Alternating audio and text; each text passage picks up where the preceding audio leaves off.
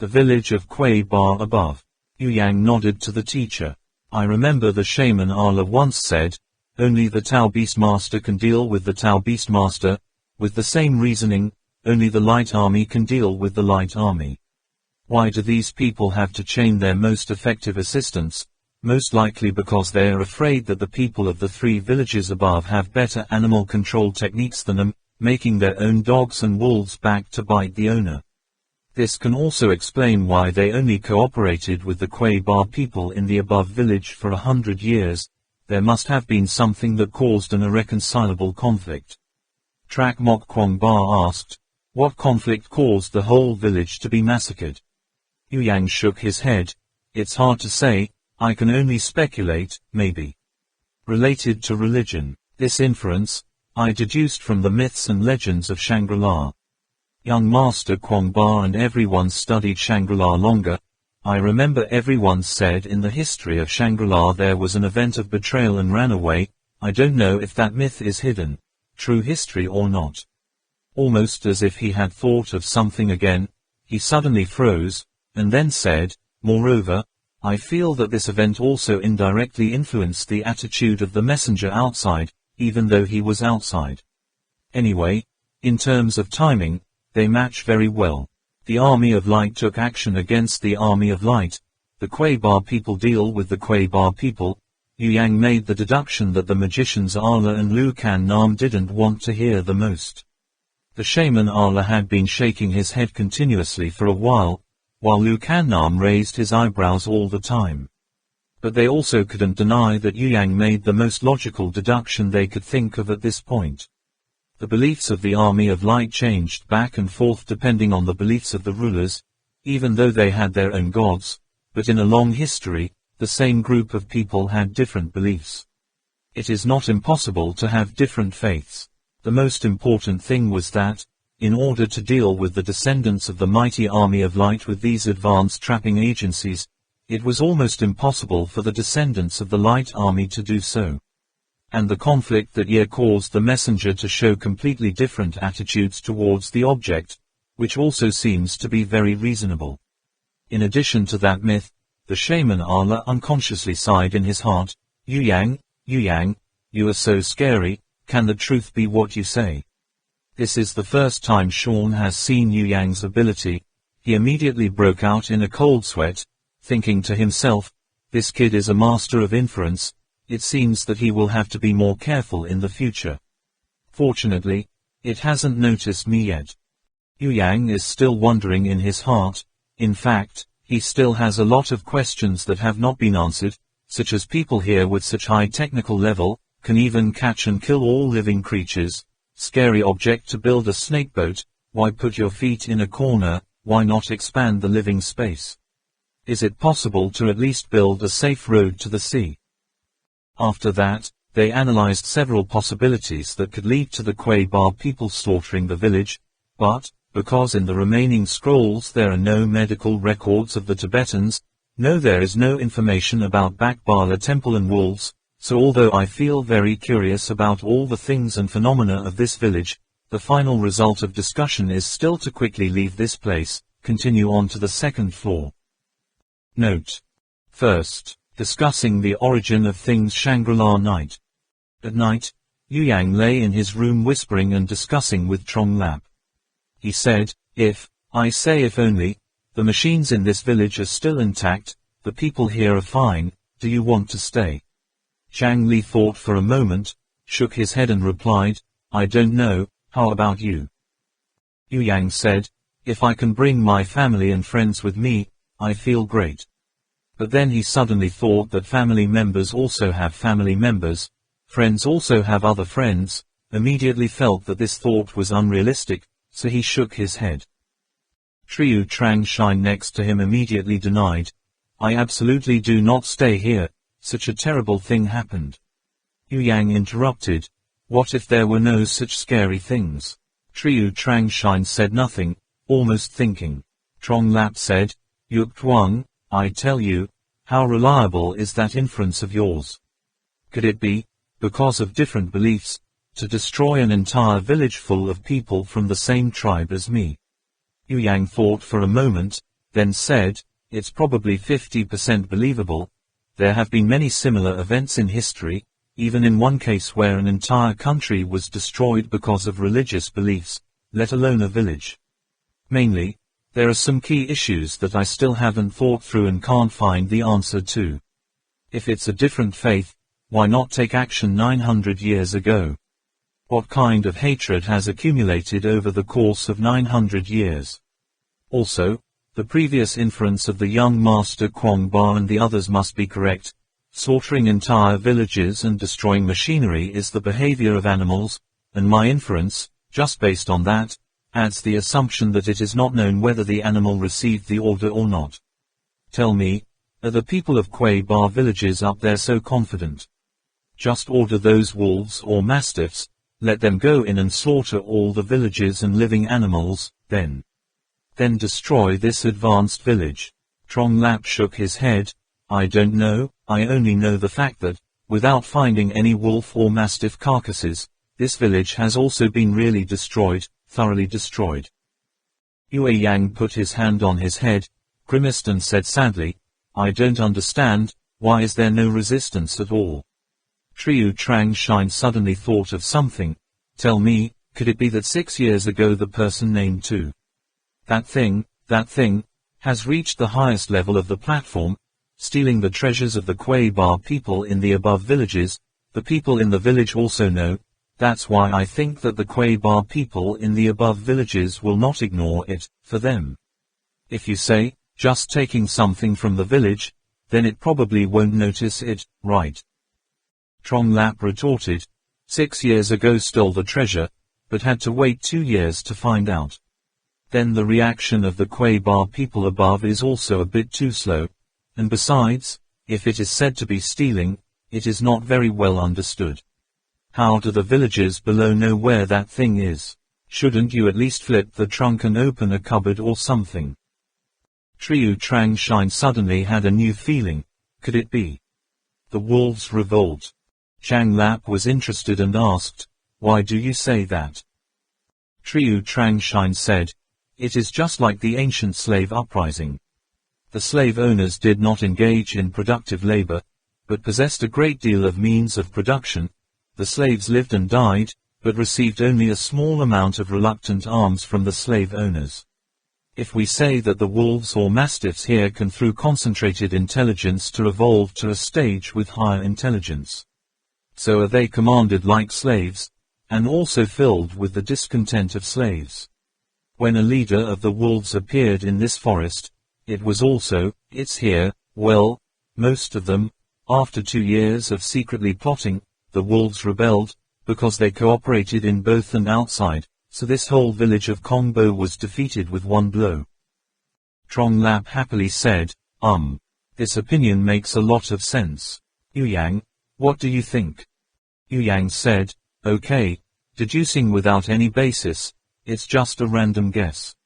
But I believe that, no matter what, as long as you use your heart to investigate, you will know the bottom line. In the dark, Zhao Trang Sheng felt that Yu Yang's words seemed to only speak for himself, muttering to himself, what does that mean? Late at night, at the edge of the lake at the head of the village, a figure takes off his clothes, soaks in the water, the flashlight ring is adjusted to be small, the dim light only illuminates the body. Suddenly, that black shadow was startled and alert, immediately turned off the light, and asked in a low voice, who? Another shadow, as silent as a wolf, appeared under the night sky. The cold killing intent in an instant spread throughout the space. Tang's father coldly asked, you can't sleep at this late, what are you doing here, Sean? Sean straightened up and said, oh, so it's Ba Tang. I couldn't sleep, I was going to take a shower here, but I didn't expect to wake you up. Ba Tang's voice is still monotonous. Bath. Your behavior has been very strange lately, ever since you climbed up on this platform. Sean made a small, ha, sound, saying, you're so suspicious, I feel. See nothing else. Father Tang said, I don't care what you say, if you do something inappropriate to people, I will kill you. Saying that, the figure disappeared into the night again. Sean mumbled to himself, "Ha, kill me. What do you know?" After saying that, he turned on the light again, thinking in his heart, "Having tried all the methods I know, did that person end up with a poisonous neck implant? Damn, could this be the difference between us? There weren't any traces. Did Y really kill himself? No, definitely not. It's just a coincidence." Before returning to the room, Bar Tang suddenly stopped in the wind. He held his breath, the pores on his body shrunk, his eyes widened, as if dissolving into the darkness. All around him suddenly exudes a strange mystery. He can even feel it very clearly, even though I can't see anything, but right now I'm like a naked baby, exposed to the eyes of others. Who is, or fake, is what? Why do I feel so insecure? Not knowing how long it took, Bar Tang felt that the danger slowly went away. He took a careful breath, then quietly went to his room. His heart rate gradually returned to normal, only, his legs still felt a little numb. In the room, another person also quietly let out a sigh. He gently stroked the person lying in his lap, so that she could sleep better. The next morning, we all ate and drank, packed up our luggage, and started climbing the big cliff. This cliff is one of the most difficult to climb among the difficult cliffs, because human ability is limited. In addition, the longest rope is not more than 150 meters, and the cliff is more than 1,000 meters high. Basically no one can climb in a day, so it is necessary to wear a lot of equipment to sleep overnight on the middle of the cliff. Just rely on a rope hanging in the air. Eat hygienically must be resolved on the spot. The mountain is 2,000 meters high. Even walking takes half a day, let alone a steep cliff that cannot be set foot on. Looking up at the cliff that rose as far as the eye could see, everyone secretly breathed in a cold breath. Yu Yang and Triu Trang Shine are the gentlest, volunteering to take the lead, followed closely behind by Captains Ho Duong and Bar Tang, then Man Man, Trong Lap, Sean, Trak Mok Kwong Bar, Magician's Arla, Lu. The south wing goes to the rear. After climbing about more than 30 meters, Yu Yang began to leave fixed points along the way. For safety, they increased the density of the fixing points, every 5 meters, because the rope was not long enough, so they only used 2 ropes as safety ropes. Each time they cross the fixed point, tie the knot. After the last person crosses that point, have to untie the rope again, pull out the fixing pin. 10 people took advantage of 2 ropes to form a small worm more than 100 meters long, crawling hard on the craggy cliff. Just having to fix it, and having to pull out the fixed pin, not long after climbing, the whole group had to stop and rest for a while. In particular, the people who go first and last, must be the ones who have to work the most. It shouldn't have been so difficult to climb the cliff, but because they had to carry backpacks and heavy weapons, each of them tens of pounds, adding up to several hundred pounds, making it even more difficult. A whole day hanging on a cliff, whether it's physical or mental, is a test. Most of the time, people had to cling to the steep cliffs like geckos. This cliff is really very flat, cracks and protrusions are very few, just a little careless will slip right away, although not to the point of falling, but scratches are inevitable. Because they did not have protective equipment, they had only climbed about 200 meters, their elbows and knees were all scratched. Climbing up to about 400 meters, Captain Ho Duong discovered that the pins and bolts in the rock crevices were loose, so he was about to reinforce another one. Suddenly a slip under his feet, his whole body immediately lost its fulcrum, only hearing with a click sound, the nail did indeed come loose. The main rope slipped from the fixed pin. Bar Tang below suddenly felt a change. At that time, he was in a semi-rested state, his hands were not clinging to anything, only his legs were stepping on the cliff. That unexpected event caused Bar Tang to lose his balance, leaving the whole person off the cliff, his whole body weight hanging on the safety rope. Next was Tang Min. She suddenly felt depressed, her body left the cliff. Only heard, crack, 2 more pins slipped out, 3 people took the rope as the center, drew an arc in the air, swinging from left to right. Something flew out of Tang Min's backpack. Tang Min let out a wow sound.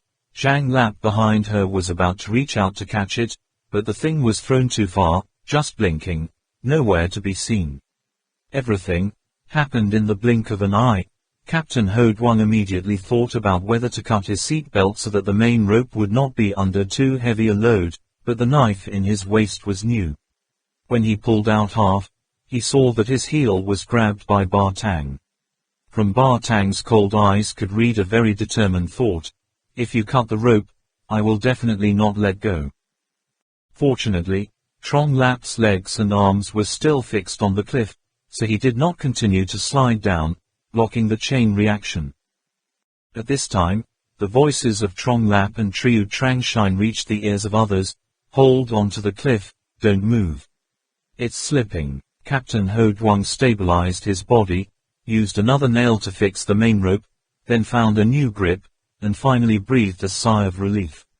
Ba Tang and Tang Min also made it back to the cliff. Lost something, Min? Zhang Lap asked. Tang Min replied, I don't know, it must be a flashlight, or a bandage or something, we'll have to see it again to find out. It doesn't matter, let's keep going. The higher you go, the stronger the wind, the more slippery the cliff has been honed by the circulating wind here for thousands of years, the more difficult thing is, the whole 2,000-meter high cliff, there is no place for it. All 10 people at the same time set foot to rest. During breaks, some people have to hang themselves on ropes like sandbags all the time, and, in case the main rope can't support everyone's weight, some people still have to continue to hold the posture of clinging to the cliff like a gecko, alternately resting. Fortunately, down below they caught a lot of animals, and these energy-rich foods played a huge role during the climb. Without them, we really don't know how we wouldn't be able to eat in the middle of the day.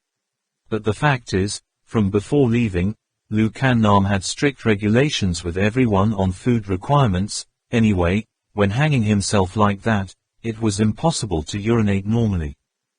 They started climbing when it was still early morning. Until it was dark, they stopped and started assembling components.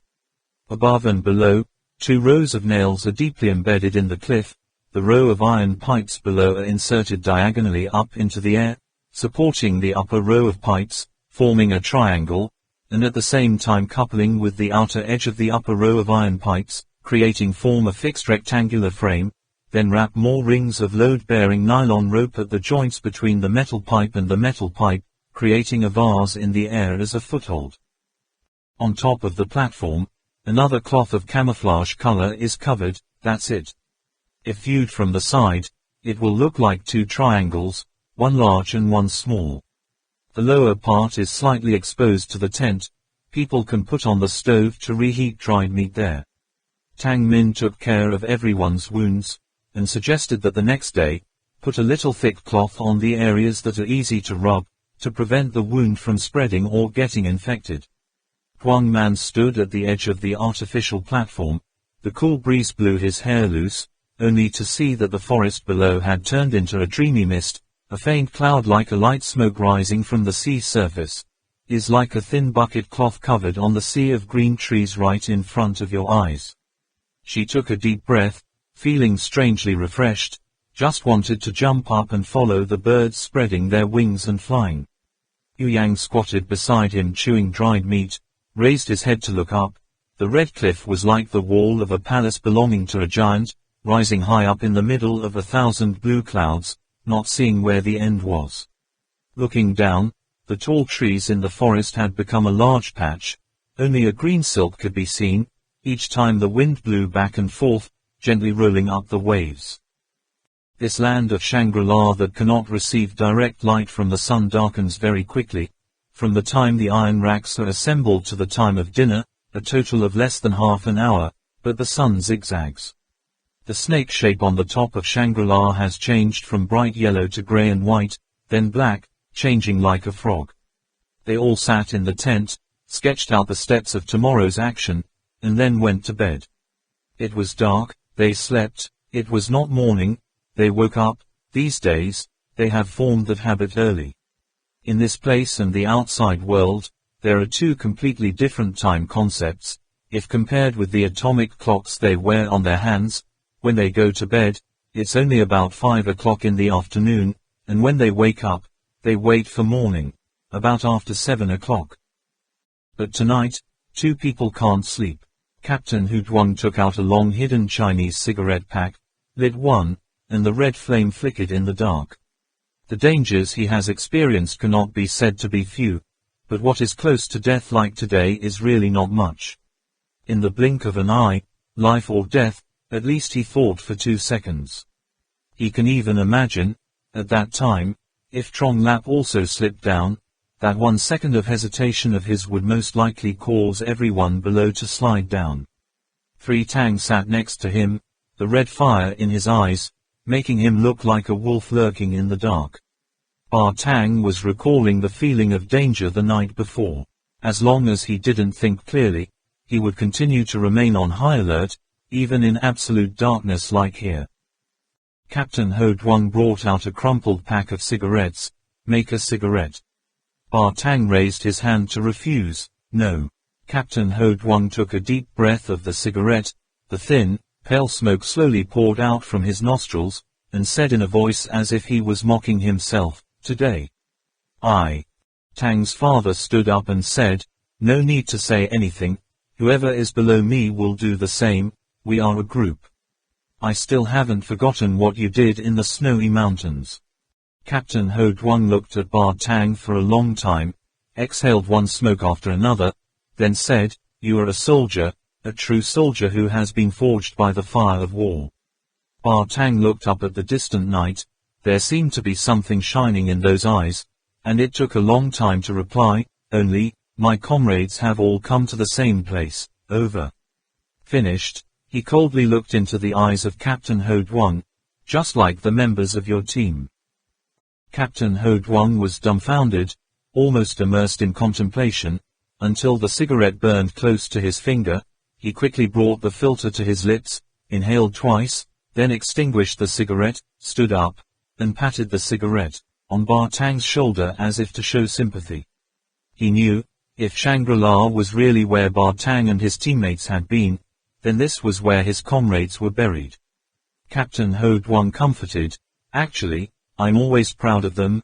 They've found what they're looking for, except in the hospital. I've never seen anyone die with insecurity, panic, regret, and delusion. When they left, they all knew they were going to die, very calm, very satisfied. I was very strange, thinking it was because I was hallucinating. But today, in that moment of drawing the knife to cut the rope, I also feel very calm. My mind is clearer than ever." There was a rustling sound, and another person came out. Captain Hutuang asked, "Who is that?" Bar Tang said, "Young Master Kwong, why don't you sleep?" The person who just stepped out was the young Master Kwong Bar. He said softly, "I didn't sleep either, because the night before." Tang's father was startled, but still indifferently said, "Do you feel it too?" "It's a weird feeling." Trak Mok Kwong Bar said, It's like being peeped." Captain Hutuang said, "What are you two saying? I don't understand anything." Trak Mok Kwong Bar then told him about suddenly feeling alert last night. Captain Hutuang said, "Is there such a thing?" However, even though the village was huge, there weren't many places to hide. "Who can supervise us?" Bar Tang said, "It's not that simple. I can tell you two things. Last night I dimly saw that feeling, which had awakened a part of my memory, seemed to be related to the deaths of those comrades." Trak Mok Kwong Bar was startled for a moment.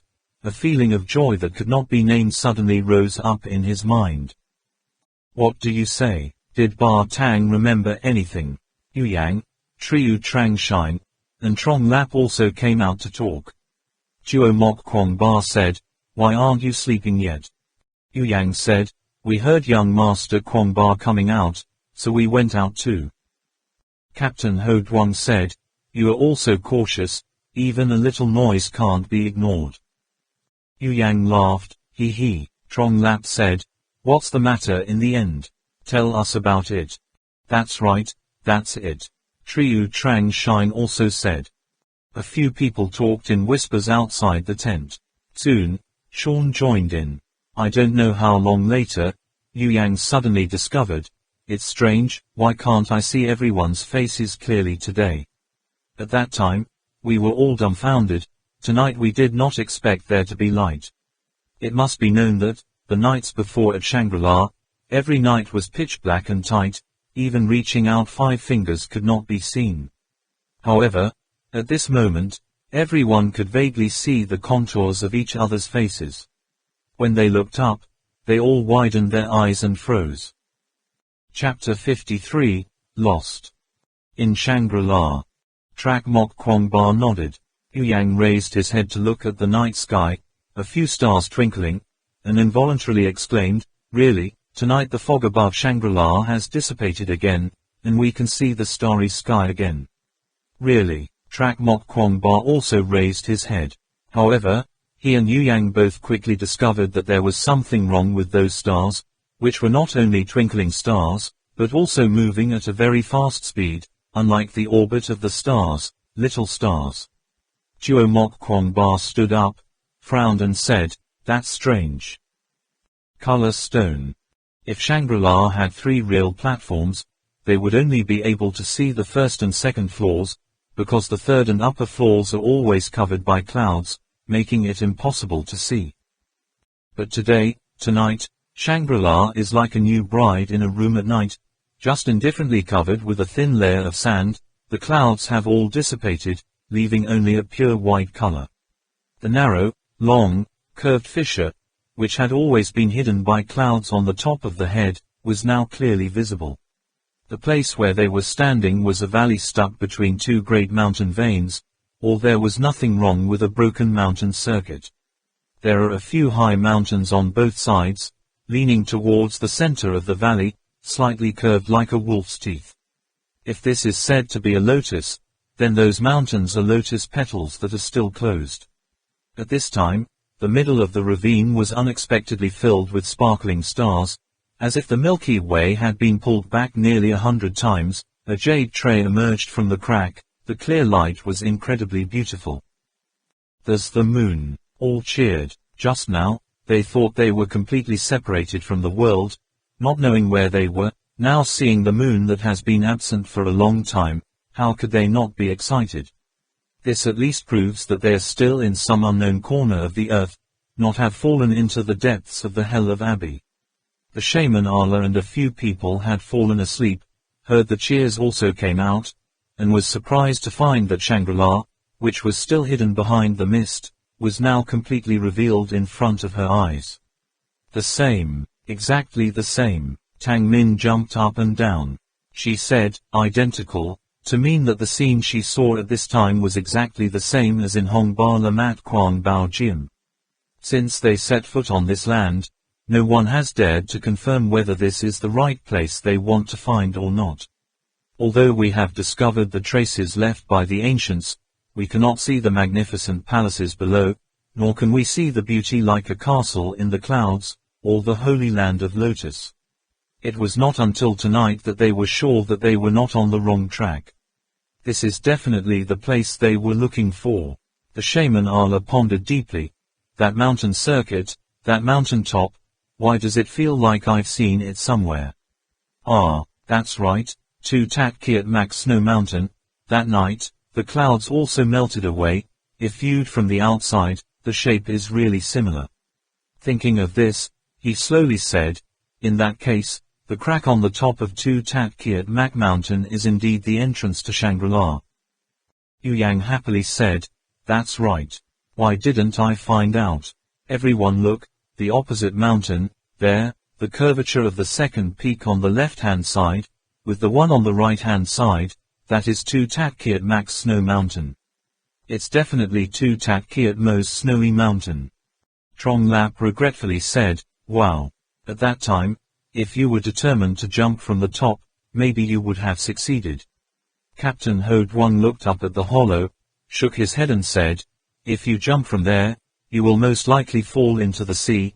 There is no hope of falling down this side of the platform. Lu Kan Nam worriedly said, if someone puts a navigation device inside Shangri-La and can communicate with the outside, then it is not difficult to parachute down from the top, where? She was very worried, glanced at Sean, then discovered that the magician Ala was also staring at him from behind. Trak Mok Kwong Ba suddenly said, I understand. Those two wolf skin mats are real, so most likely cut from the same wolf skin. The experts' guesses are not wrong, we just chose the wrong route, if we get to the top from the other side. He pointed his finger to the top of his head and said, it is very likely that he will find a direct way to the third platform. He suddenly stood up, pointed to the distance, his chest rose and fell, suddenly staggered, almost fell down. Fortunately Ba Tang and Trong Lap on both sides caught it in time. When they discovered the entrance to Yu Min Ha, actually everyone had a secret feeling, the land of Shangri-La at the other end of this underground river, perhaps unlike the dangerous place that Wang Do and Ba Tang had come through the mountain road. In other words, I am afraid that this place only has the Silver Bala temple that has disappeared in history, but there is no two unicorn at all. But no one said it, not even Trak Mok Kwong Ba did not show it. He understood well, how many hardships everyone had gone through to discover that single clue. As long as it was confirmed that there was the existence of the Temple of Bakbala, then, whether there was a Z unicorn or not, no, they can't give up either. Therefore, along the way here, Trak Mok Kwong Ba tried to suppress the feeling of great disappointment. Now suddenly discovered, where they came to, is still likely the same place where Tang Shou and Ba Tang once retreated. The unicorn is also very likely to be somewhere around here, try asking him to do it. How can you not be excited? How can you not be excited as if you want to go crazy? Triu Trang Shai nodded. So this place is still connected to the outside world, so that's it. He seemed to have come up with something, and so did Sean. Lu Kan Nam said to Ba Tang, how can you hunt so much, but never discover the shape of that mountain?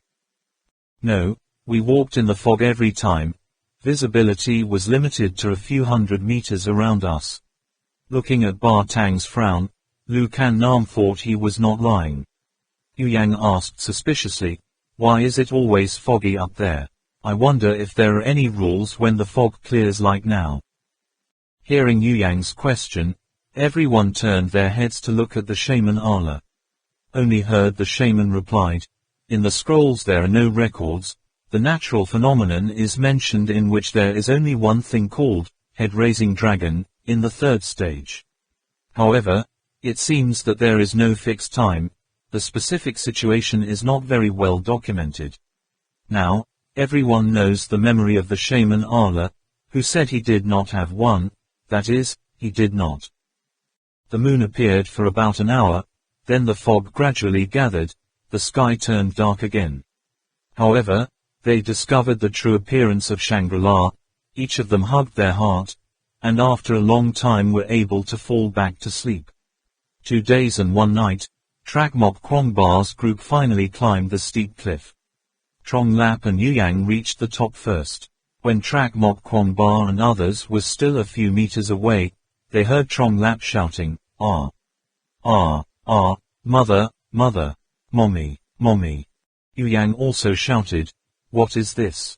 What? What? The echoes of the two people blended together, giving people a strange sense of silence. Climbing to the second platform, Trak Mok Kwong Ba and the others were all startled. The edge of this second floor was unexpectedly a completely different world from the one below. This place does not have a primeval forest covered with dense trees, but only rocky mounds jutting out everywhere, a few meters high, a large one more than 100 meters, continuously undulating and stretching, the shape all kinds of things. Plant species are just scattered among the rock mounds. There are bamboo trees that cover the top of the mound like a headscarf, there are trees that hang down from the sides like a belt, and there are plants that grow in a green patch between the two mounds. But the most surprising thing is the mounds themselves. They are not only a grey or reddish-brown color like rocks on the first floor, but like a strip of colored silk divided into clear layers, like color palette of oil painters. Red, orange, yellow, blue, green, indigo, purple, black, white, gray.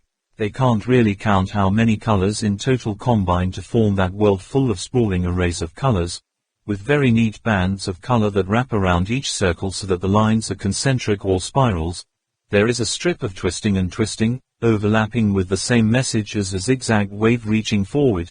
There is a place like a sand dune, blown by the wind, layer by layer, wrinkles and rolling. The whole space is filled with enchanting colors. Captain Ho Duong explained, this is the lava deposit of the Cenozoic era. They flow down from higher places, and then gradually cool down here, piling up into small hills. There are different minerals in the lava, so these distinctly different color bands are formed. Real, it's so weird, Trong Lap exclaimed, took a few steps forward.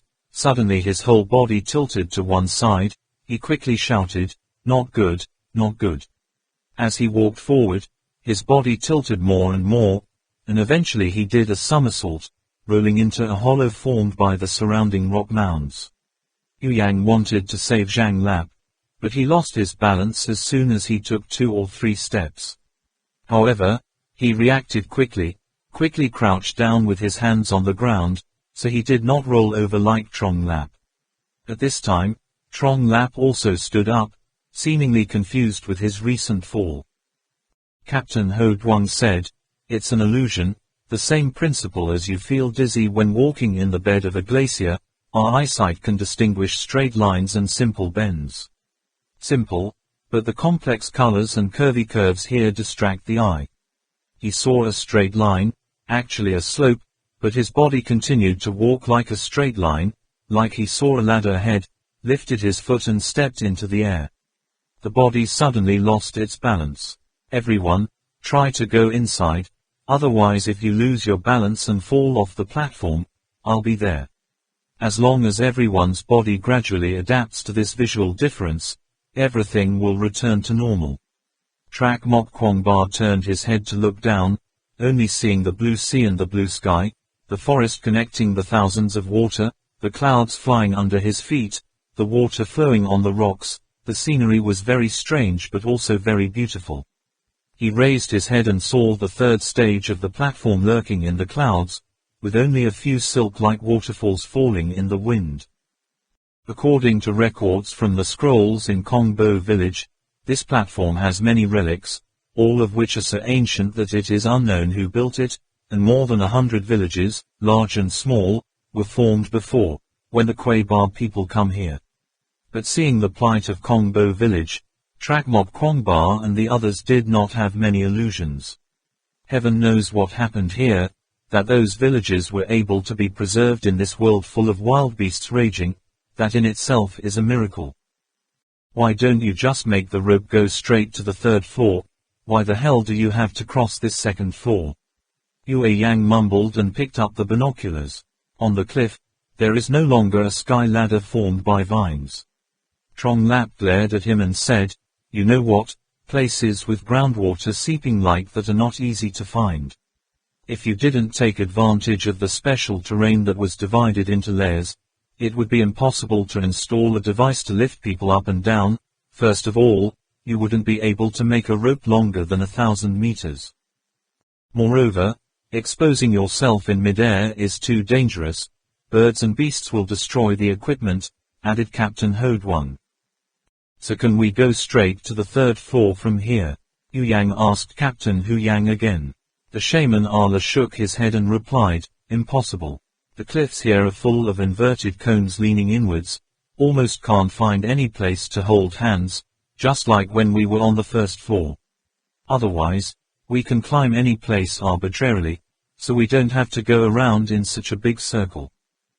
Yu Yang sighed, well, it looks like we still have to cross this whole plain. I don't know how much longer we have to go. Lu Kan Nam said, don't stay there sighing and sighing anymore, find the way first. The first is to find a source of water, camp to find the way. In this perilous primeval forest, it was impossible not to understand the surrounding situation. They cautiously advanced to the edge of the 2nd platform, and along the way did not find any traces of large wild animals.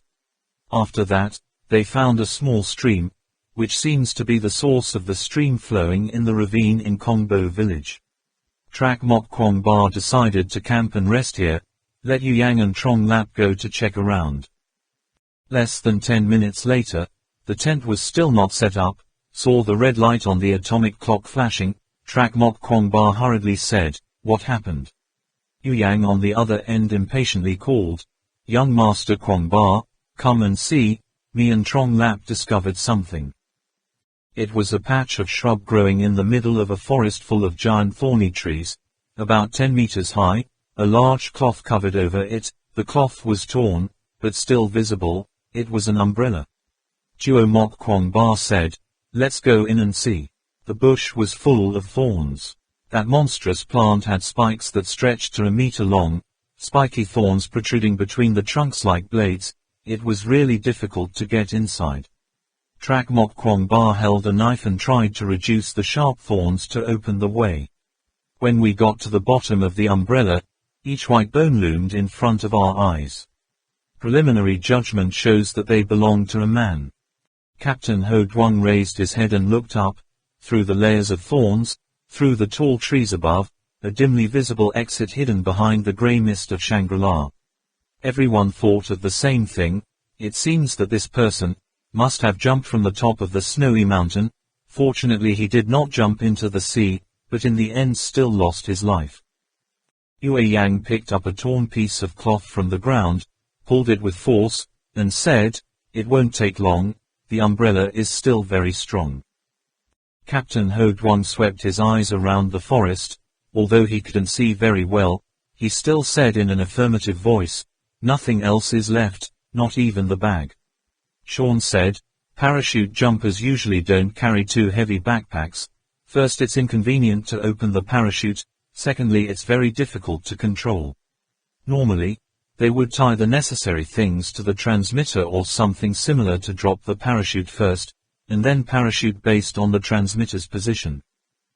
Triu Trang Shine indifferently said, "It turns out, we are not the only ones who have come here." Trong Lap added, "Well, they're not just one person." Everyone understood. On the top of the snowy mountain, no one would be stupid enough to jump straight into the arms of death like that. There must be at least a bunch of people just like them. Now they have only discovered one umbrella, perhaps in other places as well. Found it. Yu Yang crawled out onto the ground and carefully slipped into the middle of a forest of thorns. When he struggled to get out, there was a rusted iron tag tied to a small chain in his hand. This card is very similar to the military card of foreign soldiers. On the top is engraved with the name, number and time. This man named Walt was born in 1972. Captain Ho Duong thought for a moment, then recalled, "I remember, some of these Walts disappeared in 1991, at that time I was surveying at the top of Chomolungma. They had 20 people, divided into 3 groups, apparently going to conquer the top of Ha Bang Ma. Later, it was reported that 3 people were missing, and we also participated in the search operation, but there was no harvest." Yu Yang said, "So it seems that these 3 jumping warriors can't send out any more signals, so the people behind have to give up. Other than that, they couldn't find anything else." Trak Mok Kwong Ba said, "Let's go back to the campsite, tell everyone what happened today." By the time we got there, it was already dark. After telling everything, everyone discussed for a while. "Still don't know if there are any strange creatures here. Camping in the tree at this time is not as safe as setting up a tent on the ground. Every night there must be at least 2 people to guard. In addition, the layout of the tents must also be adjusted. Outside the campsite with additional add some simple traps and elephant stakes. Just hope you don't run into giant creatures 3 or 4 stories high." As for the brave skydiver, it brought more questions to Trak Mok Kwong Ba's group. If there wasn't just one skydiver, wouldn't everyone else have jumped into the sea? Or have survived in this completely isolated land? But outside there were no rumors about the road leading to Shangri-La. Everyone discussed for a while, considering that there were only 3 situations that could lead to this result. 1. That no one came out alive, the other that the people who got out still kept secret about the journey. The last possibility is that because they didn't research thoroughly enough, they couldn't find more clues. To them, the first 2 possibilities weren't good news, but since they didn't know much about this place, it was impossible to draw an exact conclusion. In the end, it is still the shaman given by Allah. You can only take one step at a time. If you are lucky enough to discover the remaining villages and inhabitants on this second platform, you will probably find them, get more information from them. Late at night, in a small corner no one noticed, a hand was holding a device slightly smaller than a bullet, like a screw, gently pressed, the device flashed. The person holding it knows that this signaling device has begun to emit radio waves to the outside according to certain rules. He did not hesitate any longer, immediately carefully buried the small device, gently dodging. As soon as the shadow buried the device was gone, another shadow came to the place, dug it up, carefully covered it, pressed one on the head, turned off the transmitter, and put it in the pocket. No man's area in Tibet. In a camouflaged satellite receiver vehicle, an urgent siren sounded, startling the tall man who was sleeping. He looked at the radar screen, then hurriedly took the cell phone call up. Lhasa. Max hands the phone to Merkin. Merkin asked a few questions in a low voice, then a smug smile appeared on his face. They're finally here. I opened the laptop, connected to the network, and the map data was immediately sent over. Looking at the boss's smile, Max also felt excited. Where is it? Less than 60 kilometers from where we got to the top, said Merkin. Ha, Max exclaims, so the place we went last time is almost exactly right. It's unbelievable. But, why is that? Boss, how many groups have lost their lives near the top of that mountain? Should we wait a little longer? I'm afraid they did it on purpose. Merkin said, no, you don't understand, that map is the real thing. Remember what I told you, those 2 maps point to the same destination. The scary place of Yu Min Ha is the endless darkness and rushing underground currents. The scary place of the snowy mountain is the dense fog on the top of the mountain, and the magnetic field makes all electronic devices ineffective. Either way, it's not easy to get there. Now that we have the coordinates, we can skydive. Ah, stupid, how many climbing teams have made it to the top, but how many have made it from the top on this side? I see, the other side is birth, this side is death. Everyone who walks through the door has to give up all hope. No wonder no one has ever succeeded, so that's the reason. He hastily called Swords to inform him, hey, Khan, hurry up and go to Tibet. Ah, no, we'll meet in Kathmandu. Remember to bring your research results, too. This time we have to show them face. The bumpy Shangri-La Road. According to the directions in Hongbala Mat Kwang Baojiam, the direction on this second floor is opposite to the first floor, is to go from the right to the left. When approaching the edge of the platform, there is a way to go to the upper floor. If the scale in it is drawn correctly, then the time it takes to get through this second floor will probably be 3 times as long as the first one. But this journey is not as difficult as on the first floor. If on the first floor is the primeval forest, the air is damp and dark, and the 4 sides are full of dangers, then on this second floor, unique landscapes have begun to manifest. This place is like a national natural protection area, both filled with primitive and rough beauty, but also hidden with subtle and variable beauty. Not to mention the mesmerizing vibrant colors that make people have an illusion. Just the countless strange forms of mountain rocks are enough to make people look at them without getting bored. The stone pedestal stone mounds tens to hundreds of meters high, after being eroded by spring water and wind, are covered by other layers of molten lava, which are covered, eroded, penetrated, layer upon layer, shaped like a rock, into unique beauties as if there were thousands of sculpted hands. Just like the first time they saw Kongbo village, the Rocky Mountains here also made Trak Mok Kwongba and the others not know how to imagine, only feeling that the scene exuded a wild extravagance, refusing to accept any wishes, any style or finish. From a distance, there are places that look like sinewy, muscular men's arms breaking through the ground reaching up to the blue clouds. There is a place like one rock, domineering in one direction. The atmosphere overwhelms everything around. Some places are connected like a camel's hump, or winding like an animal's back, and there are also places that zigzag endlessly, like the Great Wall of China standing in the middle of the mountains. The atmosphere is sky high. In addition, the scene is dotted with fresh green trees, or in the towering cliffs, suddenly like a giant using a hammer to split the mountain, a white waterfall falls down, or between the sharp peaks there are clouds frolicking and chasing, constantly changing. There are also places where clouds are surrounded between the peaks, billowing out, like thick smoke surrounding a waterfall. There are also countless lakes, both large and small, some as round as pearls, and there are lakes in the shape of a crescent moon, scattered throughout the mountainous region with the same message, brilliant colors like no other.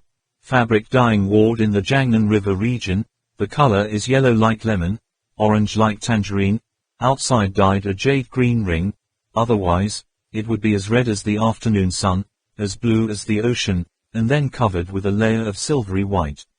Whether Captain Ho Duong has traveled a lot, or the shaman Ala is deeply educated, or Trak Mok Kwong Ba has traveled throughout the north and south, he has never seen such a scene, never seen a lake like this before, like here, never seen any color like here. The ancients have a saying, rivers are greenbacks, mountains are jade brooches. It's not wrong at all. When looking back, those mountains and mountains, surrounded by clouds and clouds, when hidden in time, suddenly turned into a golden building and guarding jewels, making people just want to let their souls go with the wind. Getting closer, the scene made people even more admiring. The appearance of those lava blocks is like a frozen waterfall, and the winding color bands are like a rainbow. The two elements combine perfectly to form a unity, making people have a virtual reality. It feels like a rainbow falling with a rushing waterfall. Walking in the midst of that brilliant stone forest, the monstrous-shaped pillars are more and more. The pillar is like a 9-segmented cactus, rising forever, standing like a 3-tiered fountain. At times, Trak Mok Kwong Ba and the others felt like they were walking in the middle of a forest of weapons of the giant kingdom, knives, spears, swords, clubs, stacked in front of their eyes. Looking at them sideways, you can see what halberd, what bow, near, far, high and low are not the same. There are times when it is like being lost in a prehistoric kingdom. The huge monstrous animals want to rush, want to jump, want to run away, as if in a blink of an eye they have all been turned into rock by some magic. Here, going forward again, there are bodhisattva-like stones again. Like a sea boat, like a war elephant, like a lion and an eagle, but if you change your perspective, you will have a completely different shape, making people imagine a lot of things, but can't imagine, can be accurate. Sometimes, a large rock suddenly appeared in front of the road. At first glance it seemed impossible to climb over. When approaching, suddenly saw a crack in the middle, a zigzag goat intestine stretched forward and disappeared, in the distance like a miracle. There was also a time when the ground suddenly sprouted a few sharp stone pillars, towering up to the clouds. Above them stuck a meteorite with a volume several times larger than them, looking like an egg on its head, level, and yet they still had to go under that meteorite, which took several hours. There were also times when they had to go back and forth in caves like labyrinths. In the volcanic rock cave, there is a very special type of terrain, which looks smooth and flat, but actually has small holes in the form of honeycombs. When there is spring water flowing through, this sponge-like lava is full of water. Anyone carelessly stepping on it will be like stepping on a trap. The surrounding cliff will be like a naughty boy peeing a stream of spring water in the cool spray on the unlucky person. Each time, the others burst into laughter. They kept smiling and quickly moving forward, along the thorny road, but everyone was strangely excited. The beautiful scenery and the fresh air of this place were enough to dispel all fatigue. If there is no road ahead, then find another way, meet the mountain, cross the mountain, meet the forest, across the forest, the great nature does not regret it but brings all the strangest scenes of the world exposed in front of them, making them never stop admiring the mountains, trees, clouds of this place. As for the creatures, after observing the morphology of the creatures along the way, they discovered that the shapes of insects tend to shrink rapidly. This is an evolutionary process, Sean explains, where the exoskeleton's bodybuilding stops growing to a certain size, while newly emerging bony species can become even larger. At this point, the insect has turned from the hunter to the prey, and the smaller one is easier to hide, has a higher chance of survival. All for survival. What made them feel the most fortunate was that, the 3-story tall monster that they had been worried about from the beginning, had never appeared. On the 10th day at the second platform, they couldn't help but leave the periphery to go deep inside. Because the terrain here is a bit like a wagon, the outside is high and the inside is low, the outer edge is only bare stone hills. At this time, they have not found any springs for 3 days, and the reserve water is about to run out. Going in from the edge for about 10 kilometers, finally discovered a lake that can get water 9 consecutive times. The sizes and shapes of these 9 lakes are astonishingly similar, just like a line of giant footprints left on the surface of lava. This is a lowland area, surrounded by countless underground streams. The area of each lake is about 450 square kilometers, connected into a neat chain. The lakeside is dotted with sparse stone forests. The female pillars are high and low, but the appearance is very similar, resembling an edible mushroom called chicken thigh mushroom. In fact, the person who first discovered this stone forest thought that these stone pillars were very similar to the vitality of men, only they did not dare to say it. At this point, they had begun to disagree about the direction of the group. Sean said that the surrounding area does not see any obvious water source. The strip of land on the edge of the Thaklam only grows tall and dense trees. This place is likely to be a gathering place for monsters. After getting enough water, need to leave immediately. But most of the rest thought that, now it was too late. Even if they left, they would not be able to return to the edge of the platform, and still had to stay in the deep forest, compared to encountering monsters in the forest. If it's deep, it's better to stay by the lake, at least tomorrow can bring more water. But the results of observing the edge area around the lake showed that no footprints or bones of any giant animals were detected, not even any traces of animal activity were detected. The lake is also very quiet. Lu Kan Nam's preliminary judgment, this place has no monsters, at least it hasn't appeared in the last few days, and the possibility of large herds living in the surrounding area is also very low. In this regard, Yu Yang made several inferences. Firstly, this lake only formed in a short time. For example, in this 3rd or 2nd floor, heavy rain falls, underground currents will flow into the lake, low-lying areas and then form a lake like this. When the rain stops, the lake will quickly disappear again. Second, the underground streams that gather into this lake are exposed on the ground somewhere else. Those places are more convenient to get water, so the creatures around the area also naturally don't come here to gather, which only occasionally visits. Thirdly, there is an extremely scary super predator around here. This place has become their own lake. Other creatures of course don't dare to come near, and leaving no traces behind. Because the mud on the ground is very soft, even if there are footprints or traces, it will disappear very quickly, but after death, the bones will all sink into the mud. If Yu Yang's deduction is correct, then this lakeside is not only not dangerous, but on the contrary is a relatively safe place. In Tronglap's words, even if such a terrifying super predator existed, it would suffice to set up a few simple traps to detect and warn. Their most powerful weapons is to prepare to deal with such fearsome predators. Only Bar Tang supported Sean's point of view.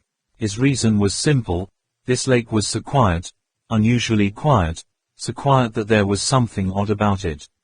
If it wasn't for all reluctance, he definitely didn't want to camp here at all. It is quite difficult to make a judgment between emotion and reason. No one doubts Sean's reasoning and Bar Tang's intuition. However, no one opposes the views of Yu Yang and Lu Kan Nam. Most importantly, for those people who lacked water for many consecutive days, the lake in front of them could be said to be a kind of lure. The people who could resist its attraction were really few. Trong Lap saw that everyone was hesitant to decide, so he came up with a more complete system of defenses and traps. I will dig an isolation trench around the camp, next to the lake, at least 5 meters in diameter. In the trench put flammable wood, anyway here is the most wood, and then oil enter. If there is an emergency situation, just lighting a fire will form a very effective barrier. After listening to Trong Lap, Captain Ho Duong also joined the ranks of supporters of the camp. Triu Trang Shine of course followed Yu Yang closely, and for Duong Man and Lu Kan Nam, the lake still had an advantage, very important other. Being able to take a shower. Although they are used to wandering around in the wind and dust, making friends with the swamp all day, but that is the nature of women. If they can take a bath and miss the opportunity, they are more uncomfortable than being killed, not suspect. The feeling of sweat-soaked clothes sticking to their body like a cotton towel covered with rubber, both cool and slippery, they felt more afraid than encountering a giant monster, especially when they were around. Next to young Master Kwong Ba, that feeling is even more deadly. Of the two factions, Ba Tang and Sean are clearly in a weak position. They don't even have the right to discuss. The situation is clearly tilted to one side. The only one who had no opinion was the shaman Arla, a false tantric monk. For him, adapting to all circumstances to survive is the most basic thing. In the end, Trak Mok Kwong Ba decided to camp here, and at the same time asked Yu Yang and others to check around. Trong Lap was busy arranging the traps. Yu Yang called Triu Trang Shine with him to go around and take a look. However, this time Yu Yang didn't check within 100 meters around the camp as usual. He led Triu Trang Shine farther and farther away. Moreover, he didn't seem to notice the leaning trees and the bushes were crushed down. His mind was almost in another place. In the dark, cold forest, the wind wriggled everywhere, causing the trees to tremble and make rustling sounds, making people unconsciously raise their hands to close their collars. The ground was covered with roots and vines. Other than that there were only puddles of water. Yue Yang and Zhao Zhuangsheng stepped on wet mud, one after another. The messy footsteps echoed in the quiet, urgent forest, but still seems to be holding back a bit. Triu Trang Shine still didn't notice Yu Yang's abnormality. He still hurriedly followed behind, constantly asking, "Hey, Yu Yang, it seems we have gone too far from the camp." "Not far. I'm measuring a bit. Have you discovered anything yet? Why do you keep going straight? Also, go below the third platform. It's a hidden area. Is it too dangerous?" "I know, let's go." "Yuk Tuang, look at all those trees. Why are they all tilted like that?" The roots also popped up. "It's strange. The tree is so big. Could it be blown up by the wind? This place is so bumpy. Everywhere is full of small puddles. Unfortunately if I slip and fall, I will run out of clothes to change." "Yu Yang, do you have a change of clothes?" "It's over." "Okay, we've come this far and we won't find any big animals. Should we go back to the campsite?" "How are you today? Just keep walking in one direction. Don't tell me you've found anything." Yue Yang stopped and suddenly turned to face Zhao Zhuangsheng. Triu Trang Shine stared at the ground, exclaiming, "Yue Yang, look, this puddle looks strange. Why does it look like a footprint?"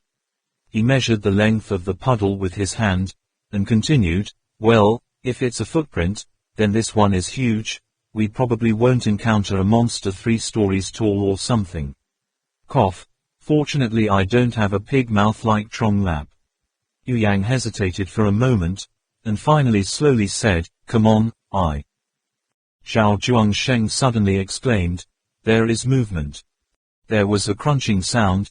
Yue Yang turned his head to look, and immediately saw a small lizard-like animal standing on 2 legs running out from under the bushes, wide-eyed vigilantly looking at the 2 giants who came uninvited. Triu Trang Shine quickly chased up a few steps, smiling and laughing, "Lizard.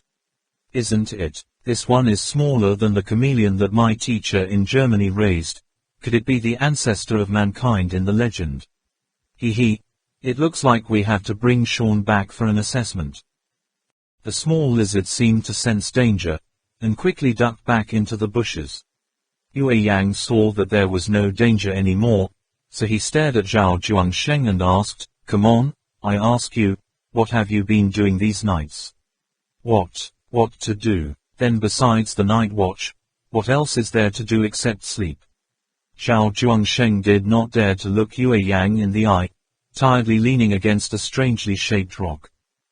Yue Yang didn't say anything, just took out a handful of signal transmitters that looked like bullets, dropped them one by one on the ground, and finally left one on the palm of his hand, spreading out towards Zhao Zhuangsheng. Since the night when you saw the crack on the top of Shangri-La in the big cliff, every night you tried to put one of these transmitters, until today there have been 11 in total. All of them are all here. Can you tell me why not? His calm voice trembled slightly, and Yue Yang's gaze at Zhao Zhuangsheng gradually became sharper. Triu Trangshine did not answer, he just coldly asked in return, "Are you monitoring me?" Yue Yang said, "Yes, to the extent possible. Pay close attention to each companion. This is the task assigned to me by the teacher." I just couldn't believe it, really couldn't believe it, even you.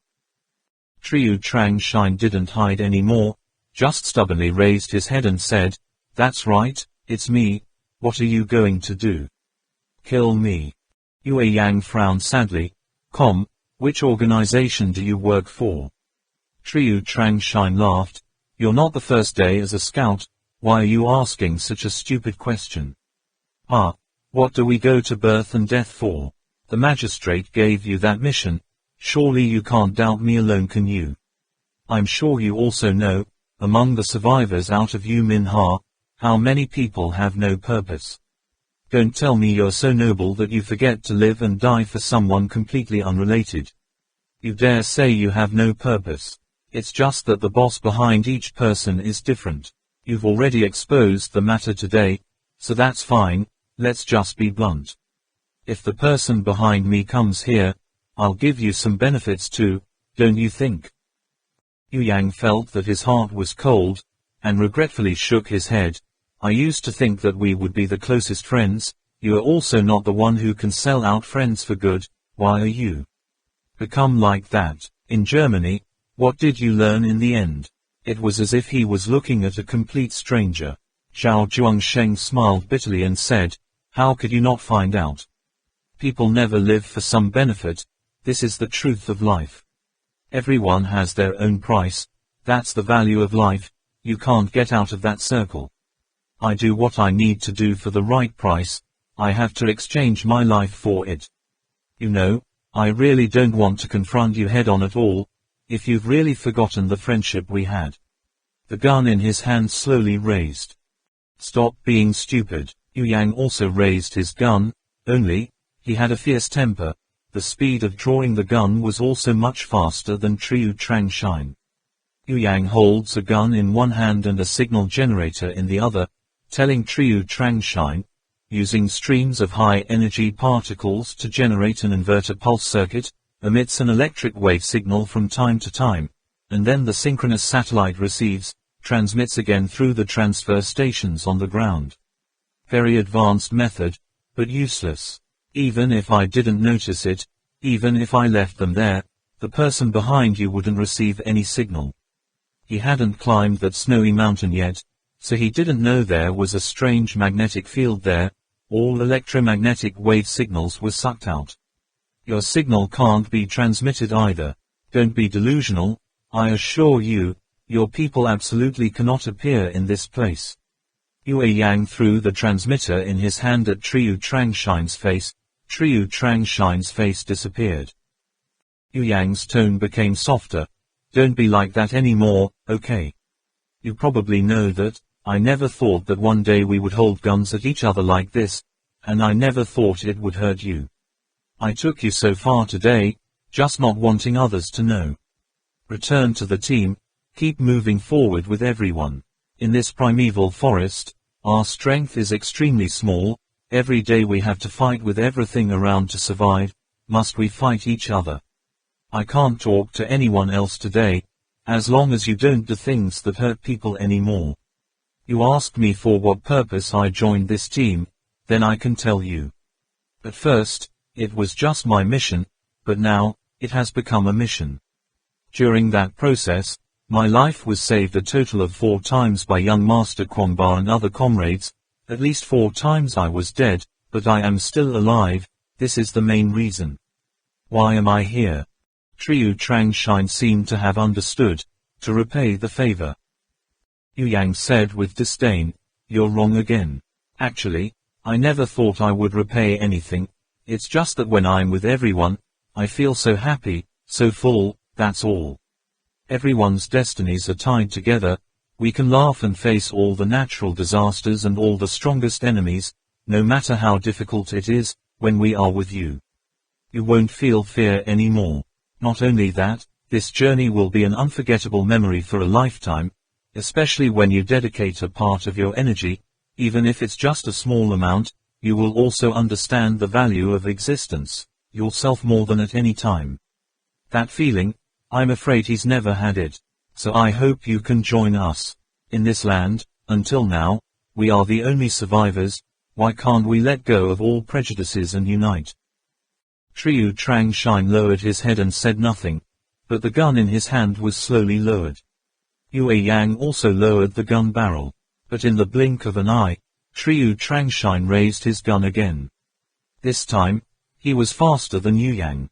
It makes a lot of sense, and it's also touching, but like you said, I don't have the same feeling of symbiosis as you and them. If you don't talk about this, maybe we can live together peacefully, but you exposed me already, so. Triu Trangshine's finger on the trigger of the gun could not be squeezed for a moment, only to see Yue Yang standing opposite him, wide-eyed, staring at himself as if in disbelief, unexpectedly also raised his eyebrows. Gun up, does he really want to die? Gunshots sounded at the same time. Triu Trangshine hit Yu Yang's gun arm, but Yu Yang shot elsewhere. He was dumbfounded. Yu Yang didn't shoot him, so what did he shoot? I only heard Yu Yang shouting loudly, "Run away." Note. First, also known as Uluru, is a sandstone formation in the southern part of the Northern Territory, Central Australia. Prehistoric lizards. Zhao Zhuangsheng still didn't understand, only felt a huge flow of power from his waist and hips, as if he heard the sound of bones breaking. His body suddenly became light. Why did he leave the ground like this? That black, is it blood? Why is the blood so red that it turns black? As for Yu Yang, he saw that the strange lava rock behind Triu Trangshine suddenly moved, quietly without a sound, opening his eyes as big as bronze bells. He had just raised his voice to warn. The giant animal opened its mouth to bite, crushing Zhao Trangshine inside. Fresh blood splattered all over the ground.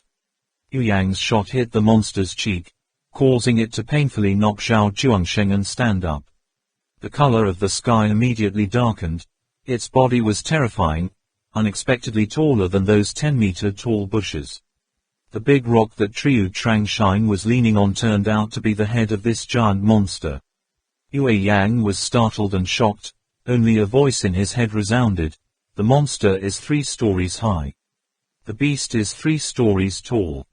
Tall body and long sharp teeth like machetes immediately made Yu Yang think of the most terrible predator of the Jurassic period, the Tyrannosaur. Although the animal in front of you is not very similar to the movie, but certainly not wrong, they're all the most fearsome predators. Visually, it resembles a giant crocodile that can walk on 2 legs.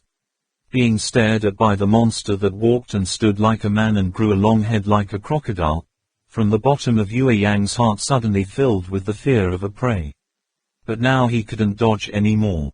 He glanced in the direction Triu Trangshine was thrown up and down, gritted his teeth, fired while using the communication device on the atomic clock to ask for help. The atomic clock did not respond. Yu Yang only now remembered that he and Zhao Zhuangsheng had gone too far.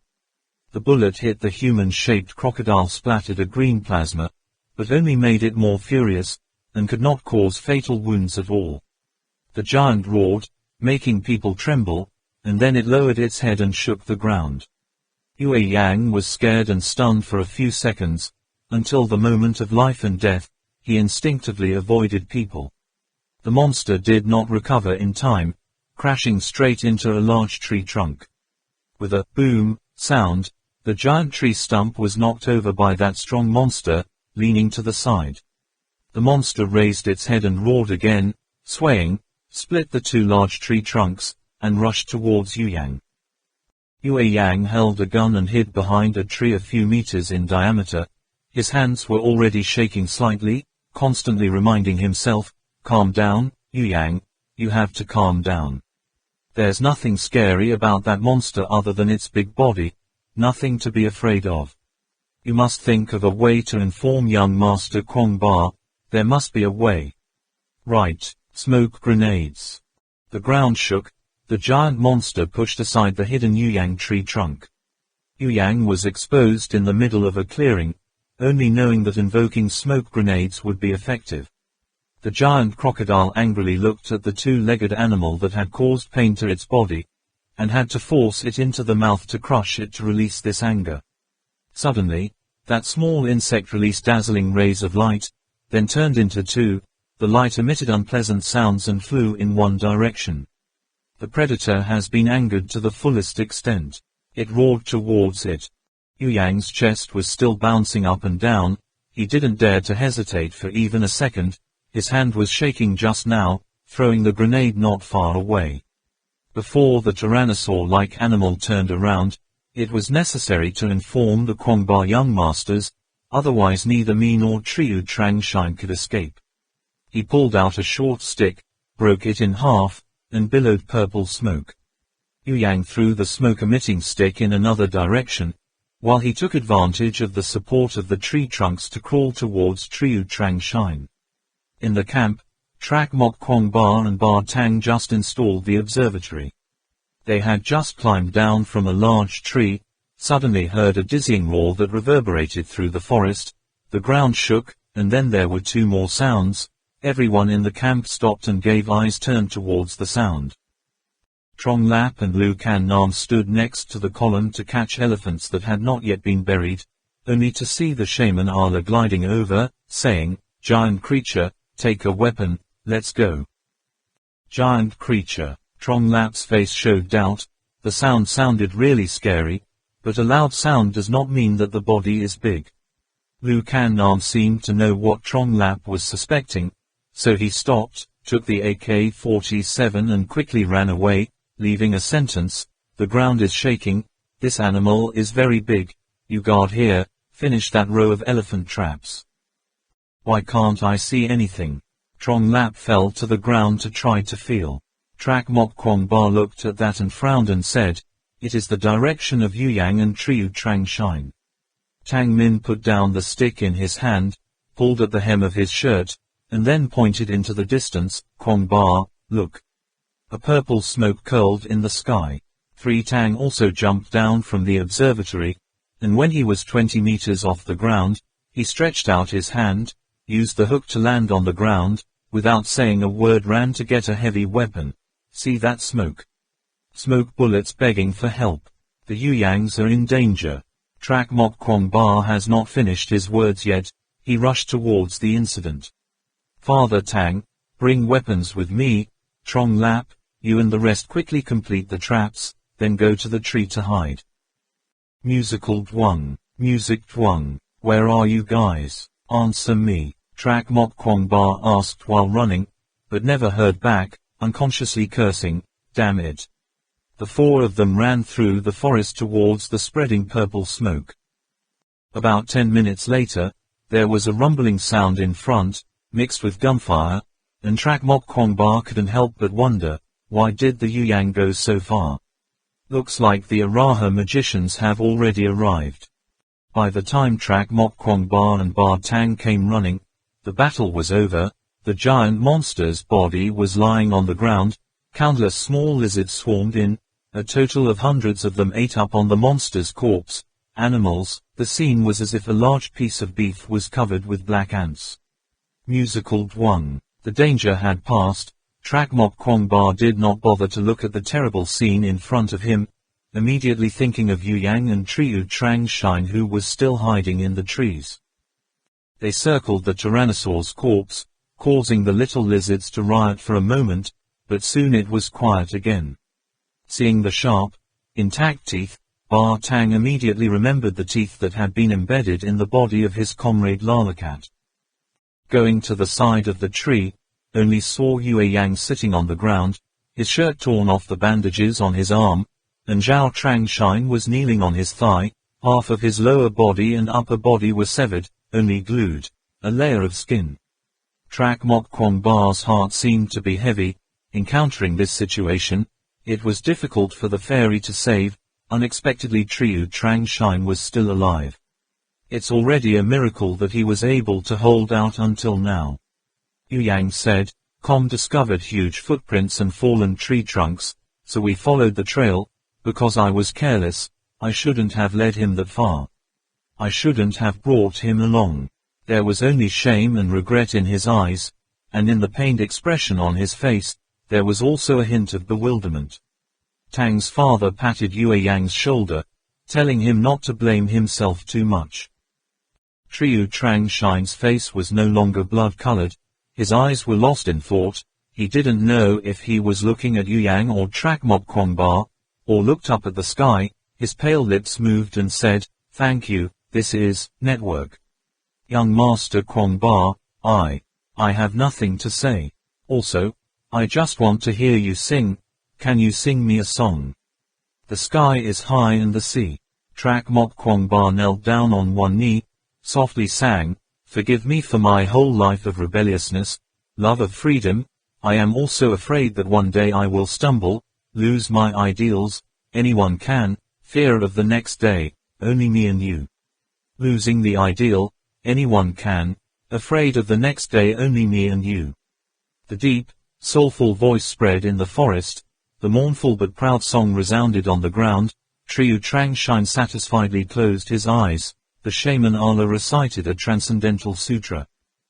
A small lizard crawled out on top of the beast's body and stood up straight, but then it quickly discovered that the piece of meat that had just been torn off had been taken by its fellow merciless. It took another piece of meat. Also, it seems that filling your stomach is more important than enjoying music. Triu Trangshine's body was carried to the campsite. Everyone mourned this song-loving friend of Yu Yang. After investigating the situation, Sean suggested going back to the monster's corpse to examine it, and by the way, check out the small lizards as well. Trong Lap comforted Yu Yang a few words, then also expressed his desire to go with him. "I know, it's better to leave Yu Yang and his old fighting friends alone together at this time."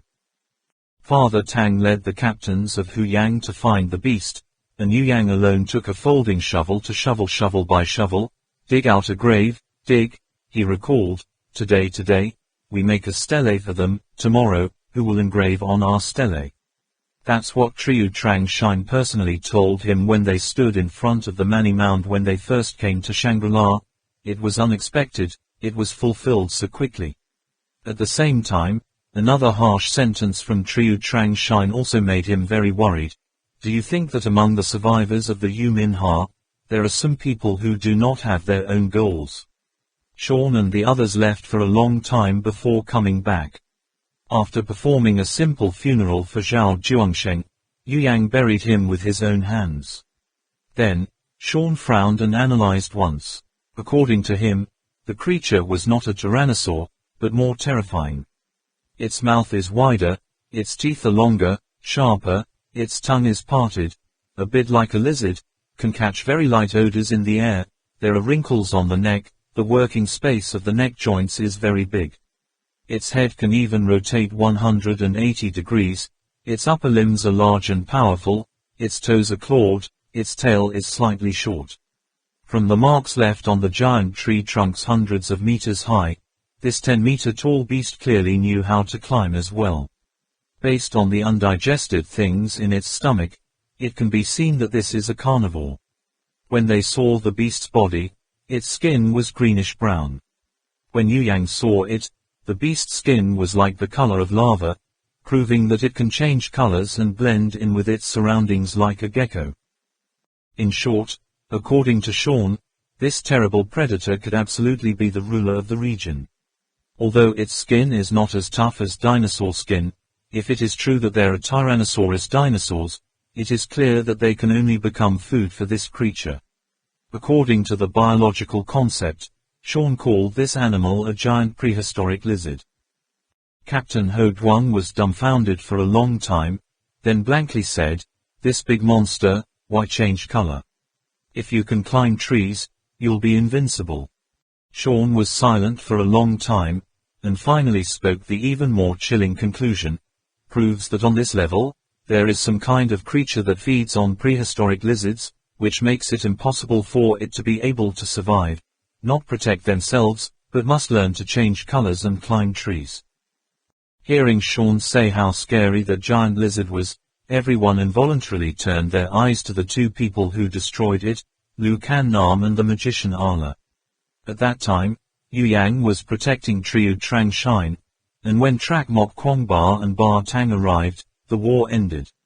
Lu Can Nam shook his head and said that the shaman Ala had killed the giant lizard alone. Looking at the surprised crowd that couldn't close their mouths, the shaman Ala calmly said, "Every creature has its own weakness." Sean nodded. It seems that the lizard's eyes were shot blind. Probably the shaman Ala directly inserted the grenade into the eye socket, causing its brain organization to be completely destroyed. "I don't know if I'm right." Seeing the Mage Ala nod, Sean added, "However, I don't know how the magician stood on top of that monster." The magician Ala just smiled and said nothing.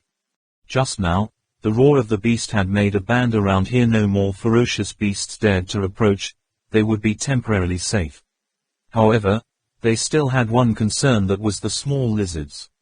"It's definitely not the afterlife of the giant lizard," Sean said, "but more like a form of mountain lizard that has a symbiotic relationship with giant lizards.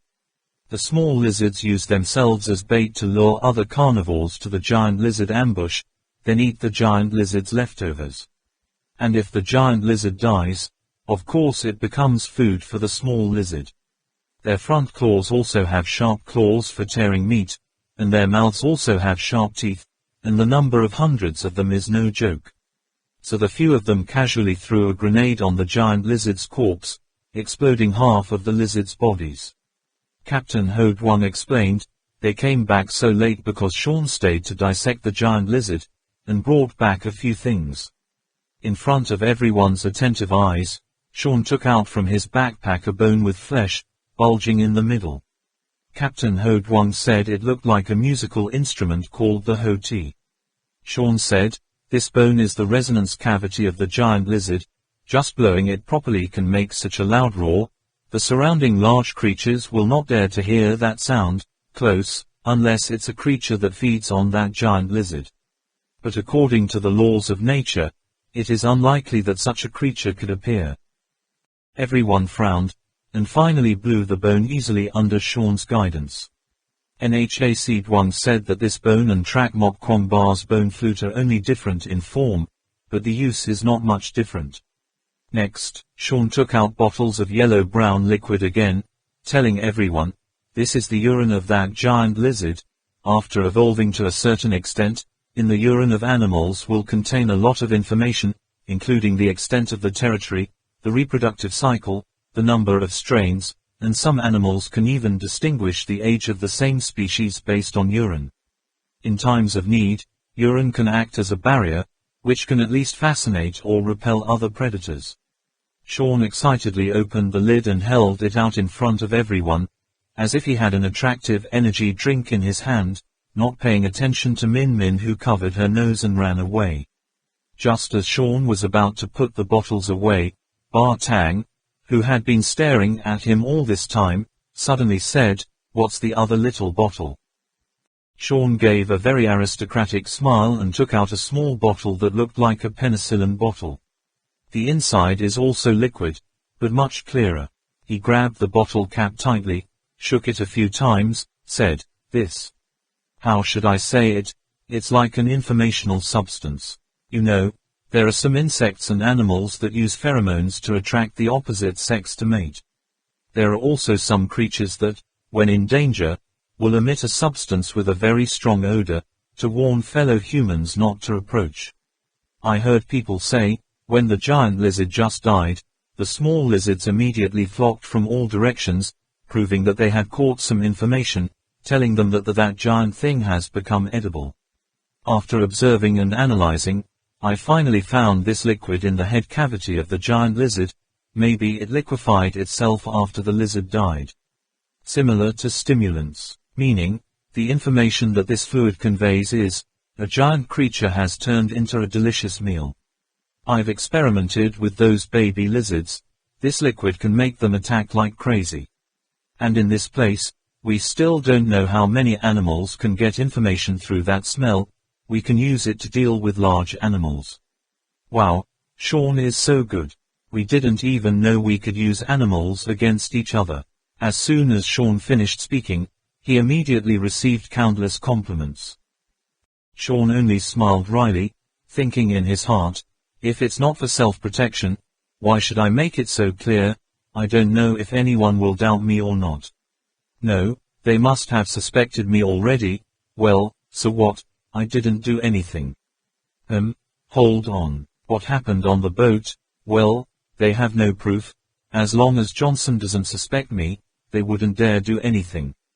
After thinking about it, he quickly switched to another topic. That's right, that lizard lives in this area, yet it dares not go near the water source. Maybe there is still a danger here that we can hide. Don't know yet. We'll be on high alert tonight. We'll know by evening. Lu Kannar made a suggestion, and at the same time glanced at the shaman Ala. Both of them showed a heavy expression that was difficult to recognize. To them, Sean's identity was completely clear. However, how can Trak Mok Kwong believe this? Lu Kannar rummaged through his memory for everything Sean did and said along the way, but could not find any loopholes. It was already dark. Yu Yang could not sleep, so he changed the guard with Trong Lap. Trak Mok Kwong knew that he was uncomfortable in his heart. Most of the time he let Yu Yang sit quietly alone, and he put all his efforts into monitoring the situation around the campsite. Not long after, Yu Yang suddenly muttered, "Young Master Kwong tell me, does everyone have their own price? Are we all working tirelessly for that price?" Trak Mok Kwong tilted his head to look at him, only to see Yu Yang staring at the ground, his face dull and gloomy. He didn't quite understand Yu Yang's meaning, so he casually replied, "Are you saying the value of human life?" "Yes." He fiddled with the burning stick, rearranged his thoughts, and said, "As far as I understand, the value of life is divided into 3 classes. The first value is the value of survival. It is also the most basic purpose of human life. It needs the most basic physical needs, such as food for human survival, and a healthy body. No matter what great purpose he wants to accomplish or how he wants to create an earth-shattering legend, he must first satisfy this condition to still be alive. At this point, humans and animals are no different. Once that most basic goal is met, nature will begin to aspire to realize the second layer of values, which is social values. People want to dominate material things, and at the same time through many different ways for their status to be recognized by society. Maybe this is the self-worth that you always talk about. It includes both material and spiritual needs, interpersonal relationships, social contexts and a variety of methods of family building, future birth, and all modes of self-expression. He went outside. Just existing in this world is not enough. People need to go through many different methods to test the inevitability of their existence in this world. Of course, the most commonly used and most basic way to express this value has always been limited to money. The use of a number as a proxy for a person's wealth has become the habit of everyone. Although there are many things that are priceless, people are still used to using a fixed value to measure. So there's nothing wrong with forcefully saying this is a value of life. Speaking of this, Trak Mok Kwong Ba looked again to see if Yu Yang was listening or not. Yue Yang's eyes were wide open, dumbfounded, and involuntarily blurted out, "What about the third layer of value?" "The highest value," Trak Mok Kwong Ba smiled calmly. "It is of course the spiritual value.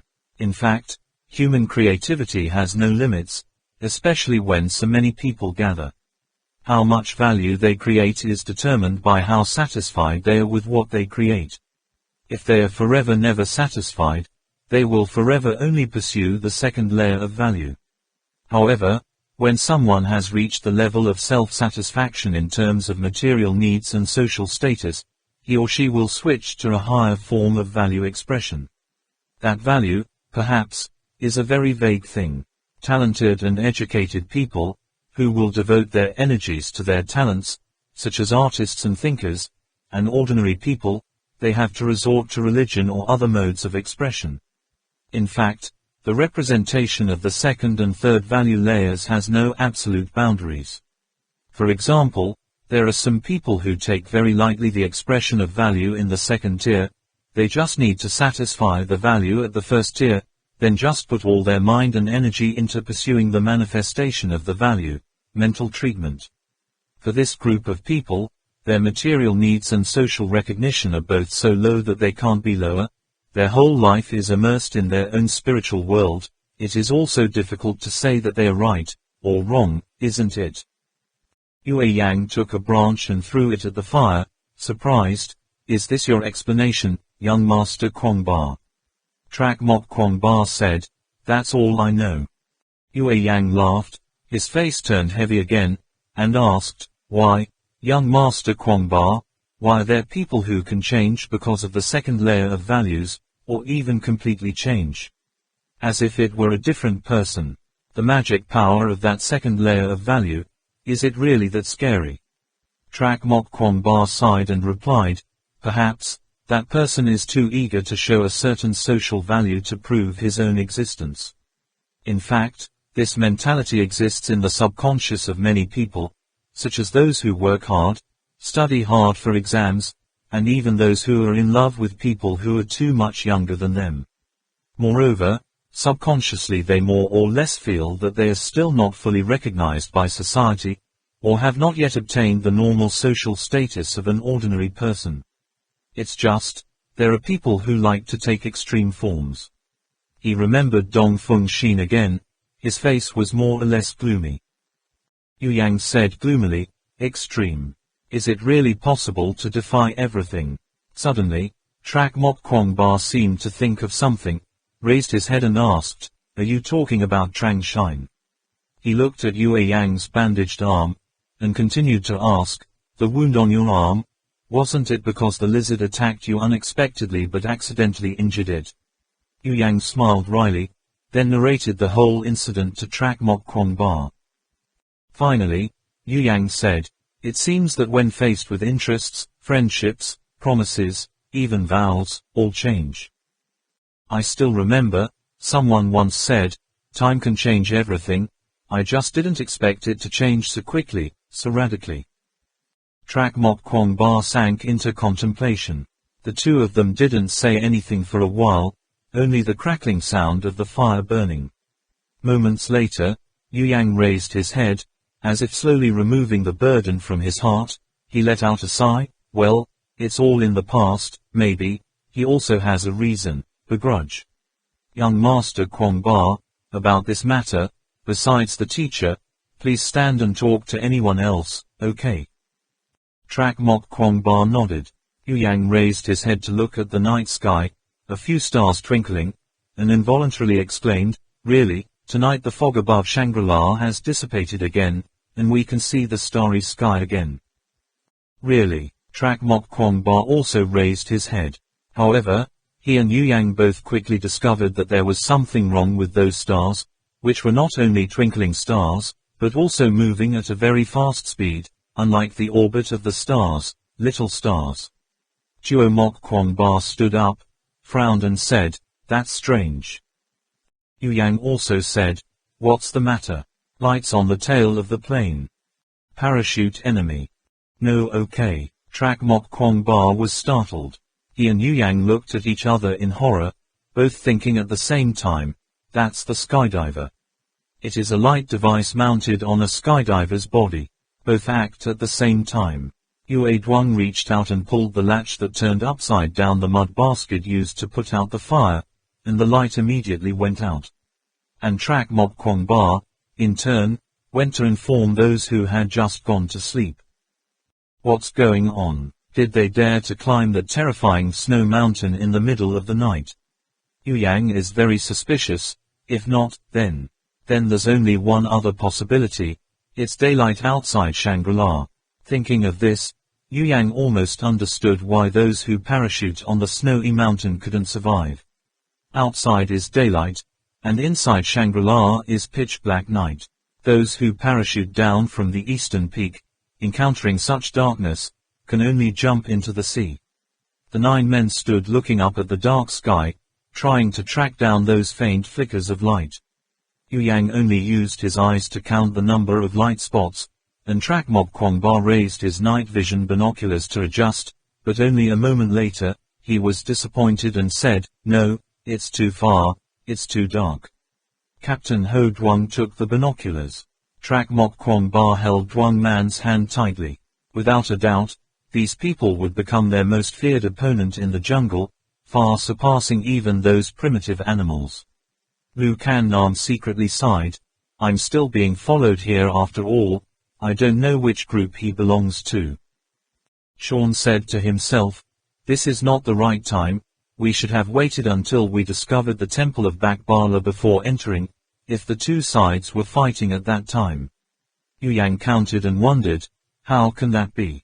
Com only placed equipment that emits electric wave signals, which cannot penetrate the magnetic wall on top of Shangri-La. If the enemy does not have the exact coordinates down here, they absolutely do not dare to take the risk of parachuting. Is it true that Com said, there are still people from other forces among us? Who is that person after all? Since when have you contacted the outside? Ba Tang, Sean, Captain Ho Duang. While thinking, he filtered through the people he silently observed. Zhang Li is also thinking about the same problem with Yu Yang. It can only be a laser-emitting device, or a one-time pulse circuit. No, relying on one emission alone cannot guarantee that the satellite will be able to pick up the signal. Well then, it's definitely an intermittent laser signal, which needs to be directed at the standard emission point into the rift on the top of Shangri-La. However, before that foggy night on top of Shangri-La dissipated, we still did not know what the structure above it was like. This is bound to happen later that night. It's only been 10 days since then. The other party can reach the top of the snowy mountain so quickly. There is only one possibility. They have already reached the top. Like us, they too were disoriented in that thick fog. The shaman Allah half-intentionally and half-intentionally glanced at Ba Tang, only to see that his face was still indifferent and did not reveal anything. From 7 to 11. After a long time, Yue Yang rubbed his tired eyes and announced the maximum number he could count with the naked eye. It must be known that it is not simply counting 7 stars, but having to find the tiny glittering points of light the tip of a needle in the vast sky. Moreover, those bright spots move very quickly, sometimes flashing, and then take a nap again. When it comes back in the morning, it has changed positions. Lu Kan Nam said, okay, at least 11. Only more, not less. Well, now that we have to negotiate countermeasures, it seems that we need to change our plans a bit. She turned her eyes to Trak Mok Kwong Ba. The goblin let out a long sigh. In this moment, the enemy he did not want to face the most, was his own kind. Intelligent people. Not only were the people on the second platform panicking, but the skydivers floating in the air were equally frightened. Apparently they couldn't believe it. The sun had not yet set outside, the snow on the top of the mountain was still bright, but as soon as they broke through the dense fog, they fell into the dark space and held out 5 fingers in front of them, didn't see anything either. Shimi shouted into the walkie-talkie, Lei Bo, is there anyone behind? Lei Ba replied, it's over, I'm the last one to jump down. When I jumped down, about 200 meters down from the top of the mountain. There was a strong wind, they couldn't get up, they were stuck in the middle of the mountain. If I don't jump fast, I'm afraid I'll be blown away by the wind.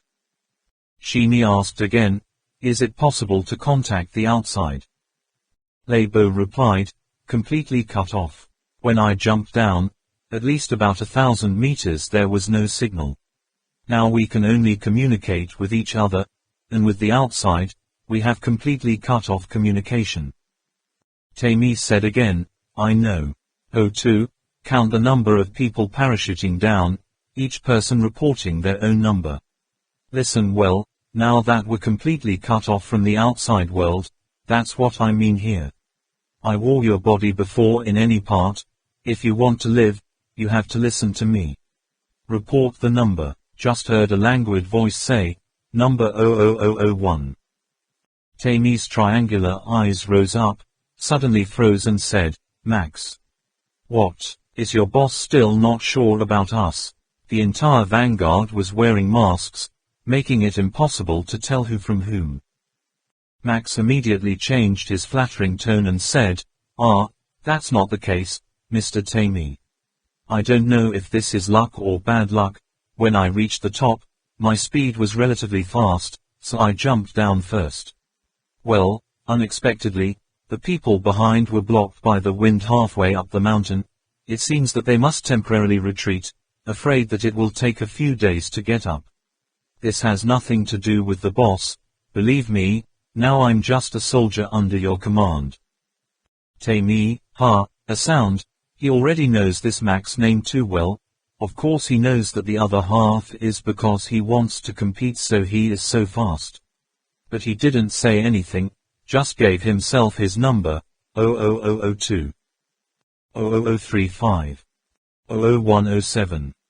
In the end, the guy named Ho2 counted, there were a total of 17 skydivers in front of him. Shimei had memorized the meaning of those numbers. All 10 of his old men were still alive. Merken's men, including Max, were 3, in addition to 4 mercenaries. In the immediate future, he still has absolute command. The only thing is, that Max has a slightly special identity, who has no courage but only knows how to flatter, that makes him extremely disgusted. This guy, there is nothing to do, only mistakes, but he is that person's confidant. If something happens, I'm afraid. Shimi didn't think about the next things anymore. After many years of living at the tip of a gun, he was used to knowing only today. Lebo, do you remember when you reached the top? Are the vanguards already up? At last, Tammy asked. Lebo's answer made everyone shiver. Yes, the entire vanguard team has reached the top. That means, the vanguard of 47 people, only 17 people landed safely. Others, not being blown away by the hurricane, lost contact while parachuting. Zyme licked her lips. What a risk.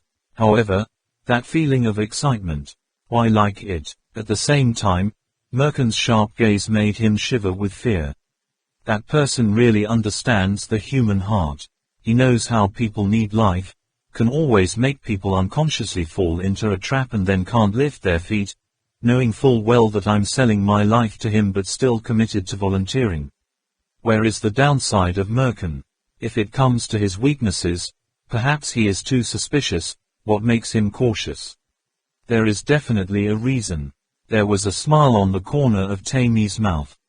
Those small lights did not disturb the track mob Kong bar. This was already in their initial speculation.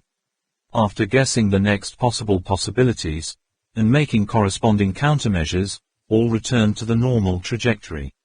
Those who need to go to sleep continue to sleep. The night watchers continue to watch the night. According to their observations, those lights will descend to the right of their campsite, which is also relatively far away.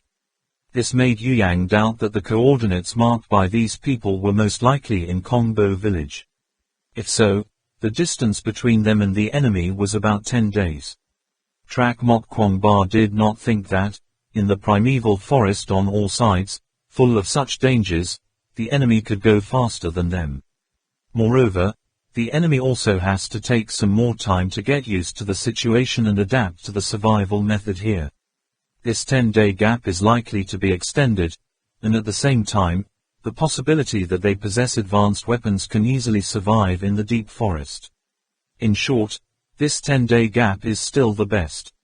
After briefly planning how to cope, Trakmok Kwangba asked everyone to return to rest. Lu Kan Nam did not miss this opportunity, pulled him to a dark corner, slowly said, "How do you see this?" Trakmok Kwangba knew what she wanted to say, pondered for a moment, then said, "Nhuc Duong told me a story." Next, he told Lu Kan Nam what really happened between Yu Yang and Triu Trang Shine. Lu Kan Nam nodded.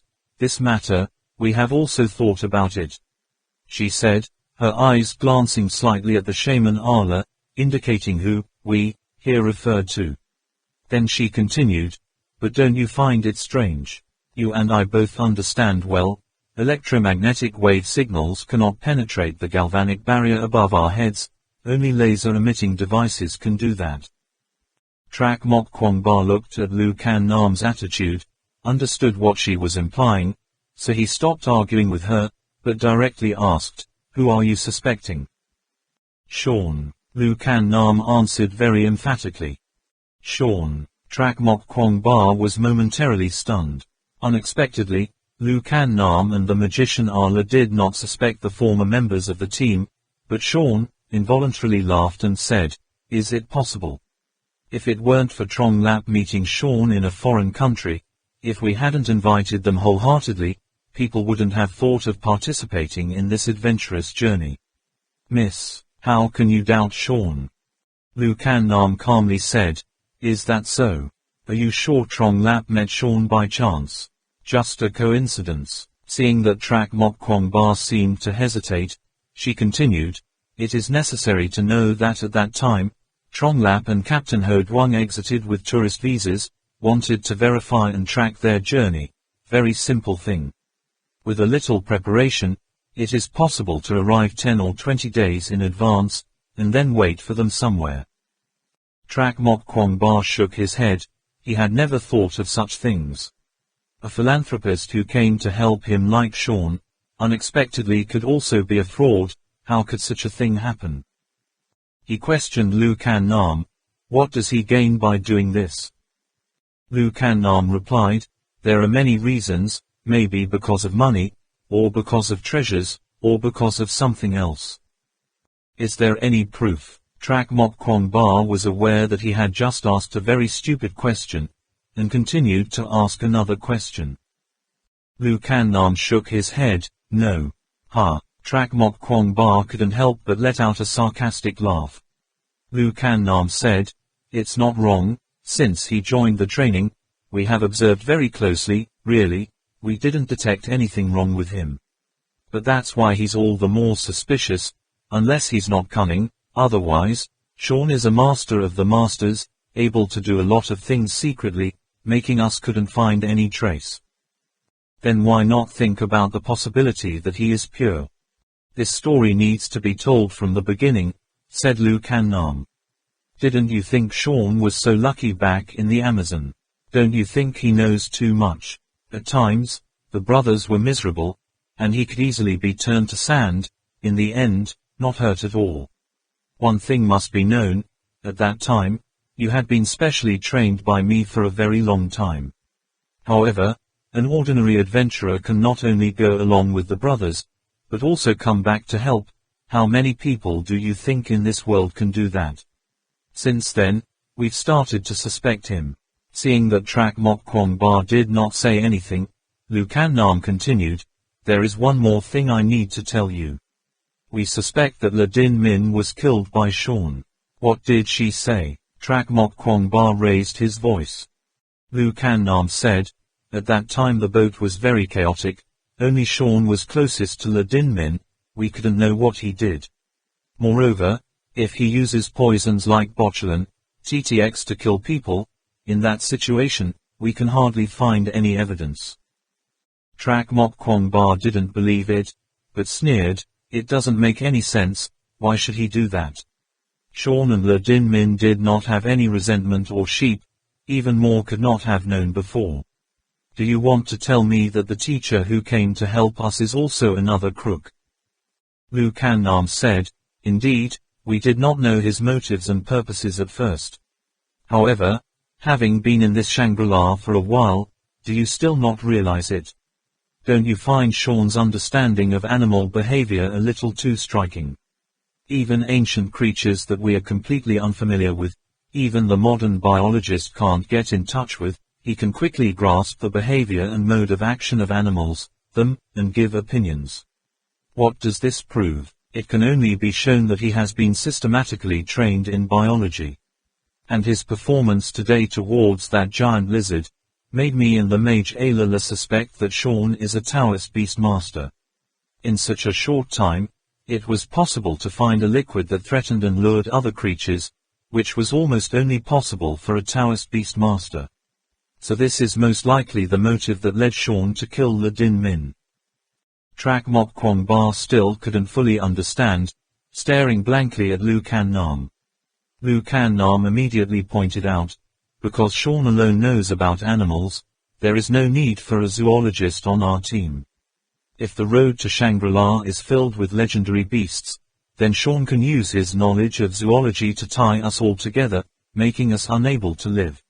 You can't leave him behind, you can only rely on him to keep going. Trak Mok Kwong Ba rolled his eyes. This was the most ridiculous explanation he had ever heard. But deep in his heart, he was also aware that this explanation was likely to be true. How could that person with platinum hair and a smile on his face kill his teammates on the same boat? Trak Mok Kwong Ba suddenly shivered, not daring to think any more. There's more. Lu Kannam did not let Trak Mok Kwong Ba have time to think, continuing to say, after we arrived at Kongbo village, Sean once went out alone, Shaman Ala and Bar Tang both found out. While we didn't find any traces of Sean's past visits, there's a good chance he was hiding better than we could have imagined. You mean, Sean and Merkin are accomplices?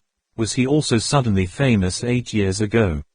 No, although we also thought of that possibility, the reality is quite the opposite. Sean has always been quietly hidden. After returning from the Amazon jungle, I tried to investigate his identity, but because the data was too little, there was no result. This time, I used my connections internally, asking them to help investigate Sean's identity, but discovered that this person's identity seemed to be covered by a layer of fog. He is so clean that he has no blemish, his background is so normal that it can't be more ordinary. This point makes us even more convinced that he has a problem. Think about it, with Sean's ability and extensive education, how could it be more ordinary than a normal person? Trak Mok Kwong Ba's mind started to mess up. Is this the Sean he knows?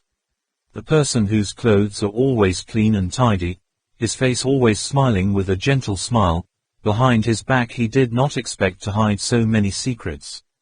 But, what if it's not like Lu Kannam said? Lu Kannam himself also said that they have no evidence that Sean killed Le Din Min. This is just a hypothesis.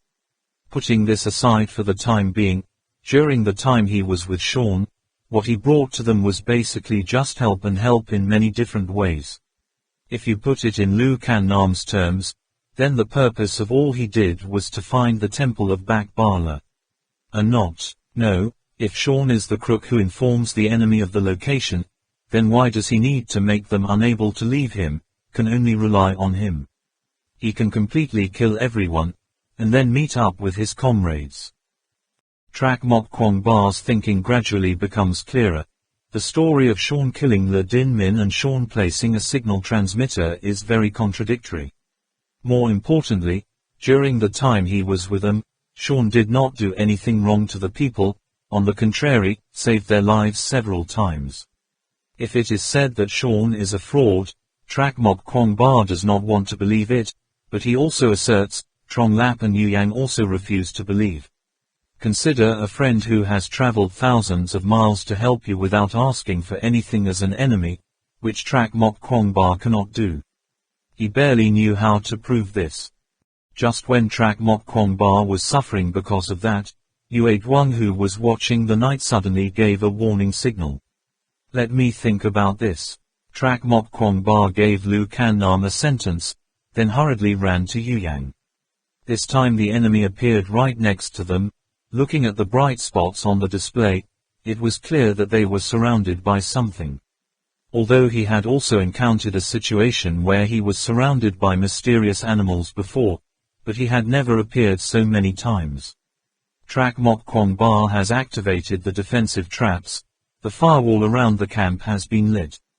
Everyone stood inside a ring of fire about 5 meters in diameter, the height of which could be adjusted by the amount of fuel injected. What is it? Tang Min asked nervously. Yuyang shook his head and replied, I don't know, but they're obviously running towards us. Many. It's almost here. Chapter 54, Mystery. Himalayan Snowman. Many foreigners believe that the snowman resides in an extremely secret place in the Himalayas, where it is most likely the legendary Shangri-La. In addition, the snowman has never really appeared. There are legends everywhere, but there is no conclusive evidence, so people believe that the snowman can find his way to Shangri-La, catch the snowman, maybe make them lead the way to Shangri-La. Mosquito. Suddenly, in the deep forest, there was a steady, buzzing sound, which made Trak Mok Kwong Ba and Ba Tang instinctively shiver. All the hairs on the back of their necks, with horrible injuries, now suddenly returned to their memory. American killer bees. It's not yet known if the thing is approaching them, but the sound is clearly terrifying. Yue Yang nervously raised the binoculars, then suddenly threw the binoculars at Sean, who was standing next to him, and exclaimed in horror, It's a mosquito. I've never seen a mosquito this big. As he said that, he began to search for weapons with him, but he could not choose what could most effectively kill these mosquitoes. They are killing machines flying in the air, obviously extremely scary. Just thinking about the killer bees in America makes Yuyang feel cold and shiver. Sean's face was also pale. When he handed the binoculars to Trak Mok Kwong Ba, his wrist was even slightly trembling. Trak Mok Kwong Ba picked up binoculars to check it out, only to see a whole forest from near and far, as if covered by a layer of faint haze. He understood very well that hazy smoke is the great army of mosquitoes. The first flying birds were already clearly visible in the field of view of the binoculars. We should call them flying monsters. Exactly that. Anyone who suddenly saw mosquitoes more than a meter long, would without a doubt immediately assume that they were a bunch of monsters. The monsters had heads covered with reticulated eyes, about the size of a newborn baby's, with a belly like a cowhide water bag dragging behind them, all over the body from top to bottom. Even the wings are covered with hairs as hard as steel needles. In the green vision of night binoculars, the gray-white stripes turn into black and white cells. Between the head and the abdomen looks like it is tied by a rope. It can be broken at any time. I really don't understand how these two parts can be connected like that. But it's the mosquito's signature blood-sucking mouth that really makes people shiver. On the heads of those monsters, each one grew a mouth about 30 centimeters long, like the tip of a giant cylinder. It is not difficult to imagine, to suck the blood of the lizards. Those giant lizards, those proboscis must be sharp enough, and the two tentacles were twirling above the tip of the needle as if provoking someone. Trak Mok Kwong Ba put down the binoculars but did not give it to the next person, because it was no longer needed. Monster mosquitoes had flown in and appeared in the firelight. On the other side of the deep darkness, the humming sounds were deafening, making it impossible to guess how many children they had in the end. Trong Lap's eyes kept moving back and forth on the backpacks. Yuyang saw this and asked, What are you looking for? Zhang Lap said nervously, I'm thinking if there is any insecticide. Yuyang said, Is the insecticide suitable for these giant monsters? It would be great if the giant dragonflies downstairs can get up here. Sean quickly comforted, Don't worry, as far as I know, the ancient giant mosquitoes probably just suck the sap. Shoot. Trak Mok Kwong Ba knew that at this time, he couldn't hesitate any longer. Regardless of whether the corpses were sucking blood or not, he couldn't let them get close to them anyway.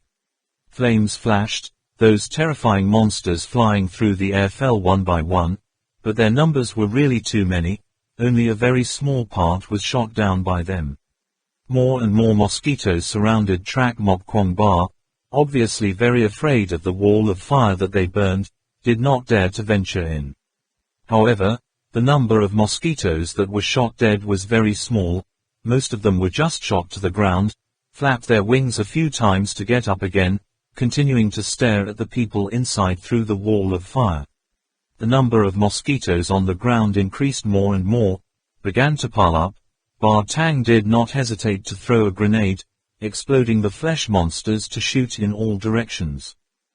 Yu Yang noticed that on the wings of those mosquitoes flashed a spark, as if a piece of paper ash had not yet completely extinguished. Streaks of fire passed on the wings, and in the blink of an eye, the giant wings were gone. Consume. They are afraid of fire, burn them with fire. Yu Yang immediately shouted, and at the same time lifted up a fire with his feet. The fire fell among the mosquitoes, like a spark thrown over the prairie in autumn. The hard hairs on the mosquitoes' bodies were as flammable as the hairs of many other animals, and their wings were clearly flammable goods, flare up very quickly. That spark did even more damage to the mosquitoes on the ground than the grenade Ba Tang threw out earlier. The others also followed suit, shooting down the flying mosquitoes with the guns, kicking the fire with their feet, or holding burning logs and throwing them at the mosquitoes. But many mosquitoes were already flying high, those flapping killing machines apparently adapted to the barrier firewall. They flew to a height where the flames couldn't rise, and then hovered in the middle of the ring of fire, then stopped flapping its wings and plummeted like an arrow.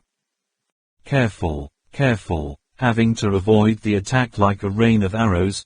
The people in the fire had no strength to pay attention to the mosquitoes on the ground anymore. Each barrel in turn pointed straight up. How many shots were there? So much, mercilessly discharged bullets into the sky. Just hearing, Su. A sharp sword was plunged less than a meter away from Trong Lap. Trong Lap shivered all over as he looked at the monster that was putting strength into all four legs. Intending to pull its giant needle out of the mud, he immediately waved his hand and gave it a flaming stick of firewood, the whole body of the strange animal. It was immediately consumed by sparks. Seeing that the surrounding fire had gradually decreased, Trong Lap immediately rushed to the right a few steps, pulled the second rope, and another tank of gasoline flowed along the pre-designed trench into the fire ring. The fire added fuel, immediately flared up twice as high. The flame leaped up to 10 meters. The giant mosquitoes that had not yet ascended to a high enough height were licked by the tongue of fire, immediately falling to the ground, and their bodies became a new source of fuel. In the ring of fire, mosquitoes swooped down one after the other, like a Pearl Harbor bomber. The Trak Mok Kwong Ba struggled to dodge, sometimes firing counterattacks. The mosquitoes that fell inside the ring of fire were not dead yet. Some wings were stuck in the mud, raising their stomachs to the sky, shaking 6 tiny little legs, some rolling around in all directions, glaring with mesh eyes like the basket up, reaching out the weapon like a needle to mess around. Some children struggled to crawl out of the fire. The whole body was still burning.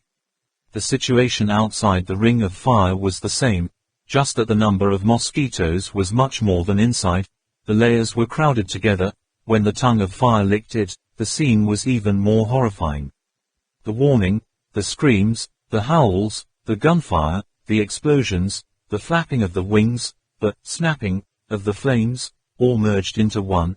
People shooting, people dodging, using firewood to light a fire, throwing grenades, throwing torches, throwing smoke bullets. The scene was really chaotic. For a moment it felt like bullets exploded everywhere. Everywhere was on fire. More and more mosquitoes fell into the fire. They were almost forced into a close quarters fight with the giant mosquitoes. There was no formation at all. Everything was in a mess. If you don't touch yourself, you will hit mosquitoes. Even if it was only scratched by the sharp hairs on their body, it would still leave a pretty deep wound. Needless to say, If one was poked by the needle on the mosquito's head, it was difficult to say how much chance of survival was left. During the chaos, Trak Mok Kwongba dodged a giant mosquito that rushed straight in front of him, only to see the young thighs stinging and burning. The pants legs were torn by the hard hair on the mosquito's body.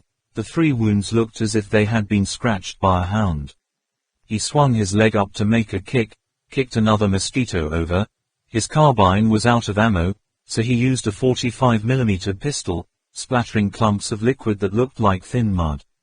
To his right was another mosquito crawling. The momentum was both fast and strong, difficult to avoid. Trak Mok Kwongba was immediately decisive in a moment. His body twisted, aimed directly at its big head, slapping it hard, only feeling like patting a sack full of cereal grains. So, that uncomfortable feeling made his whole body constrict slightly. But fortunately, the connection between the head and the body of the mosquito was certainly not short, was patted by Trak Mok Kwongba. Both the head and the sharp needle were thrown out. There was a broken spot. Chocolate-like liquid spilled out, and the other part of the body still rushed forward, straight into the ring of fire. Suddenly hearing a terrifying howl, Tang Min was knocked to the ground by a mosquito, and another one rushed over and jumped on Tang Min's body, its long pointed trunk raised high. Trak Mok Kwongba had been by her side all this time to watch over her. How could she let Tang Min get hurt even a little, only to see him reach out and grab that sharp trunk, using his strength to break it, forcefully, yanking off the monster's head and all attachments to its body, and hurling it far into the distance. Up there, Tang Min, who was lying on the ground, cried out in alarm and kept backing away. Trak Mok Kwongba raised his head. An ambush from the air was raising its weapon, aiming directly at Man. It was no longer time. Trak Mok Kwongba suddenly raised his left arm to catch that stab. The sharp nozzle pierced Trak Mok Kwongba's arm sweetly, but at the same time, the 45mm empty pistol in his right hand also swung straight forward. The butt smashed the mosquito's head. But behind, there was another one rushing. Trak Mok Kwongba's arm still left the tip of the large needle that had not been drawn. He was turning his back to protect Wang Man, lest it be difficult to avoid. At that moment, Sean rushed over from the side. He didn't dare to directly grab the weapon of the giant mosquito, so he leaned forward and rammed the mosquito that was rushing to sneak attack Trak Mok Kwongba, and turned his head in the middle. In return, smiled aristocratic gesture to Trak Mok Kwongba. "Oh, my God!" Soon, Sean was heard shouting in English. The spiked proboscis of the monster mosquito stabbed directly into Sean's most meaty sitting area. It was not wrong, only saw him jump up and down with his hand covering his butt, but faithfully there was no way to knock the hose off, that stiff. Tang's father came to rescue Sean, kicking at the junction between the head and body of the mosquito. Then he himself was almost stolen, quickly leaning to the side and rolling a few times to dodge. Sean was able to pull out the tip himself, but still, whispered, non-stop. At that moment, someone shouted, "Get this!" Only saw a black object fall into Sean's hand, which turned out to be a respirator with an oxygen tank attached. He saw Lu Kan Nam again waving his arms towards the lake, shouting, "Jump into the water! Jump into the water!" Under the flickering firelight, Yu Yang and Trong Lap jumped down, but their heads were still exposed on the surface of the water, waiting for the oxygen masks. The shaman Allah stood on one side to protect him, only to see his left hand and right hand swinging up and down, flapping back and forth as if he was swinging his hand to slap someone. The mosquitoes had lost their heads, so even if there were more, it wouldn't be easy to inflict fatal wounds on anyone. Meanwhile, Lu Kan Nam is now beside him, opening his backpack, distributing oxygen masks to those who are still struggling to escape and those who have jumped into the water. The rest of the people also got their masks. One by one they jumped into the water, cluttered, and then dived deeper. Before plunging into the water, Bar Tang cleverly turned around to see the shaman Allah still waving his arms as if he was walking leisurely in the garden, a beautiful posture like a conductor conducting a symphony orchestra. He suddenly felt cold all over, thinking to himself, this old man. No one dares to confirm that the mosquitoes in the air can jump straight into the water like kingfishers, but this is the conclusion drawn by Yu Yang's observations and analysis. Then underwater will probably be safe for the time being, for them. Through the blazing fire on the shore can still be seen, the swarm of mosquitoes that have lost their target are hovering in the air for a long time, before finally pulling each other away. Without these breathing equipment, they wouldn't be able to stay underwater for that long. To be safe, fearing that a swarm of mosquitoes hid in a nearby place, they remained in the water for a while longer before returning to shore. The fire had died down, the lakeside looked as if it had just experienced a world war, everywhere there was smoky smoke and burned corpses everywhere. Recalling the life and death battle that took place a moment ago, those insect bodies that were still alive, were constantly twisting, making their minds unstable. Tang Min checked everyone's injuries. Trak Mok Kwong Ba was stabbed through the forearm and wrist bones, the muscles were slightly damaged, but did not affect the tendons, and did not damage the pulse. If the blood is large, just wash it, disinfect it, inject pus and bandage it, and you can still move. In comparison, Sean's wound seems to be a bit heavier. Tang Min observed the wound on Sean's left buttock, which could make him jump and scream like that. This stab is definitely not trivial. The inside of that thumb-sized wound is full of flesh. It's pinkish red flesh, I don't know how deep it is. However, looking at Sean's face, it should at least go through the muscles in the buttocks, into the pelvis, or even through the pelvis. With such a deep wound, it was already very difficult to wash it off. Tang Min looked up, a troubled expression on her face. Looking at Sean inhaling, she felt a little hesitant. Lu Kan Nam saw in Duang Man's hand not a disposable plastic syringe, but a glass cylinder without a needle tip, so he knew what she was going to do, so he grabbed the glass syringe. He then reheated it over the fire, then said, I do it. Then he said to Sean, it hurts a bit, just hold on. Next, she clamped the syringe on her middle and anonymous fingers, pressing the whole tube into the newly opened hole in Sean's ass. Sean was in so much pain that beads of sweat as large as peas poured from his forehead like a bath. Lu Kan Nam pumped all the liquid inside the cylinder tube into that hole and then pulled it out. To clean the wound completely, she injected another tube, then crumpled the area around the wound as if someone were washing clothes, causing Sean to faint in pain. A wound like this without a clean decontamination is very susceptible to an infection, right? Tang Min nodded in panic. She finally couldn't help but admit that in a certain way, she would never be able to match Lu Kan Nam. In her mind, she suddenly remembered the words of the doctor guiding her, being a doctor, you must first learn to be cruel. After everything was done, we all sat down to analyze the cause of the mosquito ambush. Sean's opinion, at this time it was painful to the point of life and death, was the most convincing. The normal mosquitoes had died, can sense smells from a kilometer away, but the sense of smell of those giant mosquitoes is clearly much more acute. Both cleverly they have killed a giant lizard, must have smelled blood. Lizards are the cause of attracting those evil mosquitoes. But no matter what, all of them were suddenly attacked by the army of mosquitoes, making them unable to sleep peacefully. Everyone was tired and full of wounds. More importantly, most of the weapons had already been exhausted in a battle that made no sense at all. If they encountered legions of monsters like that, they really didn't know how to deal with it. How about them? That night was destined not to pass peacefully. The modern humans who had just parachuted into Shangri-La were faced with an equally tragic situation.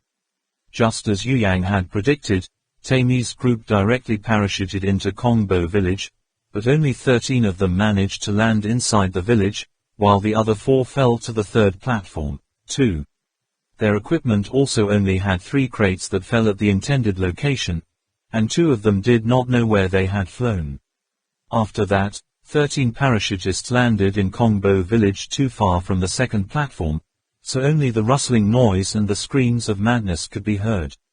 The scream was so terrible that even without using the intercom system it could be heard. Those two mercenaries are Rattle, Squishy, Princess, Asian, Rescue. Tammy proudly said to the rest, "Have you heard? This is where you want to go. It's not just hell. If you want to survive here, you have to listen to me." Max continued, "Yes, yes, did you all hear? Here, we must definitely listen to the great brother of Tammy. We have to follow the big brother of Tammy to find that treasure, and only the big brother of Tammy here can help us survive here. Isn't that right, big brother Tammy?" After saying that, he grinned and looked at Westme. Tammy looked at Max's appearance, like a fluffy Japanese dog sticking out his tongue and wagging his tail. Early the next morning, Trakmok Kwongbar brought enough water to leave the scary lake. Since most of their ammunition had been consumed in the fight the night before, they were forced to advance more carefully while speeding up. Trakmok Kwongbar gave Sean a walking stick, and helped him carry his backpack. Sean hobbled behind everyone, looking like Lai Thiet Kwang in the story of Bat Tien. During the whole process, sometimes Trakmok Kwongbar still glanced at Lucan Nam and the magician Ala with complicated eyes. Know that, last night, if it weren't for Sean to take that hit, now the person who had to lean on a cane or lie on a stretcher was afraid that it would be him. However, Lucan Nam's words echoed in his mind from time to time, making his mind extremely chaotic at this time. Yu Yang and Trong Lap went ahead to find the way, occasionally encountering some strange-shaped creatures. Most of them went around to avoid. If it really couldn't be avoided, they had to destroy it. After wandering for more than half a day, he finally returned to the edge of the platform without encountering any danger. For the Trakmok Kwongbar, now only the option of following the edge of the platform is not too dangerous. Walking along the edge of the platform for a while, Yue Yang suddenly narrowed his eyes as if he had discovered something. Seeing this, Zhang Li also raised his eyes to look, but did not see anything, so he turned to Yue Yang and asked, "Did you find anything?" Yu Yang said, "I don't know, it will take a while to see clearly." They walked a little more. Yu Yang suddenly shouted with joy, then rushed forward. Trong Lap did not understand anything. He also rushed to follow. The people behind also followed in turn. Only now did we see clearly. An umbrella fell on the edge of the platform, being swayed by the wind, but it did not move. Underneath the parachute was a large rectangular iron box, a bit like a container, but much smaller. When I stepped closer, I discovered that it was not a box, but several large travel suitcases tied together. The outer shells are all made of very strong alloy. Trong Lap also realized that this is the equipment that the special forces often use when skydiving. Usually a set of shackles like this, inside is equipped with items normally used for an entire squad, including weapons, medicine, food. Chapter 54 Mystery. Himalayan Snowman. Many foreigners believe that the snowman resides in an extremely secret place in the Himalayas, where it is most likely the legendary Shangri-La. In addition, the snowman has never really appeared. There are legends everywhere, but there is no conclusive evidence, so people believe that the snowman can find his way to Shangri-La, catch the snowman, maybe make them lead the way to Shangri-La. Mosquitoes. Suddenly, in the deep forest, there are regular, humming, sounds. That sound made some people, Trakmok Kwongbar, and Bar Tang instinctively shiver. All the hairs on the back of their necks. The terrible wounds suddenly returned to their memories. American killer bees. It's not yet known if the thing is approaching them, but the sound is clearly terrifying. Yu Yang nervously raised the binoculars, then suddenly threw it to Sean, who was standing next to him, and exclaimed in horror, "It's a mosquito. I've never seen a mosquito this big." As he said that, he began to search for weapons with him, but he couldn't choose which one could kill these mosquitoes most effectively. They were killing machines hovering in the air, clearly terrifying. Whenever I think of the killer bees in the Americas, Yu Yang is not cold but shivers. Sean's face was also pale. When he handed the binoculars to Trakmok Kwongbar, his wrist was even slightly trembling. Trak Mok Kwong Ba picked up the binoculars to take a look, only to see a whole forest from near to far, as if covered by a faint layer of haze. He understood very well that the hazy smoke was the army of mosquitoes. The first flying birds were already clearly visible in the field of view of the binoculars. We should call them flying monsters. Exactly, anyone who suddenly saw mosquitoes more than a meter long would, without a doubt, immediately assume that they were a bunch of monsters. The monsters had heads covered with reticulated eyes, about the size of a newborn baby's, with a belly like a cowhide water bag dragging behind them. The whole body from head to tail, even on the wings, is covered with hairs as hard as steel needles. In the green vision of night binoculars, the grey-white stripes turn into black and white squares. Between the head and the abdomen looks like it is tied by a rope. It can be broken at any time. I really don't understand how these two parts can be connected like that. But it's the mosquito's signature blood-sucking proboscis that really makes people shiver. On the heads of those monsters, each one grew a trunk about 30 centimeters long, like the tip of a giant cylinder. It is not difficult to imagine, wanting to suck the blood of the lizards, giants, how sharp enough those trunks must be, and the two tentacles hang on the tip of the needle as if to provoke someone. Trak Mok Kwong Ba put down the binoculars but did not give it to the next person, because it was no longer necessary. Monster mosquitoes had flown in and appeared in the firelight. On the other side of the deep darkness, the humming sounds were deafening, making it impossible to guess how many children they had in the end. Trong Lap's eyes darted back and forth on several backpacks. Yue Yang saw this and asked, "What are you looking for?" Chang Lap said nervously, "I'm thinking if there is any insecticide." Yu Yang said, "Is the insecticide suitable for these giant monsters? It would be great if the giant dragonflies downstairs can get up here." Sean quickly comforted, don't worry, as far as I know, the ancient giant mosquitoes probably just suck the sap." Shoot, Trak Mok Kwong Ba knew that at this time, he couldn't hesitate any longer. Regardless of whether the corpses were sucking blood or not, he couldn't let them get close to them anyway. Flames flashed, terrifying monsters flying through the air fell one by one, but they were too many, only a very small part was shot down. More and more mosquitoes surrounded Trak Mok Kwong Ba. They were clearly afraid of the wall of fire they burned, and did not dare to venture in. However, the number of mosquitoes that were shot dead was very small. Most of them were shot to the ground, flapped their wings a few times to get up again, continuing to stare at the people inside through the wall of fire. The number of mosquitoes on the ground was increasing day by day, and began to pile up on top of each other. Ba Tang did not hesitate to throw a grenade, exploding the flesh monsters to scatter in all directions. Yu Yang noticed that whenever those mosquitoes flashed a spark on their wings, like a piece of paper ash that has not yet completely extinguished, there would be a trail of fire on the wings, and then in the blink of an eye, the giant wings were gone, consumed. They are afraid of fire, use fire to burn. Yu Yang cried out and immediately lifted up a fire with his feet. The fire fell among the swarms of mosquitoes, just like the sparks thrown over the prairie in autumn. The hard hairs on the mosquitoes' bodies as flammable as the hairs of many other animals, whose wings are clearly of the same species. Combustible goods that flare up very quickly. That spark did even more damage to the mosquitoes on the ground than the grenade Ba Tang threw out earlier. Others followed suit, shooting down the flying mosquitoes with the guns, kicking the fire with their feet, or holding burning logs and throwing them at the mosquitoes.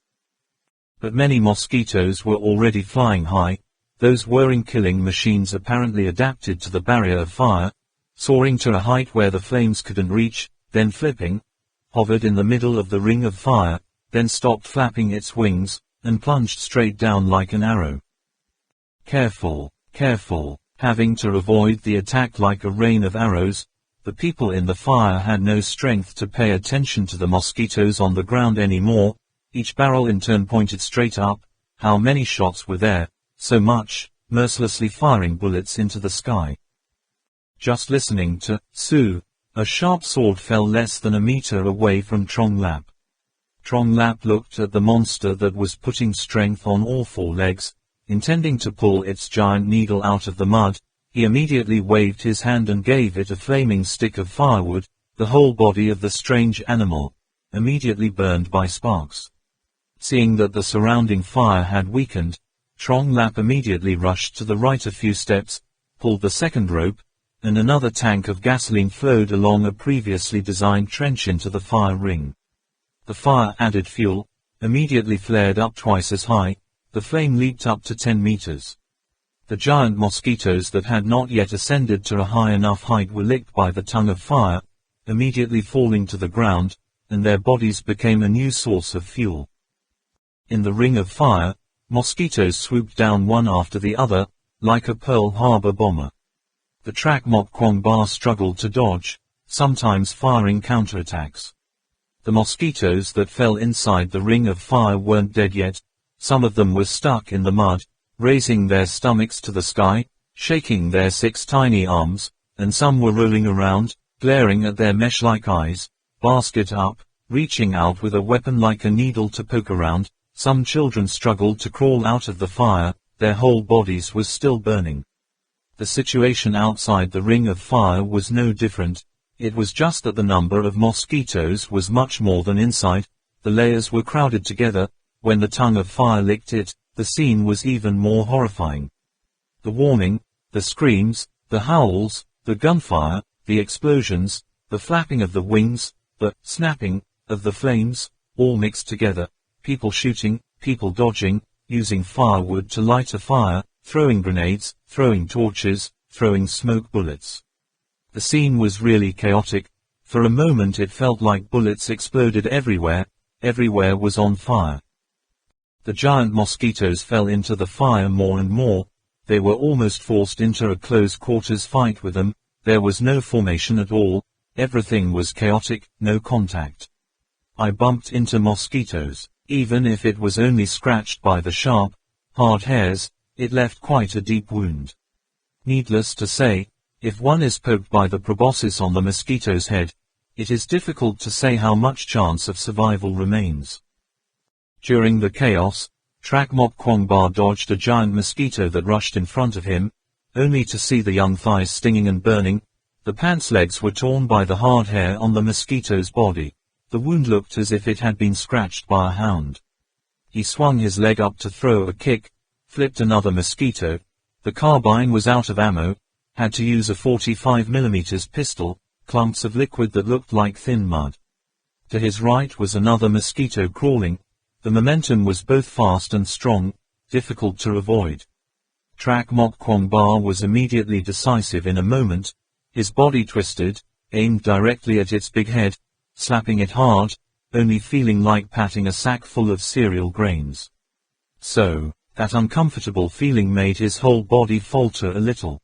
But fortunately, the connection between the head and the body of the mosquito was certainly not short. Was patted by Trak Mok Kwong Ba. Both the head and the sharp needle were thrown out. There was something at the break. The substance that looked like liquid chocolate spilled out, while the body still rushed forward, straight into the ring of fire. Suddenly there was a scream of terror. Tang Min was knocked to the ground by a mosquito. Another one rushed over and jumped on Tang Min's body, its long pointed trunk raised high. Trak Mok Kwong Ba had been by her side to watch over her. How could he let Tang Min get hurt even a little, only to see him reach out and grab that sharp awl, using his strength to break it forcefully, yanking off the monster's head and all attachments to its body, and hurling it into the distance. Up there, Tang Min, who was lying on the ground, cried out in alarm and kept backing away. Trak Mok Kwong Ba raised his head. An ambush from the air was raising its weapon, aiming directly at Man. It was no longer time. Trak Mok Kwong Ba suddenly raised his left arm to catch that stab. The sharp blood-sucking nozzle stabbed straight into Trak Mok Kwong Ba's arm sweetly, but at the same time, the 45mm pistol that was out of ammunition in his right hand also swung straight. The butt of the gun smashed the mosquito's head. But in the distance, another one rushed forward. Trak Mok Kwong Ba's arm still left the tip of the large needle that had not been withdrawn. He was turning his back to protect Wang Man, lest it be difficult to avoid. At that moment, Sean rushed over from the side. He didn't dare to directly grab the weapon of the giant mosquito, so he leaned forward and rammed the mosquito that was rushing to sneak attack Trak Mok Kwong Ba, and turned his head in the middle. In return, smiled aristocratic gesture to Trak Mok Kwong Ba. "Oh, my God." Soon, Sean was heard shouting in English. The monstrous mosquito's pointed proboscis pierced right into Sean's most meaty sitting area, without fail. I only saw him jumping around with his hands on his butt, but there was no way to get rid of that stiff trunk. Tang's father came to rescue Sean, kicking at the junction between the head and body of the mosquito. Then he himself almost got stolen, quickly fell to the side, rolled a few times to dodge. Sean was able to pull out the tip himself, but still, whispered, non-stop. At that moment, someone shouted, "Get this!" Only saw a black object fall into Sean's hand, turned out to be a respirator with an oxygen tank.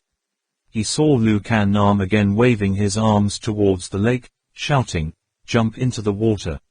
Jump into the water!" Under the flickering firelight, Yu Yang and Trong Lap jumped down, but their heads were still exposed on the surface of the water, waiting for the oxygen masks.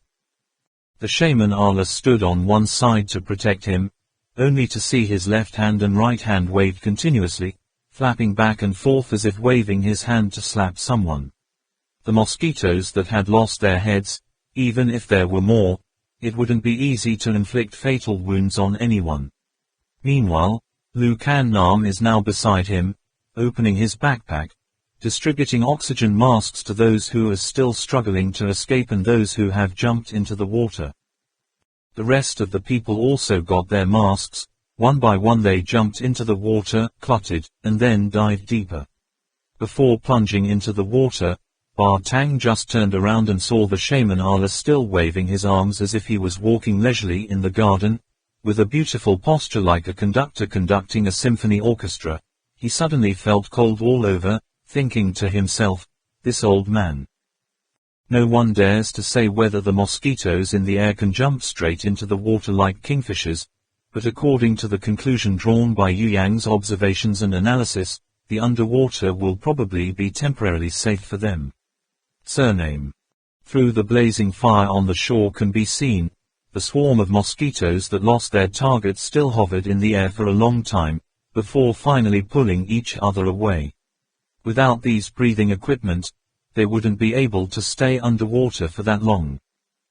To be safe, fearing the swarm of mosquitoes hiding somewhere nearby, they stayed in the water for a while longer before returning to the shore. The fire gradually died down. The lakeside seemed to have just gone through the World War. Everywhere the smoke was still rising and there were burnt black corpses everywhere. They remembered the life and death battle that had just taken place a moment ago, and also those still living insect bodies that kept twisting and turning, their minds uncertain. Tang Min checked everyone's injuries. Trak Mok Kwong Ba was stabbed through the forearm and wrist bones. The muscles were slightly damaged, but did not affect the tendons, and did not damage the pulse. If the blood is large, just wash it, disinfect it, inject pus and bandage it, and you can still move. In comparison, Sean's wound seems to be a bit heavier. Tang Min looked at the wound on Sean's left buttock. To make him jump and scream like that, this stab was definitely not trivial. The inside of that thumb-sized wound was filled with flesh. It's pinkish red flesh. I don't know how deep it is. Judging from Sean's face, the stab must have gone all the way through the buttock muscles, all the way to the pelvis, or even through the pelvis. Such a deep wound, just washing it clean is already a very difficult thing. Tang Min looked up, a troubled expression on her face. Looking at Sean taking a deep breath, she hesitated a bit.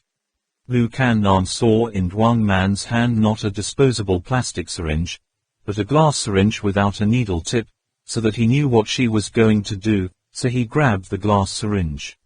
He swished it back and forth over the fire, saying, "I do it." Then she said to Sean again, "It hurts a bit, please hold on." Then, she clamped the syringe on her middle and anonymous fingers, pressing the entire tube into the newly appeared hole in Sean's ass. Sean was in so much pain that beads of sweat as large as peas poured from his forehead like a bath. Lu Kan Nam pumped all the liquid inside the cylinder tube into that hole and then pulled it out. To clean the wound completely, she injected another tube, then crumpled the area around the wound as if someone were washing clothes, causing Sean to faint in pain. A wound like this without a clean decontamination is very susceptible to an infection, right? Tang Min nodded in panic. She finally couldn't help but admit that in a certain way, she would never be able to match Lu Kan Nam. In her mind, she suddenly remembered the words of the doctor guiding her. Being a doctor, you must first learn to be cruel. After everything was done, we all sat down to analyze the cause of the mosquito ambush. Sean's opinion, at this time it was painful to the point of life and death, was the most convincing. The normal mosquitoes had died, consents flavors from a kilometer away, but the sense of smell of those giant mosquitoes is clearly much more acute. They just managed to kill a giant lizard, must have smelled lizard blood. Lizards are the cause of attracting those evil mosquitoes to come. But no matter what, all of us were suddenly attacked by the army of mosquitoes, making us no longer have the heart to sleep. Everyone was tired and full of wounds. More importantly, the weapons that had been exhausted in the battle had no meaning at all. If they encountered legions of monsters like that, they really didn't know how to deal with it. That night was destined not to pass peacefully. The modern humans who had just parachuted into Shangri-La were faced with an equally tragic situation. Just as Yu Yang had predicted, Taimi's group directly parachuted into Kongbo village, but only 13 of them managed to land inside the village, while the other 4 fell to the third platform. 2. Their equipment also only had 3 crates that fell at the intended location. 2 of them did not know where they had flown. Next, 13 parachutists landed in Kongbo village, too far from the second platform, to hear only the rustling noises and the screams of madness. The scream was so terrible that even without using the intercom system it could be heard. Those 2 mercenaries are Rattle, Squishy, Princess, Asian, Rescue. Taimi proudly said to the rest, "Have you heard? This is where you want to go. It's not just hell. If you want to survive here, you have to listen to me." Max continued, Yes, did you all hear? Here, we must definitely listen to the great brother of Taimi. We have to follow the big brother of Taimi to find that treasure, and only the big brother of Taimi here can help us survive here. Isn't that right, big brother Taimi? After saying that, he grinned and looked at Westme. Taimi looked at Max's appearance, like a fluffy Japanese dog sticking out his tongue and wagging his tail. Early the next morning, Trak Mok Kwangba brought enough water to leave the scary lake. Since most of their ammunition had been consumed in the fight the night before, they were forced to advance more carefully while speeding up. Trak Mok Kwangba gave Sean a walking stick, and helped him carry his backpack. Sean hobbled after everyone, looking like Lai Thiet K in the Bat Tien story. During the whole process, sometimes Trak Mok Kwangba still glanced at Lu Kan Nam and the magician Allah with complicated eyes. Know that, last night, if it wasn't for Sean to take that hit, now the person who had to lean on a cane or lie on a stretcher, fearing that it was himself. However, Lu Kan Nam's words echoed in his mind from time to time, making his mind extremely chaotic. Yu Yang and Trong Lap went ahead to find the way, occasionally encountering some strange-shaped creatures, most of them going around to dodge. If they really can't avoid it, they have to destroy it. After wandering for more than half a day, he finally returned to the edge of the platform without encountering any danger. For the Trak Mok Kwangba this time, only the option of following the edge of the platform to advance is not too dangerous. Walking along the edge of the platform for a while, Yu Yang suddenly narrowed his eyes, as if he had discovered something. Trong Lap saw this and raised his eyes to look, but did not see anything, so he turned to Yu Yang and asked, "Fat, what shows up?" Yu Yang replied, "I don't know, it will take a while to see clearly." They walked a little more, Yu Yang suddenly shouted with joy, then rushed forward. Trong Lap did not understand anything. He also rushed to follow. The people behind also followed in turn. Only then did they clearly see. An umbrella had fallen and hung on the edge of the platform, swaying slightly in the wind. Underneath the parachute was a large rectangular iron box, crammed with a container, but much smaller. When I stepped closer, I discovered that it was not a box, but several large travel suitcases tied together. The outer shell of alloy is very sturdy. Trong Lap also realized that this is the equipment that the special forces often use when skydiving. Usually a set of shackles like this, inside is full of equipment commonly used for an entire squad, including weapons, medicine, food. New equipment, Yu Yang happily said. Ha ha, it's true that I lost that and gained that. The equipment of the paratroopers must have been diverted by the wind. Look, the laser locator is broken. Amitabha Buddha, truly God's blessing. For them, having these equipment is like being given embers in the middle of the snow. Trak Mok Kwong Ba patted the alloy outer shell, reached out to try it, and found it very tight, unable to pull.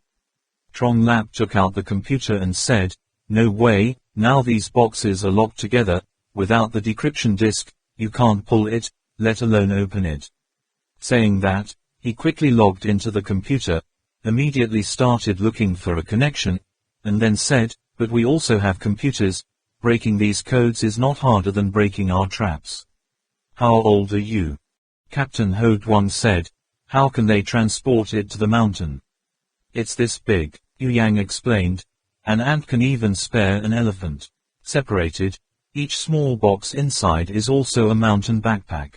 If 40 people reach the top of the mountain, there they will assemble the small boxes into 4 large boxes, drop parachutes, 10 people in a group. Like this one, it's made up of 8 small boxes put together. There's a crack sounded again, heard Trong Lap say. "The first one can be opened, take it out." Three Tang immediately stretched out his hand and pulled out a rather large box, half the height of a person, placed horizontally on the ground, split, and opened it. As soon as the 2 padlocks on the sides were turned on, the air compressor pump on the lid of the box was automatically raised. The inside of the box from top to bottom is divided into 3 layers by a metal grid. Each type of equipment placed on each floor is exposed to everyone's eyes. The first floor is medical supplies, including first aid bags of special forces, antibiotics, in addition to some rare injections and capsules. Looking at the English abbreviations on the outside of the package, Lu Kan Nam guessed that these injections and capsules include many types, with effects such as anesthetic, toxic gas. The second floor is a loft between 2 floors, so it is a bit smaller.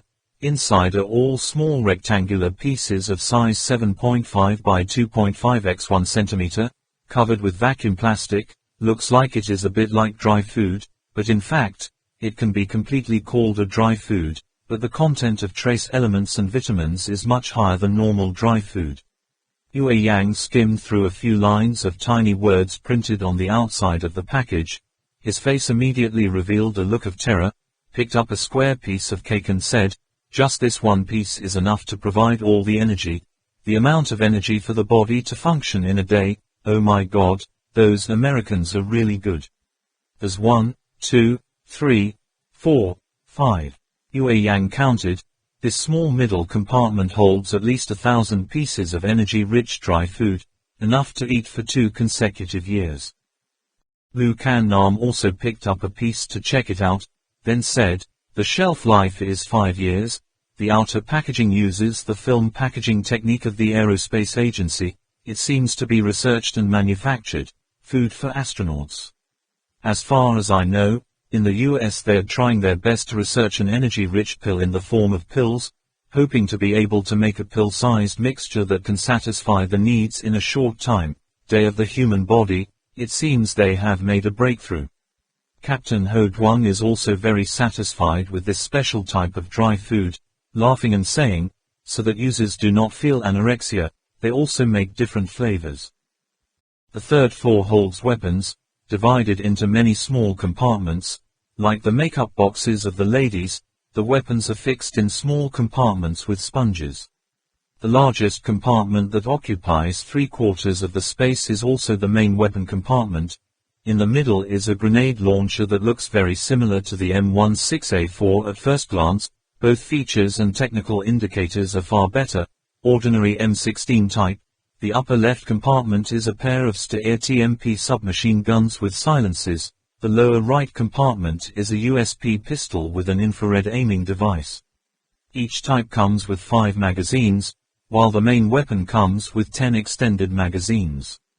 Below the weapon compartment are 3 long narrow compartments for auxiliary items. The first has 10 grenades, the second has 5 cannons and 5 bright grenades. The third compartment contains 10 watch-shaped bombs. On the right side of the main weapon compartment, there are also a few small square compartments, containing some special ammunition such as armor-piercing bullets, glowing bullets, explosive bullets. There is also another compartment for 3 small mines. Even Bar Tang must be shaken by those boxes of weapons and equipment. A squad of special forces soldiers equipped like this on the battlefield must be extremely scary enemies, only missing a fish rocket launcher. Just multiply. Yue Yang discovered that the bottom of this third floor was still a little further from the bottom of the box. The 3 floors they saw here probably only took up about half of the space inside the crate. He tried to push it slightly, heard a click, the weapon drawer slid out like a drawer. Underneath, there was indeed a complete set of equipment. Fishing hooks, hook shooting equipment, safety ropes, climbing ropes, padlocks, large and small number 8 rings, wedges for climbing cliffs, climbing picks, shoes, hats, knee protectors and elbows, lights, flashlights, personal sleeping bags. It can be said that all the equipment to survive in the wilderness, what is needed is to have it. At the bottom was a large backpack that had been neatly folded. Obviously, carrying around a metal box like this is not convenient for long-distance travel at all. Sean staggered 2 steps forward with his cane, exclaiming in amazement, "So perfect, unbelievable." After saying that, thinking about the things they were carrying on themselves, more than half of them were homemade, and immediately felt that their equipment was really like a throwaway item. Trong Lap cleared his throat and said, "You get what you pay for, people have so much money," was still bored with the extra equipment. The second chest is open. Tang Min happily looked at Duo Mok Kwong Ba. Now that they had these new equipment, their chances of being able to get out of here were clearly increased a lot. Duo Mok Kwong Ba seemed to know what Tuang Man was thinking, also turned to look at her with a smile and nodded softly. She hugged Trak Mok Kwong Ba's arm tightly, resting her head on his shoulder. Lu Kan Nam was still looking at the equipment on the ground, but the corners of his eyes seemed to be unable to hold back any more. Captain Ho Duang said, "Why is there no water?" Yu Yang replied, "Except in special combat zones, normally special forces soldiers don't bring drinking water, at most only 1 bottle, but in the vast majority of situations they get water on the spot. After all, it is not possible to carry dozens of pounds of water and go around the mountains and hills. Not even clothes," Captain Ho Duang said again. Tang's father let out a cold laugh, and Zhang Lap couldn't help but laugh, blurts out, "Usually, when going on a field trip, the same clothes are worn for several months, let alone most of them are men and women. Each other, there are no women like us."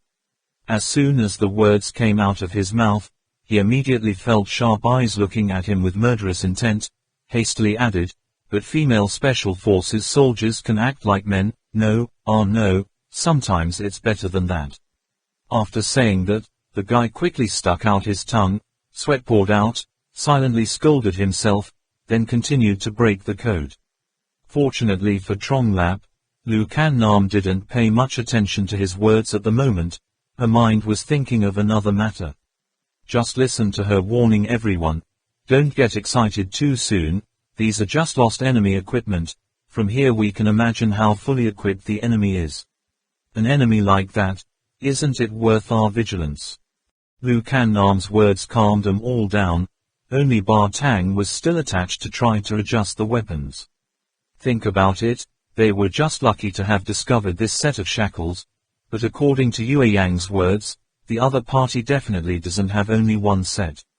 Modern weapons and equipment help them to be able to face more ferocious beasts, adapt to more dangerous situations, but the enemy also has such equipment, so this can only lead to far more terrifying consequences. All 8 chests have been opened, 7 identical, all containing a full set of standard equipment, but the other is completely different. Inside there was no first aid kit, but a suitcase full of surgical tools, the kind that surgeons usually carry, surgical knives of all sizes, mirrors, forceps, separators. Outside there is also a portable 3D color ultrasound device and an electric shock machine, a sealed cold storage box with several backup blood bags inside. In this box there is no food, but there is a complete set of communication equipment, able to communicate at a distance farther than the atomic clocks of the Duo Mokkwang bar, in addition to electric infrared binoculars, electronic devices for night vision and tracking devices. Laser. In the box there are no conventional weapons, but there are 2 portable rocket launchers, a detachable medium machine gun, 2 large cartridges of ammunition, 2 long-range sniper rifles. Underneath there is also a hand crank generator, radar and adapter. Ba Tang couldn't help but whistle a few flutes. Everyone who understood him knew, which proved that Ba Tang was extremely excited. For Ba Tang, only these things can be considered a complete combat unit. Yu Yang checked the pile of weapons and analyzed. Our enemy is also very professional. Looking at the distribution of this equipment, it can be seen that they have at least 1 doctor, 2 scouts, 2 snipers, 2 explosives experts, and these professional communication equipment, obviously, must also have a master in electronic machinery to operate. These 8 people equipped with this kind of equipment is indeed an extremely fearsome battle group. Compared to when they encountered us on Shuangkong Island, these people have already improved a lot. It is clear that, like us, Merkin intends to train his juniors to be elite among elites. That's strange. What? With these kinds of problems, sometimes Lu Kannam also had to ask the guy with the natural talent of a scout soldier, very good at observing and detecting things that ordinary people could not easily notice in extremely things, this normal. Yu Yang took a look at all the equipment, then said, a complete combat system and support accessories, but if they come here to find the Temple of Bobala, where the is more than 1,000 years old, full of deadly traps, how can even the most popular surveillance system not have it? There should be at least a set of the most commonly used probes like cameras mounted on plastic tubes. Lu Kannam understood Yu Yang's meaning and nodded slightly. Captain Ho Duang said, "You mean?" Yu Yang said, "If a reasonable explanation is needed, then, it is very likely that the enemy intends to divide his troops into several waves to enter Shangri-La. This first team is a combat unit, the mission is just clear all obstacles and find the way." Everyone who heard that fell silent. If these guys are just the vanguard ahead, then how many more people will enter Shangri-La behind is really difficult to predict. This is really no fun. Sean picked up a piece of dry food and asked Trak Mok Kwongbar and Lu Kannam, Can I have a bite? In the morning, no one wants to enjoy those hard-haired mosquitoes. Later on the road also shoots down a few arthropods, but the barbecue without any salt cannot make people feel delicious and hungry for food. In addition to having to work hard all day, everyone's stomach is now empty. Of course, Trak Mok Kwongbar did not hesitate to answer immediately. Lu Kannam looked at Trak Mok Kwongbar and said, "We'll camp here today." Saying that, she glanced at the suitcase containing the surgical tools, then said again, "Sean's wound still needs a little treatment." "Okay," Trak Mok Kwongbar nodded and replied. At this point, Sean had peeled off the thin film that covered the dry food, chewed and said, "Strawberry flavor, I like this taste very much." After eating half of it, he suddenly exclaimed, "What is this?" Only to see him pull out from inside the thin film covering the outside, a thin, flat object like a gum.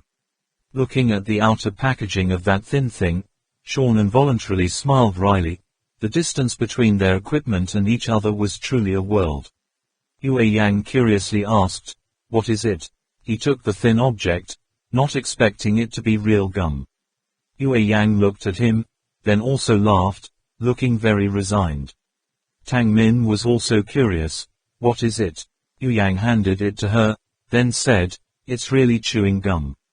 Wrapped paper written very clearly, used after eating has the effect of cleaning the oral cavity. In addition, there are active ingredients inside that keep the mind awake, absorbed through the tongue. Moreover, chewing candy also makes blood and brain circulation better, making people's response and judgment ability significantly increase, which is very beneficial for coordination and combat coordination. This is also the reason why many basketball and football players like to chew gum while playing." There's also the last line of text, "Can you see it, Miss Man?" There's also a deactivated RDX inside. Tang Min unconsciously let out a sigh. Plastic explosives. But why is there a detonator? Yu Yang said, after chewing it thoroughly, turn the outer layer of wrapping paper upside down, then absolutely don't put anything on it anymore. Captain Ho-Dwang listened and froze. This doesn't seem to be something that the special forces need to use, right? Yu Yang nodded. Only spies use this kind of secret weapon. Not even the wrapping paper goes to waste, fearing that words like modern, complete, are not enough to describe our opponent's equipment. Trong Lap had been kneeling on one knee in front of the box, searching very carefully for something. Trak Mok Kwong Ba saw this and asked, "What are you looking for?" Zhang Li was sweating profusely, stood up, shook his head and said, "The device emits a laser beam. They have everything prepared, only the laser generator is missing. It seems that our opponent is not planning to contact the outside world. Logically speaking, they parachuted down from above. They must know that there is no signal other than the laser that can penetrate the cloud on the top." Yu Yang immediately said, "This is very simple. Our adversary is also afraid that among his people there are impure elements. And he is much more afraid of this place being discovered by others than we are. This is completely in line with Merkin's style." Adjusted a bit, then Zhang Li threw a set of communication equipment to Yu Yang. Yu Yang grabbed it and looked over it, then put it on his ear, pulled half a piece of eyeglasses that can be opened and pulled to cover his right eye, earphones inserted into his ear, microphone pointed towards the corner of his mouth. In addition, 2 wires connected to the digital data system hang on the shoulder. Trong Lap gave him another signal transmitter the size of a cell phone. Yu Yang stuffed the device into his chest pocket, then attached the connection cord, then pressed the 2 buttons located above the ears. On the piece of glass in front of his eyes immediately appeared the position of the remaining 7 sets of communication equipment and his distance from them, because at this time the other sets were not turned on, so the numbers displayed were all 0. Yu Yang couldn't help it either, whistling proudly. This set of equipment looks like it was made specifically for scouts like him. Looking at Yu Yang adjusting the device expertly, Lu Kannam suddenly asked, "Have you used this system before?" Yu Yang shook his head. "Where is the opportunity to interact with such luxury goods?" "Teacher, have you ever used it?"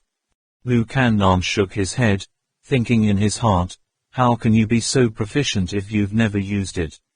Trong Lap, standing next to him, added, "There is one more central processor. Until then it will be worn by a person on his back, through the camera mounted next to the glasses. Any of us can see it, seeing the scene in front of others at that moment.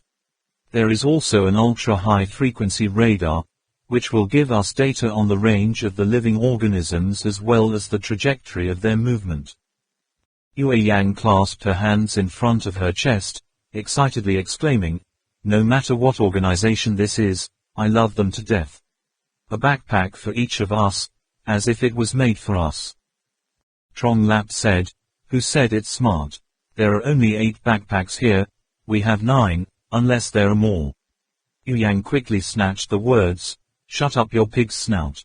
Only now did Trong Lap realize that he almost said an unlucky sentence. Lu Kan Nam said, "Don't be emotional, it's not too early, let's set up camp.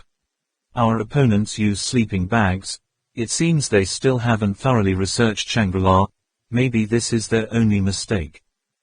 The remaining people are in charge of setting up camp on the cliff. Trong Lap's small radar station has also been assembled, very small, but convenient to carry around. To test the radar scanning range, Zhang Li told Yu Yang to bring the communications equipment to the rear.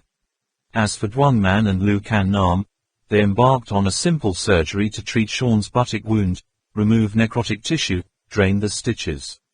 This time there was an anesthetic, so Sean was not in too much pain. The only thing is that the wound is very deep. In Min Man's opinion, Sean should not have continued on the road, it will be very detrimental to the wound, but Sean still thinks that there is no problem, certainly will not be injured, lagging behind. At this time, Trong Lap also had a preliminary conclusion about the radar scanning range. The maximum distance is up to 10 kilometers. If the antenna is mounted on a tree, the scanning range can be even larger. Only thing, this is not a radar that can detect living objects that Trong Lap imagined, just a normal moving object detection radar, and can only catch signals moving at high speed. If it is a stationary object, motionless or slowly moving, it is indistinguishable from the trees in the forest. The next day, they rearranged their belongings and continued to the left.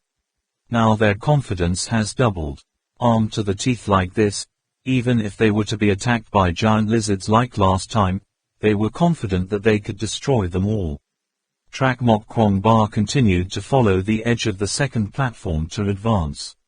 Since they didn't need to worry about food anymore, they didn't need to go deeper into the forest other than when they got water, so the speed was much faster. But at the same time, they also think of their enemies. Like them, the other party didn't need to worry about food, so the 10-day journey they initially predicted would have to be shortened to only about 5 to 7 days. The first 2 days were not in any danger. Occasionally 1 or 2 monsters burst out of the forest, but they were easily defeated by them. Sean can still be excited to introduce to everyone what breed this creature is, what features can be seen from its appearance, whether it is a carnivore or a herbivore, from the organs of the body, can predict how it hunts, and so on. Mount 2 Dai Trak Mok Kwong Ba led his team alone forward in the middle of a wild jungle full of raging beasts, but there was no trace of that human. On the way, they leave behind all their fears and fatigue, temporarily forget the pain and sadness. In Yu Yang's words, no matter how tragic, they must move forward anyway, so why not have fun and go? The only regret for the past 2 days is the wound on Sean's butt, which not only shows no signs of improvement, but on the contrary tends to get worse. Later, every time Sean leaned down on his cane, we all heard him let out a small groan, as if he was struggling, but the sweat on his forehead was still uncontrollable.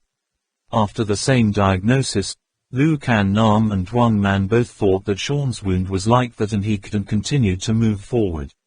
At that time, his face turned pale, and these days, he is still trying hard, trying his best not to let this happen.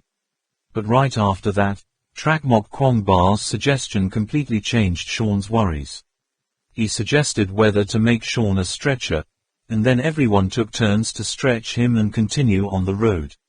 Lu Kan Nam and the shaman Ala exchanged glances for a moment, but in the end still agreed, no matter what Sean's purpose was suspected, he had already achieved it. Leaving Sean in this situation, their progress is most likely even slower than when they have to carry him, let alone they have no evidence, especially this team can't just leave people behind, injured and can move on.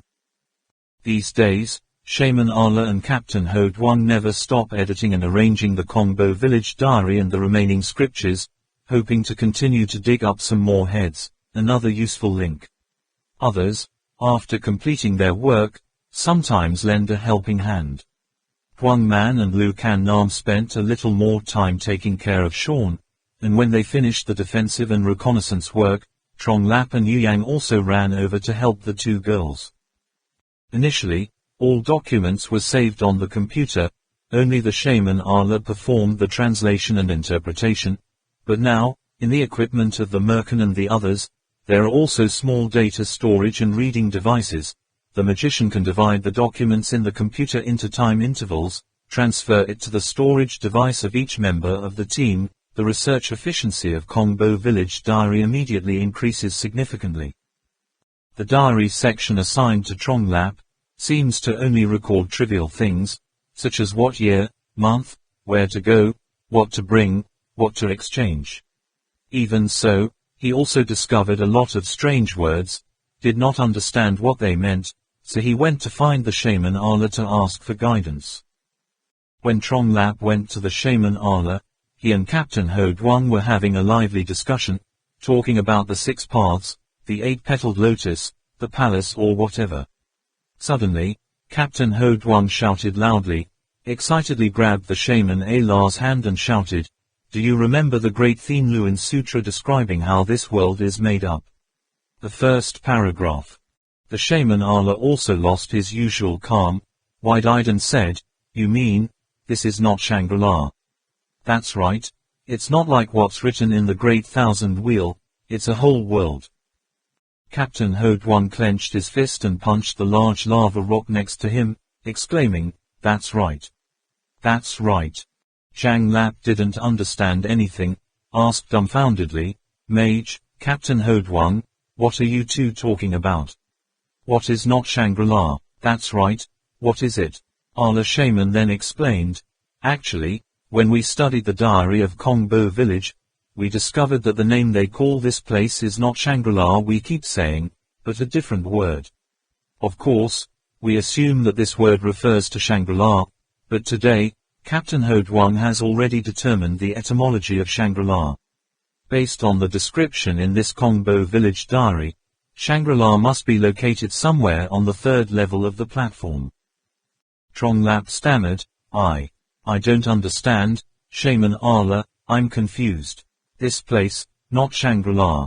Shangri-La somewhere on the 3rd floor. Then, this place. What is this place? What about the secret light of Bao Jiam that we interpret? What does it indicate? Or are we wrong? Captain Hoduang burst into laughter, reaching out and patting Tronglap's back with a strong punch. The shaman Allah nodded and said, "This is the same issue we discussed earlier. If this place, the entire space inside this giant crack in the middle of the mountain, is not Shangri-La, but Shangri-La is only a part of it, then where is this place after all?" By the time you walked in, Captain Hoduang and I had already drawn a conclusion that can be said to be relatively accurate. The shaman Allah turned his gaze to the edge of the platform and slowly said, "The ancient Quabar tribe people considered this place as an independent world. They believed that, whether crossing the Yumin-Ha or crossing the sacred snowy mountain, they are all processes of transcending life and death. For them, the entire space inside this rift is a whole new world, where this is the whole world, the whole universe. This mountain with 3 levels of inverted pyramidal platform is Mount Tudai." Tronglap still did not understand. Captain Hoduang further explained, "Do you remember the Dai Thien Luan Sutra describing how the universe is composed? The material world is created by the 4 wheels, earth, water, fire, and wind. The wind wheel is in the void, inside is the fire wheel supported by it. There are 7 floors, the 7th floor is called Diamond Mountain or Danmar Face Fire Mountain. Inside that volcano is Tui Luan, also has 7 floors, the 7th floor is called Yanhai. Inside it is the earth wheel, the center of the earth wheel is Mount Sumeru, above and below Mount Sumeru there are rings around it, like a copper plate facing outwards. The bottom layer is the smallest, the more upward. As it grows larger, it's actually a small, upside-down upper cone. Think back to what we went through when we reached this place.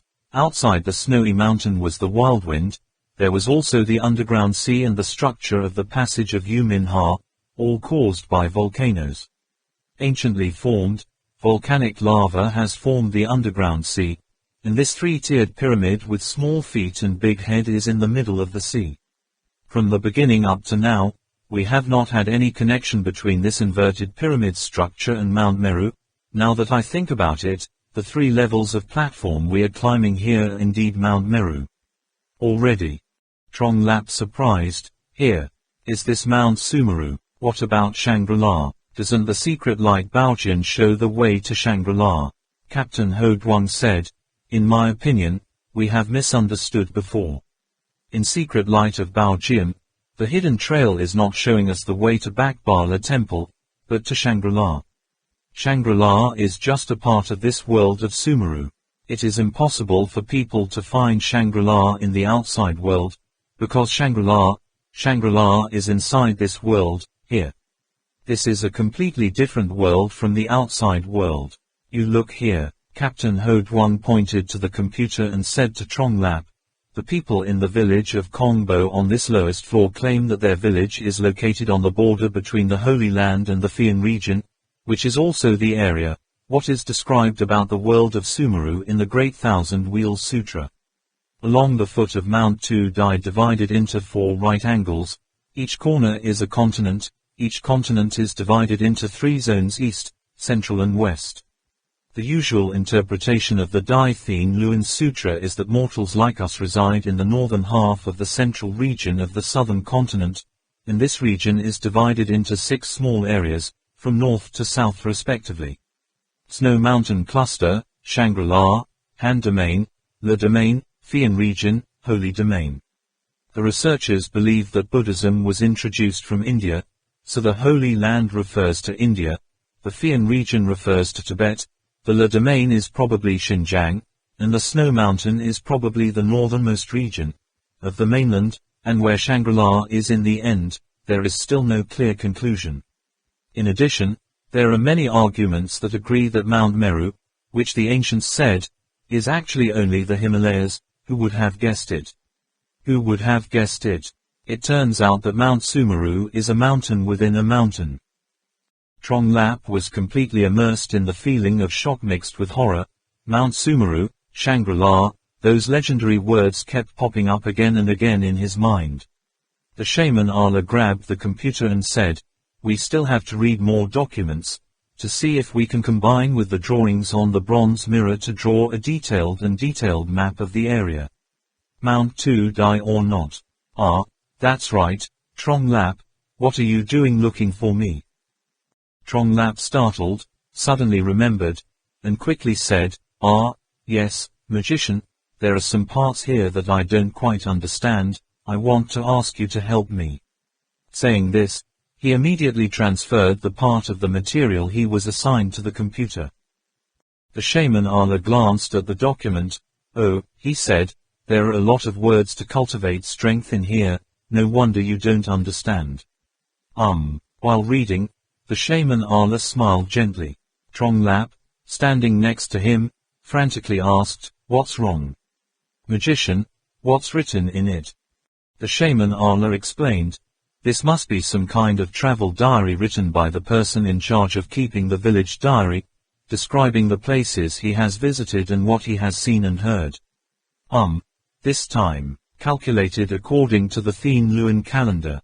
The shaman Ala strongly typed on the computer keyboard, excitedly said, among the documents we discovered, this record is probably quite close to the time when Kongbo village had the genocide disaster. It must be studied. Save it carefully. Trong Lap, you pay attention to look again. In the document you are assigned to have there are any similar passages, just search all the series. Most likely, we will find in it the reason why Kongbo village was massacred. Trong Lap nodded and said, yes. So what was written in the end? I only know there's a person in there, probably named Ami or something, right? Markat Ami, what a beautiful name. The shaman Ala spoke slowly. It seems that the scribe of this Kongbo village is very attentive to that girl, and every time Markat Ami is mentioned, he uses a lot of the word cultivation. Hearing the shaman Ala say that, even the Captain Ho Duong was curious, and Trong Lap was even more impatient to urge, the magician reads it out and hears it, please read it. The shaman Ala prepared a little, then slowly read out loud in a low voice, tonight, The moon that has not appeared for a long time shines everywhere, the rustling leaves of trees play a wonderful song. Beautiful under the golden moon, the moon's shadow is patchy, the stars move, the moonlight shines through the dense canopy of trees and scatters the green grass on the ground like a river of stars. I put my head in the starlight, my feet cross the river of stars, welcoming the cool gentle breeze forward. That beautiful night scene made me forget all time and fatigue. Gradually, the moon's shadow turned to the west, there was light in the corner of the sky, the first rays of the morning sun shone through the mist that had not yet closed completely covering the forest, the morning dew condensed into countless baby spirits, small, dewdrops quivering naughtily circling on the fresh green leaves. In the quiet forest transmits the clear chirping of birds, the joyful stream sings softly, they flow down from the snowy mountains, through the sanctuary. It's been a long time since I've come to this peaceful and quiet holy land. Today is destined to be an unusual morning. We step on the soft spongy grass, as if in the realm of ignorance there is a force that is guiding us to search for something, we do not know it, nothing, until I saw that fragile graceful figure. A young girl went to collect hazelnuts, she knelt on one knee on the grass, with her back to me, next to a small bamboo basket, she was very attentive, completely unaware that I was approaching. If it is said that the God of nature has certainly laid out before my eyes a beautiful picture, then, without a doubt, that girl is the center of that picture, she merges with the forest into a harmonious whole, unity, feeling like our existence is just superfluous. When she turned her head to look, I was amazed at that beauty, and then suddenly realized, the morning sunlight is like this dream, it is to enhance that beauty. On that delicate young face, I can see her peerless beauty later, in her eyes, I can see the vast forest. An overwhelming green color, even this tired old heart of mine, is also filled with a new life. Trong Lap and Captain Ho Duong seemed to be listening to a beautiful piece of prose, their minds were intoxicated, seeing the shaman Ala stop, both of them asked in unison, "Is it over?" The shaman Ala smiled, continuing to read, "I admire her bravery. Probably only about 7 or 8 years old, but dared to go into this deep forest alone to pick up hazelnuts. Could it be that she didn't know that any animals here, any trees in this place, can put her to death?" Faced with a stranger who came out from the depths of the forest like me, she didn't show any fear or panic, on the contrary, she showed a sweet smile. How is that smile? In these years of suffering, that smile is strong enough to dispel all sorrow and mourning. I also feel somewhat reassured, a young woman with a smile like that will surely be protected by the gods. Even the fiercest Lumo people, seeing that smile, would not be heartless to take action. Where with her? That girl is a spirit with the smile of an angel. Angel. Trong Lap looked at the shaman Ala with wide eyes. The shaman Ala said, "I'm just trying to translate so you guys can understand." Captain Ho Duong just signaled for the shaman Ala to continue reading, while glaring at Trong Lap, as if he was blaming the bad guy, interrupting the shaman Ala. By a natural feeling of closeness, I approached her, talked with her. That girl told me, her name is Markat, Markatami, a name so beautiful that it makes people fall in love with ecstasy. She is 8 years old this year, living with her grandmother in Kong Nha Lap village recently. Her grandmother is not well, so Markat went to pick up hazelnuts for her to eat. Invited by Markat, we picked up fruits, picked flowers, made grass rings, and played. Her pure innocence makes us forget our age, as if returning to the carefree years of childhood. That early morning made us unforgettable for the rest of our lives.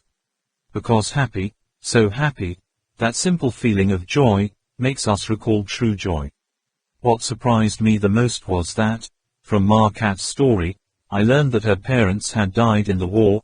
She and her older brother 2 years old had been entwined with each other not too long ago, scattered in the famine. But in this young woman, I see only joy and steadfastness. Her joy made every blade of grass and trees around her also soaked with joy and delight.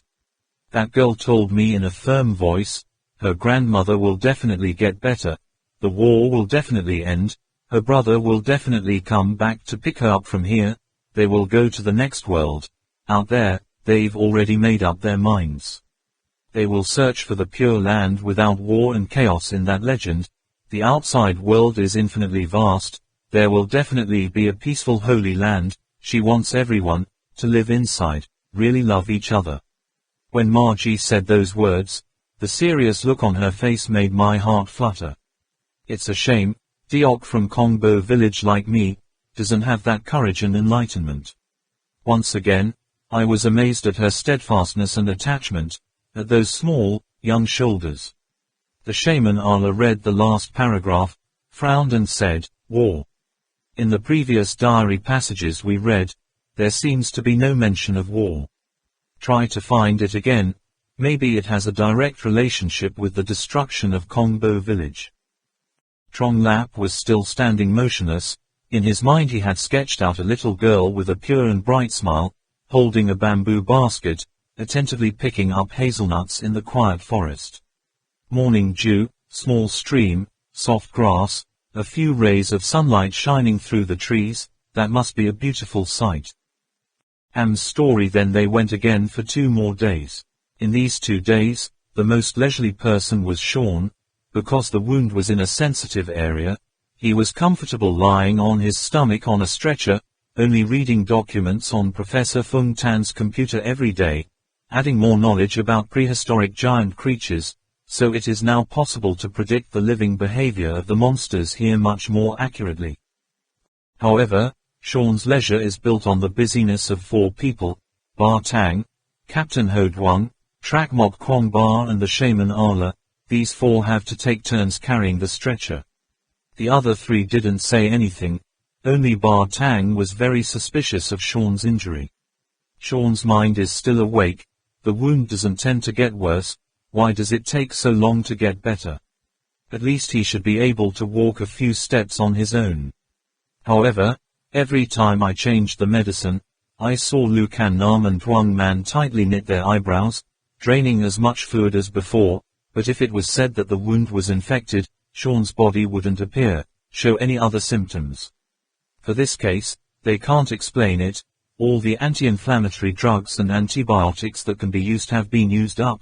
Could it be that the bacteria in this Shangri-La are different from the rest of the world?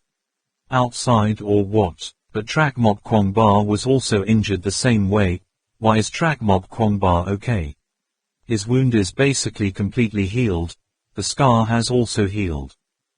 But not Ba Tang cares about Sean's health. What he is worried about is, Sean not only does not share part of the load, on the contrary, he also adds weight to the rest, making the speed faster. The group's journey was greatly reduced, and if it continued like this, sooner or later the armed elements behind them would catch up. If it was his previous team, members like this, Sean would soon have to leave the team and self-destruct in the jungle alone, but if the situation is too painful to survive, then the other members of the team will completely free the injured person without hesitation. Every time he saw Ba Tang's cold, murderous eyes, Sean couldn't help but feel a little guilty. Of course he also knew that he was now a burden on the team, but this time, close contact with that giant mosquito probably damaged nerves or buttocks or something. Every time he puts one foot on the ground, it hurts to the heart, and he absolutely cannot sacrifice himself for the group of people. This is okay. During the rest of these 2 days, with his tireless efforts, Trong Lap finally discovered 2 more notes that mentioned Markat. The shaman Allah translated for him into a poetic passage. The flame of war, although gradually subsided, but every time I see the innocent children's faces, with those eyes of hatred, I know that the imprint of hatred has been deeply imprinted underneath. That superficial calm is the undercurrent that is surging. I really don't understand what the people living up there think. The balance of power between the 2 great kingdoms has been maintained for more than 100 years. Breaking that balance will surely lead to extremely terrible consequences. They must also understand that principle. Unfortunately, we can't go back there anymore. It seems that we will never know the truth forever. However, when passing through Kong Nha Lap village, I saw a scene that really touched me. A group of children about 6 or 7 years old, with ragged clothes surrounding a little girl about 10 years old, chirping and chirping. Joyful laughter resounded non-stop. They seemed to have forgotten the pain brought by the flames of war. In that moment, they exude the pure-footed look that children should have, in harmony with the green grass here. I involuntarily stopped the horse and watched from afar, not intentionally, but suddenly I heard the children reporting to the young lady who had her back turned to me in a clear young voice. Sister Marcat, I helped Uncle Le Cat find a broom in the house, he praised me for being careful. Ms. Marcat, I cleaned the towel for Mama, Mama even praised me for being very talented. Miss Marcat, Sister Marcat, my little goat injured his leg, I bandaged him, he even licked my hand. Me too, I watered my father's orchard, he told me I'm grown up. Those joyful reports, along with laughter ringing like silver bells like spring rain, watered the soul of the one listening, me. As if for the first time knowing, it turns out that joy can still be enjoyed in such a way. The children competed to say the things that made them happy, the things that they were proud of, unconsciously, had softened the pain, forgot both hunger and fear. The innocent young faces were more exalted, the beauty of a smile. The little girl was a little older, carrying a small bamboo basket, as if she was distributing rewards to the younger children. I have a feeling, that back shadow is so familiar, even the name Marcat is still lingering in my heart. When she turned around, her smiling face made people feel like they were bathing in the spring breeze, making people feel as sweet as a cool stream flowing through. It was her. In my mind immediately appeared that fragile little figure, Marcat and me. With the years, Marcat became more and more beautiful. Anyone who saw her peaceful smile also brought an unforgettable memory for a lifetime. Margie didn't recognize me anymore, but her smile remained the same, and her transparent eyes did not change. Stepping closer, we were surprised to find that Marcat's small bamboo basket was filled with all kinds of seeds, grass seeds, fruit seeds, and cereal grains. As for the younger children, holding those seeds in their hands like treasures, their faces revealed a positive and satisfied expression. I was curious to see what game they were playing. Marcat then quietly told me that those children had suffered a lot in the war. Some lost loved ones, some became disabled, their eyes were covered with gloomy colors. If no one was there, help them, their hearts will be like ice for thousands of years that won't melt on the snow-covered plateau. Looking at the children who lost the joyful smile of their childhood, Marcat immediately thought of herself. She hoped those war-torn orphans could find happiness in their misfortune. She hoped the pain she had suffered, had to experience, would no longer fall on the heads of other children. So she picked up a lot of seeds, and told them that every day they can bring something that makes them happy, things that make people happy, come here in exchange for a seed of happiness. Bring those seeds to plant in the ground, then use a loving heart to water them, use joy to care for them, the seeds will sprout green sprouts of happiness, the sprouts will grow, and blossom into fruits of hope. Thus, every day the children go to gather joy, they will forget about the misfortunes. Looking at Marcat's pure and innocent smile, I unconsciously moved my heart. After all, what kind of person is she? With just a small seed, it was possible for those children to forget their pain and gather joy. She planted the seeds of happiness in the hearts of those children. Healing the wounds caused by the war is something that I can't even think about, but she did. She was only a 10-year-old girl. After entering Kong Nha Lap village, I heard the heartbreaking news. Half a year ago, Marcat's grandmother passed away. Did the girl who was carrying a basket of happiness distributed to the children just now had to shoulder her life alone? When I see the look of respect and adoration in those children's eyes, I have even more faith that this little angel is the Heavenly Mother who reincarnated here to save the souls injured by the war, like us here. When I returned, when I was passing through Kong Nha Lap village, Vicolata invited me to celebrate Vong Quay New Year, and I remembered that young woman. Ma Ji must be 12 years old by now. When the fire burned, I saw her. Now she was in full swing, more graceful and graceful. Ma Cat danced around the fire, her skirt fluttering. The fire also moved to the rhythm of her dance. The ground was also shaking to the rhythm of her feet. A smile appeared in her eyes. Unlike Trong Lap, who only listened attentively to those beautiful lines, the shaman Ala and Captain Ho Duong paid more attention to the information hidden behind such notes as personal travel memoirs or essays. They had understood roughly, this place must be a land isolated from the outside world in the snowy mountains, extremely difficult to get in and out. If all kinds of legends can also be considered as history, then about 10,000 years ago, one by one people migrated here to avoid war or famine. The original inhabitants here unitedly called all three floors the Holy Land, or maybe a few thousand years ago they had a unified pattern, but later they were scattered. Since the Quabar people came here, they called this place the Holy Mountain of Two Dai, and somewhere on the third floor, after being built by the Quabar people, was named Shangri-La, is a place built like in the legend. There is no war, no hunger, almost everything can be done automatically. The reason why they think that there has been a unified pattern in the past is because in the scattered accounts, the distribution of power among the tribes has a great similarity. Like the Kukua tribe in the jungles of America, power is divided into theocracy and kingship.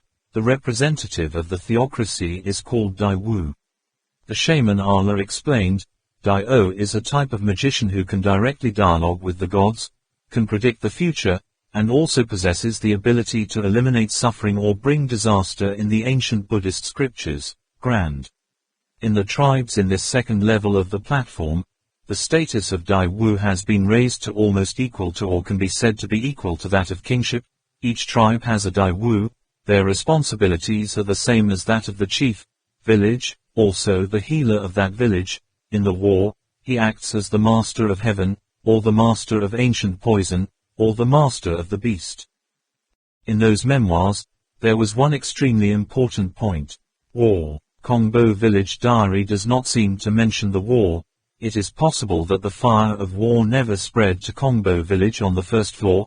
It is also possible that the person in charge of the records of Kong village father was very secretive about the matter of war, so the matter was more important than natural disasters. This double sacrifice never appeared in the diary records even once. From the memoirs and experiences of people of different periods, it can be seen that this place not only broke out a battle, but also broke out every few decades. The Quabar people, when they first arrived here, did not have a smooth sailing, but had arisen innumerable conflicts, large and small, with the ethnic groups living here before, and finally established their position. In one of the oldest manuscripts, there is a mention of the most arduous war since the Quabar tribe came to the Holy Mountain of Two Dai. On the top floor, they struggled inconclusively with a tribe, Sum. This content Yu Yang discovered. He was very surprised because in the material in charge of other people, the war was only mentioned very briefly. After all, in that era, a force that could rival the Army of Light was almost non-existent. The tribe that could force the Army of Light to fight for days must have been relatively powerful. Don't play. Yu Yang gave the document to the shaman Ala. As soon as the magician saw the name of that tribe, he suddenly changed his color and exclaimed, Ma Tang. Yu Yang quickly asked, what tribe is this? The shaman Ala explained, the Ma Tang is a tribe in legend. Legend has it that, before the Thoban unification of the Tibetan plateau, this place had experienced dozens of different dynasties. Ma Tang was one of them. The period of dominance of this tribe probably predated the Tuing Hung dynasty, probably the same period as the Shang dynasty in Trung Nguyen. But at the same time, Ma Tang is also a kind of monster with unparalleled power in the ancient Buddhism. Later merged with Buddhism, Ma Tang was changed to Yaksha and so called to this day. In addition, among the ancient myths and legends, there is a very famous story about Ma Tang. Recently, Trong Lap has become extremely sensitive to all kinds of myths and legends, hastily poked his head in and asked, really? What legend is that? The shaman Ala then briefly recounted. It's another legend about the origin of the Tibetan people. In that story, our ancestors were already on the plateau from the beginning. They live in caves halfway up the mountain, also known as cave people, and even higher in the snow mountain, there are people living in the snow mountain, whose name is Ma Tang. Therefore, Ma Tang can also be called the Snow Mountain Man. According to legend, the Ma Tang people are taller than us, have thick hair on the outside, have long arms and legs, and can walk like flying on snowy mountains. In ancient times, Snow Mountain people used to come down the mountain to bully people in caves. The people in the cave protested, but because their health was not as good as the opponents, they were always oppressed by the Snow Mountain people. Later, in order to survive, the people in the cave came to beg the mother of the gods Sa Du Nai Tang. So, in a decisive battle between the Snow Mountain people and the people in the cave, the goddess helped the people in the cave, turning the weapons in their hands into giant rocks, while the Snow Mountain people's weapons were changed into snowballs. In the end, the people in the cave used those rocks to chase the Snow Mountain people to the other side of the mountain, and from there happily proliferated at the foot of the Snow Mountain, finally forming the tribes on the plateau. Trong Lap and Yu Yang both think that they have learned enough about the Tibetan plateau, but Ala Shaman just casually tells a story to make them feel completely new. Captain Ho Duong said, I have also heard of this legend. Remember at that time, an expert in Tibetan studies once analyzed and said that this legend must be to refer to the war between the yellow people in the east and the white people in the west. You know, those foreigners are usually taller than us, and the hair on their bodies is also longer and denser. Some even say it was a war between Neanderthals and Homo sapiens. The shaman Ala shook his head and said, No, this is probably a change of dynasty during the slavery period, a time when there was still no written records. Furthermore, regarding this Snow Mountain Man, I tend to lean towards Snowman. Captain Ho Duong seemed to suddenly think of something, hurriedly and impatiently continued to answer. Zhang Lap and Yu Yang also immediately followed, Ye Emperor. That's what we heard when we were on the snowy mountain last time, but didn't see it. Captain Ho Duong nodded and said, Well, there are no legends about snowmen and wild people on the Tibetan plateau. The description is also very detailed, but so far there is no definitive evidence, real at all. Many countries around the world have organized scientific survey teams to Tibet and Nepal to look for evidence of snowmen. Yu Yang curiously asked, How does Captain Who know such, this world, information? Captain Ho Duong grinned and replied, It's not just a strange thing here and there. Many countries consider the investigation of snowmen as a scientific research item. That year, when I was new to work, I also followed the old captain to the snowy mountains to find that thing. Captain Ho Duong looked up at the sky, as if reminiscing. In this region of Tibet and the whole Himalayas, stories about snowmen are countless. Different regions also have different names. The way to call, Ada, is the most common. Both the mountains of Central Asia and East Asia are called that, almost becoming the official name of the snowman. But in the area of Mot Exit, it is called Takthi, near the mountain area of Lapsi Bar called Kangmi, the northern region of Than Hai called it by the name Kachlai, the King dynasty records called it Enandong. As for the question of whether wild people exist or not, the state has always attached great importance to it. Only the main thing is in the Shenongjia area, and in terms of snowmen, foreign experts have studied more closely. We are many. They operate on the Nepal and Indian side.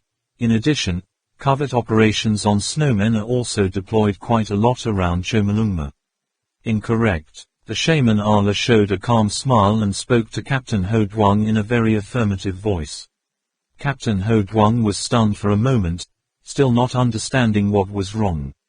Yu Yang quickly reacted first, shouting, Those foreigners aren't looking for snowmen. They just borrowed that as an excuse to cover their eyes. In fact, they wanted to find the temple of Bak Bala. Just like Hitler's and other countries' expedition to Chomolungma during World War II, it was all just to cover their eyes. They all wanted to find the Temple of Silver Bala. The shaman Allah showed a smile of praise, but still said, "Not true." Yue Yang scratched his head. This time he didn't understand what he wanted to say. Just listen to the shaman Allah slowly explain. They're looking for the Silver Bala Temple, but they're also looking for the Snowman. That's not an excuse. Seeing that Yu Yang was still frowning, the shaman continued, like the young master Kwang Ba, he was looking for the Unicorn Z, also looking for the Bak Bala Temple. There was no contradiction. At the same time, just as we know well that the Quabar tribe built the Bak Bala Temple, there is a connection between the Army of Light and the Bak Bala Temple. Of course, there are some researchers. The West also firmly believes that there is a certain connection between the Snowman and Shangri-La. Why do you say that? Now even Captain Hodwang is starting to get interested. The shaman Allah said, this has to start with Morton Stanley. As everyone in the future knows, Morton Stanley found a clue about Bak Bala Temple in the epic A Lai Vuong, so there are also some people who inherit this search direction of his. They specialize in collecting all kinds of things, legends, myths, hoping to discover the secret of Silver Bala Temple in it. In it, there is a mythical story, originating from the ancient Taoism. The general idea is this: in the time of God and Ma, the place where God resided is called country, where Ma resides is called Nan Kingdom. Nan country is a place of all kinds of diseases, poisons, and living beings. Survival is extremely difficult, but the country is the opposite: fragrant flowers, strange grass, birds chirping, clouds are fine, no need to worry about clothes. These two lands are separated by the Himalaya River. Nan Kwok wants to occupy the land of the nation, so the war continues endlessly. Later, Nan Kwok sent a witch to seduce the god, give birth to children, then that witch killed her biological mother, abandoned her husband and children to return to Nan Kwok, from which the nation was also contaminated, dirty along. Therefore, when performing all the rituals of the ancient Buddhism, there must be a purification ceremony, which is to wash away the pollution brought by the witches of the Nan Kingdom, gradually being transformed into a custom of the Tibetan people today. Custom of burning funeral. When the shaman Allah said this, he stopped. Zhang Li, Yu Yang and even the Captain Hu Yang didn't say anything, just stared at him. This story doesn't seem to have anything to do with the Snowman and Shangri-La, right? Allah shaman now said, those foreign researchers think that Nan Kwok is the only plateau where ancient people lived. At that time the environment in the plateau was very harsh, people wanted to survive. It is extremely difficult, diseases are many, country, is to refer to Shangri-La, and the Himalayas, which is the path leading to the holy place of evil Ma Long Enon of the ancient Tao, is also the only way to Shangri-La. And the Snowman is called the Night Emperor. Many places translate the sound into Jiyada. The researchers pointed out that nation actually means the country of the Jiyada people.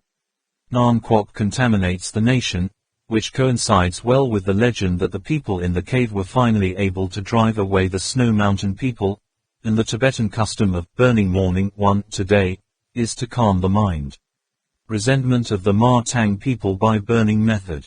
And the fact is, Tang, we say, must mean clean, pure. This whole purification ritual is to use the clean water and pure smoke of the cypress tree to drive away the bad things, pollution and disease.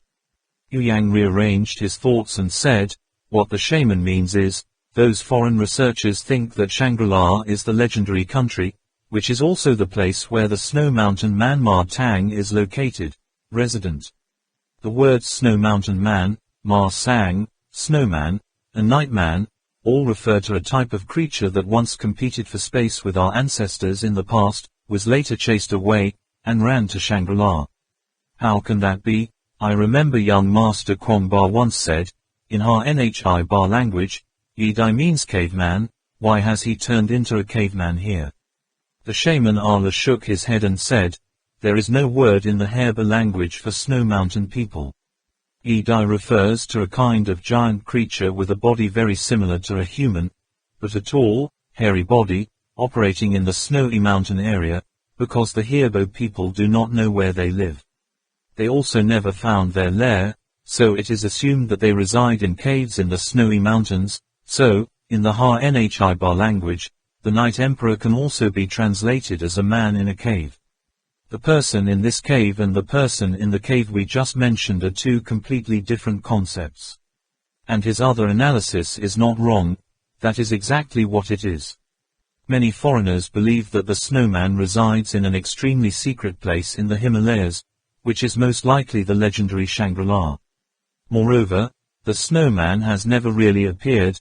There are legends everywhere, but there is no conclusive evidence at all, so people believe that the snowman can find his way to Shangri-La, catch the snowman, maybe force them to lead the way to Shangri-La. Yu Yang said, looking at the documents we found in Kongbo village, the reasoning of those foreign experts seems to make sense. There is a real Ma Tang tribe here, but unfortunately I can only find a short passage.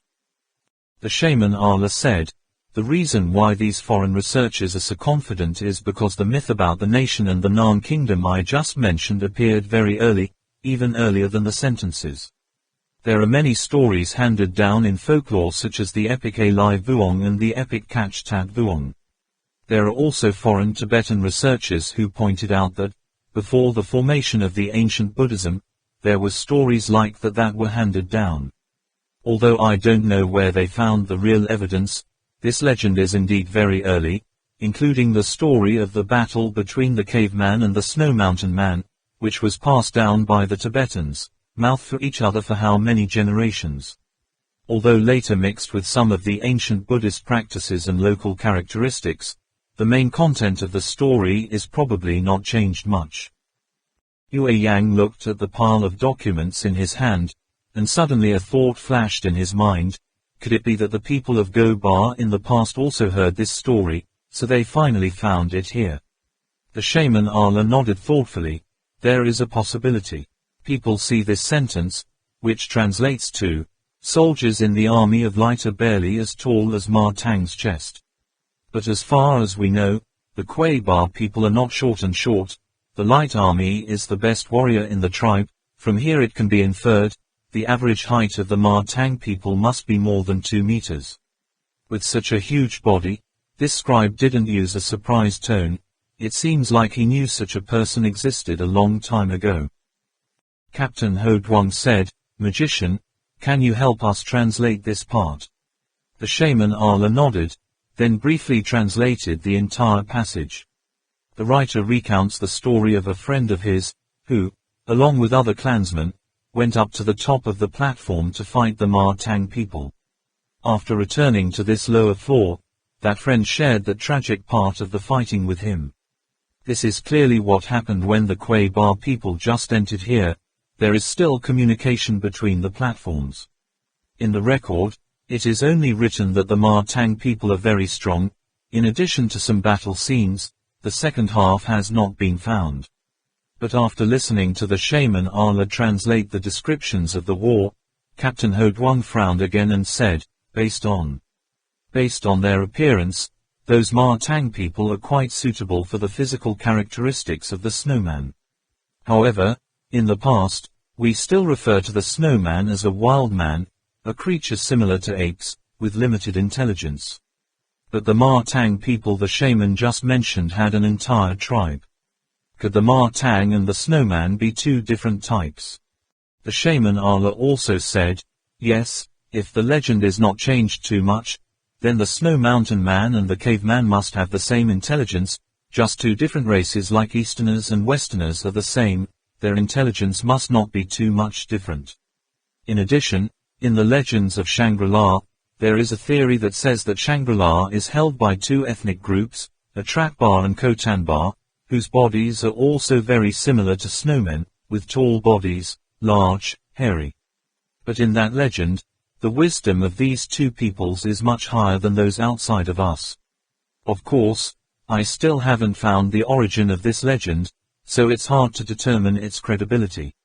At this point, the shaman Ala smiled, then continued, I don't know much about the document about the snowman, but I remember that the earliest text about the appearance of the snowman is probably more than 800 years old, years ago. I found a record about them in a small temple, which says that the snowman's intelligence is not high. Captain Hode-1 also remembered something, saying, "I remember an English explorer once told, the snowman he met had a bow and arrow. The only thing is, most depictions of snowmen are barbarians, wearing no clothes, ape-like appearance, eating only hunting animals. There's no need to argue about this." Trong Lap patted his laptop and said, "Just take your time to look it up for a while and you'll know. Professor Fung Tan's computer has all the data of the Britannica library installed." The shaman Arla said, "Yes, this is not the point now. We need to first sort the war-related materials in the pile of documents found in Kongbo village. This is the key to learning more about this land." Yu Yang again found some records of the war, but based on the fragmentary records they found, in addition to the initial conflict with the tribes here when the Quabar people first arrived in this land, the memory of the war in the later period as well as Bo Bala Shrine is absolutely nothing. In the last 200 years, war has only begun to be mentioned. Moreover, the time of these wars is very similar to the time of natural disasters, food loans and sacrifices in Kongbo village's diary. The most recent battle was about 17 or 18 years ago. The record itself is very vague, as if the original cause was the destruction of a certain village, but why was it destroyed in the end? Was not mentioned, only knew that time because the balance of power was broken, the whole second stage of the platform was fighting wildly. The shaman Arla told Yu Yang to continue deducing. In Yu Yang's opinion, this is also very natural. In a closed area, if there is a natural disaster, there is nothing to eat. People who have nothing to eat cannot live, have to rob other people to eat. People go robbing a lot, naturally war will break out. After all, according to what is recorded in the scrolls, the second stage of this holy land is not a unified whole, but is divided into many different tribes. Over a period of 10,000 years, countless tribes have come to this place one after another, especially after the Quabar people came here. They did not go to the outside world anymore. After many years of division and then amalgamation, in the immediate future, two great powers, or can be called two kingdoms, are respectively Wat Langbu on the left, Laikanyaka on the right, and how to distinguish left and right, and what's left, they can't find any relevant documents. The result is still a mess with no answers. One thing that makes Arla Shaman difficult to understand is that, after the Quabar people came here, there was unexpectedly a period of peace without war lasting up to several hundred years. Really no war broke out, or did the Quabar people not take notes? And Yu Yang also wondered, whether it was the diary of Kongbo village or the writings of the bourgeois or something. Besides the first 100 years, there was a feigned mention of the third stage of the platform, as well, is the floor of the actual Shangri-La, and the record that a man named Tu Thapa caused the disaster. There are no more records. Furthermore, when these second-tier tribes fought most fiercely, neither did these natives descend to the first or to the third. Yu Yang asked the shaman very suspiciously, "Mage, is it really that difficult to get up and down a platform? If the ladder of the Quabar people wasn't damaged, it wouldn't be too difficult to get up and down, right? Moreover, those Quabar people also seem to have reached the third level of the platform. According to the information we have obtained so far, the person who caused the disaster is called Tu Thapa. It seems that he has also reached the third floor." The shaman Arla explained, "Going up and down between the floors is probably not difficult. It is difficult in that it has to go through an uninhabited jungle area. As far as we know, this area is rife with wild beasts. The giant lizard alone appears in the records no less than 10 times, and also, along the way we have encountered unknown. How many ferocious wild animals are there? With the number of people of a tribe or a village, wanting to go through that jungle is like committing suicide, unless they also have modern weapons and equipment like us. It's probably because of this that no one can go to the third floor." Yu Yang asked again, then how can the people of Quabar go up and down so easily? The shaman Allah smiled and said, they are descendants of the army of light, fearing that ordinary people cannot be compared. Yu Yang showed horror and said, from that, it is very difficult to destroy all the villages of the Quabar people without leaving a single life. The corner of the shaman Allah's eyes twitched slightly. What Yu Yang said is true, the Quabar people are so strong and yet they are completely destroyed, although the reason is still unknown at the moment, but the killer's hand is so clean and neat, surely it must be much scarier than the Quabar people, no doubt. The magician said nothing more, continued to flip through the fragmentary short passages left in the ruins, looking for more clues. On the 6th day after encountering the mosquitoes, they had not gone far when suddenly heard a roar in the distance, a sound that sounded very similar to the cry of the giant lizard they had met a few days ago. All of them were startled, quickly looking for a secret place to hide. Yu Yang and Trong Lap carefully went forward to explore. Not long after, the two returned, and Captain Ho Duan quickly asked, how's the situation? Yu Yang replied in a low voice, there is a large lizard in front of me, about this tall. Yu Yang raised his hand to describe, about a little taller than him, but shorter than Track Mob Kwong Bar, then continued, carnivores, they killed another lizard twice their size, looks like an immature giant lizard. Trong Lap, standing next to him, added, that little lizard is very similar to the Jin Meng dragon too in the movie Jurassic Park, there are also in the forest, the number is unknown. Yu Yang said again, they are in the nearby forest, some of them are still hiding in the trees, which are difficult to detect. Sean frowned and said in a low voice, go around. Yu Yang shook his head, I don't know how many children they have, I'm afraid it's very difficult. Before the words were finished, there was another cry in the distance. If the sound just now was similar, this time it was almost certain that it was a giant lizard running out from the forest behind them. Bar Tang blurted out, damn dog. If you want to fight, don't put us in the middle. Sean raised his hand without wave, then immediately said, into the woods, up in the trees, it's at the end of the wind, hope they don't find out. Lu Kan Nam told Trong Lap, turn on the radar, monitor the movements of creatures around here. Trong Lap found a fairly tall tree, climbed eagerly, installed the radar system, the others went up to the tree one by one, Sean's stretcher was also tied to 4 ropes, quickly pulled into the canopy of the hidden tree. On the radar screen displayed, there was a creature rushing towards their left at lightning speed, but in front of them there was no sign of any creature. Trong Lap was the first person to look at the radar screen and couldn't help but say, out loud. Min Min curiously glanced over and asked, isn't there in front? Yu Yang asserted, no way, we obviously saw it. Lu Kan Nam said, this type of radar only detects moving objects, which proves that the small lizards in front are not moving, or the movements are very small, radar cannot detect. It's strange, after hunting their prey without immediately moving, what else are they going to do? Yu Yang looked down from above, quickly detected the target with electronic binoculars and reported, about 1,200 meters away, coordinates 052, 322, is the young giant lizard that was killed earlier. Sean lying on his stomach on the stretcher quickly saw the target Yu Yang mentioned in the binoculars. There was indeed a giant immature lizard, with a slightly square head, protruding shoulders, sunken eyes, a severed neck lying down motionless. At the same time, he also saw on a nearby tree the small lizard that Yu Yang and Zhang Li were talking about. Unlike the giant lizard, the other lizard has a sharper head, a body length of about 2 meters, a large and long tail behind, sharp claws on the forelegs to help them grip.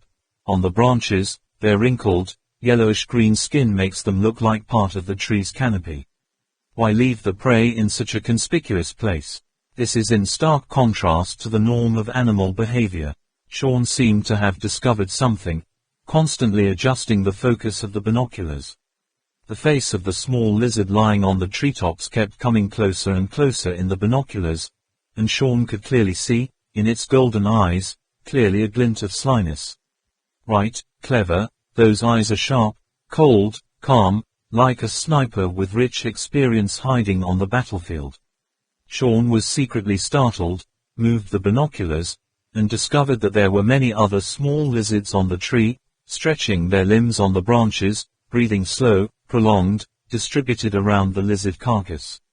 That young giant. What was even more amazing was that the lizards were just like them, hiding at the end of the wind.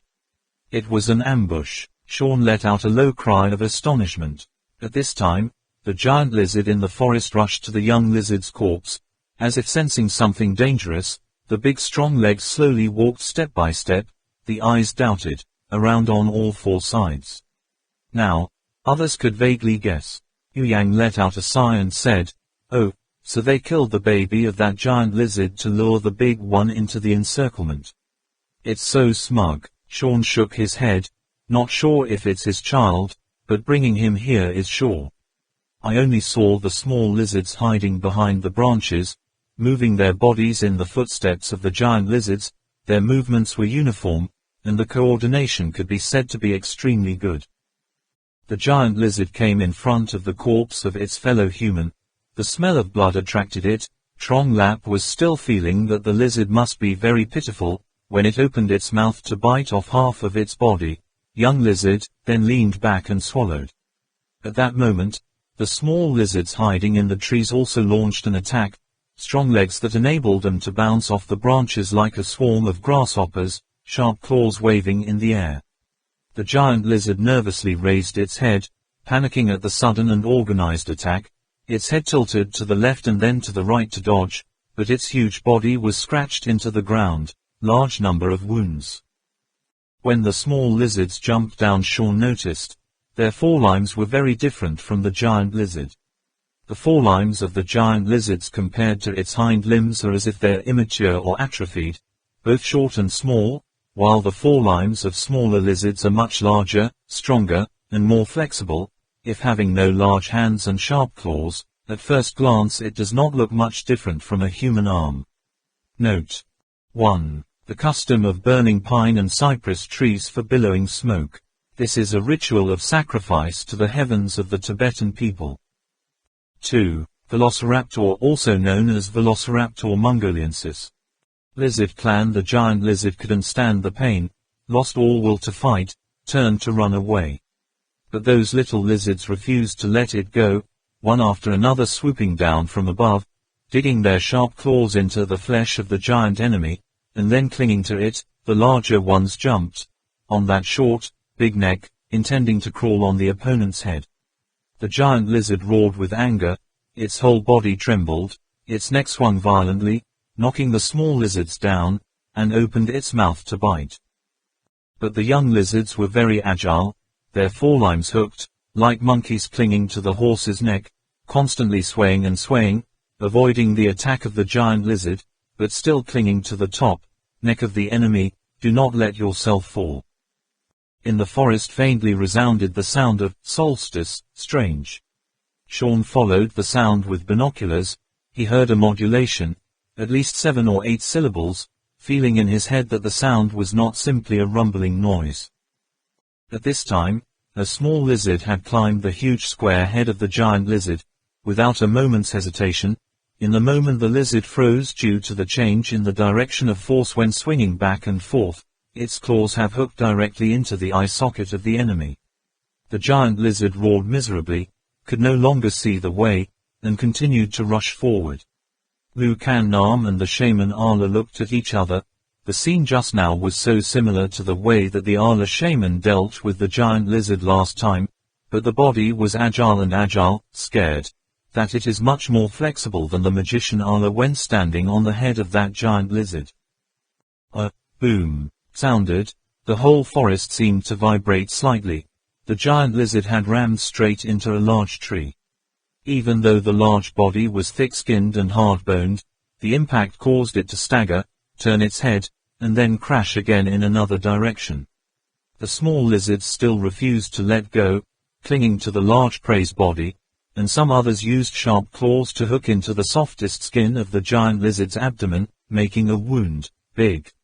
The animal's organs were scattered all over the ground, but it still ran about 100 meters more, and finally its legs became soft, like a speeding truck suddenly overturned, and also rumbled for a further distance, further, and then hit another tree, then stopped.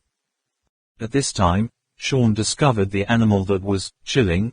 It was hiding on the top of the tallest tree, only sticking its head out of the canopy, looking like a general in command of the whole world, giving orders for comrades. That lizard was also a little different from the rest of the small lizards. Its head was clearly larger than the surrounding pointed heads. The top of the head was slightly flattened, the skull had 2 raised bumps. It looked like it was on top of a second head, such a coconut. After spotting the small lizard giving commands, Sean quickly discovered something more surprising. On the same tallest tree, there were 2 other lizards with the big head giving orders, and normal small lizards. The limbs of the 2 lizards are much smaller than the small lizards, and there are no claws, but the whole body is raised very much like the bark of a tree, and the skin color seems to be the same as the bark. If ignoring the big-headed lizard, Sean probably wouldn't have noticed the 2 very well camouflaged lizards. Another thing that made Sean even more surprised was the eyes of those 2 camouflage lizards, almost exactly like the eyes of a chameleon. The 2 eyes can move in different directions. Leaving aside the difference in the proportions of their limbs, it wouldn't be wrong to say they were 2 large chameleons. Sean immediately realized what they were seeing, and muttered, "This is a family." Trak Mok Kwong Bar next to him asked, What clan?" Sean whispered, "This is a family of lizards. They have evolved different types of superpowers. Let me explain this simply. Do you know the structure of the ant nest?" Trak Mok Kwong Bar nodded, and Lu Kan Nam and others hiding beside him were also noticed by Sean's words.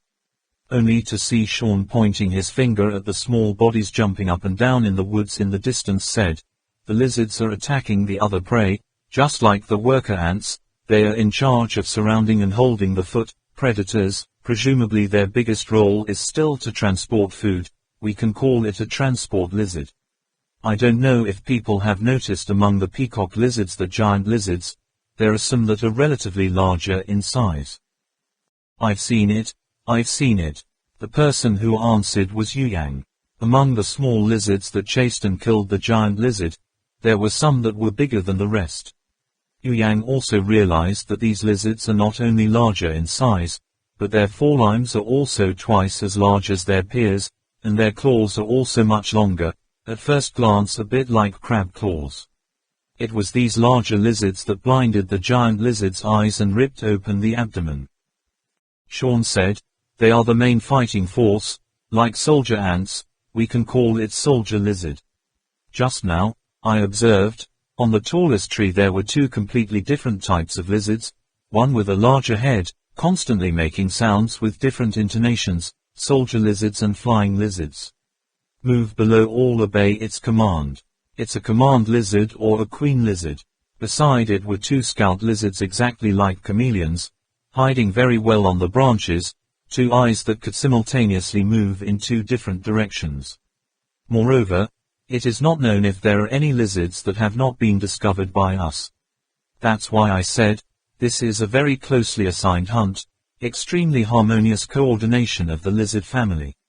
Just like we humans have different professions, these lizards do not know that it has taken thousands of years of evolution to become a population of many individuals with different strengths, each other like this. TSK, mumbled Zhang Lap, perfect team coordination, extremely effective attacks. Fortunately they weren't the first thing we encountered when we got here. Yu Yang said, maybe the animals that can chase the giant lizard we killed and run away that Sean mentioned last time are them. Although these lizards are not large in stature, with this perfect coordination, a giant lizard acting alone is clearly no match. Like grasshoppers and ants. Sean's eyes were shining like stars, and he said slowly, first kill the young giant lizard, then use its cry and the smell of blood to lure the adult giant lizard. Arrange a siege attack, when the most distracting prey rushes up, using the strategy of many ants biting elephants, to ambush the enemy.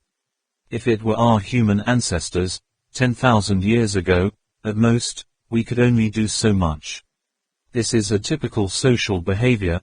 I can confirm that, in terms of social morphology, these clearly assigned lizards were not inferior to our human ancestors about 10,000 years ago, where now, the small lizards overthrew the giant lizard, the soldier lizards waved the sharp claws, cut the prey's body into large chunks of meat, and then under the command of the command lizard's sound, each transport lizard takes turns in order to bring the meat into the depths of the forest.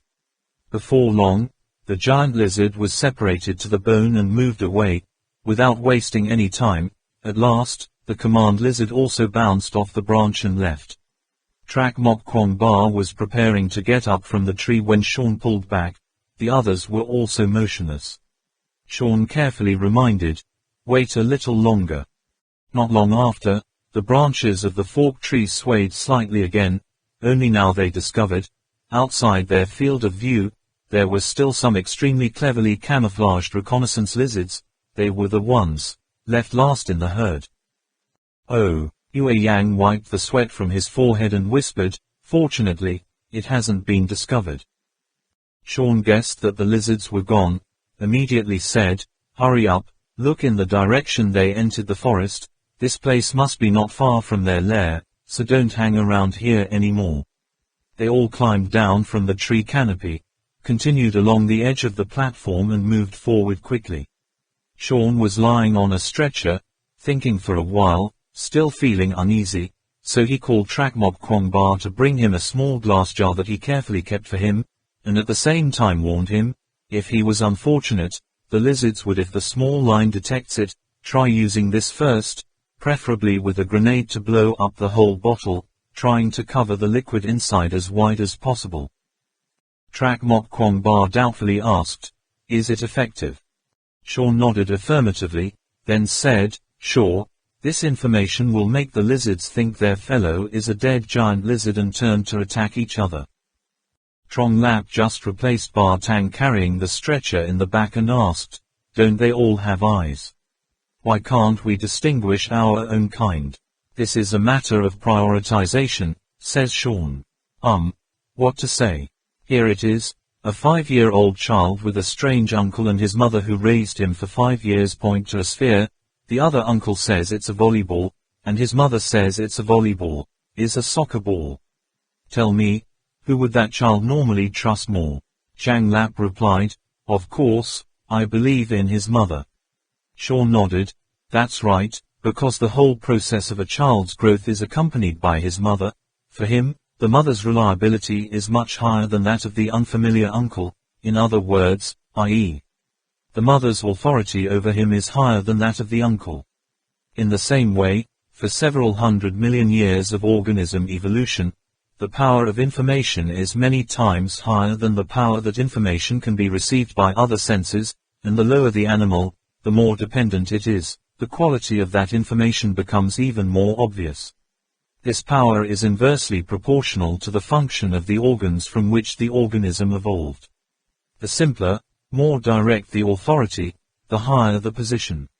Even highly evolved and rational lives like us humans are under the influence of this informational substance and imperceptible powers, which we collectively call intuition, or the sixth sense. Zhang Li was dumbfounded for a moment, then concluded, "It's too complicated." Sean smiled and gave the radio station of the giant lizard to Trong Lap, warning, "You and Yu Yang are in charge of scouting. It's easy to fall into a dangerous place. When you can't break through the encirclement, use this, more or less. It will shock or frighten the enemy. Just use it properly. Maybe you can even call the lizards. Another giant lizard arrives. Until then we'll have to see your improvisation." Next, he again taught Trong Lap some techniques to blow bone fragments. Trong Lap was very happy and quickly memorized it. Unexpectedly, that evening Sean started to have a fever again. The worst case scenario, I'm afraid it will only reach that level. Even though he didn't have a high fever, Sean was very upset and resented Lu Kan Nam and Tuong Man, having even a simple wound that couldn't be treated. He was forced to take a lot of pills, inject all kinds of drugs into his body. Although Sean himself had looked it over, knowing well that these drugs would normally control the fever caused by common infections, but for some reason, the drugs entered his body. I'm like made of starch, there is no effect at all. That night, Sean was suddenly alert, although he couldn't see anything, but he knew that someone was standing next to him. That cold feeling, is Bartang, can't be wrong, tonight's watchman is Bartang. Father Tang, is that you? Sean asked softly. After a long time, no one answered. Sean also sensed that the person standing next to him had left, or maybe no one had ever been there. He suddenly felt a little nervous. After a long time of contact, he also somewhat understood Bartang's person. This person has been trained into a killing machine. If he really has no use, the possibility is very high. He will not hesitate to send me off to eternity. Unfortunately, my body can't resist that cold guy right now. I'm afraid I have to take precautions. Thinking about it, Sean silently groped in the dark, took a ointment and applied it to the most fatal places on his body, thinking to himself, I don't want to die in such a careless way. Who wants to die? If you kill me, you will have to exchange your life for me. But he could not have imagined that there are many things in this life that are always against his will. The more he doesn't want it to happen, the more likely it is to happen. On the seventh day, Sean's condition seemed to worsen again. The temperature has risen again, Tang Min said worriedly. She walked in front of Sean, sat down, and gently said, my sister and I have negotiated, ready to change you for another prescription. This time we use neostigmine, hydroprednisone, alprazolam. In addition to using it, more Chinese medicine, acupuncture and acupressure methods. What do you think? Sean raised his head, only seeing the diagonal of Tang Min's shirt. Using me as a test subject. He cursed in his heart, but in the end he still endured. A bright smile on his face made people feel confident, and slowly said, I feel that everyone should discuss more about the disease, my love, not a drug test to test its effectiveness. It might be a bit rude to say that, but anyway, what do you think? Tang Min nodded thoughtfully and said, your wound is still oozing pus, so we think you have an infection, but considering your 2 days of high-dose antibiotic use, it seems like the bacteria here seem to be resistant to our antibiotics. Without the conditions, I could not culture bacteria in place, and there was no way to find a vaccine, so I had to try treatment with antibiotics with broad-spectrum resistance. Maybe I missed something. Now do you feel that there is something wrong with your body? For example, there is a feeling of pain in the whole body. Can you slowly recall, is there anything different from usual? Sean's eyebrows furrowed like 2 ropes, saying, pain.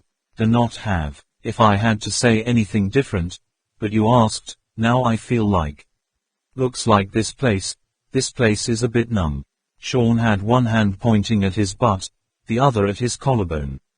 Tang Min showed a troubled expression.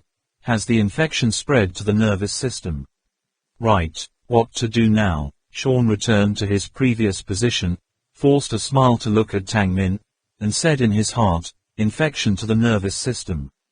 It's not that bad. If all these people give up, maybe we have to think about working with the other mercants, hoping they have a cure.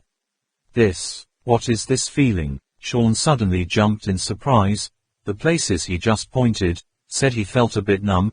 Now the numbness suddenly came, and then, the back of his neck suddenly felt a sharp pain, like being stabbed by a needle, then felt the pain felt like a bullet exploding inside the head. The numbness quickly spread throughout the brain, then from the brain to the whole body. The whole process took place in a moment, but each step, Sean felt very clearly. When he regained his senses, he realized that his whole body couldn't move, again. The first thought that came to his mind was, that child, what did she do to me? What are you doing? Sean wanted to shout out loud, but immediately discovered that even his pronunciation was gone. His face could only keep that smiling expression. Blink of an eye, blink of an eye, blink of an eye. Sean tried his best to force his body to move even a little, but the more he wanted to move, the more he discovered that his body couldn't move, not even a very basic movement like blinking an eye. How can it be done? On Sean's face, which used to be a very natural smile, but now that smile exuded an unbelievably weird look. Sean quickly had countless thoughts running through his mind, but his heart was confused. The numbness was still invading his nervous system, making it impossible for him to think normally. At first, he thought he didn't know if it was Tang Min playing tricks or not, but at this moment, seeing Tang Min still kneeling in front of him, not moving, he unconsciously thought, who is there? Behind me. If there were people, Tang Min would have to find out. No, Tang Min was thinking about how to take medicine. Maybe someone just passed by and she didn't notice. No way. How could she think so carefully about taking her own medicine? Damn it, look at me, look at me. You take a closer look, just ask a question or two, you know what's going on with my body. Ah, that's right. Finally, Tang Min thought of something, and said to Sean, it seems that there is. Let me go and see. Sean kept crying in his heart. Tang Min just took 2 steps and realized that something was wrong, quickly turned her head and asked, Sean, are you okay? Older brother, how are you? Say something, Mr. Sean, Mr. Sean. Sean's body has a strange phenomenon, making everyone very worried. His aristocratic speaking style and erudition soon left a deep impression on everyone. Along the way here, Sean's knowledge of biology was of great help. Without him, they really don't know how to deal with so many animals. That time, because he didn't listen to Sean's recommendation, he camped on the lakeside, and it ended up like that. Only Sean doesn't think so. Pretending to be frantic like that, but what the hell are you guys doing? Just now when that person came to my side to kill, Tang Min didn't see it. Can't see the truth or pretend not to see. Huh, why? Did they shake hands and drive me to my death? That's right. Lu Kan Nam and Duang Man both paid attention to me many times.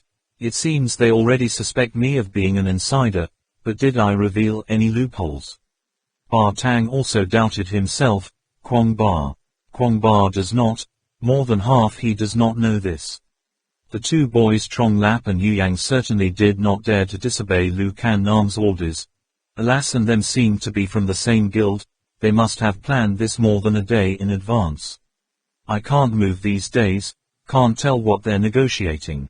That's right, let Tang Min in front of my eyes attract attention. Take advantage of when I can't stand being shot from behind. I should have realized earlier, that little girl has a real talent for acting. Who is the person behind me? Ba Tang too. No, if he approached, I would definitely notice. The shaman Allah is not the same. He is too tall. He probably won't do things behind the backs of others. Lu Kan Nam. Correct. Surely she and Tang Min can take advantage of the opportunity to examine their own health to quietly take action. There is no one here besides her and Tang Min who has a deep understanding of drugs. The more Sean thought about it, the more cold he felt, the feeling of fear gradually rising in his consciousness. The death of Sean. Lu Kan Nam put his hand on Sean's forehead, and said, the temperature does not continue to rise, even with an infection to the nervous system. It can't be that fast, but it can't do anything to make the whole body sick. What is this body that can't move?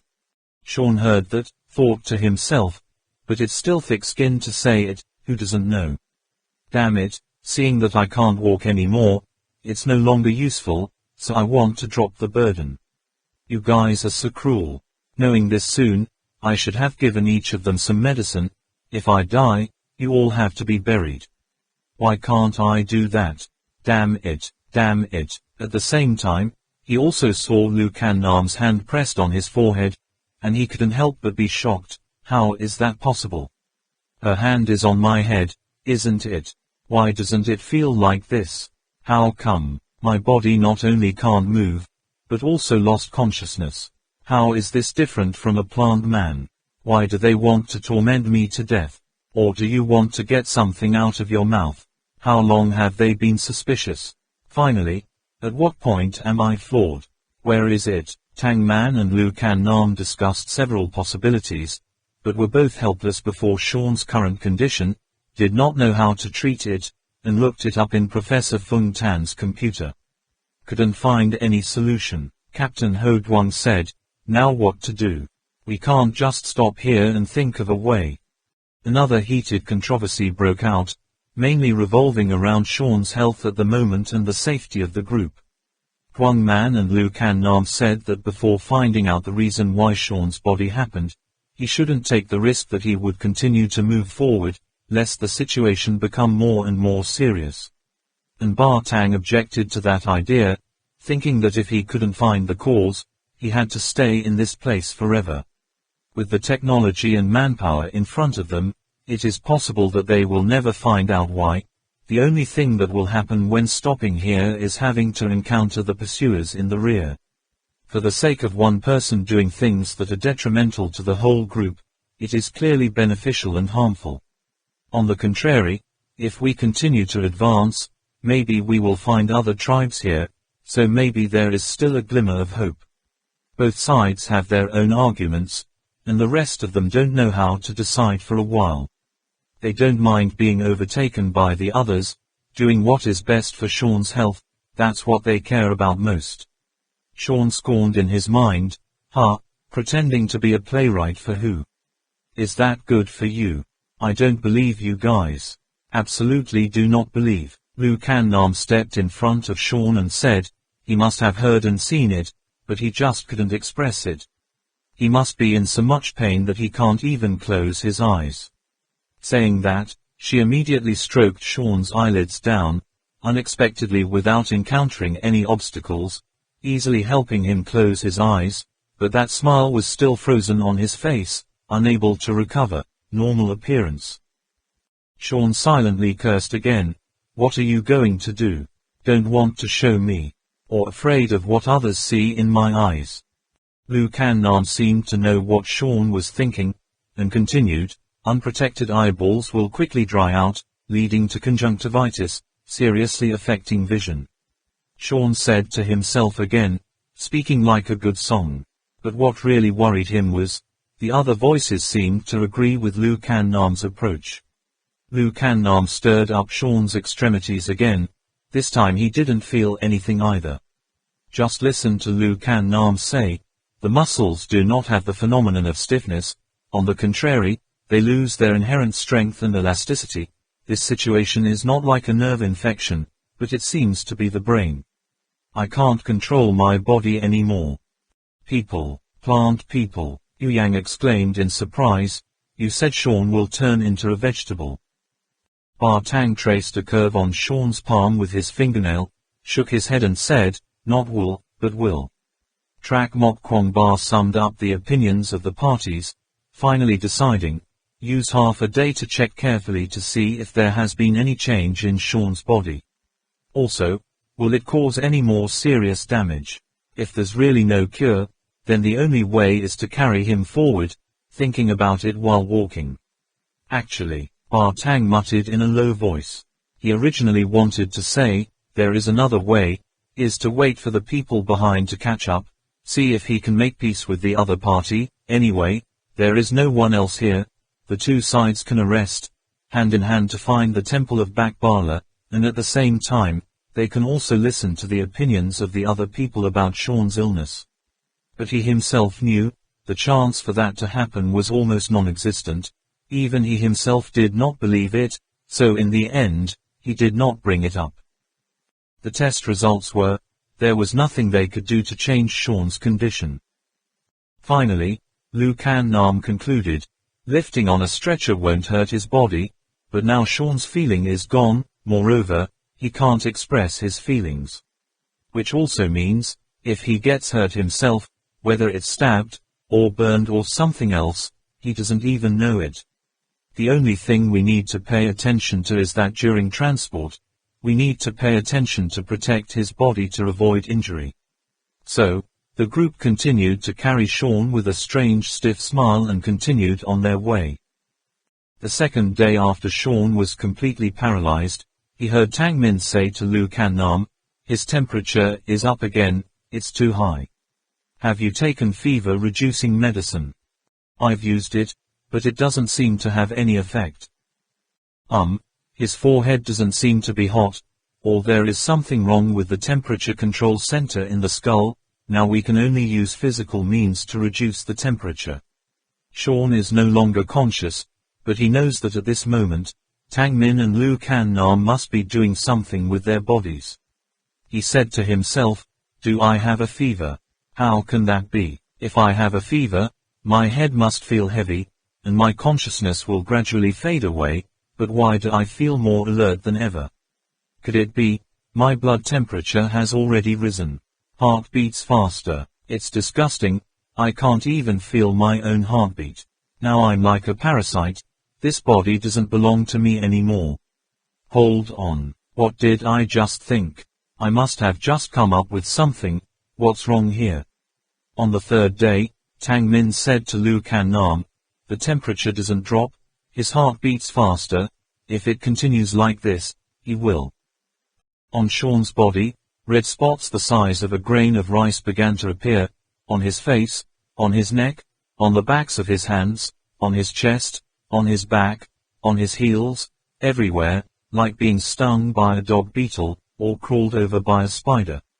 By Wednesday, Sean's body temperature had dropped again, and the red spots had disappeared, but Tang Min discovered another problem. Sean's body is rapidly losing weight, although every day he is injected with nutrients and given enough physiological saline, but Sean is still like a person who has not eaten or drank anything for 3 or 4 days. No, compared to when they just got out of Yu Min Ha, he's even more miserable. The skin, which was once white and full, is now like a dry bark, only a thin layer remains on the outside of the bones.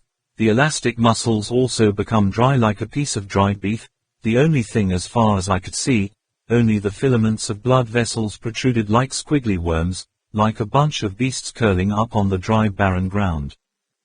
On the 5th day, Duang Man whispered to Trak Mok Kwong Ba, "I think, we have discovered the reason why Sean is losing weight so quickly.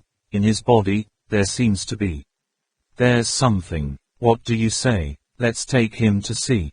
Lu Kan Nam was standing next to Sean, his delicate brows furrowed tightly. Sean's condition is very bad at the moment, his eyes are sore, oozing yellow pus, it seems that he has no chance to see the light again, the cheeks were thin, the cheekbones were raised, the eye sockets sunk into 2 deep black holes, looking like a smiling mummy. Most terrifying of all is Sean's thin belly that is completely sunken down, now only a layer of skin is left over the pelvis.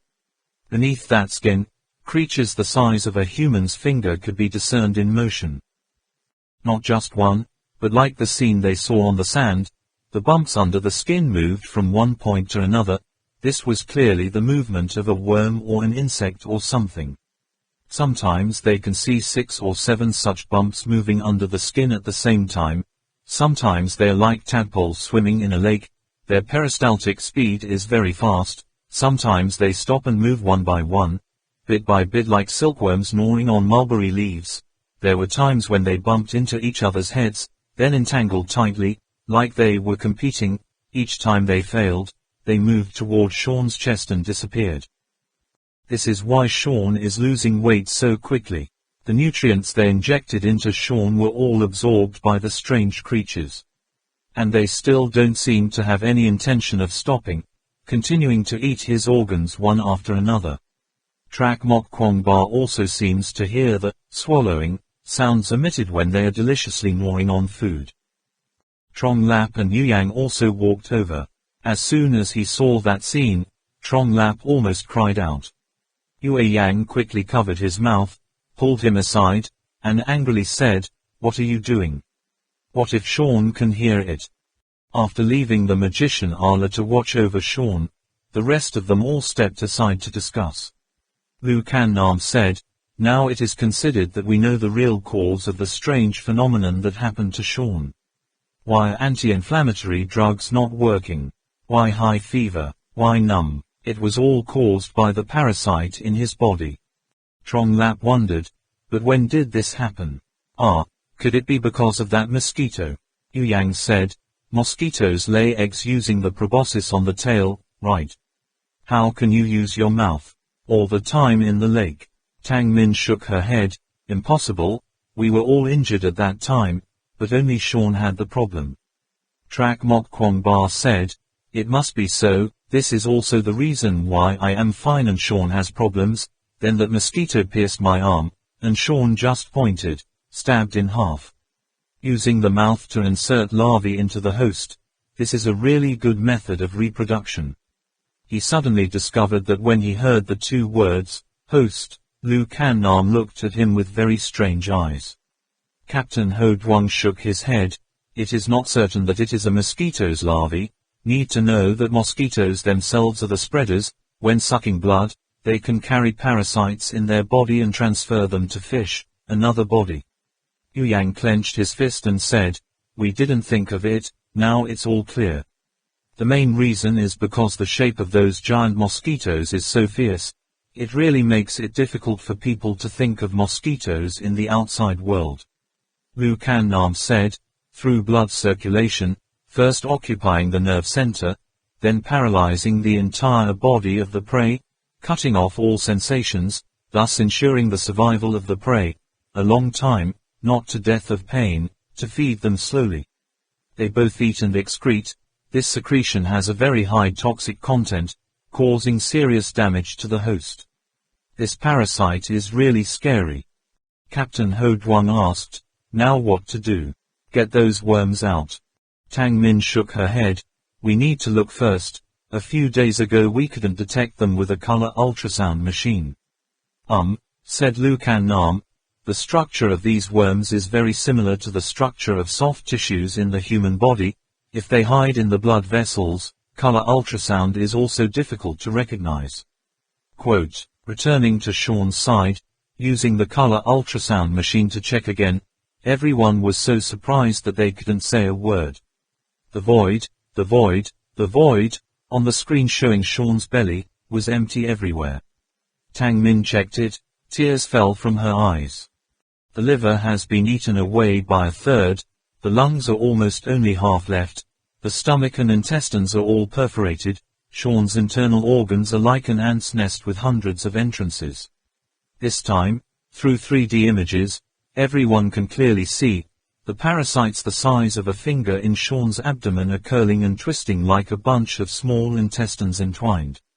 I don't understand how they used it, slowly eating away the tissues, but the blood vessels remained intact without any damage. Only blood vessels as large as tree roots are now spread like spider webs in the empty abdominal cavity, pulsating with a steady heartbeat, sometimes constricted, and then inflated. The monstrous scene in the display made him suddenly remember the strange but terrifying vines inside Hainan Kong Island itself. Ba Tang said coldly, he won't live.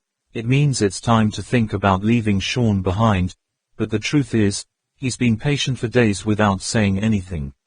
Trak Mok Kwong Ba suddenly reached out, grabbed Ba Tang's collar, lifted him up in front of him, stared into the other's eyes from above, his hands trembled slightly. Ba Tang did not expect Kwong Ba young master to be so angry, so he couldn't avoid his grab. Trak Mok Kwong Ba tried to control his rising emotions, finally extinguished the anger that was burning up in his mind, lowered his voice, but was very firm, said, I don't want to repeat it again, once again, this Trak Mok Kwong Ba never abandons anyone. He's our teammate, Ba Tang. These were the last words Sean heard. In the end, his eardrum burst, pus oozed out through both ears, then he quickly felt absolute silence, and sadly said in his heart, Kwong Ba, didn't know you sooner. What a pity. It turns out that this world can also be so peaceful. Am I about to die? This must be retribution, in Chinese parlance. Trak Mok Kwong Ba put Ba Tang down. But Ba Tang also did not intend to give up his plan. He retorted, so what do you think? The situation in front of him is very clear. Sean's abdominal cavity has been eaten by the parasites. Although his face does not show any pain, but who dares to say that the pain cannot, which expression isn't even more painful? Regardless of whether or not he can kill those parasites of unknown origin, Sean will only live for another day or two, but in this situation, living one more day, he will add more, a day of suffering. Trak Mok Kwong Ba could not answer. Ba Tang put his hand on the hilt of the knife, his cold eyes like a knife stabbed into Trak Mok Kwong Ba's chest. Trak Mok Kwong Ba's eyes aroused infinite sadness. In his heart he said, Ba Tang, how can you be so cold? That person is a comrade who used to live and die with us. Ba Tang's eyes did not give in, those cold eyes seemed to have given the answer. I was reborn from the grave, I had to trample on the corpse of my comrades to return alive. My heart is dead, but we all have to go on living, please accept my carelessness. Trak Mok Kwong Ba turned around, he couldn't face this. Everyone else was also sniffling, looking down. Ba Tang pulled out a knife, choing. With a sound, the blade emitted a chilling cold air, but only half of it was pulled out by Lu Kan Nam. Just listen to her calmly say, let me handle it. She opened the holster containing the medicine, which contained not only healing medicines, but also those that brought destruction. Lu Kan Nam took out a bottle of sleeping pills, slowly moved the body of the bottle. The words above clearly stated, it only takes 15 seconds to put people into eternal sleep. Lu Kan Nam unconsciously bit her lip. This is also her first time taking on this role. Clear liquid is injected into Sean's blood vessels. It will quickly follow the flow of blood throughout the body, at which point, it's all over. Lu Kan Nam finished the injection. The whole body trembled slightly, pulled out the tip of the needle, suddenly threw the syringe far away, as if it was something that was touched by the devil. She couldn't hold it in her hand, more. Everyone, silently standing there, silently lowered their heads. Trak Mok Kwong Ba squatted in a far corner, that polite wave, that friendly smile, his silver hair flying, as if appearing before his eyes. Lu Kan Nam stepped closer and advised, before leaving, we've all prepared mentally, aren't we? Trak Mok Kwong Ba did not respect, retorted, people come from across the ocean without any request, but just because they used to go to the jungle in the Americas, they enthusiastically helped them, ta. Without Sean, how many of us would have survived? How about you guys? Beyond doubt, have you done anything? Lu Kan Nam was stunned. She did not expect that Trak Mok Kwong Ba was so resentful of the cautious attitude. But in this respect, she also has her own principles. It's not wrong, I doubted him, I still doubt it until now, this is my responsibility. At this point, the intonation suddenly changed. What if one day, I'm just like Sean? Trak Mok Kwong Ba turned his head in surprise. At that moment, Tang Man suddenly called out, Brother Kwong Ba, Sister Kan Nam, come and see Sean. Sean's breathing was short but quick.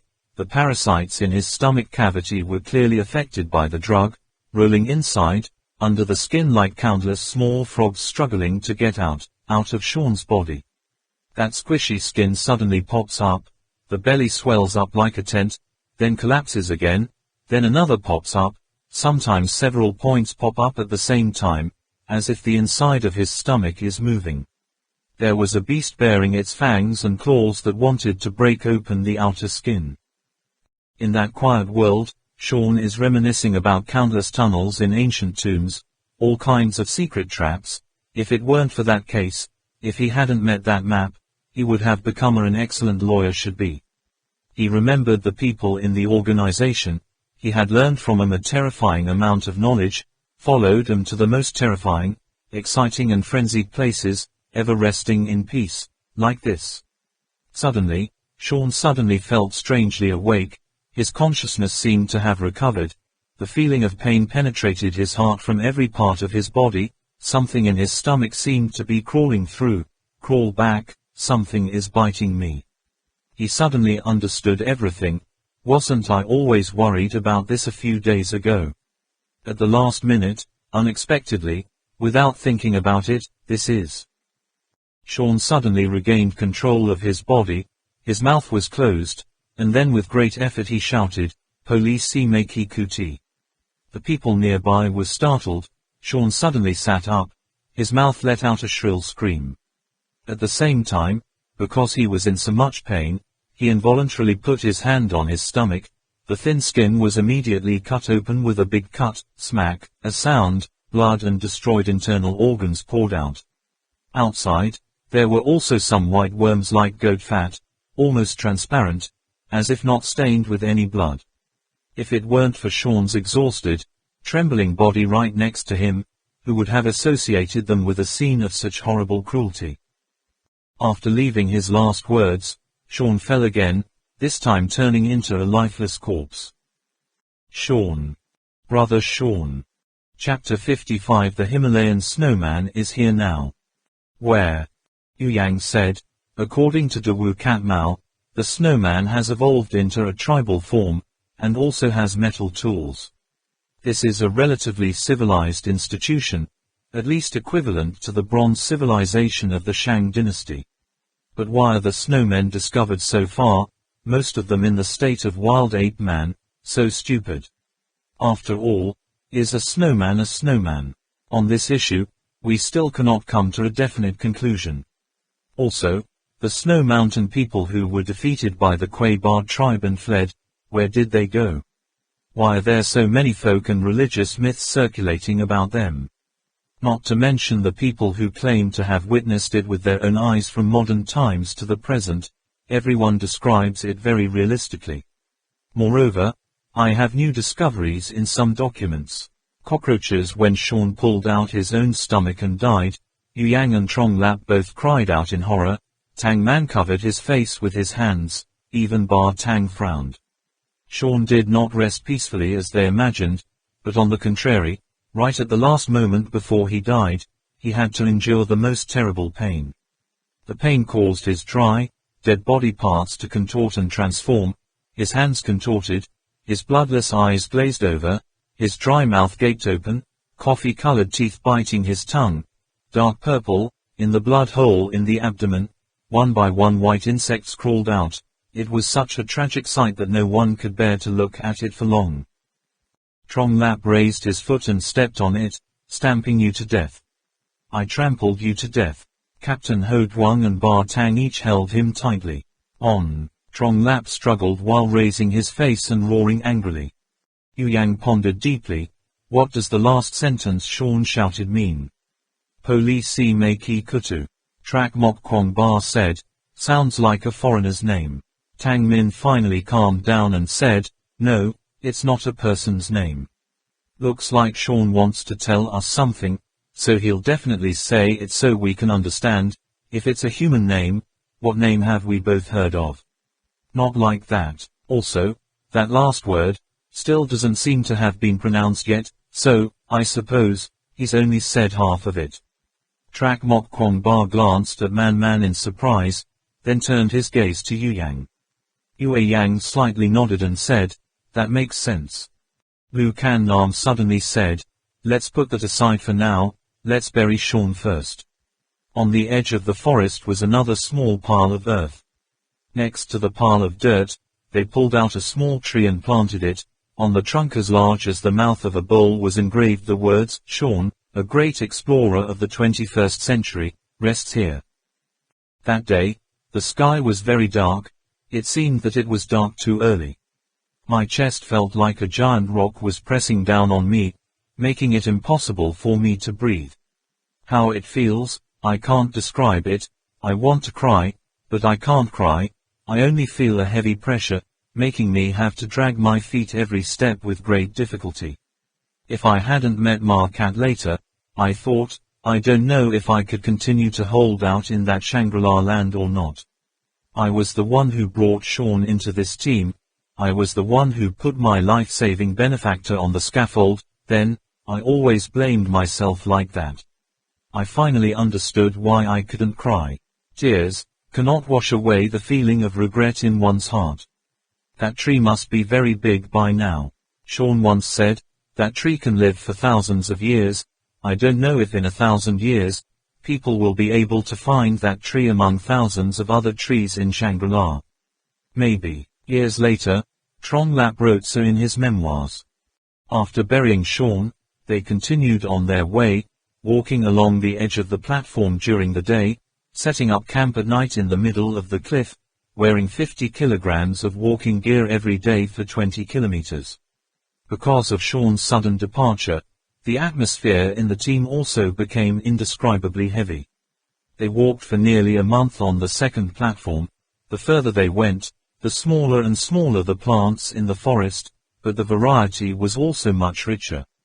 They encountered all sorts of strange and bizarre creatures, with snake-tailed eel-like creatures, or a rugged, thorny whole creature that resembles both a lizard and a crocodile, or rhinoceros-shaped animals. The whole body is full of sharp thorns, the mouth is as hard as the beak of a parrot, or some species have the head of a donkey, the mouth of a horse, the body of a deer, and the tail of a mouse. There are also species like monkeys, birds, eagles, all of which have never appeared in any record. They looked up a lot of 3D reconstruction images of prehistoric creatures in Professor Fung Tan's computer, but they are all just varieties, it is impossible to say which species they belong to. However, the enthusiasm of the whole group for this issue is not high anymore, because the person who is most interested in explaining is no longer there, encounters any creature that looks dangerous or has a large body. They all took a detour to bypass. In addition, there were also a few times when they encountered the lizards that hunted in other groups. Fortunately, Yu Yang's observation ability was no less than that of the scout lizards that could change color, so the duo Mok Kongba must confront those fearsome predators face to face. But there was no sign of any human being.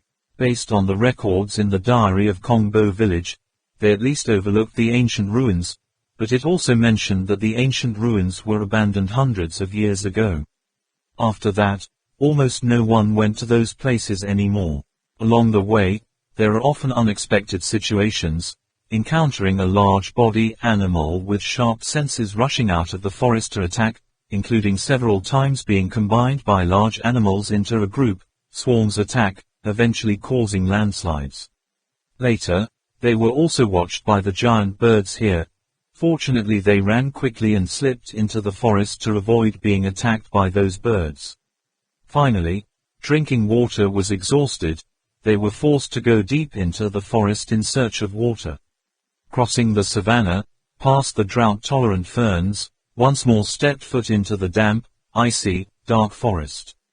I don't understand why, every time I go deep into the forest, Track Mok Kongba feels uncomfortable, feeling like someone is secretly peeking at me. The forest this time was different from the previous ones. The vegetation was luxuriant, the foliage was luxuriant.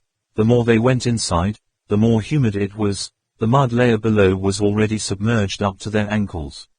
Not long after walking, Lu Kan Nam suddenly reminded, "Pay attention to the landscape, the plants here are starting to shrink." Everyone understands Lu Kan Nam's point. This is the experience they have learned in this Shangri-La. When the trees are huge and tall, and the ground has no small plants, usually creatures appear. Most of them are big and bulky, which is also to adapt to the living environment.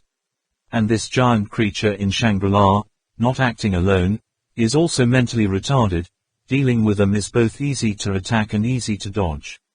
However, when the forest appears small and low plants, the small creatures also have a place to hide, and worse, those species usually live in large groups. Unfortunately, encountering them, actually it's true that killing is not enough.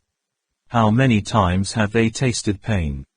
The feeling of cold and murky cold, the howling wind between the trees of the forest was sometimes mixed with the roars of unknown beasts, and in front of them, the bones of wild animals were also increasing day by day. This place is like an ancient slaughterhouse. Every few steps you will see a relatively complete skeleton, with various shapes and forms. The wind blows through, making the sound of yu every now and then, chillingly. There are also some giant creatures, which seem to have died not long ago. Strangely enough, outside their skeletons is still a layer of cuticles dotted with small holes like sieves. The yu sound was the sound when the wind blew against those skin-covered skeletons. Lu Kan Nam involuntarily frowned. What created these corpses?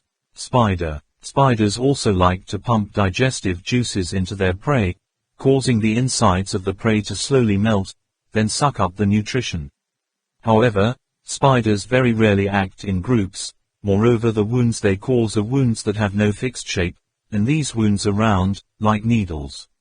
Is it the mosquitoes? No, there are many small animal bones here, so small that it is difficult for the general mosquitoes to attack, and the environment here is also very unsuitable for flying. Must have been a smaller bloodsucker, swarm, with a relatively tough and resilient exoskeleton to deal with spiky plants, perhaps flightless, but crawling on certain ground very fast.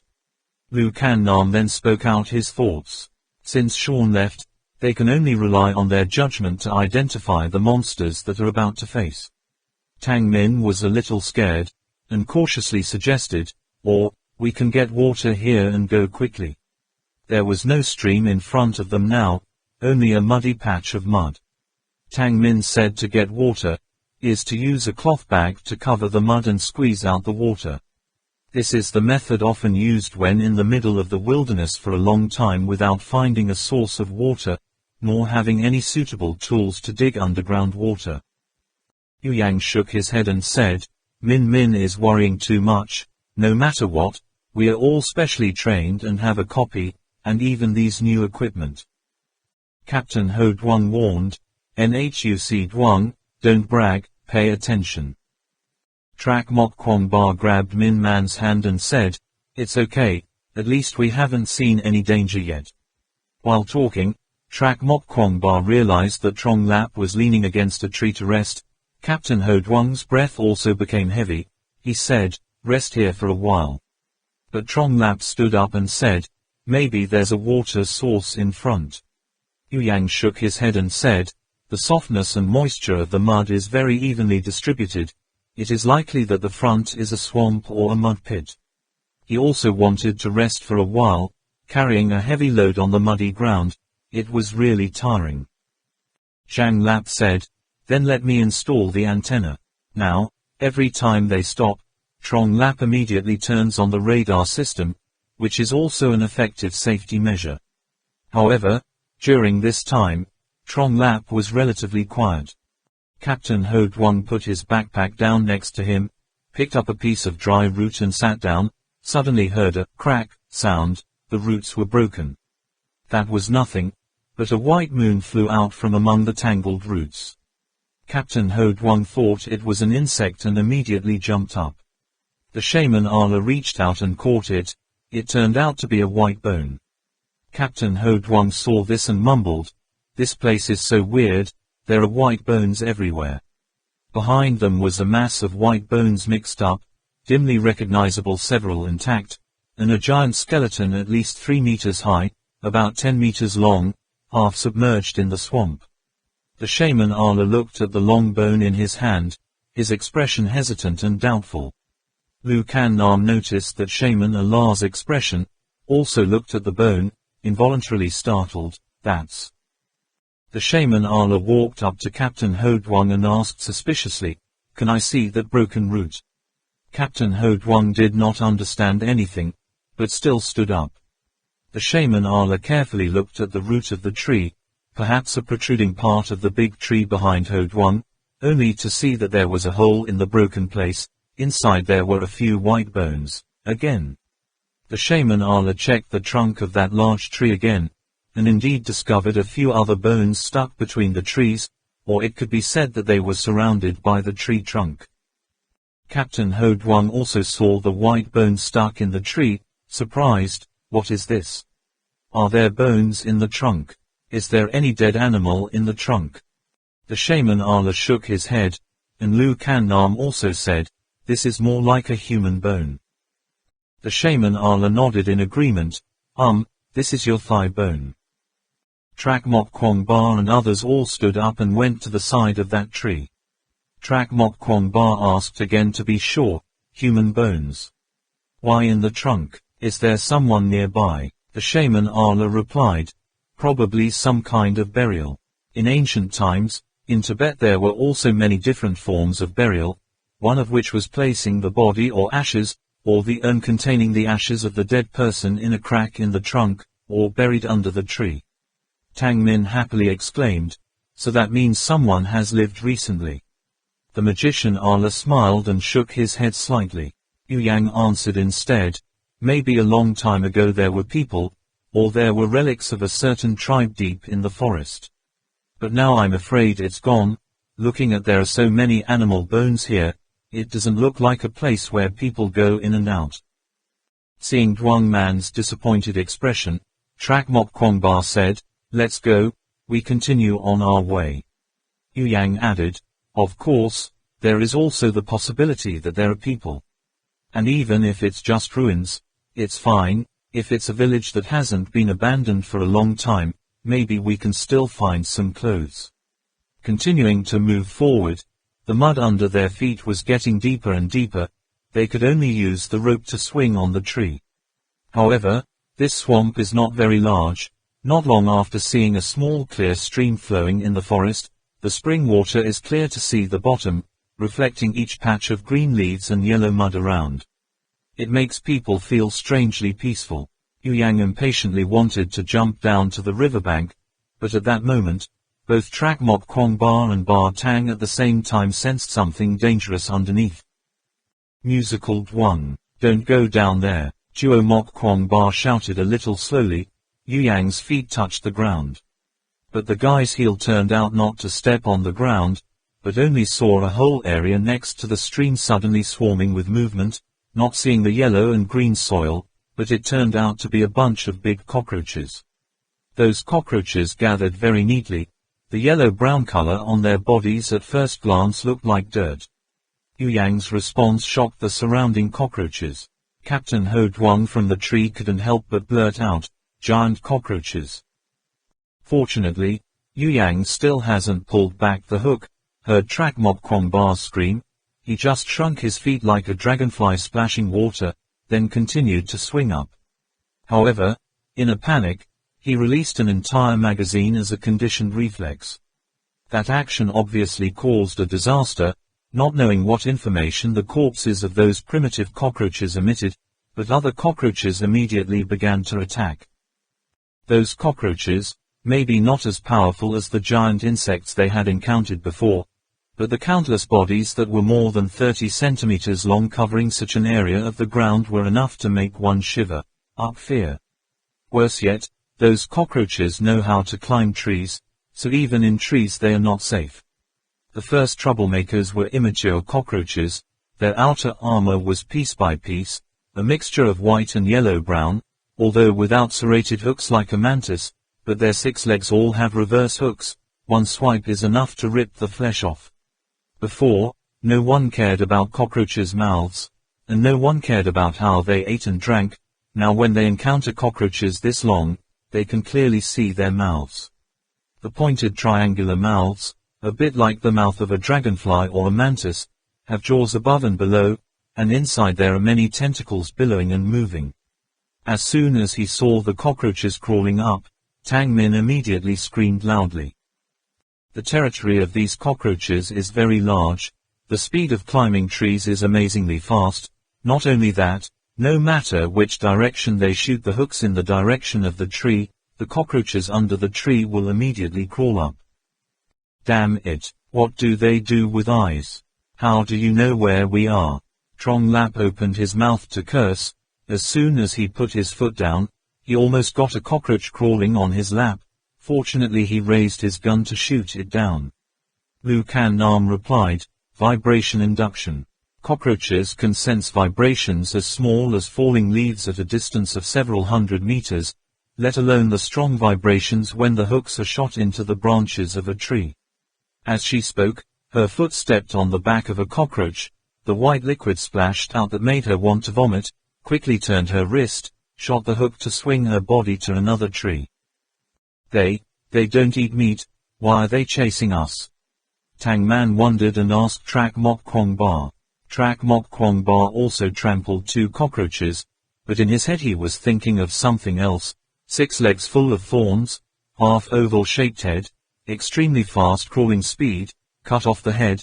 Walking can still live for 3 more hours. In the absence of food and water, one can still live another week. If not physically drained, it can still last up to 3 months. Extremely strong vitality, the most appropriate type of motivation. Could it be just this? Could the center of all kinds of mechanical traps be them? Captain Huduang said. Who said they don't eat meat? They're omnivores, they won't eat anything. Yu Yang also said. That's right, where we call cockroaches, fat thief. If you eat fat, you are definitely not vegetarian. Lu Kan Nam was suddenly startled and suddenly thought. That's right, is this swarm attack really cockroaches? Why all juveniles without wings? Were not much like cockroaches, but more like blood-sucking dog beetles. It seems that to test Lu Kan Nam's thoughts, a few cockroaches suddenly took advantage of the rebound of their hind limbs to shoot people high. The situation became more serious. The speed and altitude of those jumps were like flying. There's nothing worse than meeting a bunch of flying insects here. Trak Mok Kwong Ba immediately made a decision. Spread out and run. The section that led to Duang Man broke through to the right. This is the experience they have drawn after many encounters with large populations of organisms. Once dispersed, the number of pursuers in the rear would also be dispersed, and normally they would rarely fly out of their territory. At the same time, after dispersing without worrying about injuring his own people, the trouble is also significantly reduced. With the current equipment, it is enough to ensure the safety of individuals, plus the modern communication system can quickly find the location of others, without fear of getting lost in the forest, deep. 8 people spread out in 8 different directions. Yu Yang went deep into the forest. Trong Lap went down the stream, rushing straight into the dog beetles the most. He intended to attract the most crowd to follow him. Hey, be careful, Trong Lap, Yu Yang shouted into the walkie-talkie, but he did not dare to confirm that Trong Lap could hear his words. Yu Yang was very worried about Trong Lap because of Sean's death. In the distance, there was an explosion of rumbling. Ba Tang had already started throwing grenades. When Trong Lap stopped, there were already a few scratches on his body. His arm seemed to be hooked by a cockroach or dog beetle, sticking out the flesh, but it was still considered to have escaped the pursuit of them. Through the communication device, he realized, the farthest person was Ba Tang. The two were about 5 kilometers apart, and the nearest person was the magician Ala, but also about 1.7 miles away, kilometers. When he sent out the safety signal, 3 other people also emitted a safety signal at the same time. Only Lu Kan Nam, the shaman Ala, the captain Ho Duang and Ba Tang have not been able to locate the safe location. The 4 of them probably know how to get rid of cockroaches. Zhang Lap was somewhat relieved, took out a first aid bandage, crossed his injured arm, and began to move forward. Wading across the stream to the left, going upstream forward, through an overgrown grassy area, then climbing over a slope of dirt and rubble. The white bones have thinned, the sound of the spring is clear. Wow, well, Trong Lap involuntarily groaned, having reached the source of this stream. Another waterfall, from the 3rd floor lurking in the fog, flowing down, as if being blown away by the high wind. To this place there is only a fragile stream, flowing along the zigzag green vines, dripping, as if a fairy was washing her hair and combing her hair. The scene was picturesque, seemingly making Trong Lap's heavy heart spasm gradually relieved.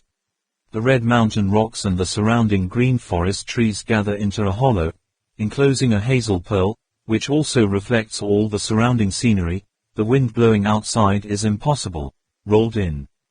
This place is like a giant pot, the air currents slowly circulate inside. However, suddenly, in Trong Lap's eyes, the wonderful scenery around him all blurred without color. He widened his eyes and gaped at the middle of the lake. Time seemed to stand still. The whole soul was not sensation also leaves the mundane body and flies out. Meet Markat in that azure lake that is completely detached from reality. A girl, not a beautiful girl, not even a fairy bathing. She turned her back to Trong Lap and slowly stood up in the water. Long silky black hair as soft as silk, like a large black silk brocade draped over the shoulders of a fairy.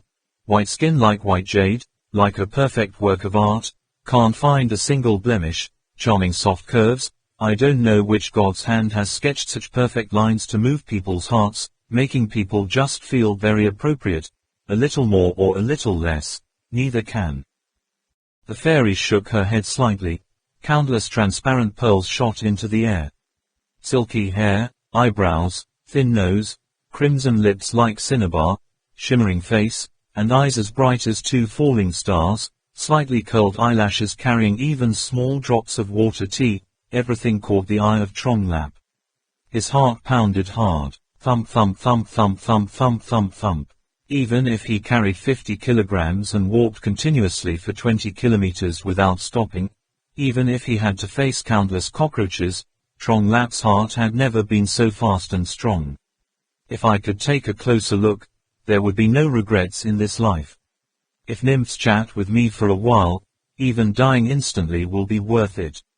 In his mind, Tronglapp thought so, naturally raised his hand to remove the communication device attached to his eyes, and slowly inched forward. The two fairies' hands are raised slightly, their arms are like lotus seeds, and their 10 fingers are like 10 stalks of onions. She stood still, the sky and earth were blurred, the natural wind was gentle. She moves, graceful movements. She frowned slightly, the other wind blew the blue water rippling waves. Her eyes were bright, and the sky and earth were bright as well. Neither smiling nor angry, neither sulking nor sulking, yet those eyes seemed to exude 1,000 love threads. Tronglapp was getting closer and closer to the fairy.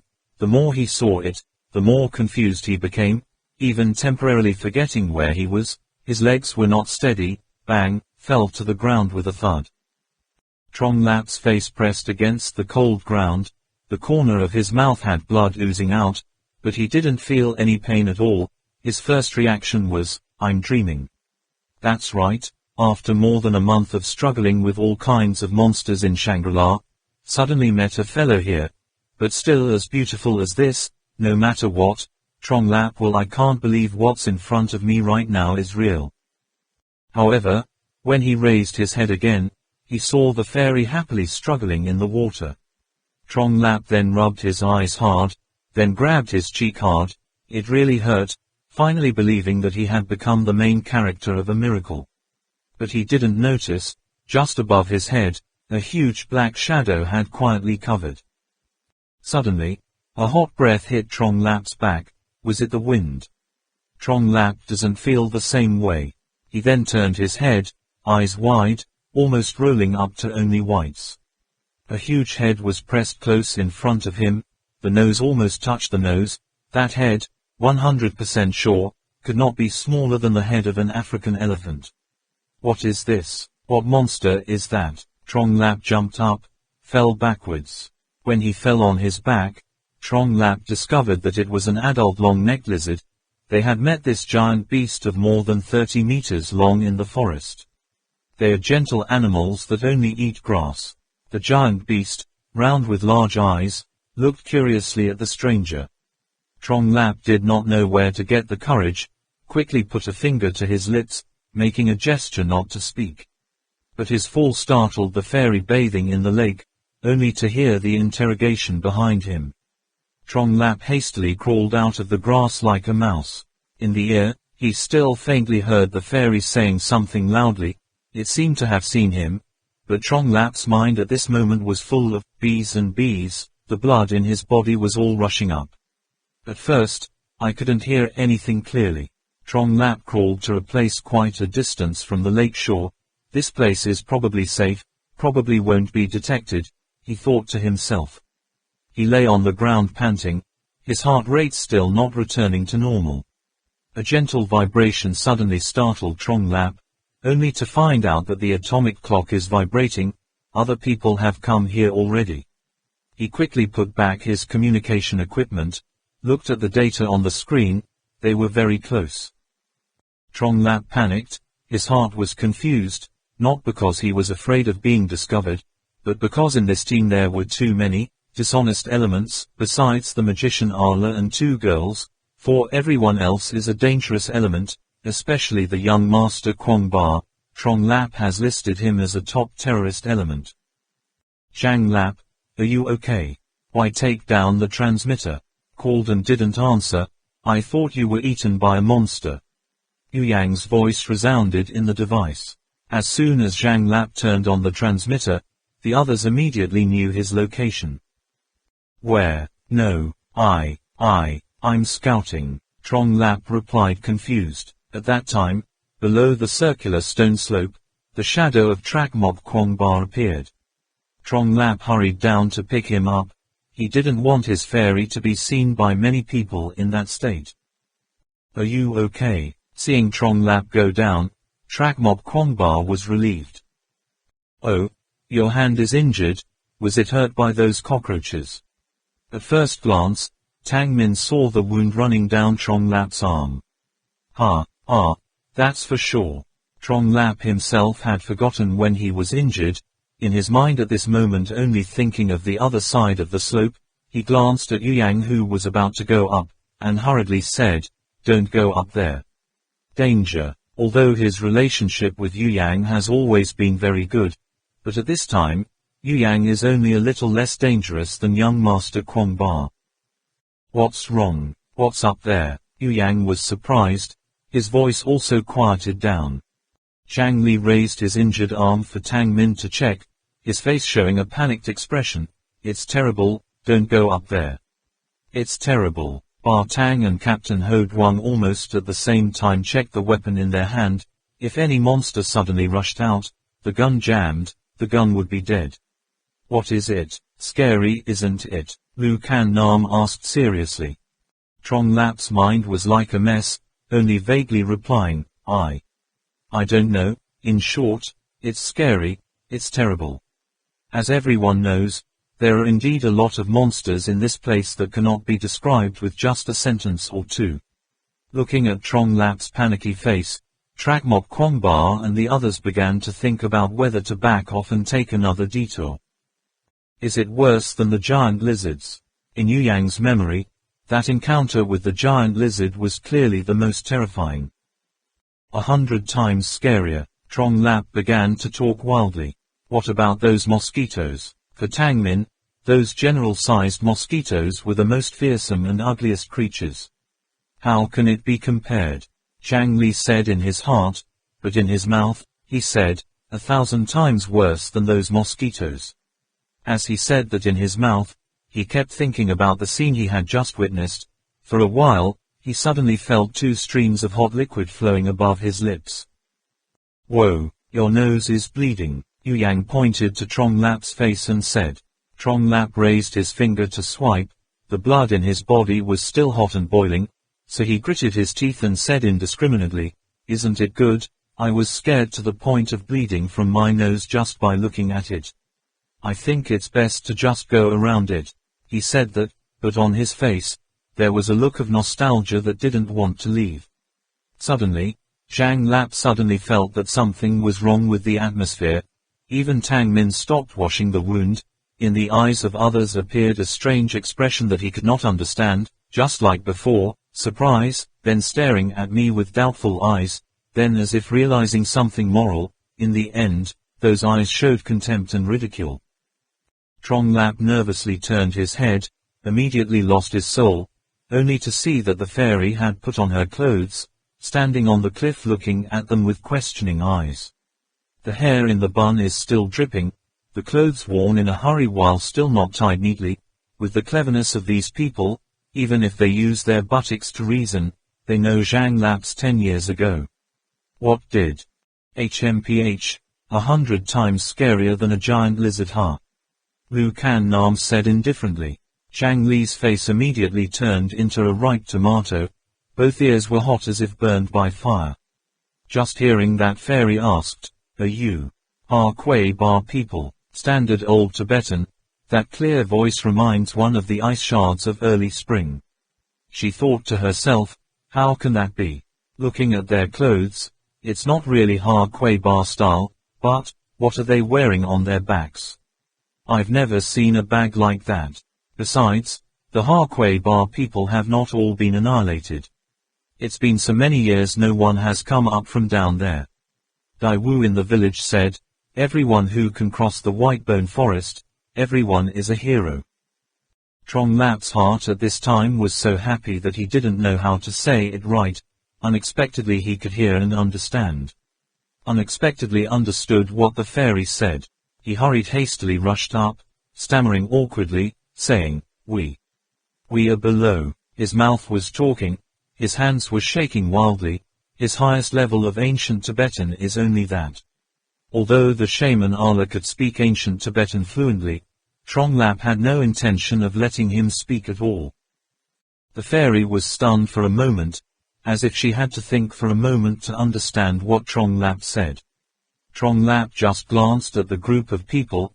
Trakmok Kwongba and the others were coming this way, and quickly added, this, that, just now, secret, secret. He stammered and stammered until he found the words he wanted to express. This time, the other fairy seemed to understand, looking at the guy whose face was red. Her hands and feet were frantic in front of her. Her face was also slightly red, but soon returned to normal. From above, she stared down at Trong Lap's face. Although he didn't say anything, his expression was very clear. It turned out to be you. Her gaze made Trong Lap's chest beat faster and faster. Trakmok Kwongba and others approached. The fairy asked the question just now. Trong Lap still did not answer directly. Are you Harquay Bar? His eyes were filled with suspicion. The shaman Allah clasped his hands in front of his chest and replied, We came from outside. The Harquay Bar tribe that the lady said, is it the abandoned village on the floor below? What a pity, there are no more living beings in the village. The fairy's clear, water-like eyes immediately lit up, joyfully saying, Outside. You guys are from outside. The fairy just smiled. Trong Lap suddenly felt that the wasteland in his soul immediately bloomed with small colorful flowers. Lu Kan Nam wondered, how does this girl know the difference between inside and outside? The animal is so big. Do you foster? Tang Min's ancient Tibetan was clearly much better than Zhang Li's. She was the first to see the giant long-necked lizard lying behind the fairy. But the truth is, everyone in this group is much better at Old Tibetan than Zhang Lap. At least wanting to have a normal conversation with Ma Cat shouldn't be a problem. Are you asking my guardian spirit? Its name is Kwongba, Longba Kwongba. My name is Ma Cat. Did everyone really come from the outside? Ma Cat's face was full of longing and waiting. Choking, Yue Yang couldn't help but secretly laugh. Tang Man and Lu Kan Nam also pursed their lips. Unexpectedly, this big animal is also named Kwongba. Trakmok Kwongba looked up at the giant beast. This Kwongba was more like Kwongba than him. Only Trong Lap rolled his eyes and asked loudly, Ma. Code Cat me. Miss, is your name Ma Cat me? Ma Cat showed a surprised expression, and then immediately an embarrassed expression appeared on her face. Why? How do you know his name? That innocent face that was completely devoid of any pretense made Tang Min feel indescribably ashamed. Can we talk as we walk? Ma Ji, do you live nearby? Talking to Ma Cat, they further learned that her village's name is Kong Nhat Lap, which is obviously Kong Nha Lap village in the translation of Allah Shaman. That is to say, they had reached the area close to the center of the second platform. Currently, Kong Nhat Lap village has more than 200 households, living off livestock and farming. In the east of the village, there was another village called Kong Nhat, but now abandoned. Kong Nhat Lap is now the closest village to the Shuang Trang forest. Perhaps in the not-too-distant future, they would also have to move the entire village, away from the dangerous Whitebone forest, which would eventually become the domain of monsters. As for historical issues such as, why were there so many villages in the forest before, why are most of them abandoned now, what is the relationship between them and the Kway Bar tribe? Ma Cat could not answer, but according to her, Dawu Sama in the village must have the answer, because Dawu Sama knows everything. Along the way, Marquette also asked a lot of things about the outside world, such as how big it is outside, what is the landscape like, what does the blue sky and white clouds look like. She wondered about everything. These questions are not really easy to answer. In fact, the shaman ala is used to saying words imbued with meditation, a word with multiple meanings. But at this time, she had to describe a vast world with many strange things to a young girl who had always looked at the sky through the well mouth like Marquette, so the role of the interlocutor immediately changed to Tronglap, have been looking forward to it for a long time.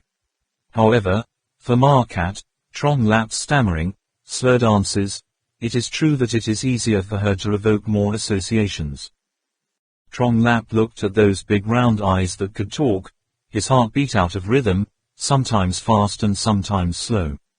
Suggested by Lucan Nam, Tronglap asked Marquette, why was she not surprised when she met people from outside like them? Marquette's answer startled everyone, because there are often people outside. The Lumo if there was anything that surprised Duo Mokkwangba and the others, Marquette's answer would certainly be considered one of them, even though the temple of Bo Bala had suddenly appeared in front of him now. It doesn't surprise them that much. After all, since the beginning of the search for Bak Bala temple until now, they have always thought that they are the only team that has successfully set foot in this Shangri-La.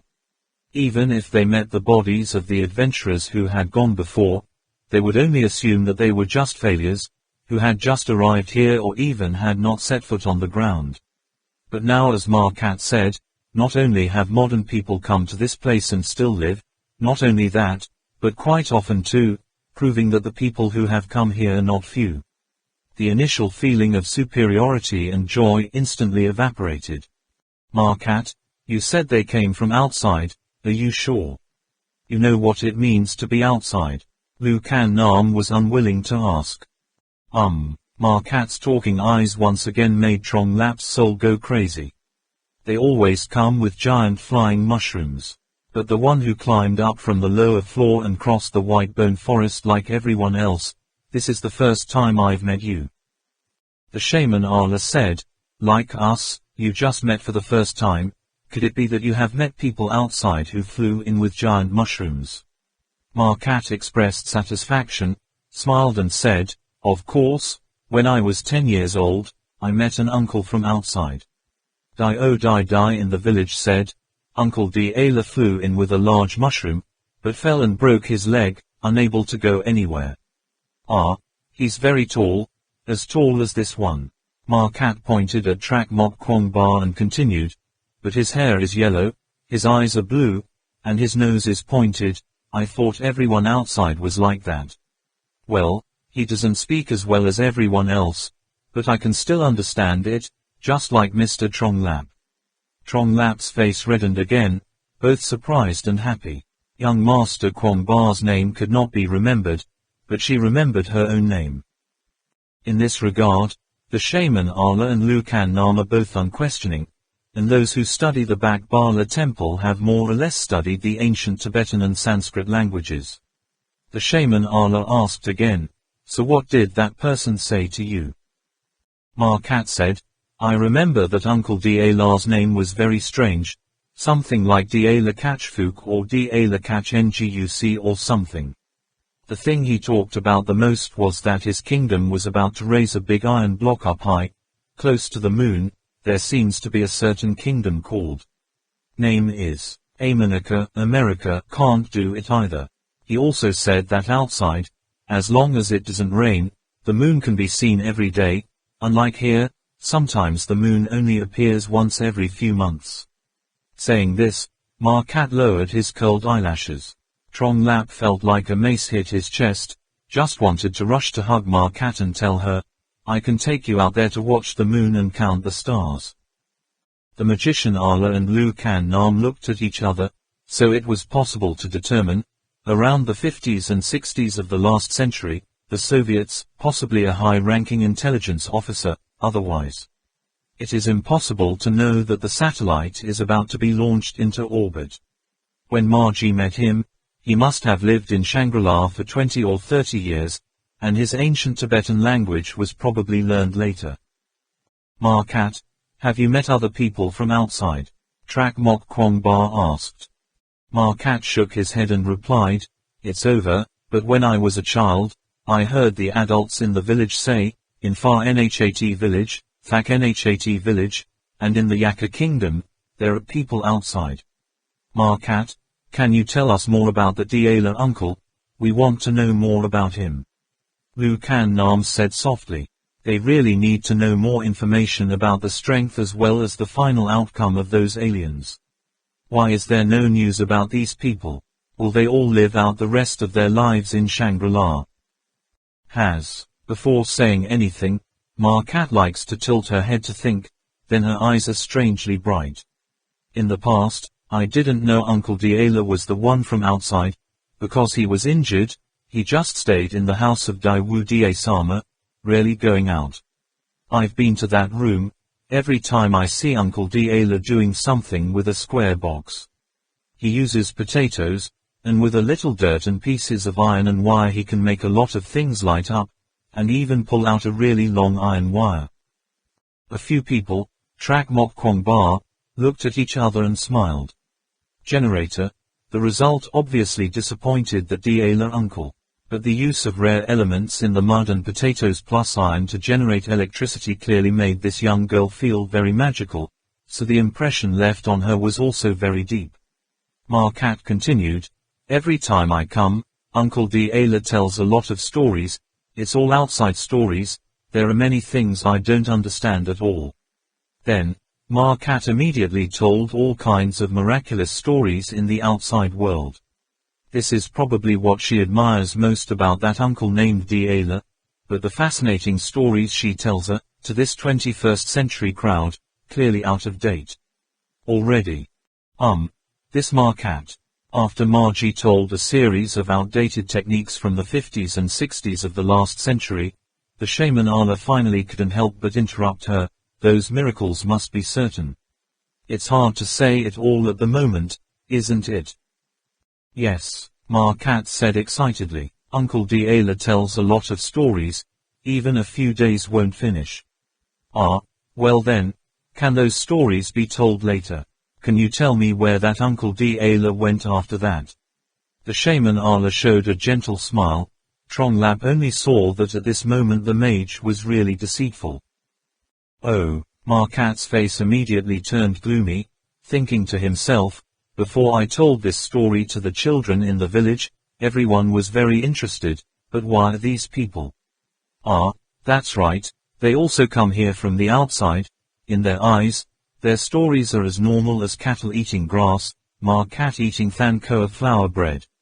Seeing that, Trong Lap was very sad, really just wanted to reach out and stroke that face to comfort him, but the truth was that he couldn't control himself, immediately reached out and gently stroked Markat's cheek. No, what's up? After that, will tell me, much more, outside, much more. When he finished speaking, he was amazed at his own actions, as if his body was no longer under the control of the brain. Fortunately, the others didn't seem to notice. Markat heard Trong Lap's promise was also happy again, but, in front of many people, it was not convenient to shout, but the smile with his eyes, Trong Lap could feel. Uncle Daela is always in the house of Daiwu Die Man. He and Daiwu Die are good friends. Later, when he knew that his time in this world was running out, Daiwu Die Ren merged their souls with Uncle Daela, and soon they ascended to the heavens. Markat has recovered his cheerful and relaxed mood and continues to tell. Soul fusion, ascendant, what is that? Trong Lap and Yu Yang all felt like they were listening to a myth. As for Trak Mok Kwong Ba, he always felt like he had heard of something similar somewhere, but his memory of it was very vague. The shaman Ala thought to himself, ascension is easy to explain, but it is also, unifying the soul. It seems that there is no dictionary that has ever recorded this ritual. Margie also showed a surprised look at him. These people probably don't know what ascension is. Who doesn't ascend to the end? Even the fusion of souls is very normal. Thinking about it, she then explained, soul fusion, that is, only Daiwu Die Sama and Uncle Daela. In this person there is that person, in the other there is this person. In this person there is that person, in that person there is this person. Could Dai Wu be a woman, or? Yu Yang still doesn't quite understand. Looking at the eyes of these people who seem to still not understand, Markat was even more confused, and continued to explain, it's very simple, that is, the souls of Dai Wu Da Ren and Uncle Da Le, united into one.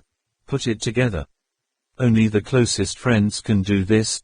After soul fusion, they will be together no matter where they go, even when they fly. Others still didn't understand, but Trakmok Kwangba suddenly showed a panicked expression.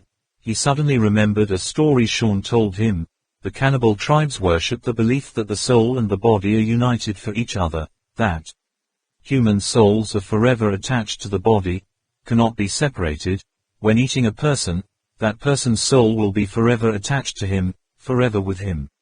So, when they consider you a friend, do not want to separate from friends, then the best method is to eat that friend. They think that putting the best and most precious friend in their belly is the highest expression of friendship. Could it be that the place they are going to be here is?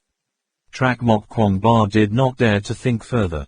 He surreptitiously asked Lu Kan Nam in Mandarin, have you heard of cannibal tribes that worship the soul and the fused body? Lu Kan Nam was startled and shocked. She immediately understood what Trakmok Kwangba wanted to say. She relayed that word to the shaman Ala. The shaman was stunned for about 2 seconds, then told Captain Ho Duang. Captain Ho Duang was about to inform Ba Tang, when suddenly he heard a sound in the forest ahead, sounds like a horn, and Markat's face paled, and quickly grabbed the hem of Trong Lap's shirt and exclaimed, run quickly, it's Lu Mo.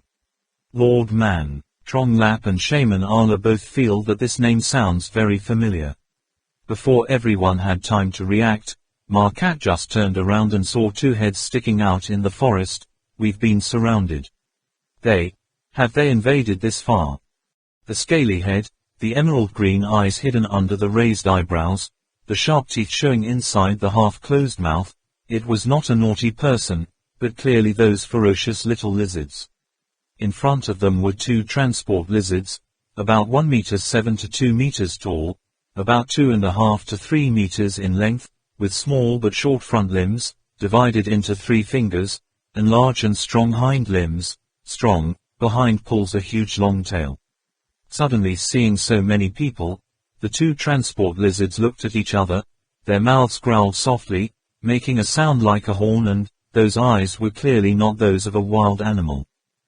Lu Kan Nam exclaimed, they are exchanging. 8 people inched closer to form a circle, protecting Markat in the middle. Yu Yang whispered in a low voice, living together, flexible limbs, Sean said, they have evolved not inferior to human ancestors 10,000 years ago. These days, in order to survive here, they dare not neglect to study and learn more documents about the creatures. Gum hum, a lizard suddenly jumped in the other direction. Ba Tang and Captain Hu Yang both opened fire without hesitation, and the transport lizard fell from the air, causing a haze of dust before their eyes. A sound similar to a horn sounded again, and 2 transport lizards appeared in front of Trakmok Kwangba and let out a warning cry, then quickly retreated into the deep forest. Immediately afterwards, the trees on the left, right, and back sides shook at the same time, and from time to time there was a horn sound here and there. Markat trembled slightly, clearly being extremely scared. Trakmok Kwangba said, looks like we're surrounded. Watch out for the soldier lizards. Yu Yang wondered, why leave an exit in front? Lu Kan Nam said, they want to lure us into that trap. Ugh, don't do it.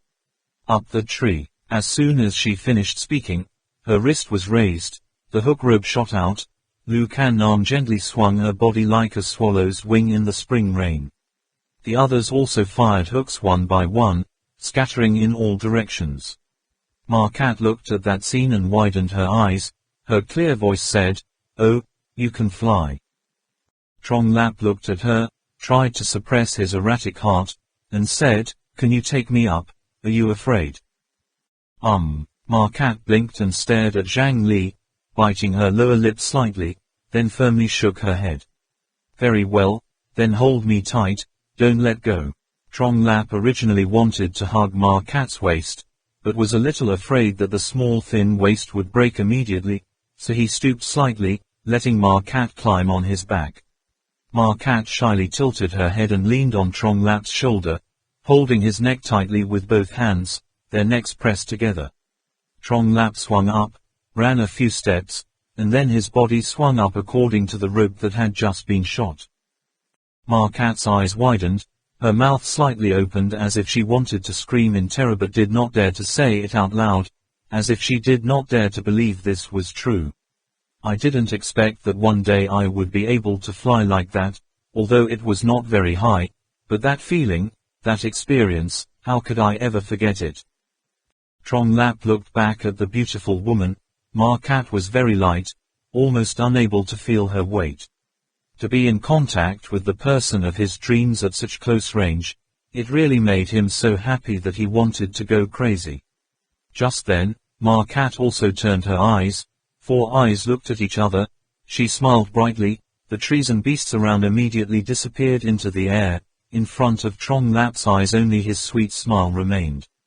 Cat Code. He felt like his body was floating in the clouds, in the softest place in his heart, as if a small cat was reaching out his hand, gently scratching one, then scratching again, feeling numb and shaking, almost sending them both to the ground. Zhang Lap, ask if her village is safe. Lu Kan Nam's question pulled Trong Lap down from the clouds. It was so dangerous, he almost hit the big tree with his face. He quickly averted his eyes from Ma Cat's charming smile, focusing on the rope attached to his hand. Ma Cat, these lizards, no, these Lumo, people, did they attack your village?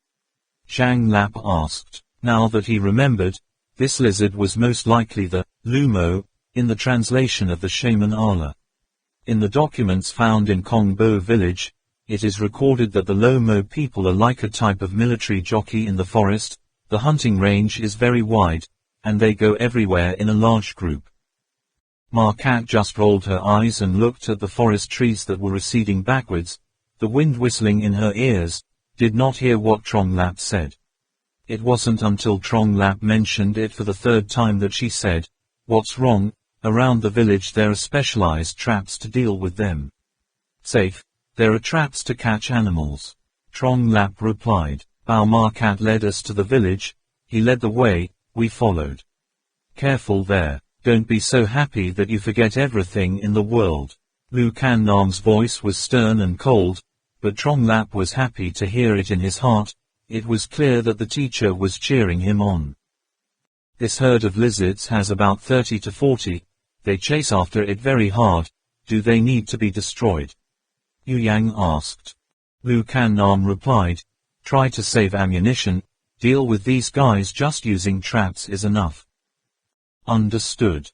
Ma Cat, they are like my guardian spirit. Why are they called Lumo people? Trong Lap could not hold back the feeling of wanting to say something to Ma Cat. Lumo people are Lumo people. They are Lumo people with legs. That's what the Ha-Kuei Bar people call them. Besides, the Ha-Kuei Bar people also say that other animals of each species live in one place in the forest. Only the Lumo people go everywhere. From the east to the west, wherever they go, they eat there, a lot. The village has already been attacked by them. Ma Cat's breath in her ears was as fragrant as the scent of orchids. Trong Lap happily enjoyed that feeling. Duo Mok Kwong Ba said to Trong Lap, "Lumo is a kind of spirit with the head of a snake in Tantra. In Tantric teachings, they are the lords of all animals. Those lizards other than 2 legs, it looks a bit like a snake's head, okay?" Oh, Trong Lap finally understood a part, then immediately remembered something. Scolded Ma Cat, "The village is so far away from that lake, why did you run there alone? Aren't you afraid of those Lumo people?" Margie stammered, "There was no Lumo in the past, people used to go there often, never saw any monsters, only this time I met you." At the end, her voice was already as small as a mosquito's, and she suddenly remembered Dai Wu Da's prediction for her. the person in your life will appear where there is water. You can't go there on your own after this. Trong Lap considered Ma Cat as his sister, very naturally saying that. People already know. Ma Cat seems to be very obedient. Trong Lap was about to say something else, when suddenly Yue Yang asked, Ma Cat mentioned the Ha Kuei Ba people, maybe she has met them already. Try asking about the Ha Kuei Ba people. Ma Cat's mouth was very close to the microphone on the communication device, so everyone else could hear it. Zhang Li secretly scolded Yu Yang for not knowing the timing, but still asked, Ma Cat, have you met the Ha Kuei Ba people? I met you when I was a kid. The Ha Kuei Ba people are like guardian spirits of the villages. They often go through all the jungle on this second floor, seeming to be looking for something, and then come to my village very often. It wasn't until 2 years ago, at that time, that they hadn't visited my village for 3 or 4 years, that the news spread that the Ha Kuei Ba people angered the Thuong Kuei Ba people, and the whole clan was destroyed. What? People from Upper Kuei Ba? This time because Trong Lap couldn't hold back his curiosity to ask again. It must be only the Kuei Ba people living on the 3rd floor of the platform. Ma Cat softly replied in Trong Lap's ear, Why are there any Shang Kuei Ba people? Who are they? Ma Cat smiled brightly and replied, Brother Trong Lap is really stupid. If there are Ha Kuei Ba people, then of course there must be Thuong Kuei Ba people. Ha Kuei Ba people live on the lowest floor, Thuong Kuei Ba people live on the top floor. Legend has it that they lived at the 2 ends of the sacred realm, neither letting anyone in nor letting anyone out, as if they were protecting something, or as if they were waiting for something. Trong Lap was about to find out more information about the Thuong Kuei Ba people and Ha Kuei Ba. Anyway, this matter was related to the purpose of their trip, but Ma Cat patted him on the back and said, Come on, come, put me down, quickly put me down. Trong Lap only saw that the surrounding area was clearly still a dense forest of trees, no shadow of any village.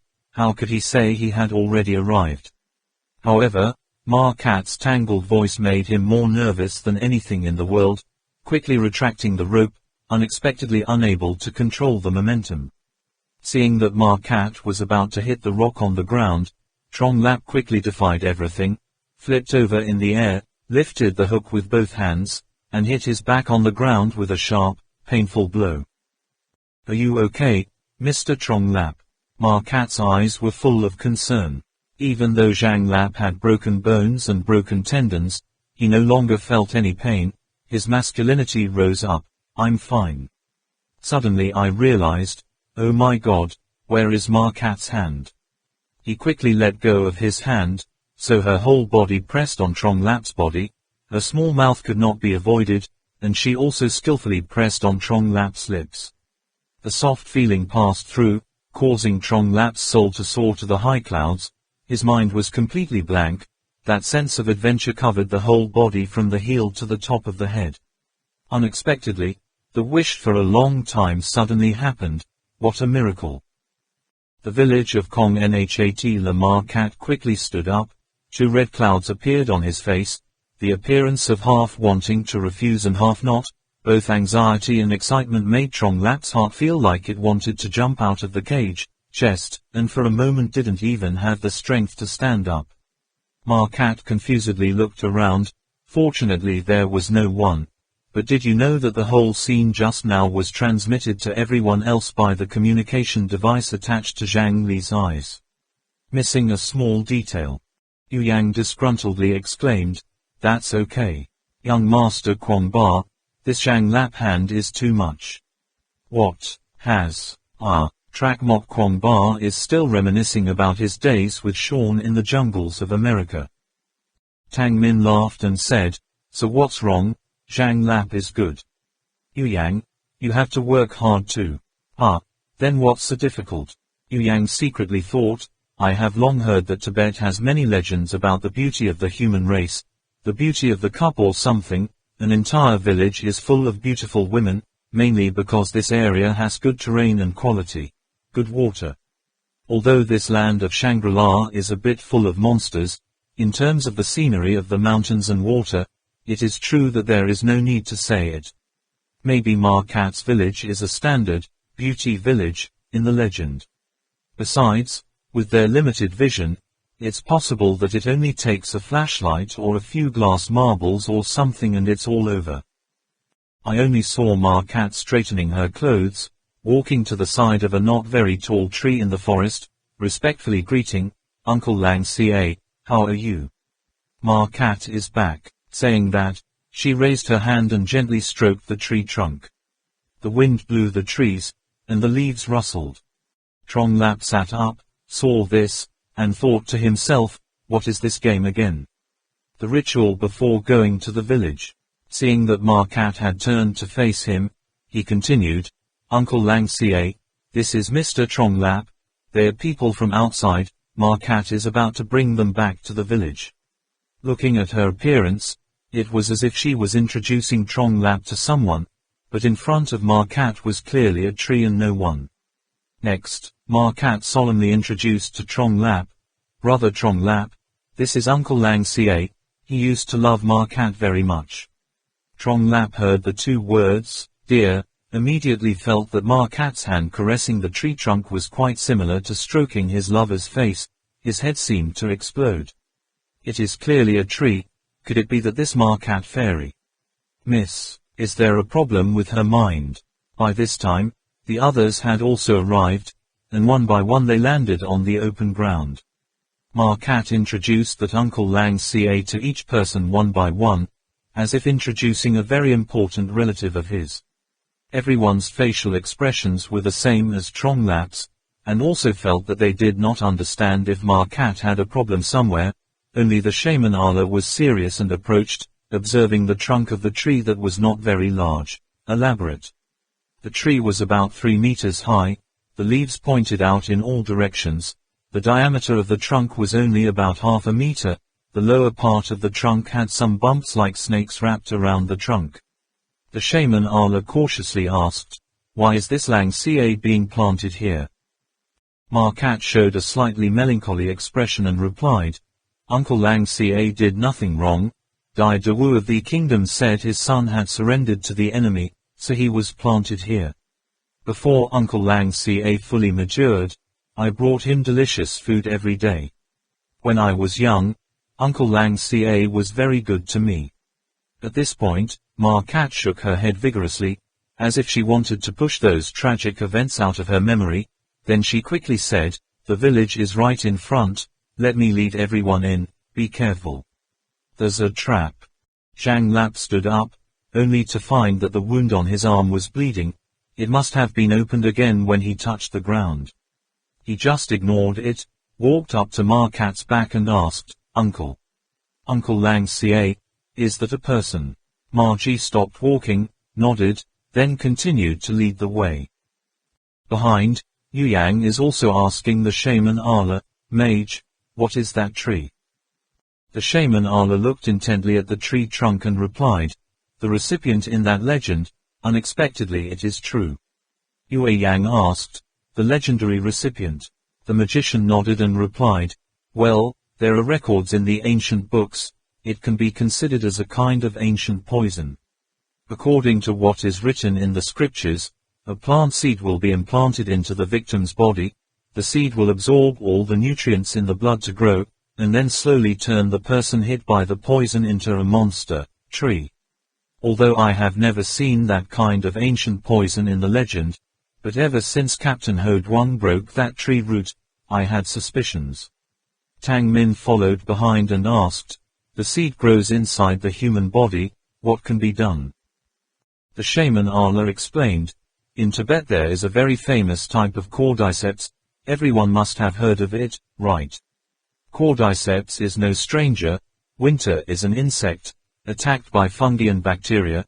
It will bury itself in the ground. Next year, on top of that insect's head will grow a kind of food. Herbaceous animals, the insect's body only retains its appearance, but has basically been vegetative." Captain Ho Duang asked again, "But, after all, it's a fungus. This is a big tree, isn't it?" The shaman Ala said, This tree can also be considered as a giant fungus. It must be known that downstairs we have met fern plants up to 100 meters tall, which also grow from tiny spores. The world is vast, what strange thing can't happen? Marquette walked ahead and reminded Tronglap constantly, don't go to the left. The limit is the tree on the right, don't cross it. See the mark on that tree, which means absolutely don't go near it. Tronglap's answers made Marquette even more surprised. The left side is a trap hole, right, inside there must be a wooden stake, right. Is there a net behind that tree on the right? Are there more blades on the net? Seeing the sign, hey, step closer and hit the trap pin, then the sharp wooden stake hidden on the tree will collapse, right. Every time he heard the answer, Marquette opened his eyes wide and exclaimed, wow, how did you know that? Tronglap secretly found it funny. These types of traps are only used to deal with wild animals. Of course, you just need to see it to recognize it. However, it is also necessary to rely on a teacher to train, even if it is not a waste of 2 years of hard work. While walking and talking, they finally arrived at Confronting Lap village, and everyone simultaneously let out a cry of surprise. The miracle of nature is great. It is true that no matter how much you look at it, it is impossible to fully enjoy it. Probably due to the volcano causing the mountain bed to crack and collapse, giant blocks of lava protrude, and in front of Track Mok Kwong Bar, a giant three-legged peak appeared. The top foot is about 200 or 300 meters high, the distance between the legs is more than 1,000 meters, the top body is shaped like a round tray, the bottom must be at least as wide as a dozen football fields combined. A large and rolling waterfall flows from the third stage, pours into the top, and then flows down the zigzag foothills. At first glance, it looks as if the lower part of the Dongfang Minqiao Tower in Shanghai has been magnified countless times, or to say that it is a hollowed-out pyramid, only the frame remains. Marquette said, their village is right below this giant rock peak. The perimeter defense of this village is roughly the same as that of Kongbo village, all surrounded by a clay wall, filled with spikes and spikes at the top, the only difference being that, at the base of the wall and some gaps, there are fathers. Add a layer of wire mesh with reverse hooks, apparently to prevent some small animals, like those cockroaches. Just around the earth wall, there were more screams of surprise. The peaceful beauty of the village, and the danger on all sides in the deep forest, what a strong contrast is like heaven and hell. The whole village of Confronting Lap is about 300 hectares wide, the terrain is flat and airy, from the beginning of the village you can see directly to the end of the village, the green color covers the whole eye, a small river bends in the shape of the S, flowing. From top to bottom, around 4 or 5 bends flowing through the village. But what makes Track Mok Kwong Bar marvel, is the houses here. The houses are quietly scattered in the middle of a green area, both messy but also very orderly, merging into a unified whole with fresh green meadows, completely complete. The slightly lower houses, like the abodes of Western mythological spirits, have pointed rounded roofs and cylindrical bodies. The taller ones are like windmills on the Dutch step. In front of the house there are 3 or 4 tall trees. Behind the house there is a flower garden. Looking at it even wider, there is an immense green steppe on all sides. Even more unbelievable, all the houses here have no trace of human hands.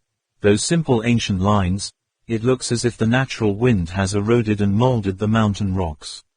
For a time, everyone associated that beauty with Marquette. Maybe it was only in a place like this that could give birth to an innocent and pure fairy like her. Captain Ho Duong also exclaimed in surprise, Spirit Chimney. Spirit Chimney, 1. What is that? Yu Yang asked curiously. Captain Ho Duong excitedly explained, it is a type of volcanic geomorphology. When the lava cools, due to the uneven heat resistance and the effect of external forces, it cracks into a cylinder. The effect of the wind during millions of years, or hundreds of millions of years honed them into mushroom-like shapes. Depending on how solid the lava is, many places can be directly chiseled into stone rooms below, forming a natural habitat.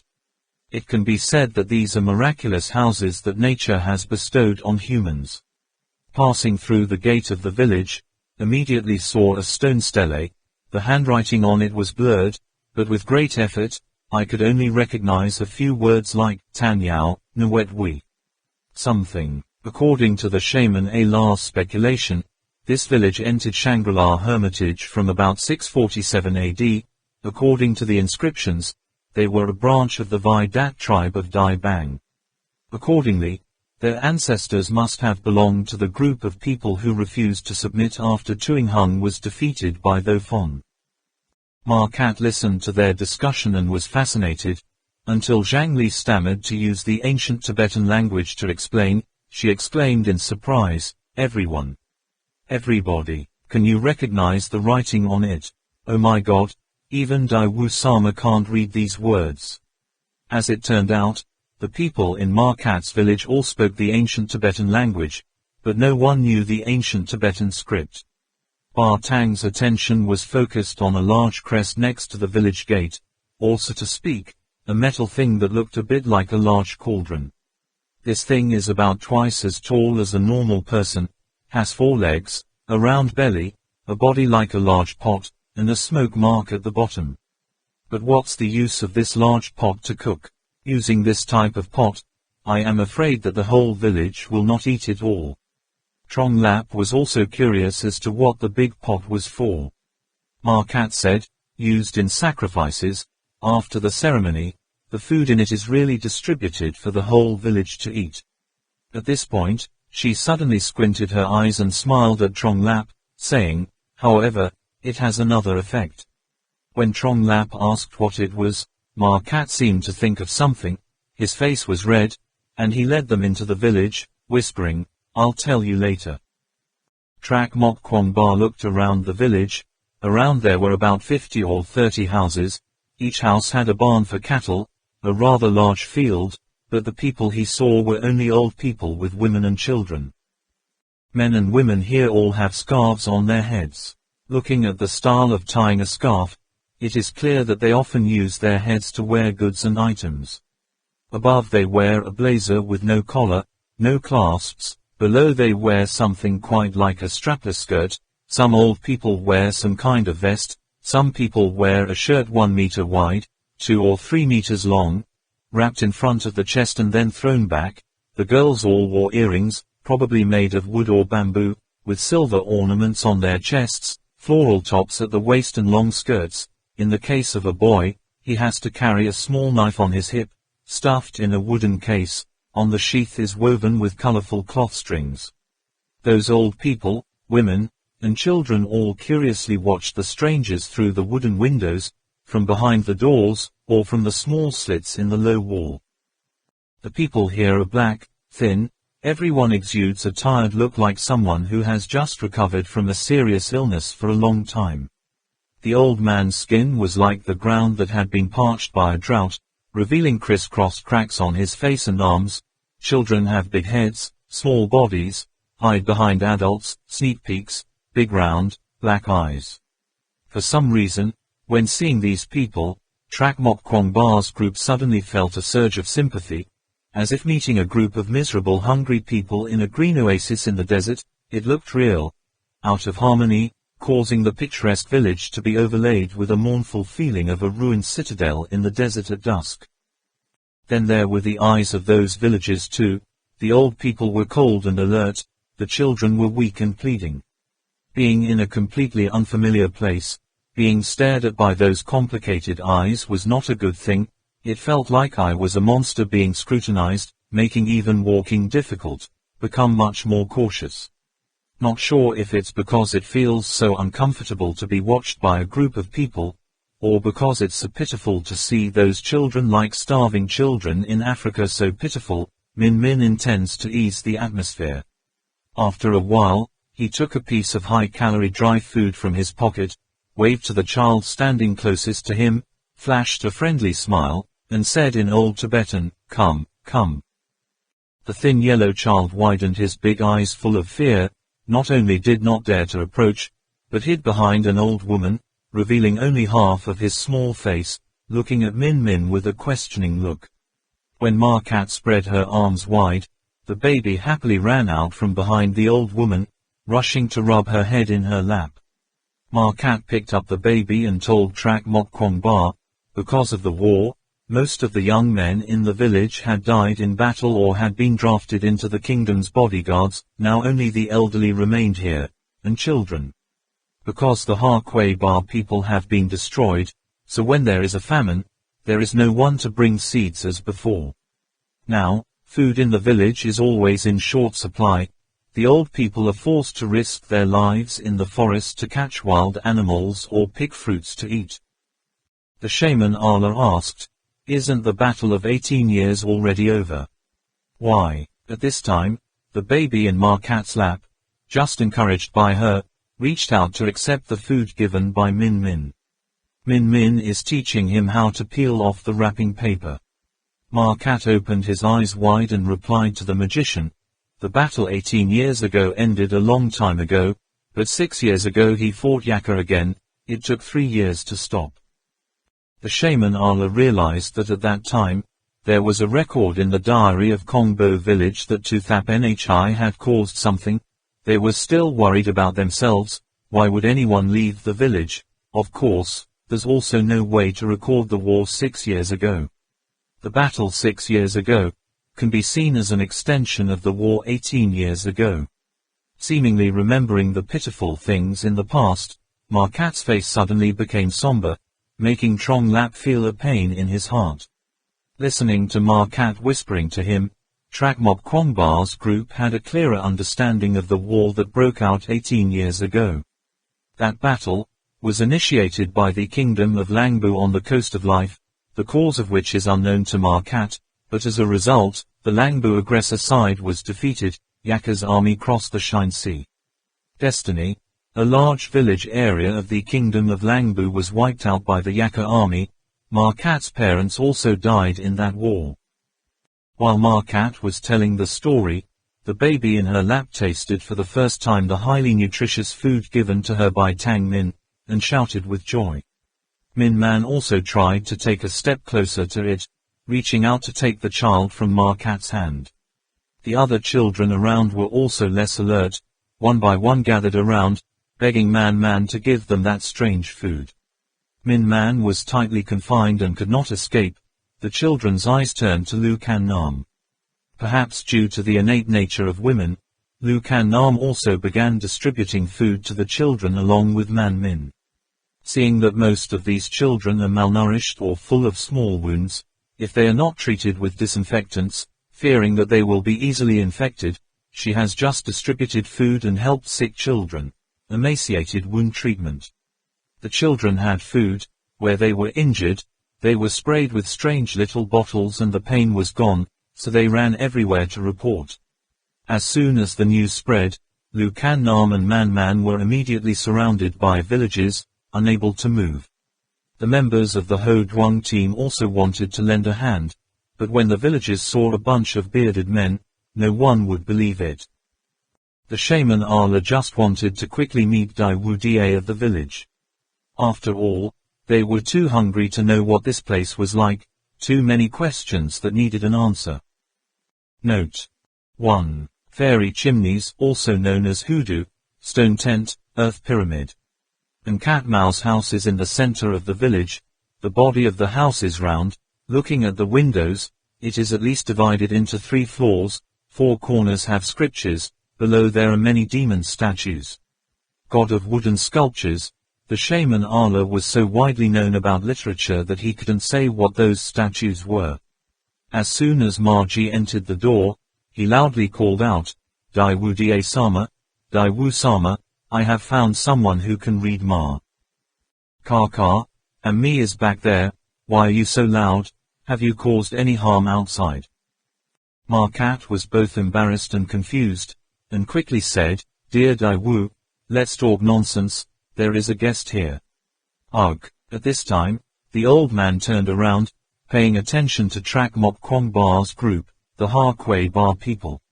Stars can be. Dio and Cat Mao is about 60 to 70 years old, looks even older than the shaman Allah. His face is full of deep wrinkles, his head is covered with a towel, but he has no hair, but only two, the long beard on the edge and the beard under the chin gathered in one place. Ma Cat smiled and said, Daiwu is also not good at times. They are not Harquay Bar people, they are guests from outside. Next, she introduced each of the others in turn, and then arbitrarily took out a lot of mattresses from Daiwu Da Sama's inner room for everyone to sit down on. After learning about the identities of the others, Trak Mok Kwongba and the others, the great Daiwu said bluntly, Tell me your purpose, distant guests. The shaman Ala said, We search for the footsteps of the glorious Bak Bala, coming to this land, although knowing that doing so was very disrespectful, the Dawu and Katmao still couldn't help but interrupt, saying, The Kway Bar.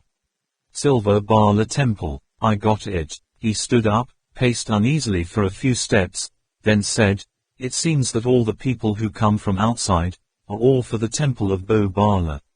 That place is not easy to get to. He glanced at Ma Cat, then sighed and continued, Okay, I can tell you about the Temple of Bo Bala and the Kway Bar tribe. It's just a pity, what I know is not much. The old man smoothed the hem of his shirt, sat back down, and slowly said, We've that people came to settle in this place very early, just a little later than the people in the cave and the Snow Mountain people.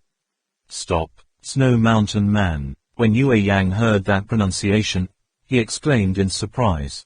The pronunciation of the word, Snow Mountain man, by Dio and Katmao is almost similar to, Sac Ma Tangmi, or, Cable to Ko Humbly, while when Yu Yang combines the sounds, Snow Mountain, and, people, in the ancient Tibetan language, he realized that the pronunciation was not the same. The shaman Ala then explained that the pronunciation of, Snow Mountain man, must be from Tuing Hung, or an ancient language even earlier than Tuing Hung and still preserved to this day, so it is impossible to use ancient Tibetan to combine sounds. Dawu and Katmao stopped. Yu Yang shyly explained, I wonder if Daiwu Sama can tell you about the Snow Mountain man in your legend. Since the shaman Ala mentioned the snowman, Yu Yang searched the database of Professor Feng Tan for documents about the Tibetan snowman. If you don't look it up, you won't know it. You can't help but be surprised to find out, from the end of the 19th century to the present day, the number of official records of finding snowmen in the Himalayas and surrounding areas must have reached more than 1,000. The number of times the survey teams entered the mountain range in the name of searching for a snowman, compared to the number of times when surveying Chomolungma Peak was more than doubled. Moreover, they also discovered a lot of interesting things. For example, some scientists believe that humans and snowmen have the same ancestor. 2 million years ago, the southern apes came down from the trees to the ground, opening a whole new way of survival. Southern apes have a tall body, in which one part evolved into a human, and another part differentiated into a small type, a tall type and a primitive man Paranthropus boise. Initially, the southern apes evolved into the skillful Homo habilis, the same ancestors who could make simple stone tools, ushering in the Paleolithic period of mankind. 1 million years ago, ice covered the earth, the process of desertification in Africa accelerated, a group of Homo habilis in Africa evolved into Homo erectus, they learned to use fire, language, also clearer. The land of Africa is becoming more and more deserted, making it impossible for Homo erectus to leave the continent, migrating around the world. The Peking man, the Yuanmu, and the Lamtian people that are very famous in China, all belong to this branch of Homo erectus. Homo erectus arrived in Europe a little later, where they evolved into Homo neanderthalensis. About 250,000 years ago, the African environment became more and more extreme. A group of upright Homo erectus here evolved into the intelligent Homo sapiens. Homo sapiens began the global Great Migration, the second time. Homo erectus elsewhere also evolved to varying degrees, having lived with Homo sapiens for a very long time. It was not until about 60,000 years ago, when another ice wave covered the globe, the living environment on the whole Earth became harsh. Homo sapiens constantly evolved in labor, finally became late Homo sapiens, or new man, modern man, in appearance and brain capacity was almost equivalent to that of present-day humans, and at the same time gradually replaced the upright Homo erectus that had not yet progressed to progress, can be made. People divide the last Homo sapiens into 4 great races: Chinese, East Asian, yellow-skinned Indians, called Mongoloid or Mongols, Europeans, North Africans, South Asians of the Caucasian race, or so-called Europeoid or Caucasoid. In addition, there are black races in Africa, brown skins in Australia, from which formed the way of humanity today.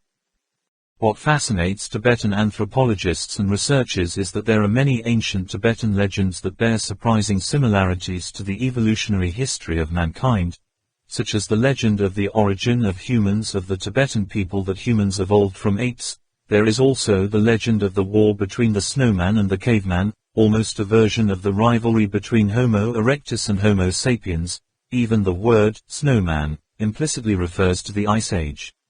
Thus, the anthropologists speculated, the snowman, which is still rumored today in countless stories, as well as seen by many people with their own eyes, could very well be a species of Homo erectus evolved to adapt to glacial survival during the war between Homo erectus and Homo sapiens.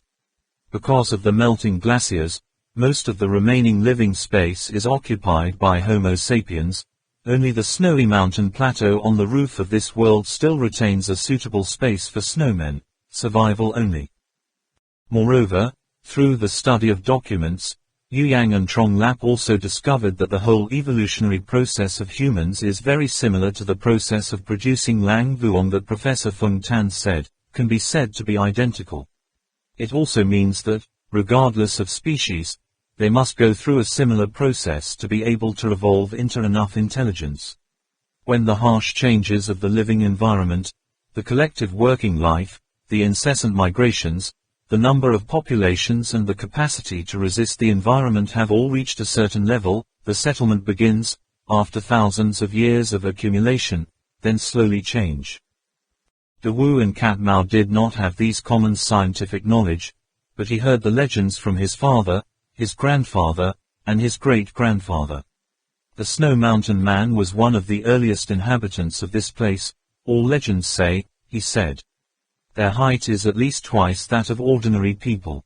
Legend has it that the Snow Mountain people have very thick fur, can walk easily on the snowy mountains, and are not afraid of freezing and cold, can knock down bison and snow leopards with bare hands.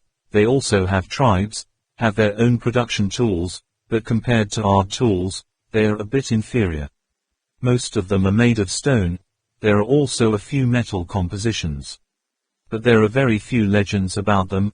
After all, none of us have ever seen them, and there are many legends still told to us by the Ha-Kuei Ba people. Seeing that the content of the legend that Dai-O and Cat Mao told was too little, Yu Yang couldn't help but frown, slightly squinting. He immediately saw the shaman Allah staring at him, as if to remind him not to be arbitrary. Interrupted Diocese and Cat Mao again. De Wu and Cat Mao saw that Yu Yang had no other questions, and continued to say, actually, our ancestors came to this land to avoid wars and chaos. The people who come here almost all have the same that purpose. The Kuei Ba people are the last group to migrate to this place, but they are the strongest people. Although they are like us, they are all called descendants of the people in the cave, but the dates are too far apart, so there are huge differences between the two tribes. They occupied the top floor that belonged to the Snow Mountain people's territory, and at the same time mobilized their people in the Holy Land to build the Temple of Bo Bala. No tribe dared to resist. Why choose the top floor? Captain Ho Duong blurted out a question. This second level is estimated at about 4,000 meters above sea level, and the third level is approximately 6,000 meters, close to the snow line, which is more than 5,000 meters above water level. The sea is not suitable for human habitation. This is common sense. Lord Dai Wu replied, why? Possibly because of the person on it at least. Before the Kuei Ba people came here, the third level of the platform was almost exclusively inhabited by Snow Mountain people, the environment on which was not very suitable for other tribes to live, But when the Quabar people forcibly occupied that place, the mountain people Snow protested or was killed, or all fled. Later, there was a legend that the Quabar tribe found an almost perfect place, because it was always covered with snow and fog, so it had never been discovered. Legend has it that there is a vast land, without changing weather, without forests of white bones and terrible beasts, and very close to God Mountain. In that place, the grasslands are forever green, forever warm, clouds forever white, from the beginning of the year to the end of the year is spring. There is also a legend that the Quabar people created all these things. In short, in the legend, the Quabar people are really strong, they have the most powerful weapons, the most powerful wizards, had the strongest army, their industry was astounding, and their intelligence was even higher. They no longer use the Maltese script, but use a different type of script, and even invent something to use to write letters, without writing on the bark anymore. Not only that, they also have the magical ability to manipulate flames, causing the log to move automatically. Speaking of this, Dawu and Katmao stopped. Every time hearing this information, ordinary people from outside were surprised. However, these people did not seem surprised at all, but just continued to ask, what about later? What happens after the Quabar people take over the third platform? After Dawu Darren searched in memory, legend has it that they built many stone castles on the third platform. Even the recruited builders have to admit it was a miracle, is a good omen sent by the eagle in the sky. The legends I have just told people are also brought back by them. But later on, the Quabar people guarded those citadel very tightly. They chased everyone else down to the lower floors, and all other tribes were not allowed to set a foot on this third floor. So what happened? After that, we never know. There were also people who tried to sneak up to the third floor, but it is said that the people of Thuong Quabar up there have no mercy and kill everyone who dares to set foot on their forbidden land. Ah, why is that? Markat couldn't help but blurt out. Even the shaman Allah, everyone else found it hard to believe. If the people who went up there were all killed, then how did the news spread down here? Yu Yang wondered. Daiwu Da Ren replied, there are also brave warriors who risked their lives to go to the third platform and were lucky to escape. In the past, the Thuong Quabar people were generally like us, distributed everywhere, mainly living in tribes, but among the tribes, there were also struggles and enmity, so just stay there. Be careful not to encounter them, there is still a chance to return alive. Of course, this news has only spread from the last 100 or 200 years.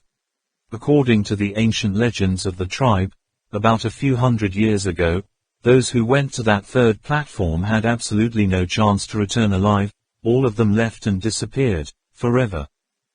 Trak Mok Kwong Ba and the others looked at each other in bewilderment. That's not right, this way of saying is completely inconsistent with what they already know. The Quabar tribe is the army of light, it is a complete army. How can it be divided into different tribes? Could it be that because of the long time, the army of light was also divided into small groups, and then competed with each other for supremacy? As for the shaman Allah, he secretly asserted, absolutely impossible, there must be something wrong somewhere. Is the legend wrong, or are the people who claim to have gone to the third floor, never set foot on it at all, just fabricating it to deceive everyone? What are they doing up there? Yu Yang wondered. Do what? Dawu and Katmao smiled bitterly and replied, why are you not afraid of the thousands of miles away, not afraid of the many dangers and difficulties on the way to this place? Why is it that when your comrades died and died countless times, you still refused to turn back? Don't tell me you got here unscathed. So let's ask, why do you have to go to that third stage? Yu Yang was about to open his mouth, but Dawu and Katmao continued, we, just like you, heard that up there is a land blessed by the gods, there is food that will never run out, no there are natural enemies and predators, who doesn't want to see it once in their life? How is our situation here? You have all seen it, war, disease, wild animals are everywhere, every day we are struggling on the line of life and death, every year they all lost countless lives by hunger and disease. What's more, in recent years, more and more, armored, people from the outside have come like you. From them, we learned that outside there is a completely different world from here, an infinitely large world. A world, if you walk, it will take 10 years to go all the way. These people have different skin colors, different languages, and even invent things that we can't even imagine in our dreams. Ask yourself, do you know how the people who live here long to leave this place? They long to see the outside world, to see with their own eyes the legendary flying iron bird, to see the giant wheeled iron worms that could even leap forward without human strength. Before talking and talking over and over, the corners of Dioda Sama's eyes were also slightly wet. However, the Quabar people built an insurmountable barrier above it, making it impossible for outsiders to find the place. This, at the same time, also makes it impossible for people inside to go to the big world outside. At times, ordinary people might think that the brave warriors who went up there and never returned, must have found a way out, and should have left this place. Even though they knew it couldn't be, they still couldn't suppress the thought. Not to mention, a lot of times, we have to go up there. Dawu and Katmao changed her voice again, slowly sighed and said, as you can see, on this second floor the weather is very variable. Sometimes just one natural disaster is enough to make a whole the tribe has lost all its crops. For example, some tribes in the north, for example, encountered a great flood, so they could not harvest a single grain of food. And the Quabar people do not appear every year. Sometimes they only appear once every few decades. In order for the tribe to continue to survive, Yaka's warriors were forced to risk their lives to go to the third floor to steal seeds, and our Langbu's warriors had to cross the Whitebone forest to the place of the lower Go3, below. The food of the Quabar people is always abundant and abundant. If lucky, there are often brave warriors who bring back the seeds. However, for now, I am afraid that the Yaka side will hardly be able to steal their seeds anymore. I just hope the tribes there can continue to hold out. Why, 3 years ago, the brave warriors stole food, the result was annihilated. Only one man with only one arm and one leg crawled back to Konbar thought. That person brought back a message, saying that, the Quabar people already have their king. Looking at the seemingly incomprehensible eyes of the guests from afar, Dawu and Katmao explained, the Quabar people are originally like the tribes on this second floor, they are dispersed to live in different areas. It varies from tribe to tribe, there is often a distance between the tribes, which does not seem to be very peaceful. However, once they have a king, then the situation will be completely different. That is, all Thuong Quabar people on the third floor have been unified into one relationship. Now we can only hope they won't destroy all the tribes like us. The shaman Allah asked again, what about the Quabar tribes? What's the Chia Kwai 3 clans like? Lord Dawu nodded and said, the truth is, in the legends handed down from past generations, there was a very long time that we did not know about the existence of the Chia Bar people. About 100 years after the appearance of the Thuong Quabar people, we learned that there were also Quabar people. They said that they and the Thuong Quabar people came to this land together, but for some reason, they stayed below without continuing to go up. Then why were they destroyed? Trak Mok Kwong Bar asked. Dawu and Katmao smiled bitterly and shook her head. How do I know? But probably more than half is related to the Shang Quabar people. In the last 100 or 200 years, the villages that have been destroyed are mostly related to the Thuong Quabar people. The villages in Yaka are even more destroyed. If the food thieves are discovered, you have to be prepared to accept that outcome. Trak Mok Kwong Bar exclaimed, how is that possible? Obviously, those seeds are probably the golden food that Captain Ho Duong talked about. Is it possible that because of soil quality or some other reason, the output of golden food grown on this second floor has decreased after several generations? But even so, those Thuong Quabar people have so much food that they can't eat all of it. what to do with the residents on this second floor. Also banning people, once they find out who is trespassing, they will destroy all their villages and tribes. What is the moral of this?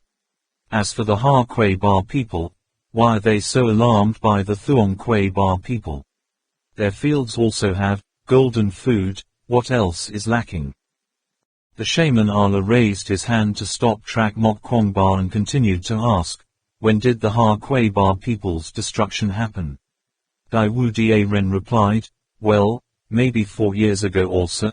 At that time both Kong Ba Thot and two Doi Kong Nhat villages were shocked, because a large group of Montagnids passed through the area near the village, their village. They even thought their village was about to be massacred. 4 years ago, around the same time, that crazy Kuei Ba escaped from this place. If that's the case, then the time is bound. It turned out that the village below was destroyed by the Thuong Kuei Ba. The sky ladder and the water wheel were also destroyed by the Thuong Kuei Ba people. However, the autopsy results showed that those wounds were not caused by human weapons. How to explain this? That's right, guardian spirit. That's for sure. Yu Yang has rearranged all the clues into a seamless line in his mind. At this point, De Wu and Cat Mao stood up, rolled her eyes at the strange guests, and continued, okay, that's all I know, many things I don't understand very well myself. If you want to find out more, go to Tukmao to find Dai Wu Tukiat, the great master of our Langbu kingdom. He knows a lot of secrets. Besides, a lot of the legends I know are all heard from him. Seeing that Dai Wu Darren bowed slightly, Chuo Mok Kwong Ba and others hurriedly stood up and said, we are really grateful to be told so many things by Dai Wu Da Sama. I've been bothering you for so long, I'm sorry. So, then excuse me from here. Ma Cat stood next to him and invited him, come to my house is right in front. Lord Dai Wu smiled and said, it's okay, just now I heard that the Ha Kuei Ba people are distributing food, and even treating people in our village. I have to thank you. Ah, wait, Kwong Ba. Trak Mok Kwong Ba just walked out the door. The light of Shangri-La was shining on him. He turned around, saw Dai Wu Da Sama looking at him with strange eyes, then asked, can I see your eyes? Chuo Mok Kwong Ba. Trak Mok Kwong Ba nodded.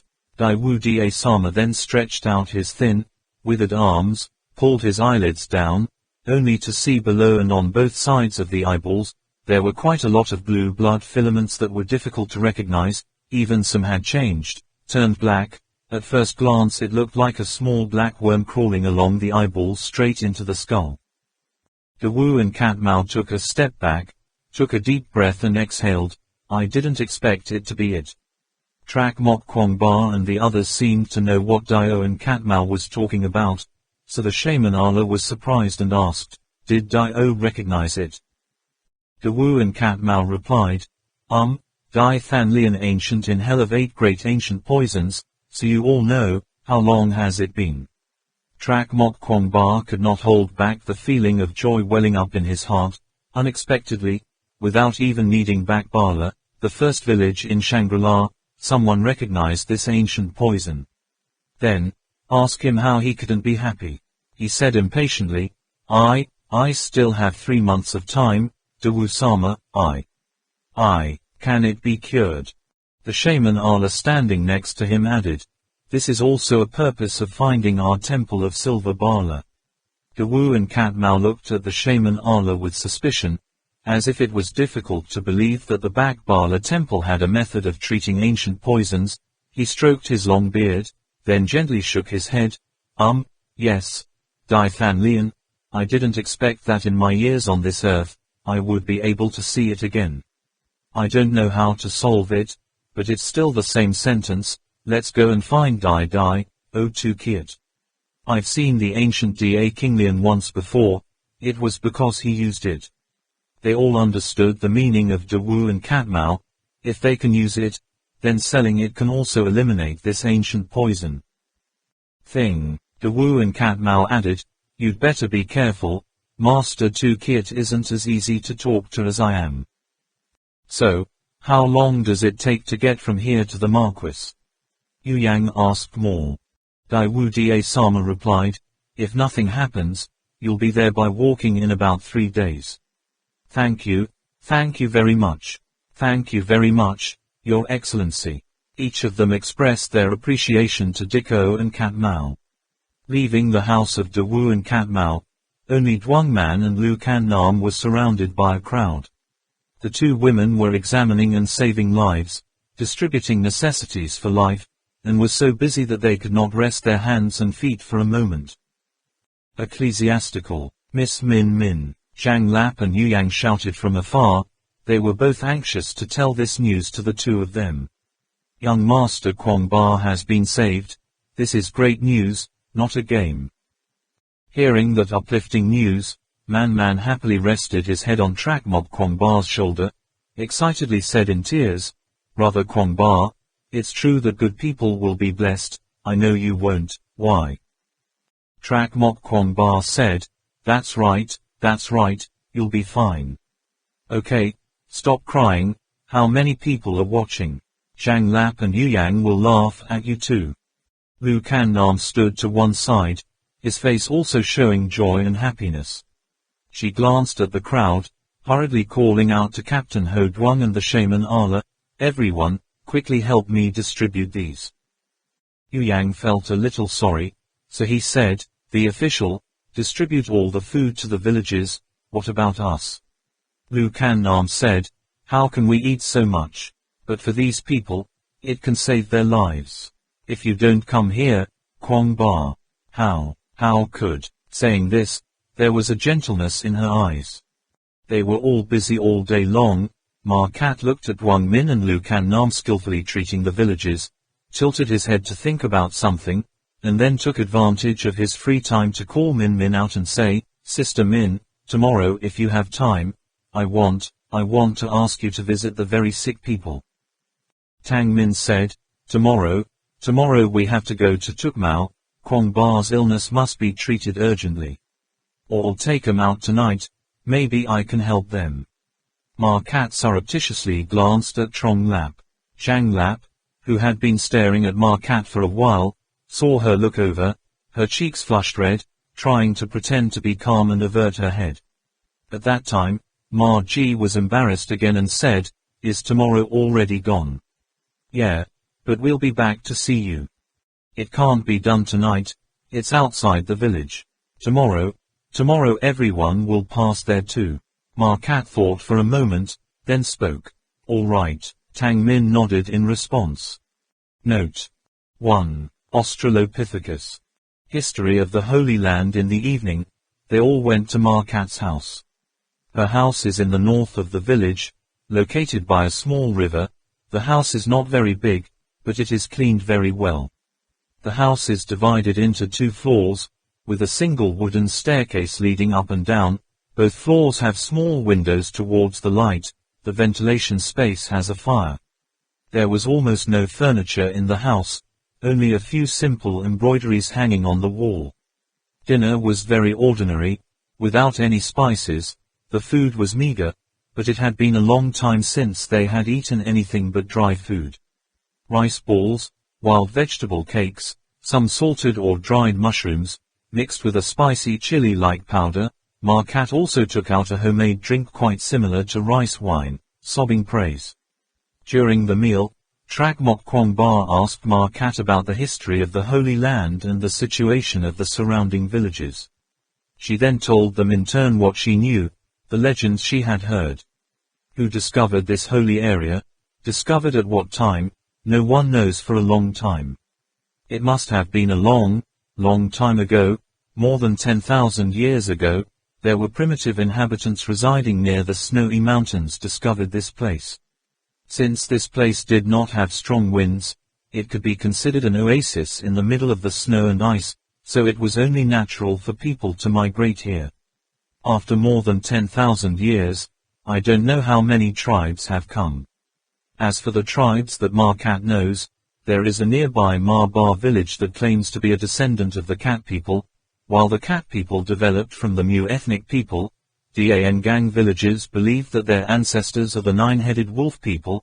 Quay Nin and Na Nin villages are descendants of the Con Ngo and Vai people, respectively. Vai Say Enan village is quite large and is a descendant of the Bark Lang tribe. Almost every village is a different race. The shaman Ala listened attentively, discovered something amazing. The races that Markat casually mentioned, unexpectedly including the legendary origin races of the Tibetans and the Jiangs, Dai clan in historical records of the Xia, Shang, and Zhou dynasties. The gap in both time and scope of these peoples is enormous. To put it more easily, here there are both people from the Xia dynasty and people from the Shang dynasty, or people from the Qin state, the Qi state of the Warring States period as neighbors, or the Xiongnu of the Han dynasty and 2Q of the Tang dynasty living side by side. Take a few steps to come. Regarding the history of the Holy Land, Markat only knows so much. The earliest to come here are the Snow Mountain people. There is also a legend that the Snow Mountain people are the life born from the Snow Mountain, so they already reside on the third platform. Later, more and more people came here. At first, the people were few, the land was large, everyone was looking for suitable lands to live and produce, everything was very safe and unharmed. Later, when people gradually increased, it was inevitable that disputes would arise. This holy area is no different from other places outside. It's all excrement, then it's all right, it's merged and it's divided again, but the scale and severity of the disaster is much smaller. There was also a brief period of unification, called the Sun Dynasty or something, but the time was not very long, and then divided again. As for the Snow Mountain people on the third platform, because it is not easy to go up and down one floor, and at that time there were no Quabar people on the third floor, unlike now. At that time, on the third floor, there were also consecutive natural disasters, but there were places that were still hot and cold. Apart from the Snow Mountain people, it was not a suitable place for everyone to live together, so in tradition according to the theory, for 12,000 years, only the Snow Mountain people lived there. Yu Yang asked Markat in detail about the situation of those snowmen, especially after being defeated by the Quabar. What was their outcome? But Markat could only shake his head at that question. People outside sometimes have the opportunity to see the silhouette of a snowman, but the people in the Holy Land are not like that. They have almost never seen a snowman, but they know that there is such a human race thanks to the ancient legend. Besides, they remember the Snow Mountain people mostly because of the Quabar people, but the story about the Snow Mountain people being defeated by the Quabar people, running away to where, who can know? Yu Yang couldn't help but be disappointed once more, so he had to listen to Markat to continue. At that time, there were also tribes who came here, discovered that this place was not suitable for them to survive, and then left. But this place is almost completely isolated from the outside world, so whether you come here, or leave this place, you must be prepared mentally that 10 people can only live one, and at the same time have to face the results, there. But in the end there were survivors who left this place. They spread the existence of this sacred ground like a myth. So, more than 1,000 years ago, in the Tibetan plateau, there must have been quite a few people who had heard of similar legends, knowing that such a place existed in the world, until the Quabar people came. This, about 1,000 years ago, the largest group of Quabar people came to this place. The growth made all the other tribes in the Holy Land not dare to resist. At first, people did not know their existence, but when they discovered it, the Quabar people occupied the entire third level of the platform, and at the same time drove the Snow Mountain people out of their land. At that time, the inhabitants of the Holy Land thought that this place would agree on a term, but later discovered that the Quabar people had no such intention. They just went to the villages to capture young men and women, to go to the third floor to build the stronghold. At the same time, they also bring to the inhabitants of the Holy Land the news. Beyond the snowy mountains are sinking into the darkest, most turbulent times. In order to prevent the fire from spreading here, the Holy Land was blocked by them, forbidding anyone to enter. In addition, they also promised to bring all a peaceful and happy life. The rules are laid down from there. After that, no one can go to the outside world anymore. It is said that there is not only one stone citadel, countless human lives, and it took more than 100 years to complete. All the residents of the Holy Land are extremely happy to wait for the Quabar people to fulfill their promise, to bring everyone a full and disease-free life. The ploughmen have fields and gardens, everyone has comfortable housing. Unexpectedly, after building the stone citadels, the Quabar people on that third floor would no longer have any contact with them. As for the old people of the last group who participated in the construction of those stone castles, they did not say a word about this, as if there had been some strange event. Only in retrospect do they feel it, exclaimed 2 words, miracle. After that, the story about the third floor and the Quabar people all faded. The residents of the Holy Land lived their lives unchanged for thousands of years, only, for various reasons, no one left out of here anymore. At this point, Marquette put a finger on his lower lip, tilted his head to think about something, and then exclaimed in surprise, "It's very strange, after the stone castles were built, according to legends, for hundreds of years, there was no war in the Holy Land. At that time, everyone was still very united, living self-sufficiently, not competing for anything." After a moment of surprise, Marquette continued, "At unknown time, the Holy Land began to explode with war. Since then, the war has lasted endlessly.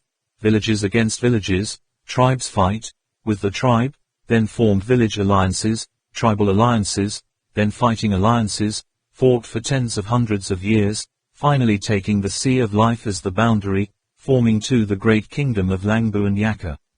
After these 2 great kingdoms were founded, there was a degree of splendor, thought to have grown very strong. It is not known who initiated the promotion to the third floor, but no one expected that the army that they thought was strong, who had just reached the third floor, was completely annihilated. At that time, people remembered the rule that the Quabar people had set up in the past: anyone, not allowed in or out. The story that Marquette knows, it's just that. Trak Mok Kwongba also knew that in Kong Nhat Lap and other villages, ordinary people only had their own language but were illiterate. The only person who really understood and grasped the knowledge, I'm afraid there's only Dai Wu in the village. As for cultural documents, only Dai De Wu of the kingdom has. Fortunately, since childhood, Marquette was very close to Dai O and Katmao, so he heard a lot from him. Yu Yang listened attentively, constantly rearranging the clues in his mind, his brain working at almost full capacity. The darkest, most turbulent time outside the snowy mountains that the Quabar people say, must have been the Buddha extermination, banning Buddha on the largest scale. Then they forbade people here to go outside, naturally related to their bringing along the treasures of the other 4 directions temple. Once someone was outside, there would be the possibility of revealing the secret of this place, which would be enough treasures to bring disaster to the entire Holy Realm. As for the stone citadels that they had to build for more than 100 years to complete, most likely one of them is the Bakbala temple. Although they didn't let people go out, they must have sent people out themselves. The messenger to County Ge probably came out from here. His mission must be to see if the Dark Ages out there are over. No, that's not right. The Quabar people are so strong. If they knew at that time that the Dark Period was over, if they had the ability to bring the treasures of the 4 Methods temple here, then it must have been too. If you can bring them back outside, you must let the emissary bring a guide to guide the direction, so that posterity can excavate it for what? That's right. The Quabar people promised the inhabitants of the Holy Land to give them a peaceful and comfortable life, and then started building many stone castles. From the village scale of the Ha Quabar people, it can be seen that they are indeed capable of doing so, which also means that they were originally intended to do so. If the Dai Thien Luan Sutra was written by the Quabar people, then there are some historical details in it, which must have combined their mythology with the history of this sacred realm to write. From that, the existence of Shangri-La paradise on earth must have been an idea of theirs. Then why, After building the citadel, did they cut off relations with the inhabitants of the Holy Land? Why has there been no war in the Holy Land for hundreds of years? Reading in the records of Kongbo village, the war only broke out in the last 100 or 200 years. Did the Kwai Ba people do something? How can they do it? On the third floor, there was an incident. After all, what was the incident?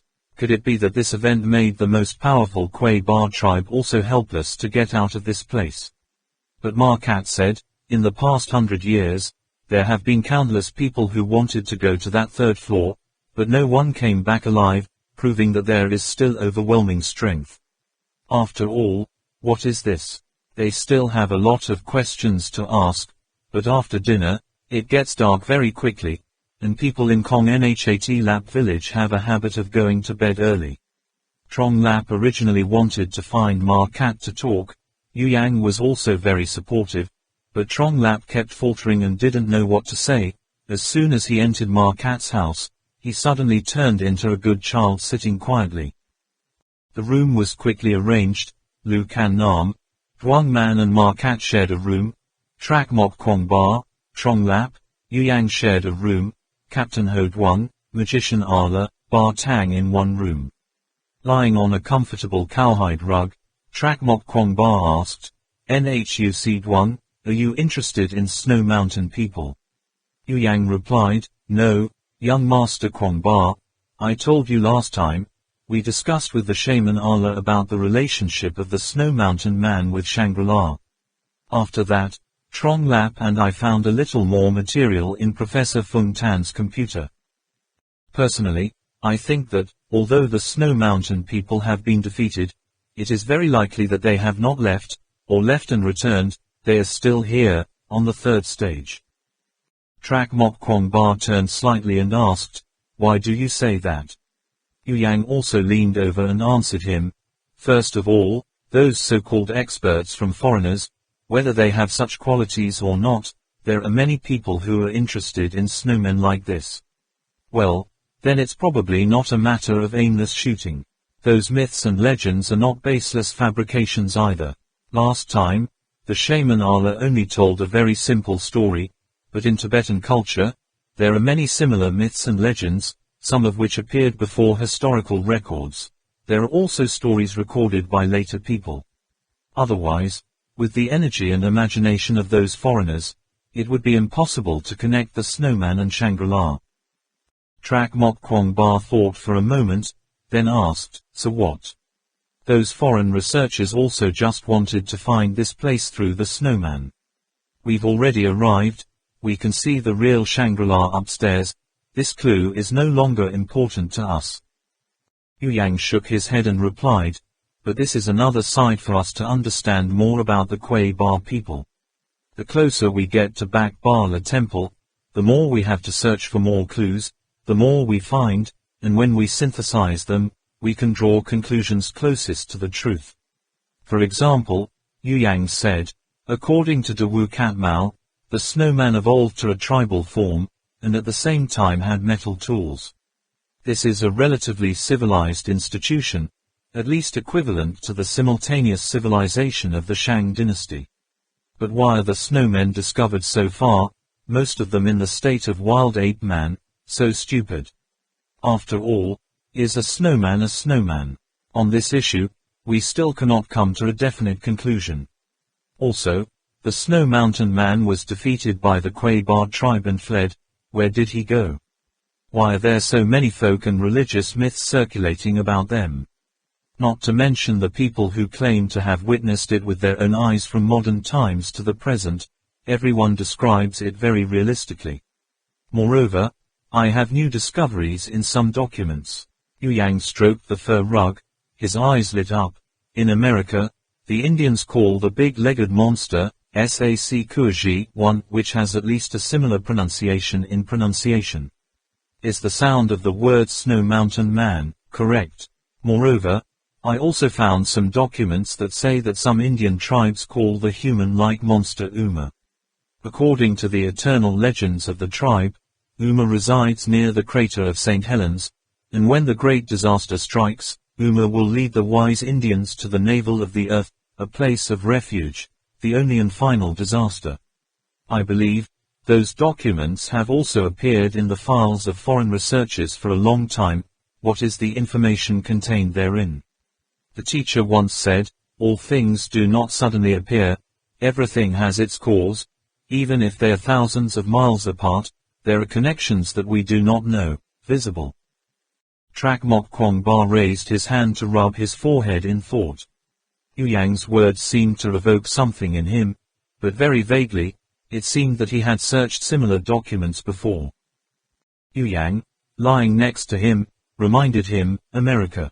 Emissary, Maya. Trak Mok Kwong Ba suddenly remembered, yes, Maya was in America. When they returned from the White City, they spent a lot of time studying the relationship between America and Tibet. There are many obvious as well as implicit clues, that the messenger went to faraway America to bury the citadel illuminated by light, but why hide that bronze mirror? Until now they are still completely unaware. However, that sudden memory made Trak Mok Kwong Ba feel extremely confused.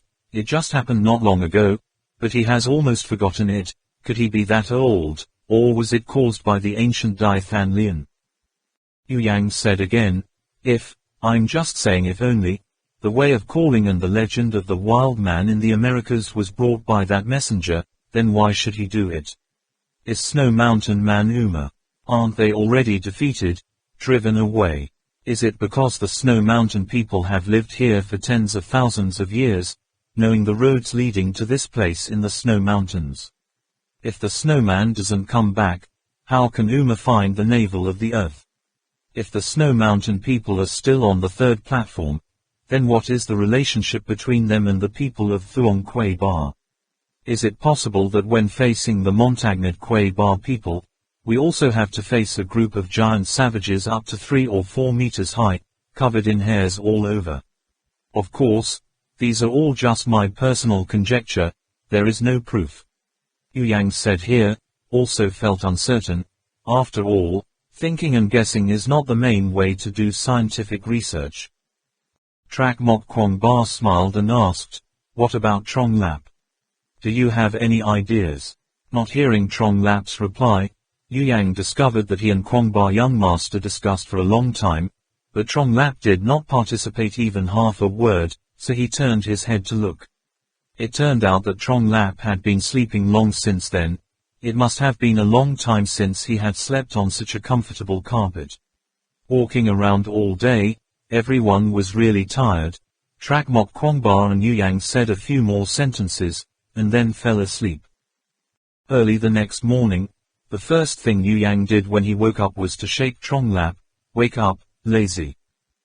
Zhang Lap fumbled in his mouth and said, Ma cat. 2 legs clamped firmly to the carpet. Yu Yang leaned back slightly, exclaiming, TSK TSK, did you hit the wormwood charm? Even when I slept, I called someone's name, but last night I didn't dare to find someone to talk to. Wake up, wake up. As he spoke, he pushed 2 more times. The sound made Trak Mok Kwong Ba also startled awake. Let him sleep a little longer, Yu Yang. Trak Mok Kwong Ba said. But Yu Yang discovered something was wrong. Shaking and shaking like that, Trong Lap did not have any reaction. He immediately touched Trong Lap's face, then quickly touched his forehead, then put his hand on Trong Lap's forehead again, hastily said, Zhang Lap has a fever. Duo Mok Kwong Ba smiled softly and said, I know, since meeting Ma Cat yesterday, when has he not been hot? Yu Yang shook his head, no, young Master Kwong Ba, he has a fever, his head is hot like fire. He pulled out from the side of his watch a thermometer the size of a toothpick, swiped 2 or 3 times on his shirt and stuffed it into Trong Lap's mouth. Idiot, take it in. Why is the fever so high? Trong Lap grumbled, I didn't do it on purpose. Yu Yang was about to say that this guy was still sober, when Trong Lap added another sentence, you are so beautiful. Followed by a series of muffled, indistinct sounds. Trak Mok Kwong Ba also approached and touched Trong Lap's forehead, then called out, Min Man, are you awake yet? Zhang Li has a fever, come over here and see. Moments later, Lu Kan Nam stepped over, Tuang Man was behind, Ma Cat also followed. At this time, Trong Lap's body temperature was obtained, but unexpectedly, the fever was as high as 40 degrees. Tang Min said, "It must have been infected yesterday, forgot to look at his wound last night, and he didn't say anything, it's all my fault, how could I forget?" After saying that, he immediately lifted the blanket to check on Trong Lap's wound. Ma Cat blushed, turned away embarrassed. She had never seen a man wearing only a pair of shorts before. However, seeing that everyone in the room was not paying attention, she shyly looked back and worriedly looked at Trong Lap's wound. It was still not quite bright, had to turn on the lighting equipment, only to see that Trong Lap's arm was red and swollen, and had festered. Lu Kan Nam said, "You have to immediately wash his wound, this brat, so you didn't say a word yesterday." Yu Yang mumbled in a low voice, "All day yesterday, he was wandering, his soul hovering like a drug, more than half of it, he didn't feel any pain." "That's right," Tang Min also affirmed, "I also feel that yesterday, Zhang Lap's soul was left somewhere." After saying that, she turned her gaze to Ma Cat. However, they all talked in standard Mandarin, and Ma Cat could only open his eyes wide and not understand anything. "Wash the wound, apply antibiotics, reduce fever, finish everything." Tuang Man looked up at Trak Mok Kwong Ba. Trak Mok Kwong Ba didn't hesitate, immediately said, "Let's wait for him to be well. It doesn't take long to get to the Marquis from here, doesn't it?" Yu Yang patted Trong Lap's cheek, showing that he didn't know what to do, idiot. Then pinched again, just turned her head, and immediately saw Ma Cat's reproachful face, quickly smiled a gentle smile, giving her place to her. Ma Cat knelt down beside Trong Lap, tried to touch his forehead, then quickly withdrew his hand, and cautiously asked Yu Yang, "Brother Zhang Li was injured because of me, right?" Yu Yang secretly said, "Don't be stupid, he was injured a long time ago, it has nothing to do with you." Thinking so, but out of his mouth he still said, This thing I don't know too well, maybe. This thing," then turned his face away, thinking to himself, "You rotten bastard, I'm benevolent to you, hee, it's true." At that moment, Trong Lap said again, "Ma Cat, you are so beautiful," although he did not understand what Trong Lap said, but the two words, Ma Cat, heard very clearly, and then looked at the faces of others. Without guessing, he knew what the other guy was saying. Recalling the panic-stricken shadow running by the lakeside yesterday, Ma Cat's big round, star-like eyes suddenly closed, involuntarily exuding an extremely beautiful and graceful look. Yu Yang thought to himself, "This guy has a fever, or is he still sober? He must have a problem with his mind. How could he say that in front of Ma Ji when he was sober?" At this time it was morning. Captain Ho Duang and the rest also woke up. Knowing that Trong Lap had a high fever, they all agreed to stay in this village and rest for a few days. Around this time, having to go back and forth between the primeval forest full of monsters every day, it is good to be able to see your fellow humans for a few more days. Taking Trong Lap as a test subject, Tuang Man took advantage of his free time to teach Ma Cat some common knowledge about patient care. Like counting the infusion rate, measuring body temperature, Ma Cat studied very hard and seriously. From time to time, Man would raise her head to look at Trak Mok Kwong Ba, smile at him, the content contained in that smile, only they would know. At this time, Lu Kan Nam suddenly said, "Ma Cat, didn't you say yesterday that you wanted to take us to visit some seriously ill people? Now's the time, now lead us, or has Ma Ji now remembered that she had asked them to visit some seriously ill people yesterday? She glanced at Trong Lap, then looked up at everyone again. Her expression seemed difficult to choose. Tang Min immediately suggested, "Does anyone else know the place?" Everyone wait for me for a moment." Ma Cat seemed to remember something, ran out, and came back a moment later, saying, Lord Daiwu will lead everyone, I stay here. As she spoke, her cheeks turned red again. Okay, Ma Cat, then please take care of our brother Tronglap. Ma Cat blinked her big round eyes. Yue Yang's smile was very strange. Tang Min put the communication device on Ma Cat's ear, showed her how to use it, and then told her, if something happens, use this to tell us, even if you are far away, you can still hear it. Captain Hu Yang looked at Yu Yang and Tang Min with strange eyes and asked, shouldn't I also stay and take care of Zhang Li?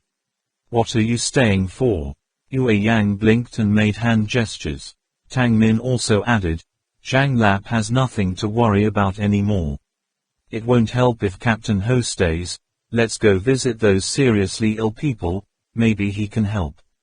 Captain Ho Duong looked at Tronglap, then looked at the stressed girl again, then as if he understood, nodded and said, let's go. Outside, Lu Kan Nam questioned Tang Min and Yu Yang, what are you two doing? She paused and asked with a serious face, isn't our problem enough? Have you found the Silver Bala Temple? Did you find the Death Unicorn? Has the poison neck on young Master Kwong Ba solved it? There is still a pursuit behind. We have absolutely no clue what to do in the front. This journey of ours can't have any more trouble. I know, Tronglap has feelings for Ma Cat, but why do you two need to be by your side to pour fuel on the fire? Do you think that's good for him? Have you two ever thought, we're going to have to leave this place? Do you want to leave Tronglap here, or do you want to make him worry about Ma Cat for the rest of the way? Or give her a close relationship? Don't forget that there is a huge gap between them. It's basically impossible to be together. Moreover, we are not tourists. This journey is fraught with dangers. Life can be lost at any time, in case Tronglap. Can you two think about our situation first and then do that? Captain Ho Duong, Shaman Ala and Bar Tang all showed no attitude. Yu Yang was scolded for a match, only bowing his head. But Min Min was not satisfied. She raised her head and said, I feel. Just uttered those 3 words, Trak Mok Kwong Ba continued, ha ha, I feel that the officials say very reasonable. For this matter, we should keep an objective attitude. Tronglap's work should be left to the right. He solves it himself. We don't help, nor prevent, right? Captain Hu Duong also said, hey, let's go to Dawu Sama first, people are waiting. Lu Kan Nam shook his head dejectedly, thinking to himself, can't you help? You guys did your best to help him. A teenage girl living in a completely enclosed environment, facing a special forces soldier from the 21st century, how can you say Ma Ji can resist? Note 1. Sasquatch, also known as Bigfoot, is a very rare primate that many people think lives in the wilds of the Americas. Although many people claim to have seen or discovered Bigfoot footprints, so far no one has caught or found any of their corpses. Chapter 56 The Poisoned Person. It wasn't until the rock moved, and the rocks creaked, fell, that they discovered it was a human, and everyone was startled. This person was covered with a substance that looked like gravel. Both his head and face were covered by that thing. His body was leaning against the cliff. If he didn't look closely, he couldn't detect it. That face cannot be called fierce. It must be said that it is terrible. Those who were hit by poison neck Trak Mok Kwong Ba's group found Dio and Cat Mao, clearly stating their intentions. Lord Daiwu nodded, leading them out of the village gate, in the direction they had come from in the first place. Along the way, meeting the villagers, everyone smiled and greeted. Now the villagers Kong Nhat Lap are no longer hostile to them. But Yu Yang discovered that there were 3 people who looked like old farmers. When they met them, their faces were completely expressionless, neither rush nor cold, their eyes full of caution. Perhaps they didn't know that yesterday Man Min and the official who distributed food to the villagers should, or not give them to them. With such a large number of villages, how could they not be missed? Yu Yang didn't have time to think much, only saw that 3 of them had 2 amputees. One was missing a left arm. It was so weird. When he passed by, he couldn't help but look back again. As soon as he saw the completely amputated person from the left knee down, staring at him, his eyes were strangely fierce, Yu Yang quickly turned his head, his fear in his heart was still not over. As he walked, Yu Yang silently memorized the location. This place was deep in the forest, not far from where Trong Lap met Ma Cat yesterday. There was a strange-looking cave in front of him. Dawu and Cat Mao said, "This is the place, they're all the people who got poisoned in the war. Our kingdom's ancient poison usage art and Yaka kingdoms are different, so there's no way for us to remove them either. Yesterday I saw you heal the villages, maybe it will help something.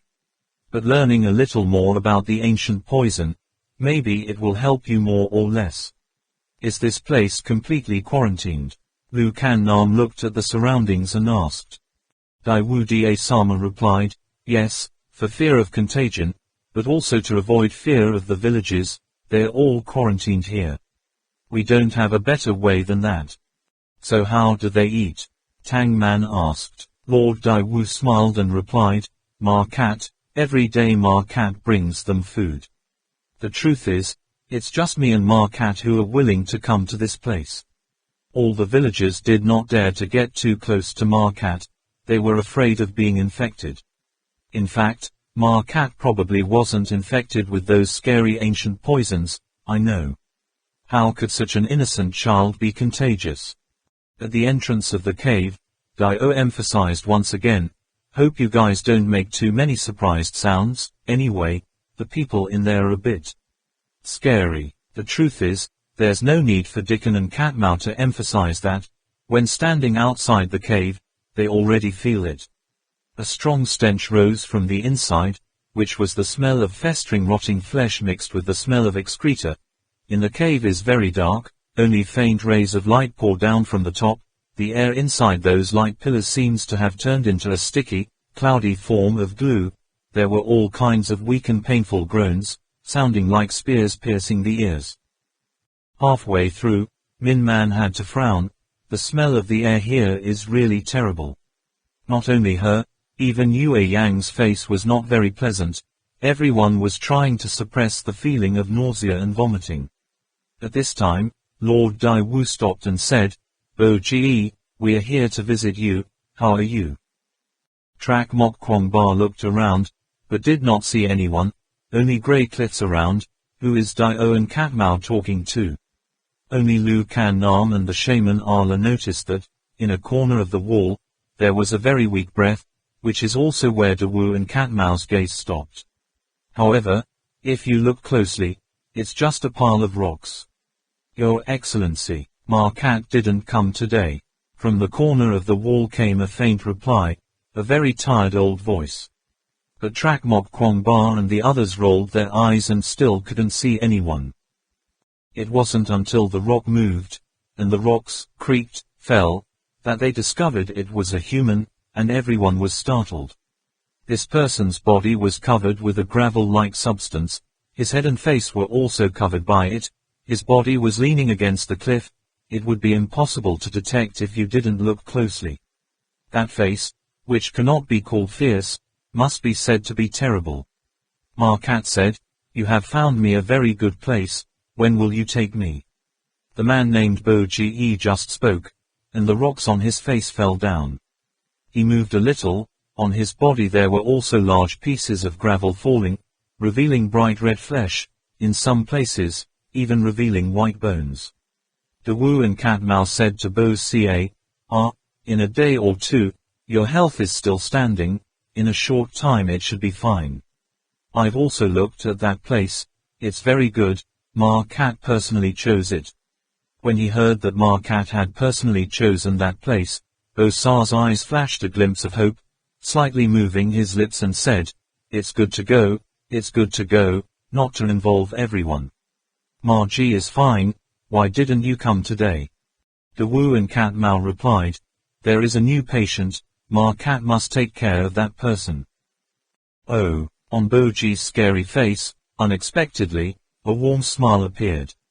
Dio and Cat Mao took a bucket of water, poured a ladle over Bak Sa's body, and said, "This is Nanhat Bak Ca, once a hero of our Langbu kingdom. After a failed attempt, he was hit by the lava neck. His body was turning into lava. His whole body will gradually turn into a rock. Now it's reached the end, can't go anywhere. Now he can't even swallow food.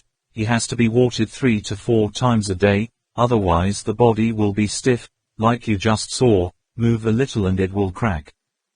Tang Min took a small tongs to pick up a piece of rock that had fallen on the ground, and exclaimed in surprise, This is the stratum corneum, which covers the outside of the bony organization.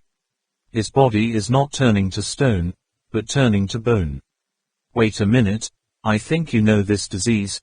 It seems that there is a similar case somewhere. Captain Ho Duong immediately reminded, looking up documents. Trak Mok Kwong Ba knelt down on one knee, took out his laptop, entered the keywords, ossification, organizations of the ossified body, to search. Not long after, the computer immediately produced several results, in which muscle ossification was quite suitable for the condition of the person in front of them right now. Tang Min said, Yes, that's it. I remember those people are called coral people. This is a genetic mutation. Muscles and soft tissues in the human body, even internal organs and blood vessels, gradually turn into bones. When the disease reaches the final stage, the patient's body can no longer function, all of them turn into bones. Trak Mok Kwong Ba closed the computer. Other people almost secretly breathed a sigh of relief. Can use scientific methods to know what disease this is. It seems that ancient poisons and modern medicine are still related, together. De Wu and Cat Mao glimpsed a glimmer of hope and quickly asked, What's wrong? Is there a cure? Tang Min whispered, We know what it is, but there is no way to cure him. The truth is, with current medical technology, there is still no really effective way to treat this disease. Tang Min breathed a sigh of relief, and at the same time increased a bit of fear. Could this ancient poison have reached the point where it can cause mutations in the genes? Is this witchcraft invented by humans 1,000 years ago? De Wu and Cat Mao nodded. Bo Ge is also prepared.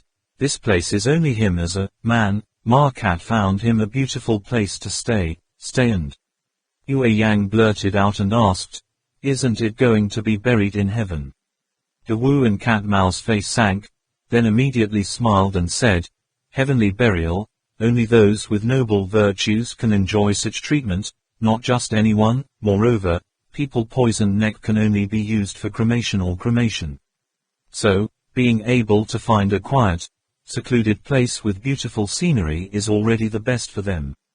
After saying that, his questioning eyes turned to the magicians Ala and Trak Mok Kwong Ba, as if asking, Could it be that all of you don't know about this? After arranging for Bo Ge, they continued to go inside. No one said anything anymore, especially Min Min. Nothing upsets her more than seeing someone seriously ill and unable to help them. The second person wasn't too far away, lying on a stone bed. The faint groans they heard just now were coming from here. Stepping closer, they discovered that the person on the bed was an old woman with white hair, and secretly sighed in her heart, At least the face of this old woman have not changed, only the neck and back, down. It seems that something is wrong. The enlarged body is completely out of proportion to the head. On her body is a symbol of a black blanket. The old woman lay on the stone bed unable to move, her mouth constantly making goosebumps. Oh my father. Oh dad, De Wu and Cat Mao said. Mrs. Dan Chow is the mother of Doi Vuong. Her son was somehow hit by the ancient Van Exathuk Tam during the war. The Vuong couple returned to the village with serious injuries, and before the poison was released, they had already left this world. The old mother hugged her son's body and cried for a day and a night. I didn't know this kind of poison was contagious. Didn't expect Mrs. Dan Chow to also be hit by the ancient Van snake food heart. Now it's like 10,000 snakes are biting them, flesh her skin, eat her bones. As if hearing people talking, Mrs. Dan Chow's moans became much softer. She tried to raise her gentle voice and asked, Ma Cat, is Ma Cat coming? There was an unexpected smile on his aching face. For some reason, Lu Kan Nam saw that scene, and his heart suddenly tightened. Dawu and Cat Mao said, "Mrs. Dan Chow, it's me, and Cat Mao, we've come to visit you." Mrs. Dan Chow widened her cloudy eyes, attentively observed the new arrivals, saw Duang Man's shadow peeking behind her, and smiled and said, "And Cat Mao, you lied to me, that's not Ma Cat, then who is it?" When it was clear that it was not Ma Cat, Mrs. Dan Chow forced a painful smile and said, "Sorry, I looked at the wrong person." Dawu and Cat Mao said, they barked a mother sent by heaven to visit her. Having said that, he was about to lift the blanket on Mrs. Dan Chow's body, so that Trak Mok Kwong Ba could clearly see the damage caused by the ancient Van Exa Thuk Tam to the body. But, when Mrs. Dan Chow saw many people, she panicked and pulled the blanket on the other side, and started moaning again, "Oh my father. Oh Dad." Captain Ho Duang discovered something, and immediately suggested, "Let's go over there and see." After that, he turned to Deokan and Cat Mao, "We don't go around, we don't touch anything." All of the men, Trak Mok Kwong Ba and the others, all evaded, leaving only Duang Man and Lu Kan Nam, and Dai Wu Dai at that time carefully lifted the blanket that covered Ms. Dan Chow's body. Tang Min tried her best to control herself, but still couldn't help it. She had to put her hands over her mouth and let out a soft cry.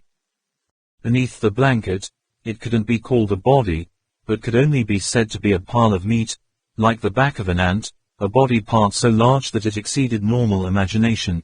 It was said to be even a small mountain is not worth it. If Trak Mok Kwong Ba can be considered as a bear's waist, then a biceps of Ms. Dan Chow is as big as his body. Her bust was like wearing a swimming buoy made of car tires, covered with wrinkled skin, the protruding flesh of the abdomen covered down to the knees, revealing thighs as large as 2 drums, feet are like inflated balloons, at least 4 or 5 times the size of a normal human's foot, inflated. Not only that, this old woman exudes an extremely unpleasant smell. Dawu and Cat Mao explained, if you hit the ancient Van's snake food heart, because the snakes in your body are more and more, the body will slowly expand, usually starting from the lower body, until the end. The whole person broke, 10,000 snakes poured into the heart. Like Mrs. Dan Chow, it has come to an end. Lu Kan Nam mustered up his courage and gently pressed on Mrs. Dan Chow's thigh, feeling as if he were pressing on a leather ball filled with water. She checked the other symptoms on her body again, and then told Tang Min, there is no fat accumulation in the body, not a keloid scar, but a complete swelling. I think this symptom is not new to us, it's just that we have never encountered such a serious case. Tang Min also tried to check a few other symptoms, then came to the conclusion, swelling, fluke disease. Lu Kan Nam nodded, she also thought so. However, she remained cautious, saying, at least something like that. I remember the shaman Allah once said, the parasite is the most primitive and basic type of ancient poison.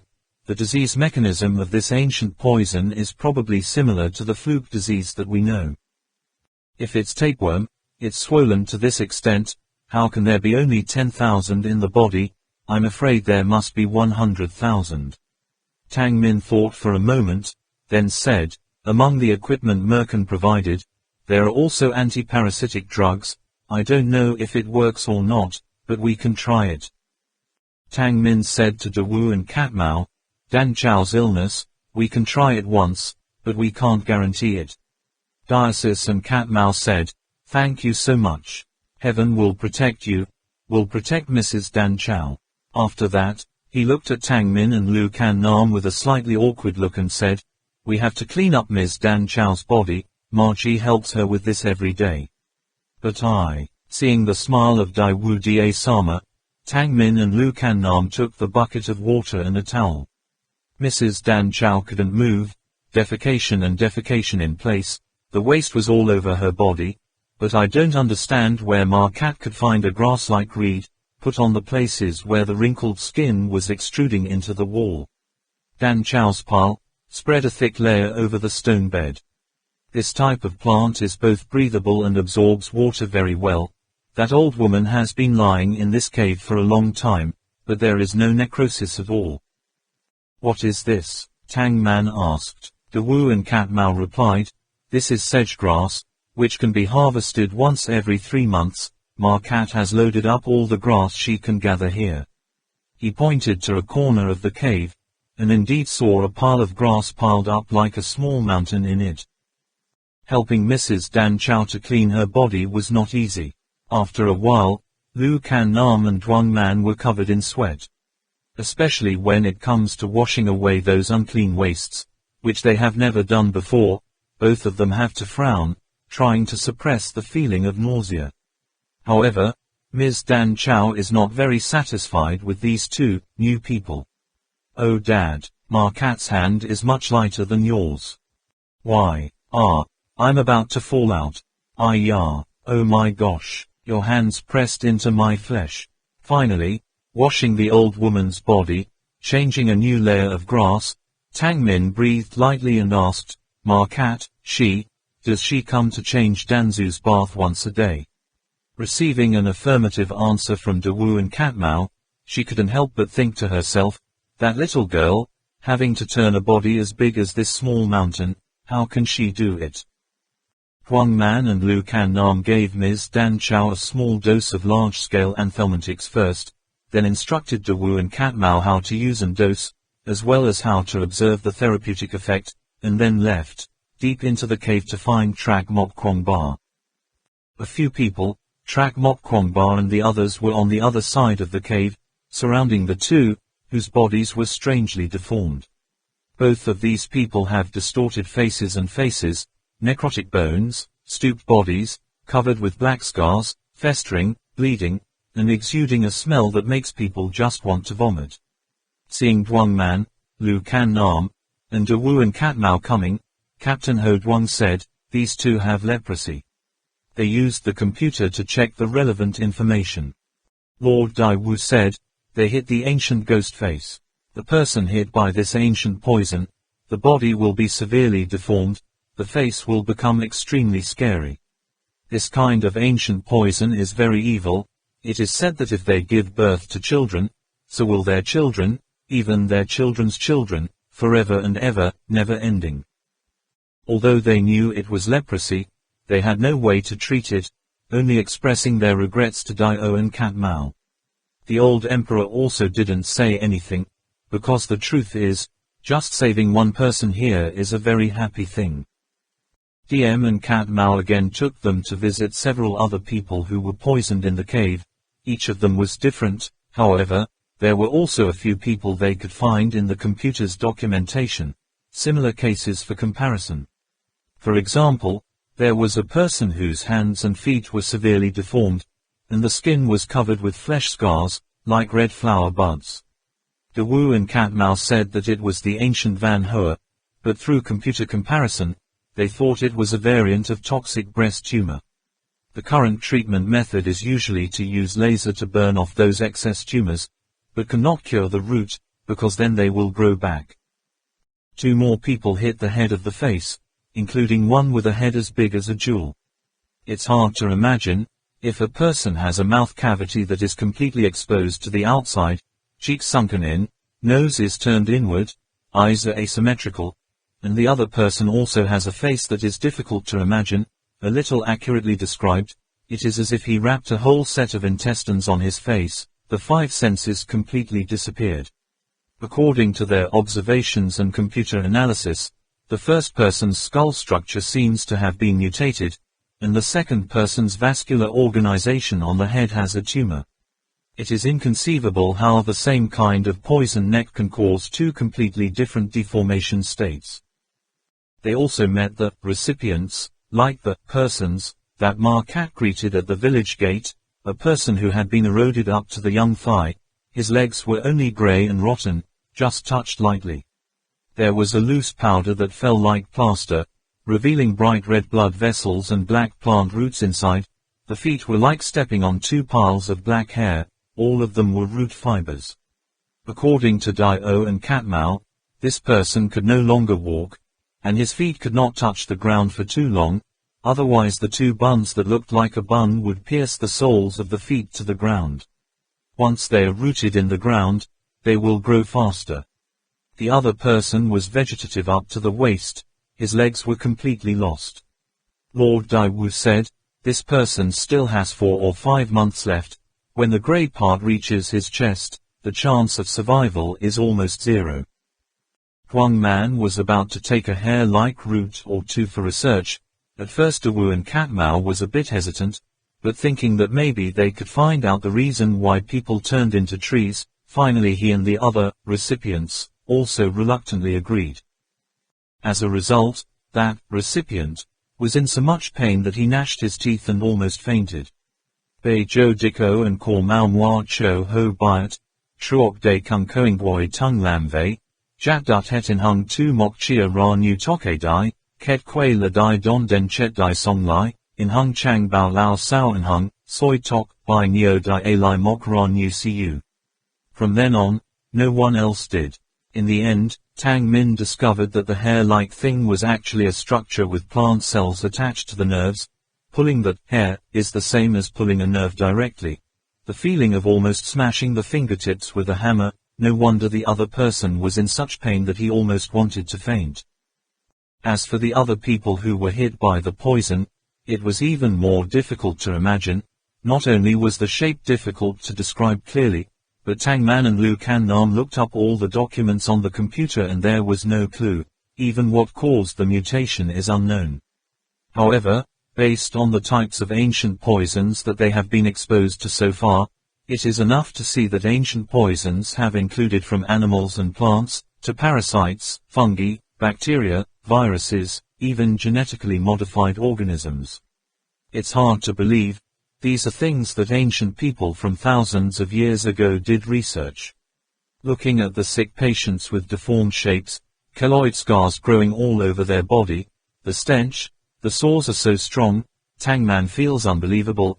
Could it be that all these people are caused by a girl named Ma? Is that San single-handedly taking care of? She thought so she asked out loud. Dawu and Cat Mao forced a smile and replied, "Of course. Besides me and Ma Cat, who else dares to come here?" So, what if one day Ma Cat doesn't come? Then they will wait quietly, wait for death, or wait for Ma Ji. Dawu and Cat Mao involuntarily showed a gentle smile and said to the strangers, "Actually, the fate of these poisoned people should have been left in the white bone forest outside the village, self-destructive. Ma Cat discovered this cave, then moved those people here, brought water and food every day, devotedly taking care of them like taking care of their own relatives. Ma Cat is a very determined girl. What she wants to do, she has to do it. She has been like that since she was a child. No one taught her. Did she think she needed to do this herself?" Tang Min did not believe that anyone was born with a bodhisattva heart at such a young age, but taking care of so many people with such serious illnesses, it was not something ordinary people could do. Dawu and Cat Mao smiled and said, "Actually, Ma Cat didn't expect it to turn out like this at first. It's just that her Aunt Uong Kim was hit by the heart of the heart. Ma Cat and her Aunt Uong Kim were very friendly. He didn't let the villagers chase Ms. Uong Kim away, so he found this place and came to take care of her every day.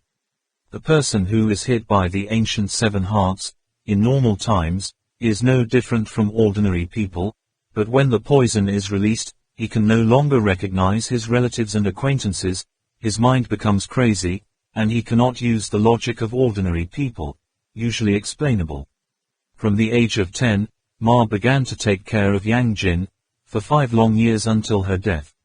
At that time, no one in the village believed that the girl could endure to the end. Ma Cat was injured every day, not scratched, but bitten, but he did not utter a single word of complaint. Ma Kor Kam Sok Cho Yuong Kim Duk Nua Nam Thi Trong Lang Lai Dua Toi Doing Woi Trung Ko Dok Tu Hai, Chinla, Tu Enan, O Dai Lang, Tenla Tu Enan Lang Ca. Ma Cat did not refuse, or perhaps, to him, 1 or 2 people made no difference. Later, there was a 3rd and 4th person. In fact, there were only about 3 or 4 people in our village who had been hit by that poison. Later, when other villagers heard this news, the people who were poisoned in those places also came here. I think, surely no one wants to suffer hunger, thirst, loneliness and fear in that cold, dark white bone forest. Markat treats everyone equally.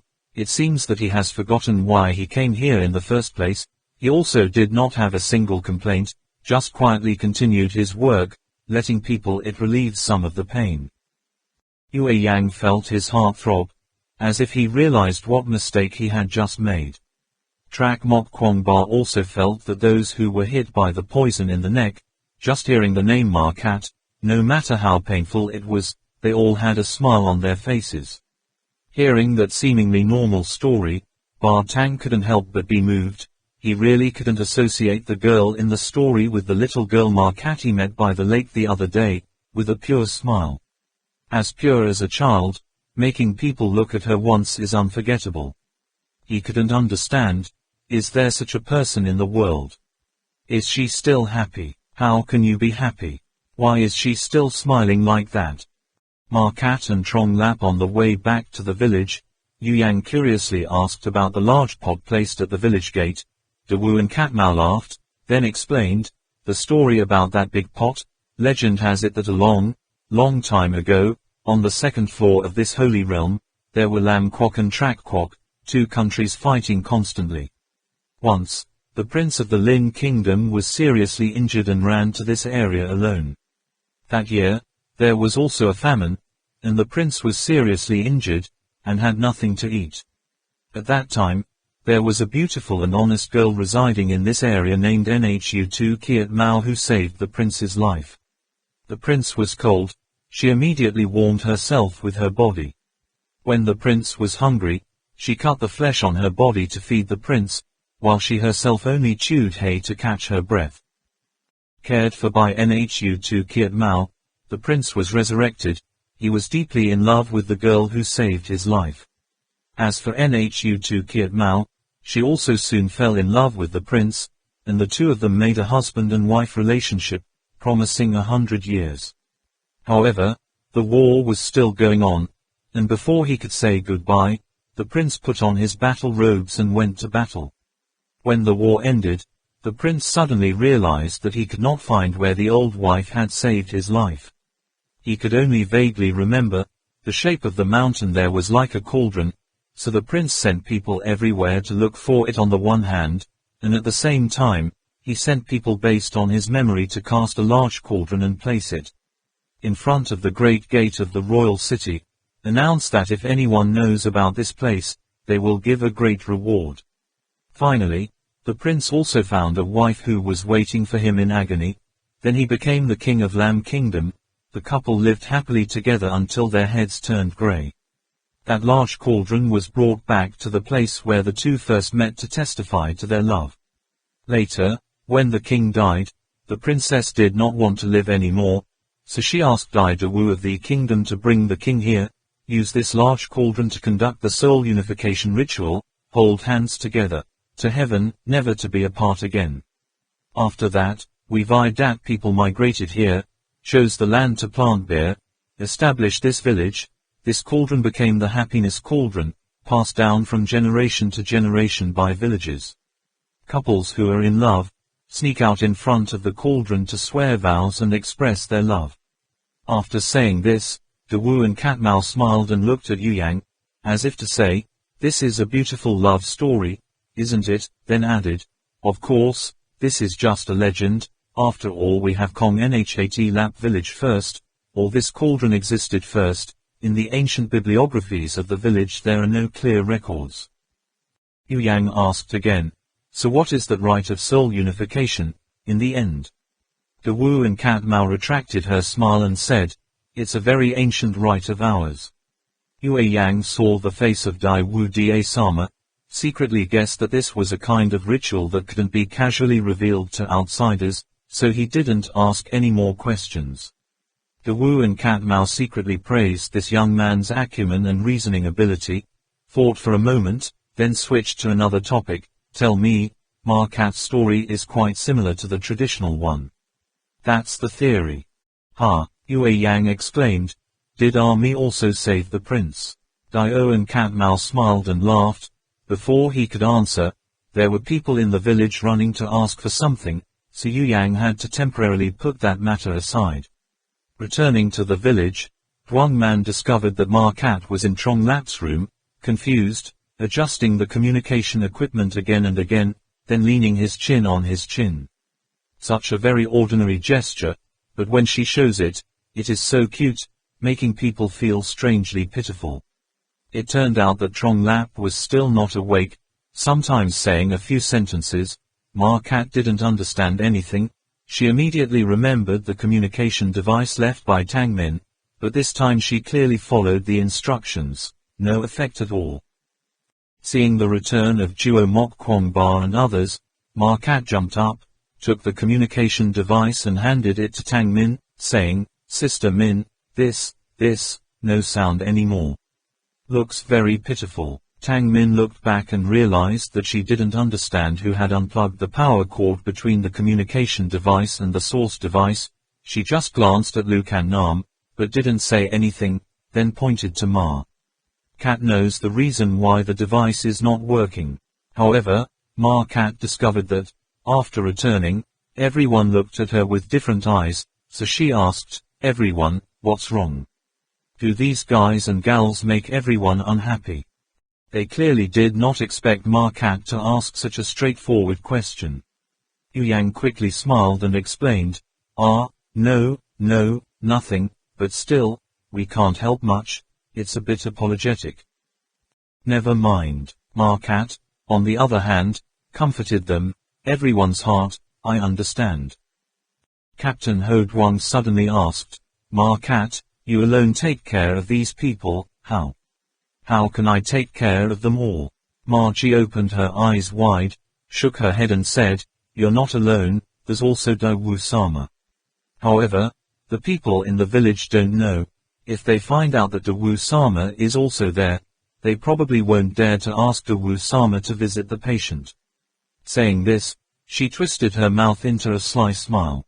"Aren't you tired?" Father Tang asked hoarsely. This was the first time Ma Cat heard Ba Tang speak. She was startled, momentarily stunned, then slightly bit her lips. Her eyes rolled, as if she was thinking about what "tired" really meant. "Why are you tired?" Ma Cat replied. "Isn't it a pleasure to be with everyone?" Then Ma Cat began to talk, as if counting out the precious things in the house, the compliment of Mrs. Dan Chow, like the snow lotus that blooms on a frozen mountain all year round. Uncle Bo Ge knows many sentences. Good story. Uncle Talang's hand is even more skillful. He knows how to make a lot of interesting small wooden toys. What's more, Uncle Lang Sa's singing can be compared to the cypress bird in the forest, and Ms. Uong Jiang knows how to make flower baskets with sedge grass. Ma Cat's answer made all those people from the 21st century sweat. When they meet those people who have been hit by that poison, they can't really see it as a person like themselves, but at the most, there is only pity. In exchange for letting them take care of those people, they themselves can't guarantee that they will complain or not. But Ma Cat is different. She has really reached the level of treating everyone as the same. A little girl chatting and chatting, happily telling stories, singing with her aunts and uncles. What is there to be tired of?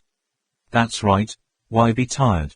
Like a mother, she has to change her newborn baby's diaper 12 times a day, or like a healthy young child, carrying his 60-70-year-old mother to the street for a walk. Why should he be tired? Must see joy and joy, right? Seeing that no one said anything, Ma Cat continued his thoughts. Actually, they're also very pitiful. If Ma Cat doesn't take care of them, no one will pay attention to them. If the baby white rabbit is injured, the mother rabbit will bring back the young grass. The baby goat is injured, the mother goat will lick its wound. Kong Nhat Lap villages are injured, Ma Cat will take care of them. Later on, Ma Cat will become the great Dick Umbrella of Langbu Kingdom. Then the whole kingdom will no longer be injured, and no one will have to suffer anymore. Everyone can live happily together. Tang Min couldn't help but raise her hand to caress Ma Cat's head. This girl has absolutely the ability and potential to become a good nurse. As for Ba Tang, he stiffened and slowly walked out. He hates that feeling. In this world, the strong are kings, those who can adapt will survive, people and things that can't even take care of themselves must be eliminated properly. What's going on? Why is it because of a little girl that makes my heart so restless? 2 days later, unexpectedly, Trong Lap still showed no signs of improvement, continued to have a high fever, muttering nonsense, crying and laughing. Yu Yang is the most worried person, not knowing if Trong Lap is infected with a scary parasite like Sean's or not. However, both Lu Can Nam and Man Man confirmed that Trong Lap and Sean's illness was completely different, but it was true that it was related to Sean. Lu Can Nam told Yu Yang, because of Sean's death, Trong Lap always blamed himself, the mood was extremely inhibited.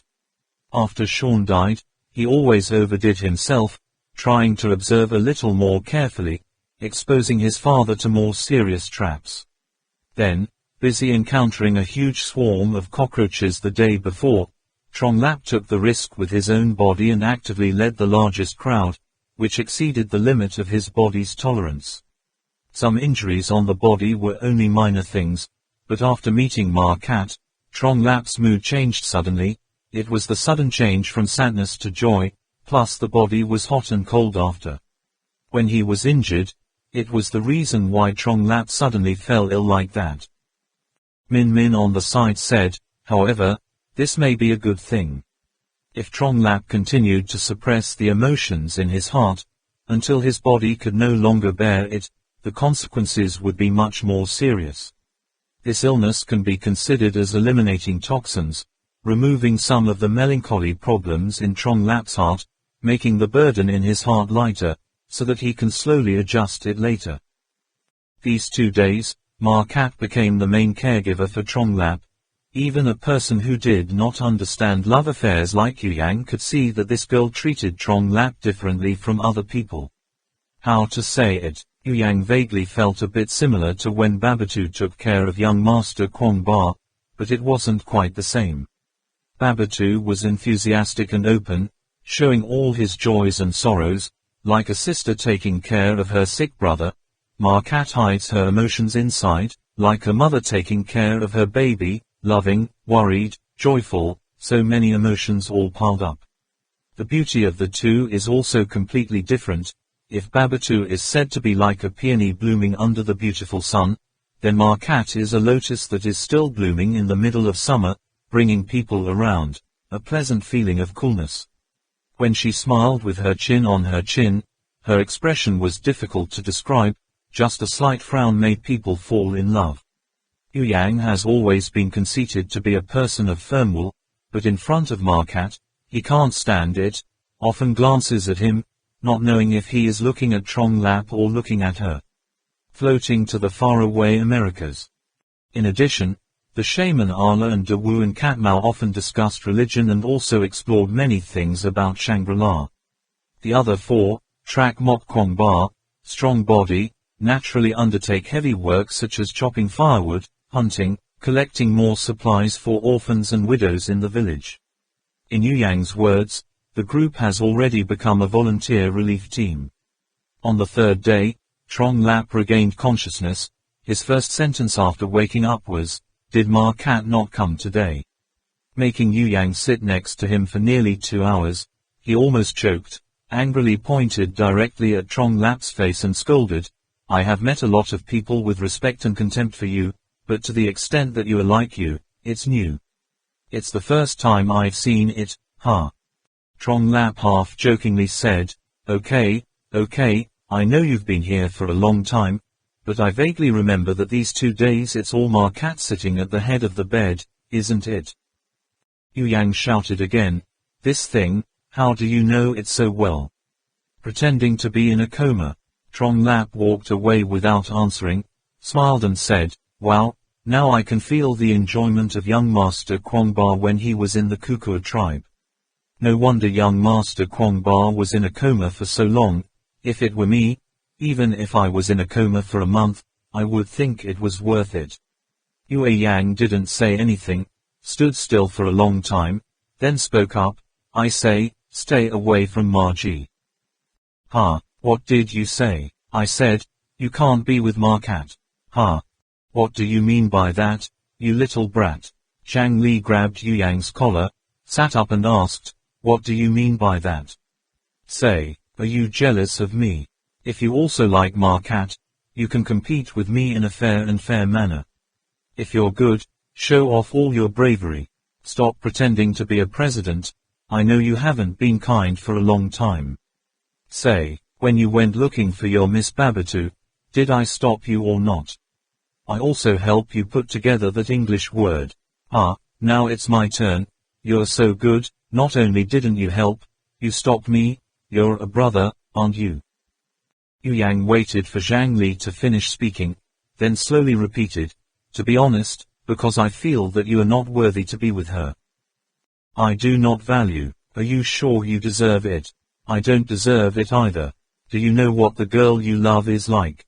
She is a fairy. Fairies. I wear what female body she is. I ask you, isn't she a woman? Am I a man? Isn't that done? Fairies. Fairies don't need a lover. Fairies can't love humans. I do not value. Ha, Beauty and the Beast. Fairies and demons. It's not even worth it. Beast. Ghost. Looking at Trong Lap's clenched teeth, it seems that there are also some ferocious parts of the demons. Trong Lap said again, don't you know, in foreign countries, special forces are called devil's soldiers. Whatever you say, I'm considered a half-devil. After saying that, the guy looked up at the ceiling in a daze. Come to think of it, Markat and I are a good match. Yu Yang never thought that, as soon as he mentioned Markat, Trong Lap seemed to turn into a completely different person, sharp thinking, quick improvisation, even he was temporarily confused and could not find any words, respond promptly. He just sighed and said, the official said it's not wrong at all, we came here to carry out our mission. In a place where there are beasts in front, and pursuers in the rear, there can be no more trouble. You and Markat are separated by 1,000 years of civilization, and there are many differences in customs and habits, the two are inherently incompatible. Zhang Li immediately interrupted loudly, suitable or not, that's the business of the two of us. I didn't believe in love at first sight, one-on-one love, but from the moment I saw Markat for the first time, I believed it. Is love supposed to discriminate against age, nationality, customs and beliefs? Can love be measured using material and value concepts? I pretend to be the official or the young master Kwangba. They can order me to do any task, but they can't stop me from loving someone. I just love Markat. I love Markat. No one can change my mind. Zhang Li's face was red, his attitude was firm and determined, the last two sentences were almost roaring. Just then, Markat also went to the door. Before entering the room, she heard Trong Lap roar inside. She only heard the last 2 or 3 sentences. It was clear that Trong Lap loudly called out his name, but I don't understand what it means. A thought flashed through her mind, and the next instant, she had an idea. Code, code, code, Markat. As soon as Markat appeared at the door, Yu Yang immediately stammered and called her name. After all, he was playing a not very good role. Zhang Li still looked at Yu Yang with provocative eyes, as if to say, I am determined to stay with Markat, what can you do? Margie took a small box, carefully walked to the bed lined with carpets, knelt down on one knee, slowly opened the lid, and said to Trong Lap, Brother Trong Lap, this is. Drink it, your illness will heal quickly. Yu Yang glanced at it, didn't even bother to argue with Trong Lap anymore, just tried to hold back his laughter and said, pick. Looks like dog poop. As soon as he saw what was in the box, Zhang Lap frowned slightly. Now that Yu Yang said it loudly, he found it even more difficult to swallow. He looked up at Markat with difficulty and asked, Here. What is this? Margie sternly replied, This is the Milu ring, and Daiwu Sama can only ask for one from Daiwu. Markat explained for about 15 minutes. Trong Lap and Yu Yang finally understood. This Milo ring that looks like a dog's poop is basically like a magic single drug that can cure all diseases, illness, death, resurrection, only the appearance is really. Tronglap looked at the Milo ring, picked it up and put it down, picked it up and put it down again. The closer it got, the more difficult it was to swallow, and finally had to whisper, This, what's the composition?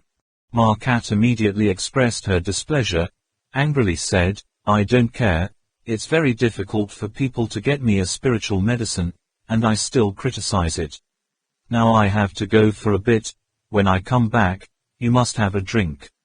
Brother Yuyang, please supervise him for me. As soon as Markat finished speaking, he turned and left.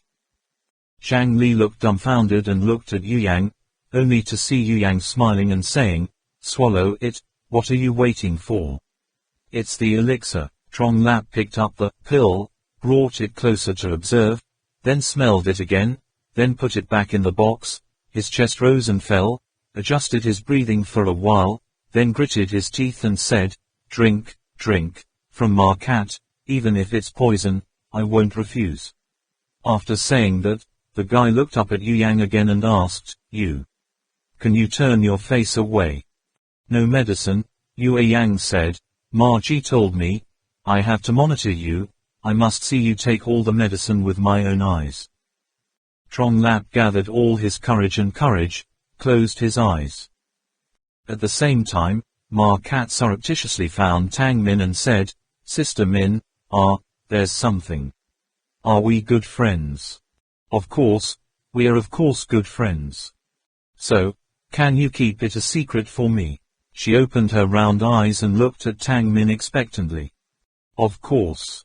I know people can speak many languages, sis. Can you teach me this sentence? What does this sentence mean? But don't tell anyone else. Okay, I'll just say it. Don't tell anyone. I know. Do you think Miss Min Min looks like someone who likes to gossip?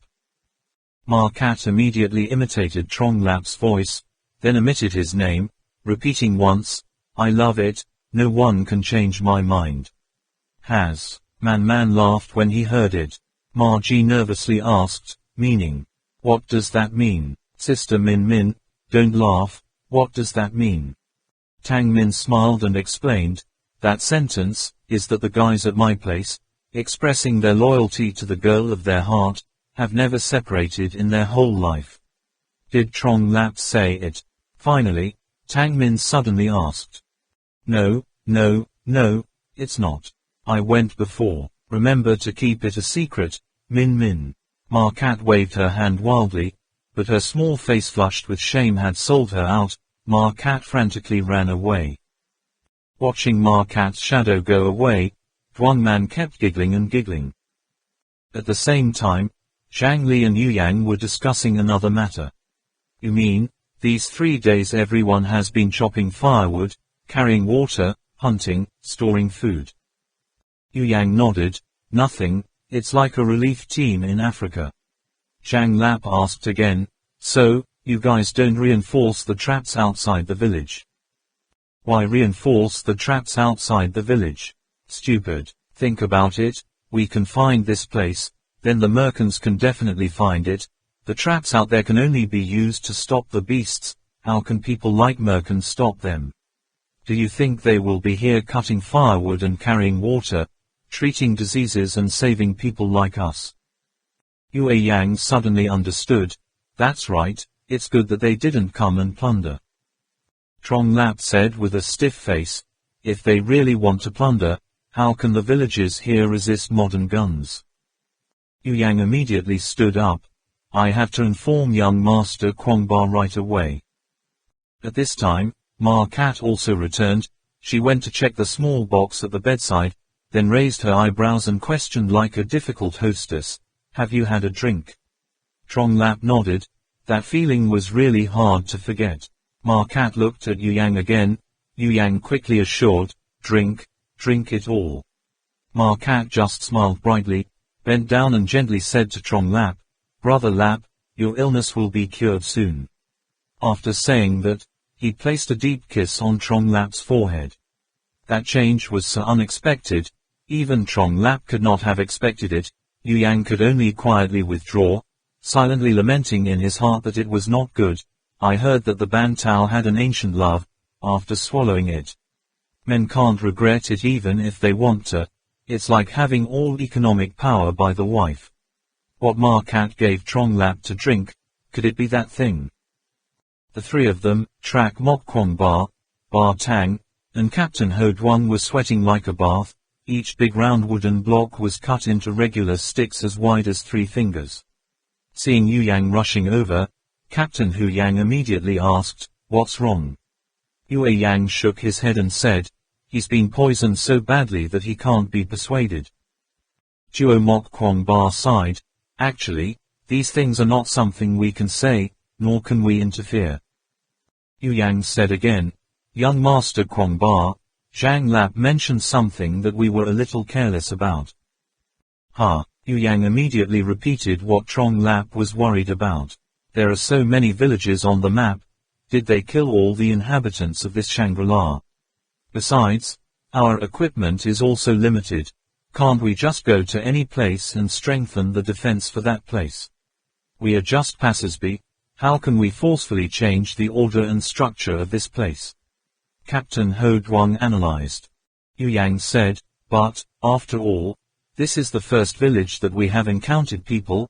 If the merkins in the forest are inhibited and want to vent, then this village will definitely be a village, their first target. Moreover, Dai Wu Da Sama here showed young Master Kwong Ba the way to hope to cure the ancient poison in his body, and it is also Ma Cat's village. This having a trap set or not, mainly depends on how Trong Lap is.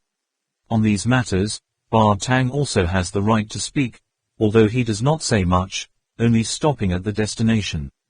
Trak Mok Kwong Ba said, "That's right, I don't know how many more days Trong Lap will need to recover. And the merkins in the back are really chasing, whether for themselves or for others, they need to strengthen the defense of the village." Ba Tang said, "There are more pitfalls to be set outside. Now Trong Lap still can't get up. Tell Lu Can Nam to go. The trap must be arranged a little more discreetly." Yu Yang asked again, "Then, do you need to notify the villagers?" Captain Ho Duong nodded, "Yes, for their own safety, of course we should notify them." Father Tang also said, "It's best to tell them, those people are demons that kill people without blinking." A cold smile appeared on his face. After that day, Trong Lap's illness gradually improved. Not only that, not knowing if he was infected with evil or not, he suddenly began to work hard to study the ancient Tibetan language. His level improved markedly and well, much more than during special training at a secret base. Also during this time, villagers still came to seek medical care. Duongman and Lu Can Nam both tried their best to cure the victims of the poison neck and other sick people. Ma Cat ran back and forth between the caves and the cave. Trong Lap's hospital room. There is one thing that makes everyone happy. That is, after taking the drug, she did not expect to gradually show signs of improvement. Even Dio and Cat Mal could not believe that someone could solve the ancient Van Exa food Tam Tam, now looking at Man Man and Lu Can Nam with completely different eyes. Trong Lap's temperature is always controlled with a slight fever, but it is still not completely cured, sometimes when tired, sometimes not, when many people gather, his condition worsens, when it is only him and Ma Cat, the disease is in remission. When he was alone, he would hold Ma Cat's hand and tell her stories outside. He pulled her closer and closer to him, so much so that later on, Ma Cat put his hands on his chin, pressing down on Trong Lap's body and listening to him talk about the world out there. As for the reason why he suddenly became so daring, Trong Lap himself couldn't say it, he only knew how to attribute it to a conditioned reflex of the body. Or maybe Ma Cat never protested, so it made Trong Lap's liver bigger. Looking at her talking eyes, or when Ma Cat touched her forehead and heard her heartbeat, Trong Lap was very happy. Only when someone is next to each other, the two separate. The exterior is colorful and attractive. Progressing for more than 1,000 years has created a completely different civilized world from this sealed land. Trong Lap doesn't need to add salt at all. That world is enough to make Ma Cat fall in love. Especially when listening to Trong Lap talk about Shanghai City, Ma Cat's eyes blinked and lit up, always admiring in amazement. Is there such a place in this world? Is there such a beautiful castle?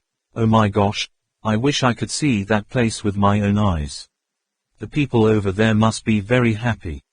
Trong Lap couldn't help but put on a wry smile, thinking in his heart that if Ma Cat knew, the desire of those living in the outside world for Shangri-La was no less than her admiration for her, for Shanghai, I don't know what she will think. However, after Trong Lap told the story that he and the Kwangba young masters had overcome many hardships to find this place, the girl's eyes immediately changed from admiration to absolute worship. Only then did she know that these people had overcome many difficulties and tribulations, so the man in front of her eyes was so brave and invincible. Those eyes, 100% are the eyes of a beauty looking at the hero of her heart. Trong Lap was suddenly excited, but couldn't help but hug Ma Cat and kiss him passionately. In fact, in that sudden accident, Ma Cat could not resist that completely new sensation of stimulation. The young mountain girl, immersed in a hot kiss, enthusiastically replied, "Pay." 2 more days, and Trong Lap can finally get out of bed and walk around, eat a big bowl of meat soup, and then add some more cakes. Dio and Cat Mao suggested that he go out and exercise to stretch his muscles and breathe in the fresh air. Lu Can Nam and Man Man also have this idea. But when he saw Ma Cat helping Trong Lap out, with the girl's loving and important eyes for him, Lu Can Nam couldn't help but frown and sigh softly. The next day, Yu Yang sent a message. The officer said, "You have completely recovered. We will leave tomorrow." She asked me to ask how you are. Day. Is tomorrow already gone? These days, Trong Lap feels as if he is living in heaven. This illness has unexpectedly ended so quickly. It is disappointing. At the same time, he also understood that Ma Cat could not go with them anyway, not to mention the danger lurking on all sides of the road. Even if everything was going well along the way, they couldn't stand the speed of their march. Yue Yang saw Trong Lap hesitate, and added, "Young Master Kwangba also said that we will go tomorrow, but you can choose." Trong Lap smiled bitterly. Of course he did not forget the purpose of his coming to this place, just didn't know how to say goodbye to Ma Cat these few days, although the two have not done anything more intimate, but he has tasted the sweet feeling that comes from the bottom of his heart. A glance, a fleeting glance, a call, all made his whole body feel immeasurable warm. Trong Lap has now felt the true meaning of the 2 words, love. I know. What kind of person is Trong Lap? Yu Yang understands best. He patted Trong Lap's shoulder, looked at his friend with sympathetic eyes mixed with regret, as if to say, "I told you before, told you not to sink too deep. It's too much." That afternoon, Trong Lap carefully checked a series of pitfalls outside the village. In order to avoid the unfortunate villagers stepping on the traps, they only added some high-tech scientific products to the original pitfalls. Trong Lap just quietly worked, didn't say a word. Ma Cat also felt that something was about to happen. She looked suspiciously at Trong Lap, carefully checking each trap one by one. Finally, after making sure all the traps were working properly, he stood up, sighed, turned his back to Margie and said, "Tomorrow, we have to go, Margie." After saying that sentence, Trong Lap felt that his back was sinking into silence, as if he had been silent for a long century. Then, he felt a pair of small hands from behind, wrapping around his waist. Ma Cat pressed his face to Trong Lap's back and whispered, "Brother Lap, I want to fly again. Tonight, okay, tonight, I'll fly you." Trong Lap didn't know how he could utter those words, only feeling that after saying it, his heart was also pulled out of his chest. "This one is for you." Ma Cat took out a small pink flower and gently put it on Trong Lap's chest. Trong Lap didn't understand anything, and took off the flower in confusion. "This is beautiful if you wear it on Ma Cat's hair." After setting the flower, Ma Cat was like a frightened white rabbit, blushing shyly and ran away, only to turn her head after a while and shyly said, remember that. Come find me tonight. That smile is like a spring flower waiting to bloom. That voice is like a silver bell ringing in the wind. After the date, Trong Lap thought over and over again, feeling that the night without light was a bit dangerous, so he used that as an excuse to suggest to Markat whether he could switch to the afternoon or not. But Markat refused, insisted on flying at night, and said, as long as you persist in praying, miracles will definitely appear. The early night had fallen on Shangri-La. All sides were left with only the sound of insects chirping. Only the members of the expedition who had to leave this village early in the morning could not sleep. At the appointed time, Trong Lap gently knocked on the door of Markat's room. The mountain girl immediately rushed into his lap like a small bird returning to the forest. Trong Lap stretched out his hand and let Markat sit on his arm, resting his head on his shoulder. Trong Lap kept holding Markat like that, carefully stepping outside. The villagers had all turned off the lights to go to sleep. On the empty street without a single person, Trong Lap wore infrared glasses to see at night. One hand hugged Markat, walked from one side to the other side of the village. At this time, besides the sound of his own footsteps, there was only the sound of Markat's gentle but slightly rushed breathing. This is their own world, without any distractions. The two can be as close as possible. The wind is so gentle and smooth, without words, but directly reading the other person's heart.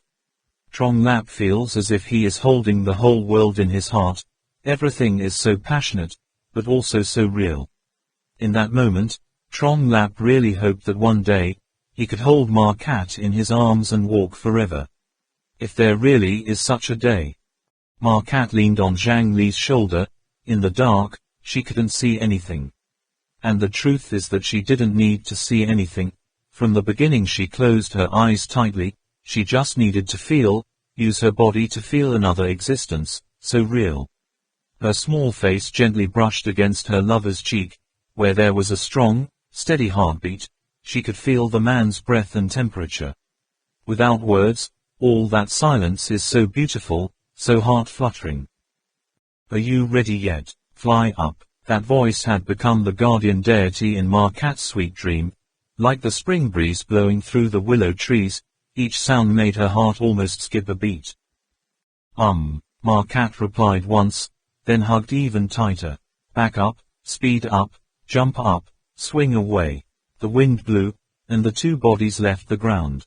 This feeling of flying will be the most cherished memories in Markat's life. No matter where she flies, no matter how dark the night is, she just wants to embrace that brief happiness, fly forever, fly forever. East of Kong Nha Lap Village, the great brother of western Mexico, about 5 kilometers ahead, there is an object moving at high speed.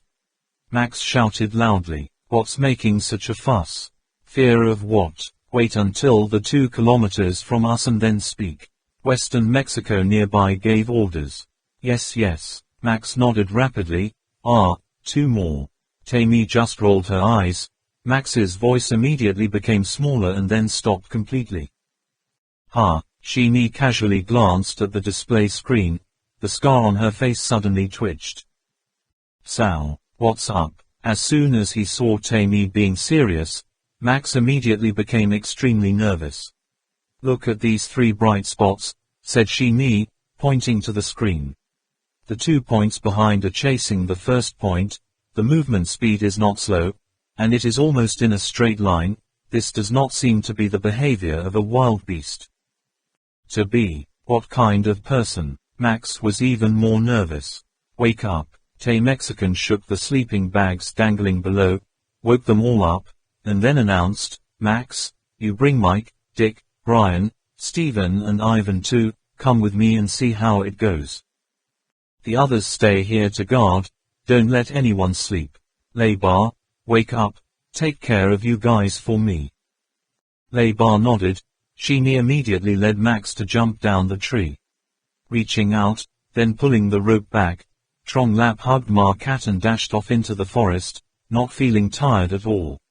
I'm just afraid that this forest isn't big enough. Suddenly, the roar of wild beasts sounded in the distance. Trong Lap was hesitating to see if he should change direction, suddenly heard Ma Cat say, "It's Kwong Ba." It's Kwong Ba's voice. It must have seen us. "Can I go over to it, Mr. Lap?" The sound of water gurgling grew louder. After passing the last big tree in front of him, Trong Lap realized that they were back to the place where the two first met. The surface of the lake is gently rolling in the night. The wind pushes the water into small waves that crash on the shore.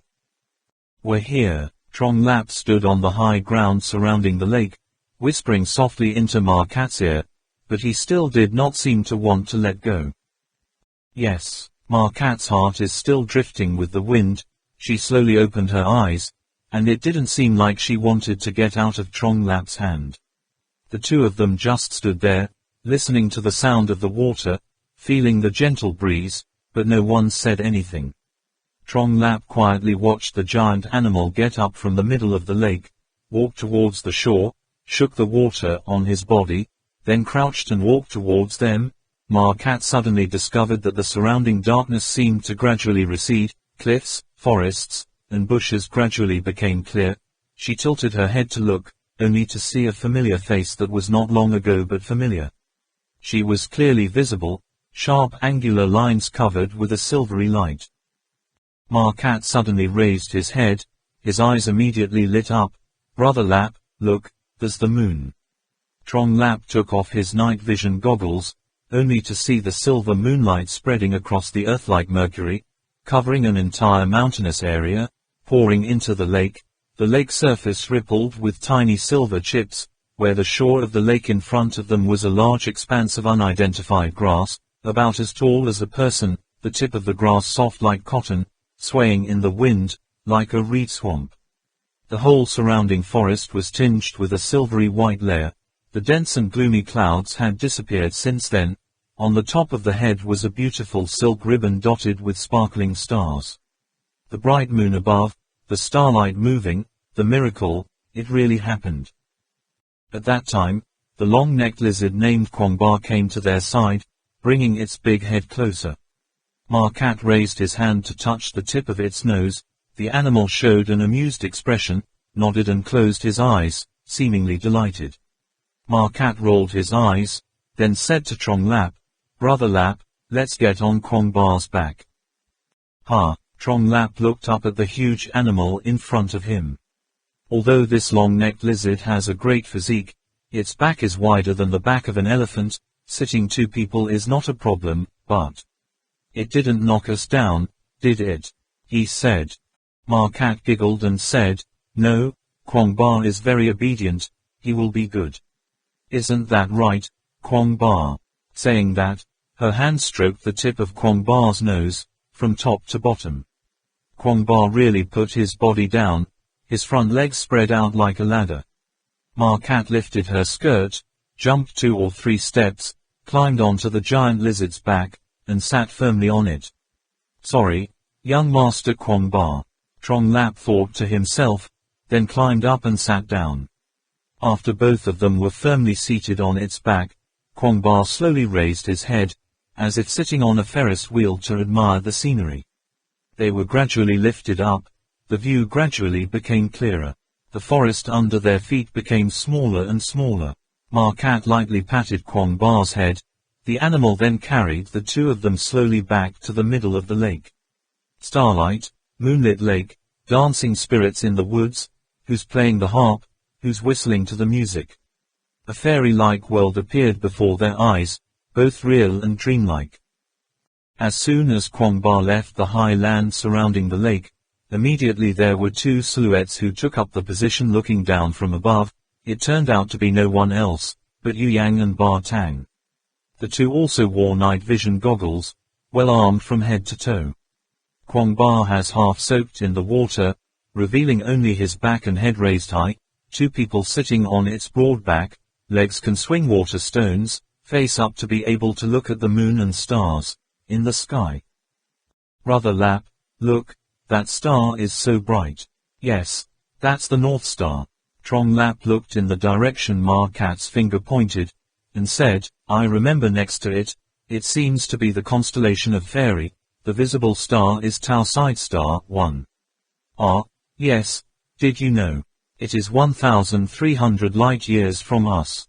That is to say, the light we see now, was actually emitted by it 1,300 years ago. That's when your clan entered this sacred ground. Although he did not understand what Trong Lap was saying, Markat still looked at him passionately with adoring eyes, tenderly resting her head on his shoulder. The two people sat leaning against each other like that on Kwong Ba's back, bathing in the moonlight and stars, catching the cool breeze, silently counting the stars and sky reflected in the lake. As time passed, Yu Yang and Ba Tang sat hunched over and also felt numb in their legs. Yu Yang's eyes are both dry and tired. This is clearly a long and painful process, yet the two people and one animal below still do not move, as if they have turned into statues. Yu Yang rubbed his numb legs and grumbled to Ba Tang, "Brother Ba Tang, surely they're not asleep, right? It's been so long and no one has moved." Father Tang didn't say anything, just snorted and let out a strong breath. After a while, Yu Yang said again, "Brother Ba Tang, wait a little longer. If that guy Trong Lap does something outrageous, should we stop it?" Ba Tang said, "We are only in charge of making sure they're not disturbed by people or animals, otherwise it is best not to stick their noses in." Yu Yang angrily spits out, "It's true, people are talking about love over there, and we're sitting here as sentinels." The four sides were as quiet as a sheet. Ba Tang suddenly asked, "Yu Yang, seeing you every day is carefree, it seems that you are very happy." Yu Yang chuckled, "Of course, there is nothing to worry about. People live in the world, why can't they be happy and happy?" Ba Tang asked again, "So, according to you, what is happiness?" Yu Yang stared at Ba Tang, as if those words came out of Ba Tang's mouth, surprising him. However, he also quickly gave the answer, "Happiness, doing what you want to do, loving the person you want to love, isn't that happiness?" "It's that simple, isn't it?" "Yeah, it's that simple, otherwise what else? Look at the guy below, he's so happy now, you know." "Is that happiness?" Markat feels happy because it's simple.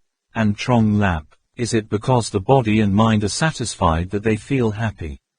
Can such happiness last? Next to the short-lived joy will be long days of suffering. This is life. Is this the happiness they pursue? Father Tang thought to himself. Note 1. Cephade variable star. Song of the Snow Spirit. Although Trong Lap and Markat did not move, they were still holding hands, their faces bright. Originally, the two of them had a lot to say to each other, but on this last night of parting, they were just immersed in silence, just leaning on each other, listening to each other's heartbeat. That sound was even better, attractive, more than any music in the world. Finally, Trong Lap mustered up his courage and whispered like a mosquito, "Markat, you are so beautiful." His voice is small that Markat sitting so close can only hear the word, beautiful. She pointed to the reed beach not far away and said, "That sedge grass, in about 10 days, it will all turn golden yellow, then it will be beautiful." Yes, Zhang Lap also emitted a sound from the nasal cavity. The first time he met Markat, he already enjoyed the beauty of that grass. Tonight the grass is as smooth as cotton, the wind blows gently, condenses into a silver-gray silk, stretches out, curls, so beautiful, extraordinary. Suddenly a sound like a silver bell rang, like the music of the fairy world. Wherever the wind blows, on that silver silk strip, there are suddenly a few small white points flying up, at first glance, very similar to fireflies.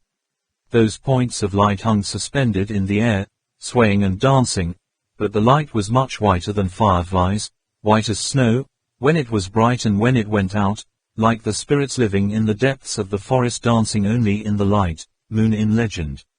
That pleasant sound is like the singing of spirits, light and airy, making people listen to it like crazy. At first, only a single high-pitched sound rose, stirring the lake surface, floating in the ears with the wind, making people's hearts flutter slightly, as if the soul also left the body to fly and drift, as if sitting on a cloud, as if floating on water. As soon as the sound ended, it disappeared without a trace. Immediately the night scene was as empty as the surface of a lake. Suddenly another sound rose, like the wind blowing the clouds away, shrinking and then suddenly rushing out, like the body of a lover's hand holds a piece of soft velvet and gently rubs it on the most itchy spot, half refusing, half welcoming, as if wanting to stay, and wanting to go. Immediately after that, another sound was heard, as if heaven and earth were in harmony. The jade green lake surface sighed softly. 1,005,000 years had not changed. The two sounds mingled and intertwined, as if the dragon and phoenix were in harmony, suddenly soaring up like a sword and an iron horse touching each other on the battlefield, then suddenly low and melancholy like a lover's whisper. The third M, the fourth syllable also slowly blends into it, heaven and earth as if playing a symphony. In the air, the notes dance up and down. The ensemble gradually becomes perfect, making listeners feel that there is nothing left to regret in this life. At the time when everyone thought that the sound had stopped, that heavenly music was about to disappear into nothingness, suddenly the strongest sound erupted, emanating from the bottom of life, forming a large net in the air. In all 4 directions and 8 directions, there is a sound of magical passionate music.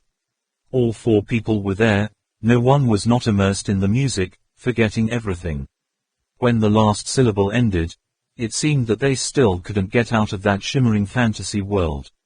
Not knowing how long it took, the newcomer was startled awake, as if he had just experienced a dream of Namkar, lost in the fairy scene, heard the music of heaven in the place of the 9 heavens. Margie stared straight ahead, excitedly exclaiming, "Snow Spirit, it's Snow Spirit singing." Her eyes were filled with tears. Trong Lap and her were closest, seeing dozens of snow-white lights in the air. The wonderful sound just now was caused by those flickering lights. He really couldn't understand, those tiny lights could unexpectedly emit such vibrations to the human psyche. As soon as the song ended, it seemed as if all the surroundings were still standing still, only those uncertain flickering points suddenly became brighter than ever. Under the silver moonlight, point by point fluttered down.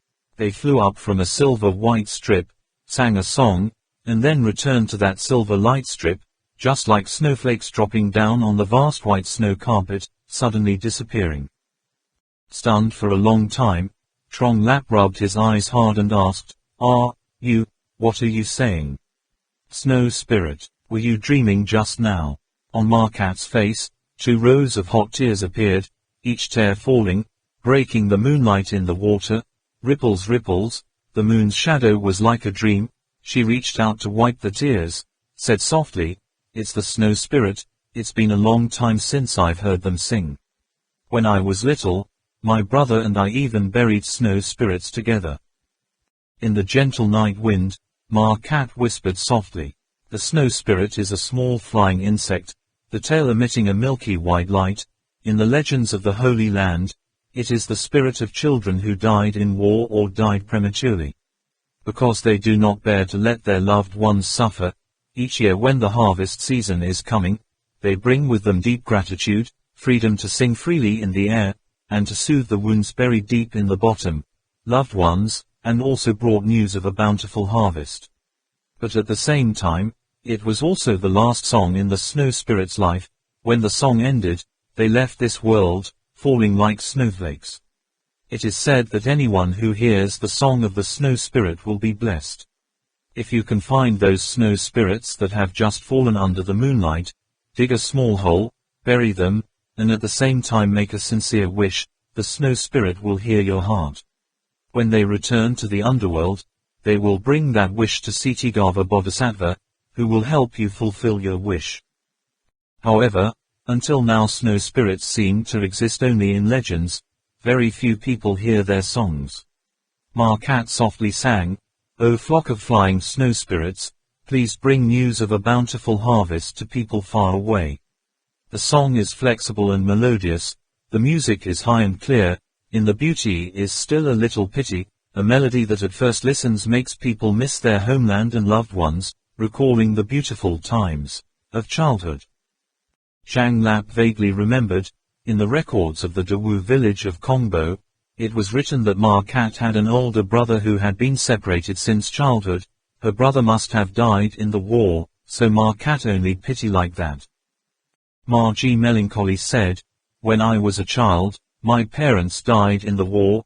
It was my brother who pulled me out of the pile of corpses. He is just like me. My relatives are all dead, but he is resilient, much more than me. Back then, I just followed my brother, clinging to his lapel, looking for food, running away from the Yaka soldiers. My brother would protect me no matter what." In Ma Cat's eyes, there were sparkling tears again. Trong Lap listened quietly. 10 years ago, once a 7-8-year-old boy and a 4-year-old girl met on the lakeside lawn under the moonlight. Those years of war still burning, the two children wanted to survive. It's actually a near impossible thing. War, wild beasts, plague, hunger and even people fleeing, just that one thing is enough to take their lives. How did Ma and her brother survive? They really have nothing, just rely on each other and struggle in the middle of life. Also on a night like this, so that the little girl could forget the pain and persevere and continue to live happily, the boy told her the story of the snow spirit. That night, the little girl and the boy threw away all their worries, roamed and played happily on the lawn. For the first time she forgot her fear, and together with her brother searched for falling snow spirits, observed the milky white lights gradually darken and then die out, then dig a small hole, bury the snow spirit under the starlight. Ma Cat secretly prayed for her small wish, "I hope that in this world, there will be no war forever." Many years have passed, the figure of the brother has become blurred, but the image of the snow spirit dancing to the great song has been deeply imprinted in the girl's soul, and will never be forgotten in this lifetime. Ma Cat sighed and said, "At that time, I asked my brother why there was war, and my brother said, because there are people, where there are people, there will be war. He also said that the things in this sacred realm are very limited. If there are more and more people, but those things don't increase, it won't be divided equally. If it can't be divided equally, there will be disputes, the dispute will grow, and then it will turn into war." Trong Lap couldn't help but be surprised. That understanding was so profound and thorough. Are those words an 8 or 9-year-old boy could say?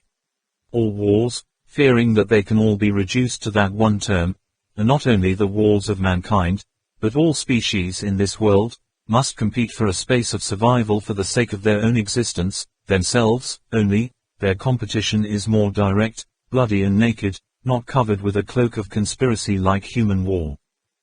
Ma Cat continued, "I can't understand forever. If things are less, the more we have to cherish, the more people have to help each other overcome difficulties, right? I asked my brother, he said he did not understand, everything he knew, was taught by his father. After all these years, I still can't understand."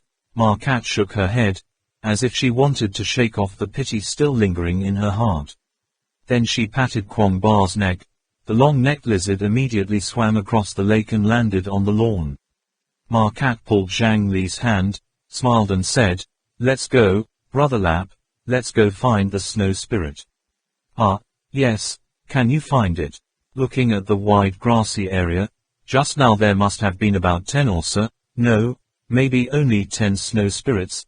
Their bodies are so small, and only the moonlight, can they be found? Trong Lap expressed doubt. Ma Ji nodded affirmatively. "My brother said, as long as you look for them with a sincere heart, you will definitely find them." On such a starry night, Ma Cat seemed to return to her childhood 10 years ago. Under the silver moonlight, she seemed to have forgotten all her troubles, leaving only pure laughter full of joy. Looking at Ma Cat's pure and sweet smile, Trong Lap's heart suddenly tightened. "Is this your last night with Ma Cat? Can I come back alive from Back Bala Temple?" "And not, definitely come back to life. Heaven doesn't give a damn." A moment later, Ma Cat found the snow spirit among the dense grass like a clump of unkempt hair.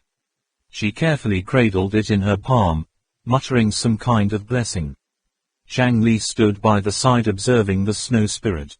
It is a small, jade white, almost transparent, six-legged insect. Under its hard shell there are 5 thin, almost transparent, multicolored wings that are weakly spreading. The tail looks like a butterfly, a small lantern, a milky white halo the size of a corn grain when it appears and disappears. The music that harmonizes all the sounds of heaven and earth just now seems to have consumed all of the little animal's energy.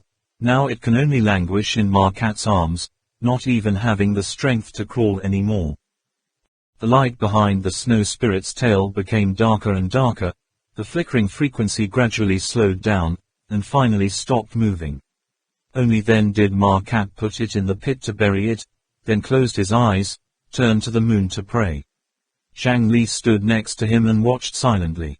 Under the moonlight, Markat also seemed to turn into a snow spirit, radiating a soft milky white light, his shirt fluttering like a cloud, his hair floating like snow, beautiful and pure. When Markat opened her eyes, Trong Lap asked softly, "What do you wish for?" Markat turned around, didn't say anything, just silently stared at Trong Lap's face.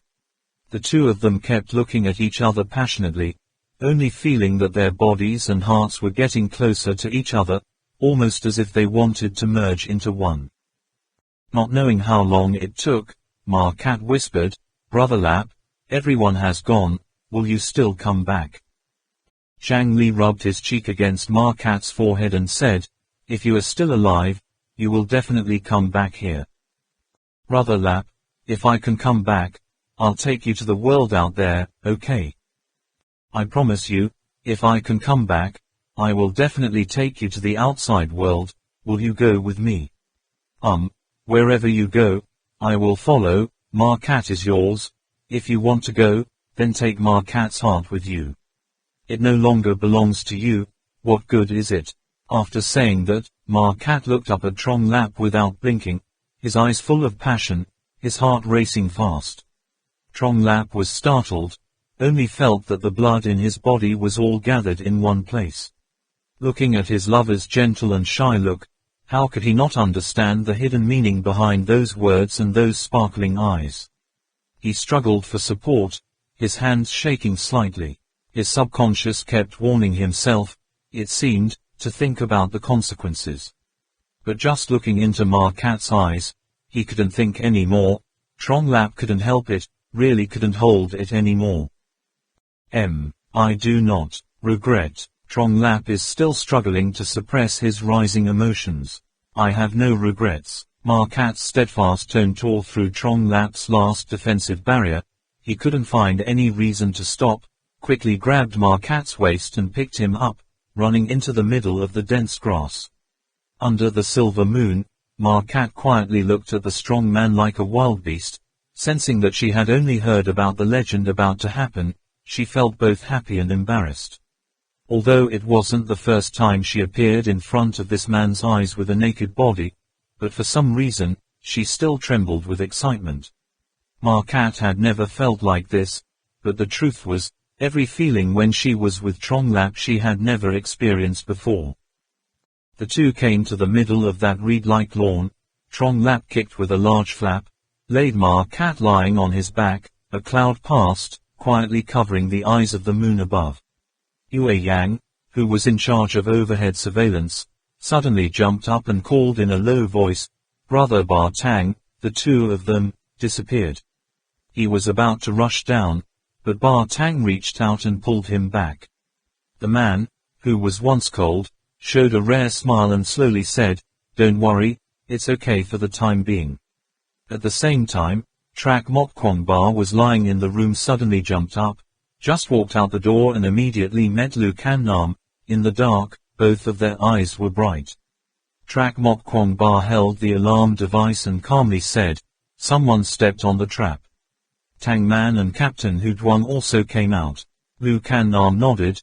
Trak Mok Kwong Ba asked, "Where is the shaman Allah?" Lu Kan Nam replied, "The magician has gone first. Hurry up." The four of them ran towards the village gate. Max has been silently cursing and swearing at Tammy, this bastard, leaving all his people to stay at the camp and lead the people outside of us to find the way. What idiot doesn't know, find the way the most dangerous. But on his face there is always a devout smile, his mouth is still slurred. It's true that the big brother of Tammy doesn't need to go personally, and the big brother always volunteered to go ahead of his juniors. It's true, too concerned about his subordinates, that sublime acting technique made Tammy's triangular eye from time to time narrow into a thin line. Before going far, Tammy suddenly stopped, adjusted the lamp mounted on her head, squinted at the tree in front. Max carefully raised the gun to the right realm. He knows very well when to speak and when to keep his mouth shut. Tammy turned her head to the left out of habit, but she did not see Max standing on the right. Dick, he casually called another name, said, "Come and see, that tree is not so good, see the grass under that tree. Be careful." Dick was a mercenary who had been with Merkin for 4 years, only about 6 feet tall, with a flat head, a square face, brown skin, big eyes, bushy eyebrows. He clutched the silenced submachine gun, carefully inched closer to the haystack, brushed away the leaves and grass that covered it, then turned his head and smiled and said, "There is a rope, it is indeed a trap." Sheeny looked up, only seeing a pitch-black space on the fork.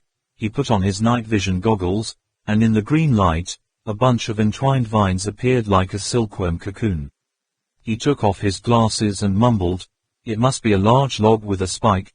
This is not a trap that can be set by one person, and around it is a combination of traps. Looks like there's a village not far ahead." Max said, "Aha, if there's a village up ahead, we can get a good night's sleep." Ryan caressed his shiny golden curly hair, laughed wickedly, "Yes, can get a good night's sleep. It's not bad to find some Asian women." Ivan spread out his big fan-like hand. "5 of us, I'll hit 5 first. Ha ha," talking and then making a waist-stretching gesture.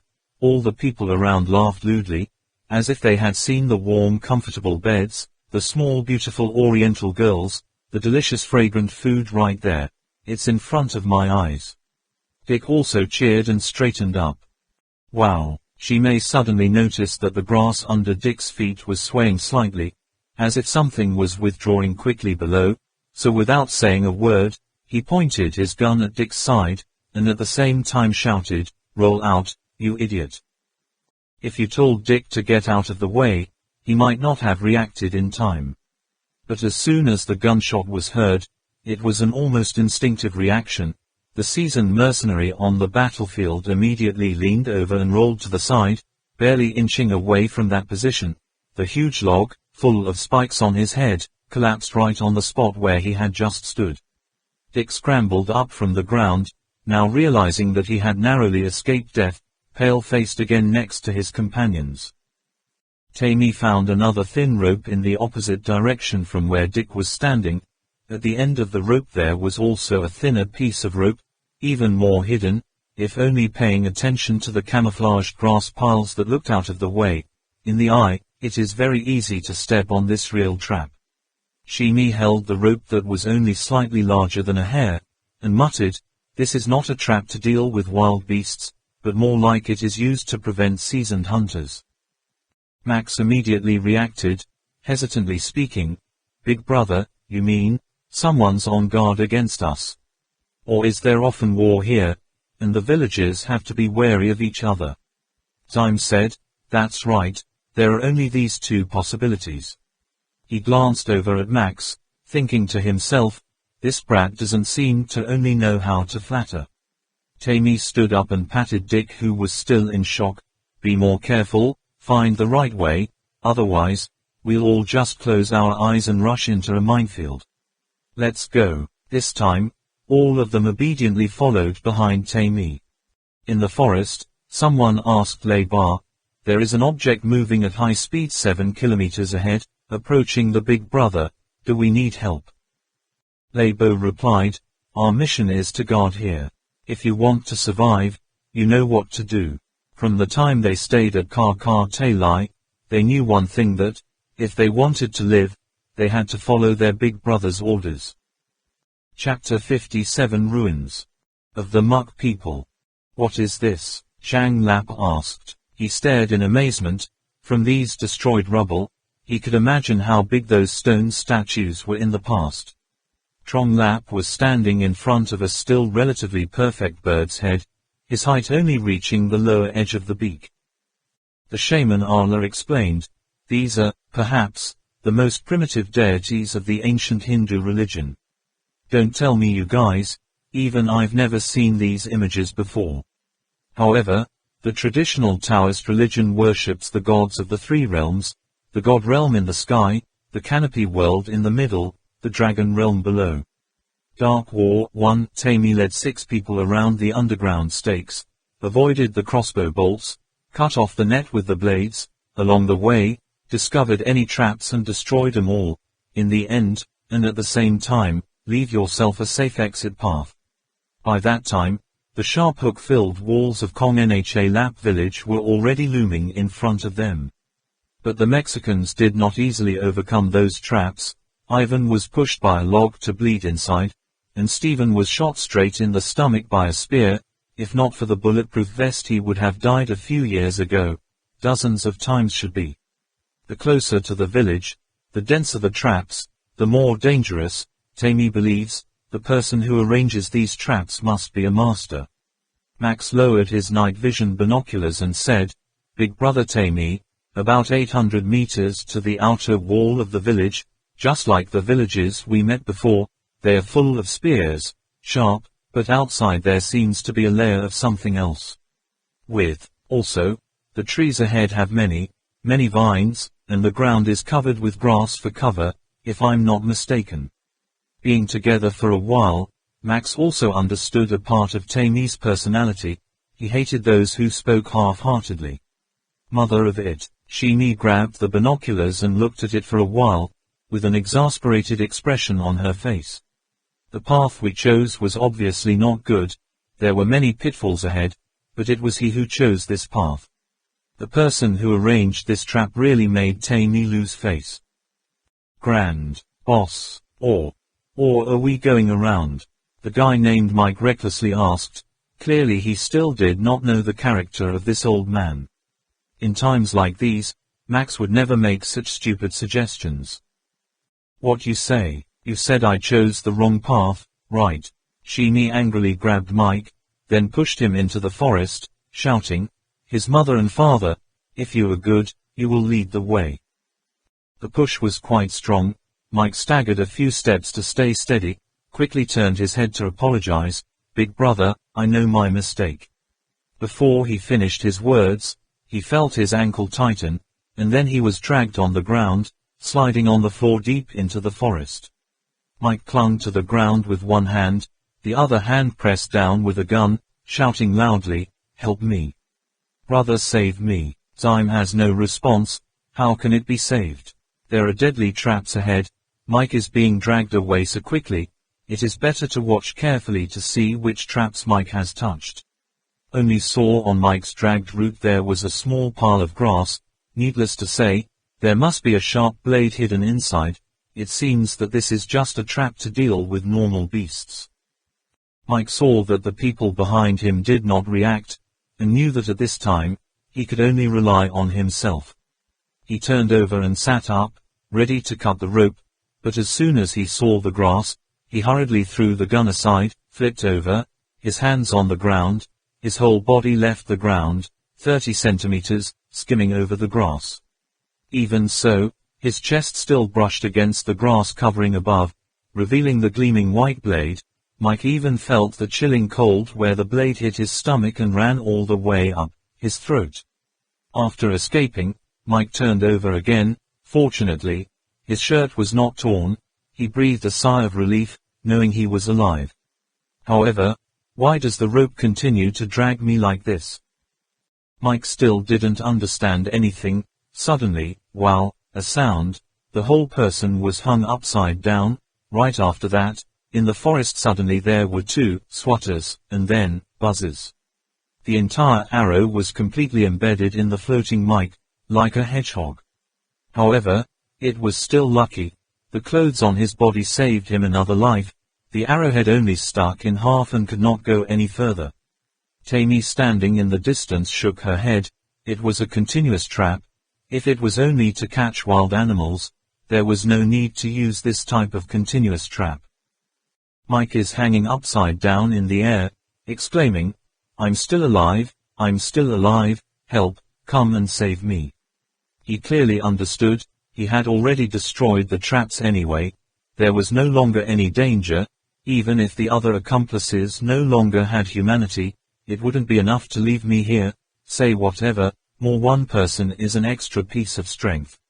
Unexpectedly, he did not have time to rejoice, in the forest ahead there were two bangs, sounds, almost something just broke, followed by a pinch sound.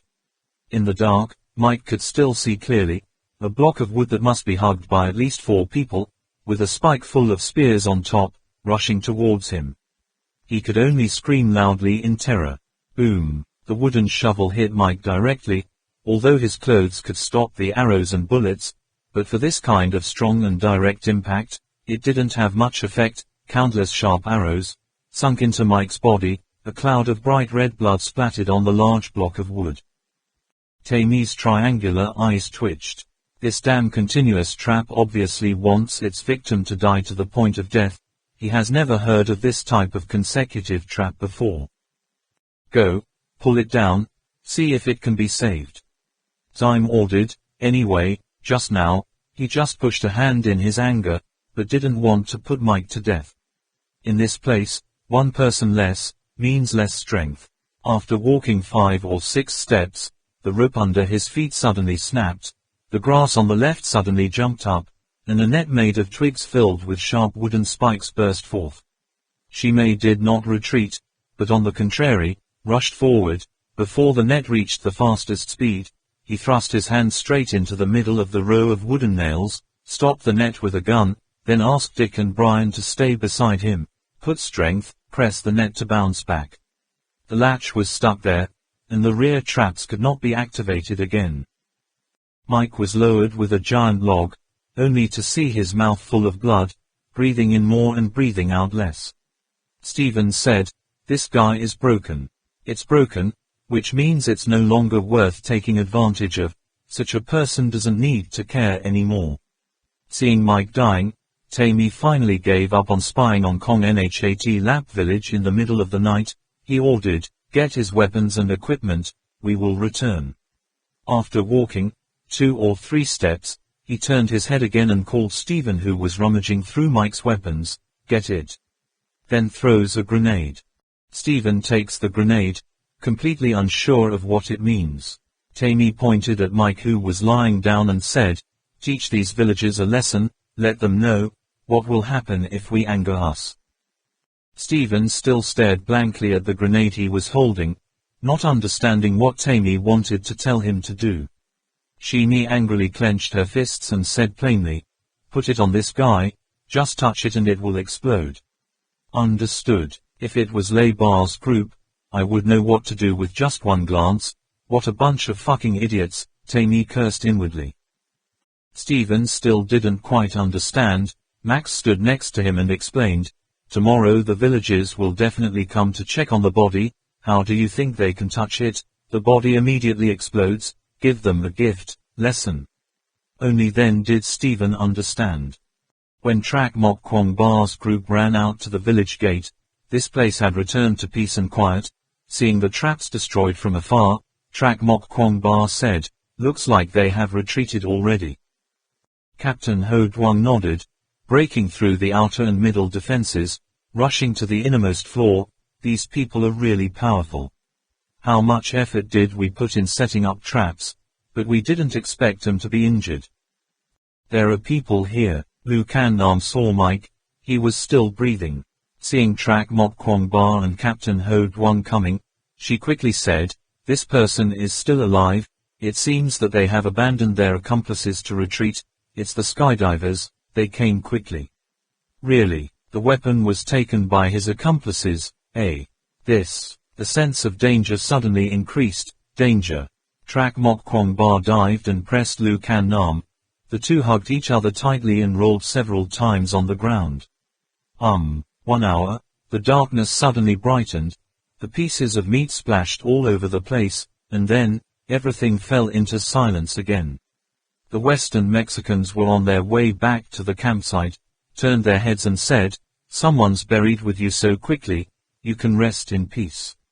By the lake, Yu Yang suddenly sat up, tilted his ear to listen to something. "Did you hear anything, Mr. Batang?" Father Tang poked his head out to look. The grass in the distance still did not see any movement, only the long-necked lizard was widening its eyes curiously at the strange thing going on in the grass below it. Ba Tang involuntarily glanced at Yue Yang with a strange look, and said, "You can still hear the sound from afar, it's shameless to be a scout."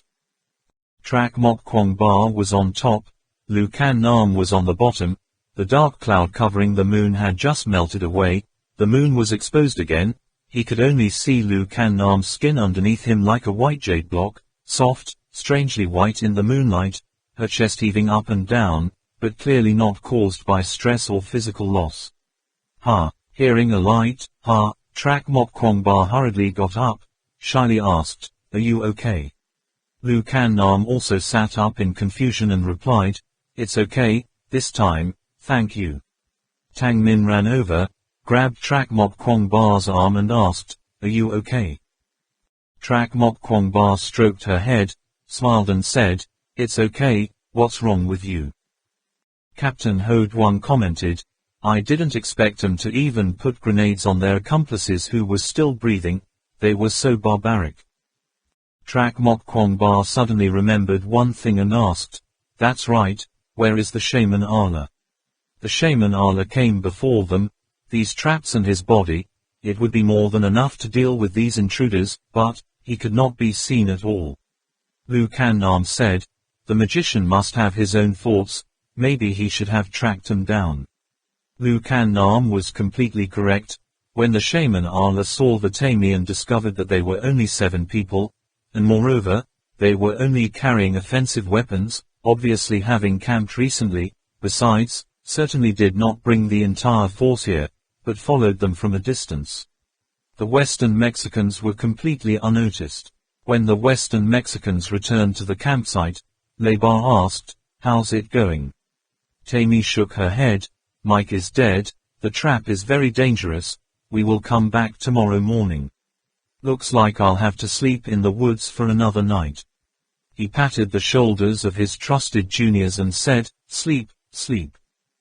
Leiba just turned around, suddenly blurted out, "What's up?" Shimei asked warily. Leibo said, "Just now, there was a disturbance in the electromagnetic field, or is it an illusion?" Max asked, "What if it's not?" Leibo replied, "That means someone is sending a signal." Zyme said, "Is someone following us?" "Impossible, being watched by others and all of them, including him, completely unaware. Where do you get such a powerful character?" Shimei felt that even Merkin couldn't do this, and Merkin was already the scariest person he knew. But just in case, he still ordered Din Min Hu, Dak Kiat, and Ho Tu to lead 3 mercenaries around the realm. Lu Kan Nam rotated the button next to the communication device attached to his eyes, saying, "Frequency 33.8. The shaman Allah found the place where they camped, and told us to hurry there." The 4 of them started walking towards the shaman Allah. Tang Min asked, "Are we going to attack them now?" Trak Mok Kwong Ba said, "Yes, these people won't even forgive their comrades, it's definitely not a good thing. If we get out of here, they will definitely take out their anger on the villages."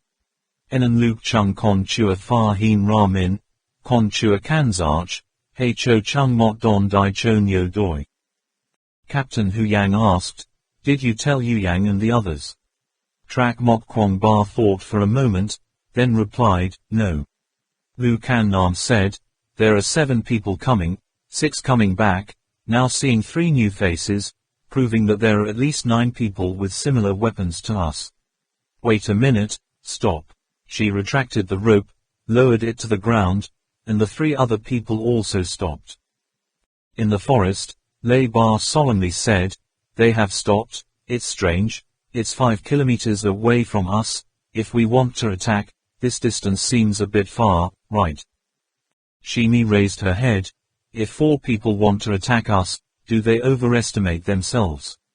and not 5 people. Don't forget there's a master lurking around here somewhere, Max reminded. Although Western Mexico doesn't think that anyone is better than Merkin, Max knows for sure that there is, and there are many more. He almost immediately remembered that there was an old llama in the opponent group. At least his boss had to admit that even if he tried his best, it would not be the old man's opponent. Then, the radar system, then 4 more bright spots appeared. It was clear that the other party was not injured. Mobile has such a rule, obviously it must be human behavior. Moreover, this speed of movement cannot be jogging. Max thought again of the traps outside the village, clearly designed to target those familiar with traps like us, and finally Max came to the conclusion, very likely, great opponent, our best in this journey, is in that village. Don't know why the enemy stops there. He didn't say it directly, but just blurted out a sentence, is it those people? He understood very well, with Tammy's brilliance, there must be some reaction. What's up? Tang Man asked. Lu Kan-nam said, I almost forgot, their equipment is the same as ours, approaching at this high speed, they will definitely be detected. Trak Mok Kwong Ba immediately added, if our fast and regular movement is caught by their radar, it is very likely that our identity will be revealed. Furthermore, to rush towards the target like this, needless to say we have discovered their campsite, they will definitely think of someone lurking around them. They will find you, Shaman Ayla, Lu Kan-nam said. The Shaman Ayla replied, it's okay, this place is very closed. I'm afraid they'll spread out, everyone come here. Trak Mok Kwong Ba said, then, let's continue. His eyes had just met Lu Kan-nam's, and immediately recognized the implicit understanding in the other's eyes. The hand swings up, the hook line shoots out again. Tang Min asked, aren't you afraid of being discovered? Why? Lu Kan-nam smiled and said, if they were discovered, they would have discovered me just now, so it's better to just reveal it.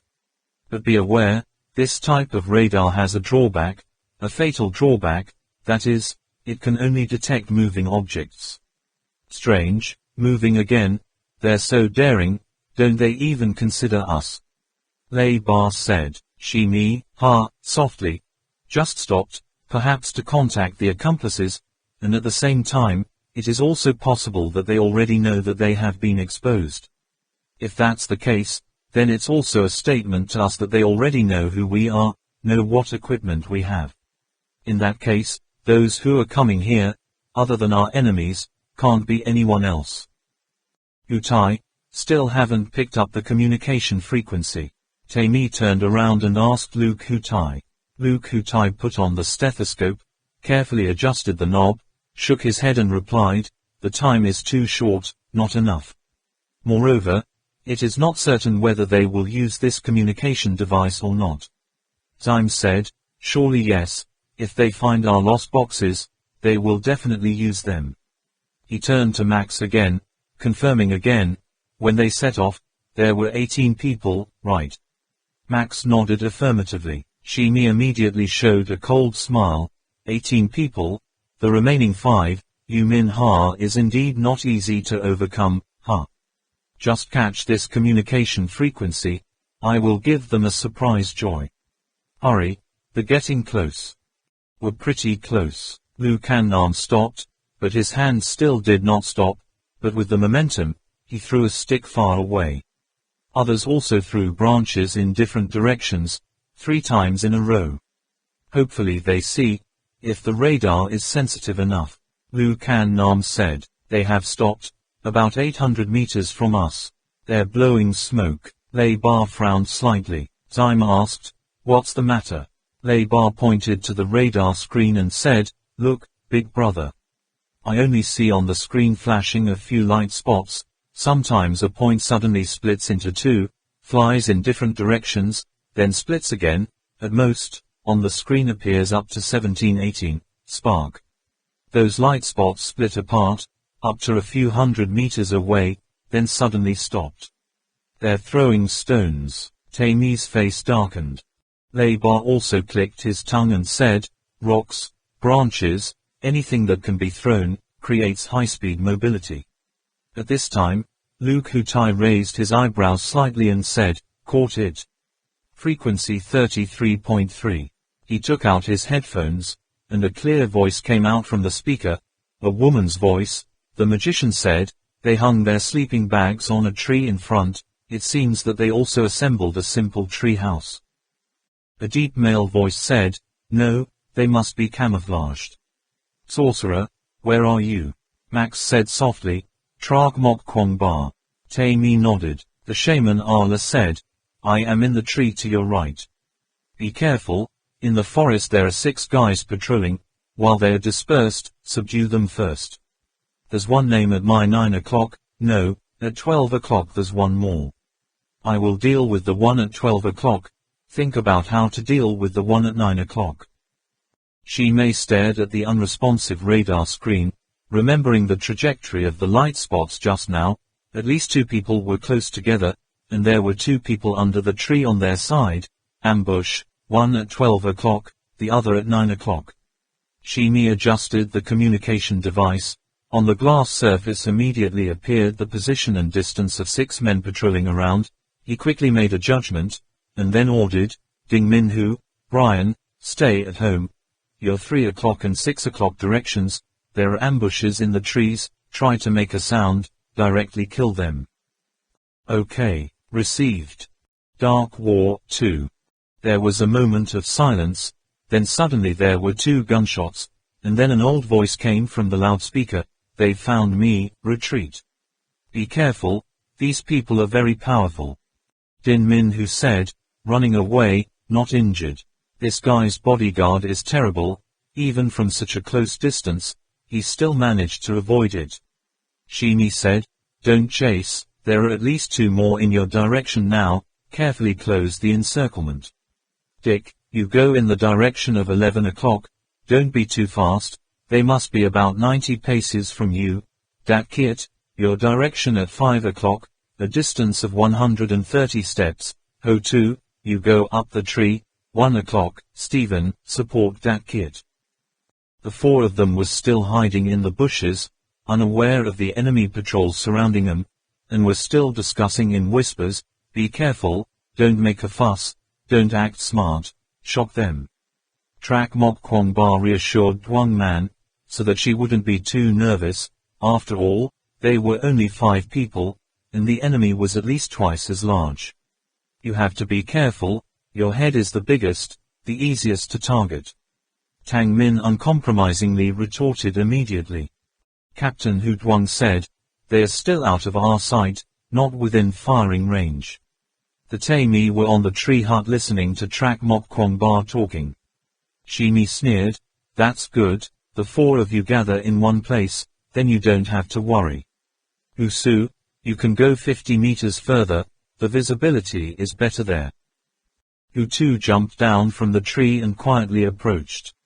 Trak Mok Kwong Ba heard a sound coming from the forest, so he said in a low voice, "The situation is not very good. Sorcerer, where are you?" The shaman Arla said, "I turned around in their 3 o'clock direction, intending to scout to see how many more were in the treehouse." Taimi made a signal with her eyes. Lam Neem and Lei Ba immediately took out the guns. As soon as the 2 came out of the shelter, the loudspeaker in the tree hut sounded, "2 strange faces again." Taimi and Max looked at each other in horror. "The other party is already so close, how is that possible?" Shimi said, "Lin Ren, he's just outside, he's already seen you, be careful." Suddenly, a flare shot up, the dark night suddenly glowed like day, the people in the darkness couldn't stand it for a while, followed by the sound of gunfire, only listening to the shaman Arla, one sound, almost disappeared into the distance. Lu Kan Nam said, "That's the direction of the shaman Arla, he's been discovered, it's strange." She turned her eyes to Trak Mok Kwong Ba. The 2 of them almost at the same time exclaimed, "Disperse." The flare was almost like a signal for a general attack. The 4 people had just split into 2 directions. A bullet fell right in the middle, followed by the sound of automatic submachine guns, tac tac. TSK TSK TSK TSK. resounded continuously. In the forest there seemed to be enemies everywhere. All 4 directions were attacked. They also returned fire, but it was clear that the enemy was hit but still fine. Bulletproof vest. Trak Mok Kwong Ba secretly felled thorns. They had underestimated the enemy's strength. Trak Mok Kwong Ba and Dwang Man hid under a tree. Are you all right? It's okay. You're on the left, you're on the right, the enemy's at 5 o'clock and 7 o'clock behind us. As soon as he popped his head out, he was shot by 2 bullets and had to pull his head back. Trak Mok Kwong Ba said angrily, they seem to have seen through my tactics. Or go to the tree, I'll cover you. Tang Man said. Lu Kan Nam said, get low, don't stick your head out, there's an enemy in the tree. Captain Ho Duong was puzzled. Could it be that we are surrounded? From when? Careful, blind grenades. The voice of the shaman Arla said, I'm being chased, everyone be careful. Then there was a short silence again. The night wind was so calm that it made people shiver. The enemy was quietly approaching. Ho Tu lying on the tree squinted at the target, softly said, Dat Kiet, ahead you're about 10 paces away, there's at least 2 of you behind that tree. Dat Kiet poked his head out of the grass, grinned fiercely, used his mouth to pull the pin of the grenade, and threw it forcefully. Tuo Mok Kwong Ba and Dwang Man rolled off the tree trunk. A long barrage of bullets caught them. The grass is too thick, the shooter can only rely on the direction the grass moves, and he doesn't know if he hit the target or not, but Ho Tu in the tree can see very clearly. He switches the gun to single shot mode, one bullet after another, gliding through the shadow of a person looming in the bushes. Trak Mok Kwong Ba and Lu Kan Nam panicked and evaded, not even paying attention to which direction the enemy was shooting. Lu Kan Nam took advantage of a space, quickly slipped out of the tree, shot at Dat Kiet, and at the same time threw a grenade, but Dat Kiet had long avoided it. Din Min Hu and Brian have been stalking that tree since then, just waiting for Lu Kan Nam's group to reveal themselves. At the same time, Ho Tu on the tree also turned the muzzle of the gun, aimed at her, suddenly discovered that Captain Ho Duong was about to sneak out of the battle area, immediately opened fire to force him to retreat. Lu Kan Nam and Captain Ho Duong were pushed back behind the tree, while Trak Mok Kwong Ba and Dwang Man were sandwiched between a large rock and a tree, temporarily unable to break through.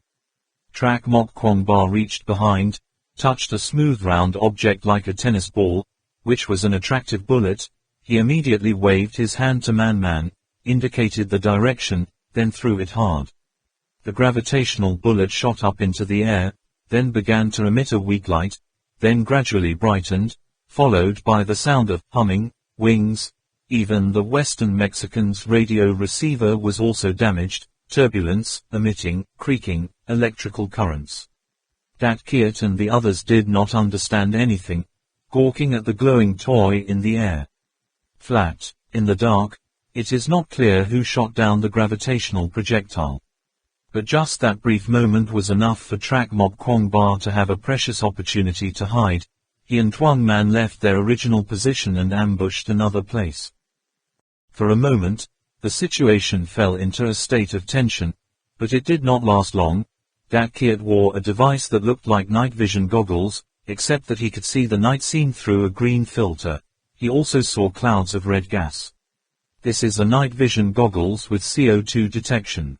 Looking through his glasses, he quickly discovered 4 auras flickering in the grass, one after another.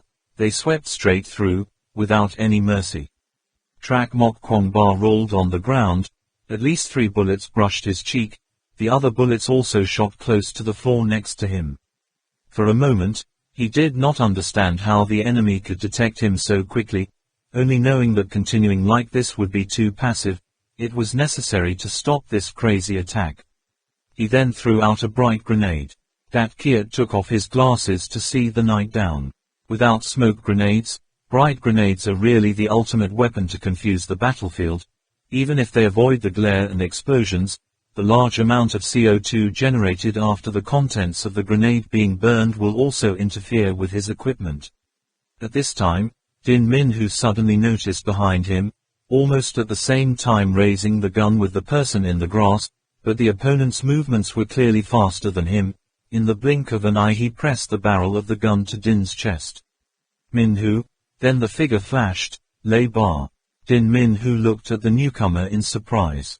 Lei Ba took the gun back, and was surprised to see Din Minhu and asked, "Didn't you see anyone running over here?" "Do not have." Almost being murdered by his own people, Din Minhu's sweat poured out. Behind Lei Ba is Lam Neem. These two guys chased the shaman Ala to come here. That bald body was as fast as a ghost. The other party led him to run around the campsite here, then suddenly shook himself, was nowhere to be seen. Lei Bo said into the communication device, "That old mage has disappeared, may have gathered with other guys." Shimi said, "Very well, surround me, don't let anyone escape." In fact, the magician Ala also had to spend a lot of effort to escape, did not expect the opponent to be deceived, shot his own people, he shook his head, appeared, then swung his body again, sucking in a series of bullets, then disappeared behind a tree, gathering with Lu Kan Nam and the others. "Ala Mage, are you okay?" Lu Kan Nam worriedly asked. "More powerful than we thought. It seems we have been too contemptuous of the enemy." The shaman Ala replied with a helpless voice. Captain Hu Duang said, "Now is not the time to think about how to destroy the enemy. It is best to think about how to break through the encirclement first." Shimi bit her nails and smiled coldly. Trak Mok Kwong Ba could not understand, why did the enemy find their location so quickly, since when did they quietly complete the encirclement? Why was the Ala shaman discovered? It was all so surprising.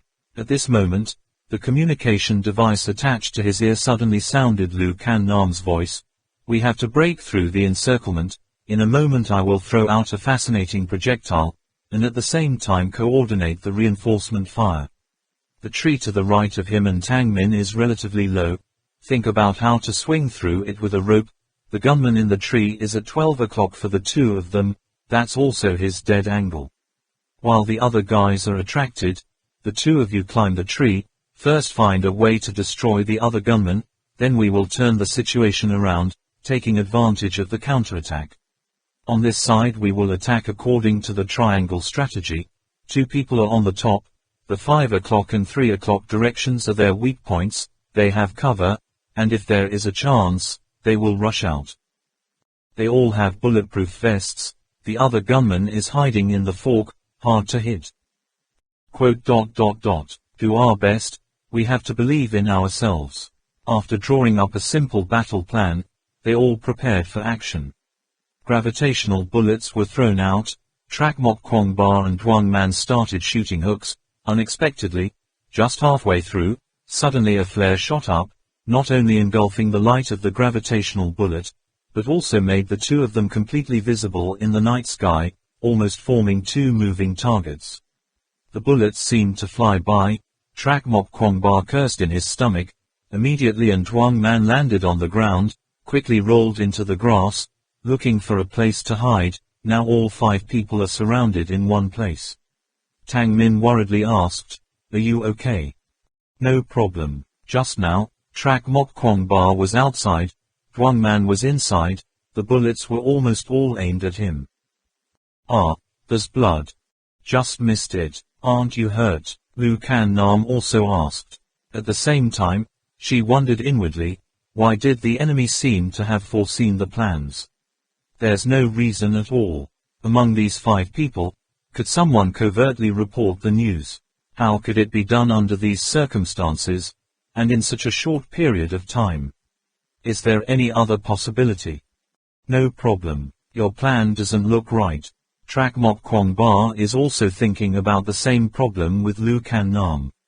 The Ala Mage was discovered, they were all surrounded, the battle plan was seen through by the enemy seemed to have the ability to prophesy, as if he had heard their battle plan before.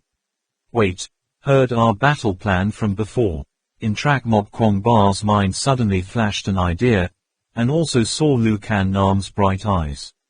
In a corner where the enemy couldn't see, the two raised their right hand almost simultaneously. pointed at the communication device worn over their eyes, and nodded again in affirmation. Looks like this isn't working, we have to sort it out. Seemingly without a second of hesitation, Lu Kan Nam again came up with another battle plan. This time it was Trak Mok Kwong Ba and the magician Ala in charge of attracting the attention of the enemy, pretending to prepare for a breakthrough, ran back, but the truth attacked the enemy's tree hut, took advantage of the tree hut to cover, and continued to negotiate with them.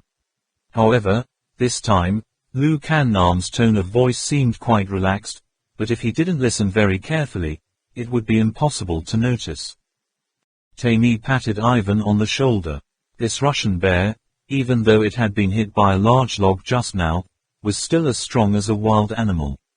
In one hand, he carried a medium machine gun with a large magazine attached, aiming in the direction where Trak Mok Kwong Ba might appear.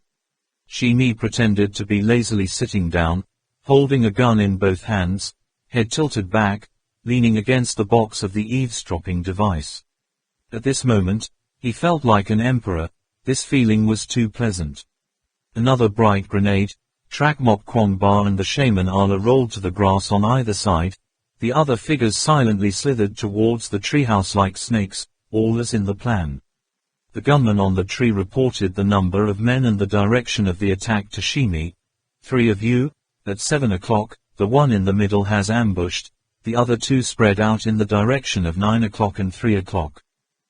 Taimi's finger tapped lightly on the tied one point, just wanting to deal with the 2 enemies, and at the same time wanting to surround our tree hut. These guys are too greedy. The gunfire towards Trak Mok Kwong Ba and the shaman Ala were very sparse, because Loy Ba's group soon turned around and returned to the front of the tree hut. There were only 2 people in front of Lu Kan Nam's group, Din Min, Hu and Brian. The muzzle of Ho Tu's gun changed direction, aimed at the pile of grass with people ambushed in front of the tree hut, firing bullets, without any courtesy. It's strange, why is there no response? Could that person have already moved? Obviously, the grass is still stirring, thought Ho Su. Din Min Hu and Brian also felt strange. The grass that Trak Mok Kwong Ba and the shaman Ala jumped into didn't move anymore. Maybe the enemy was hit by bullets. Seems a bit too easy. What's going on? 2 more bright bullets.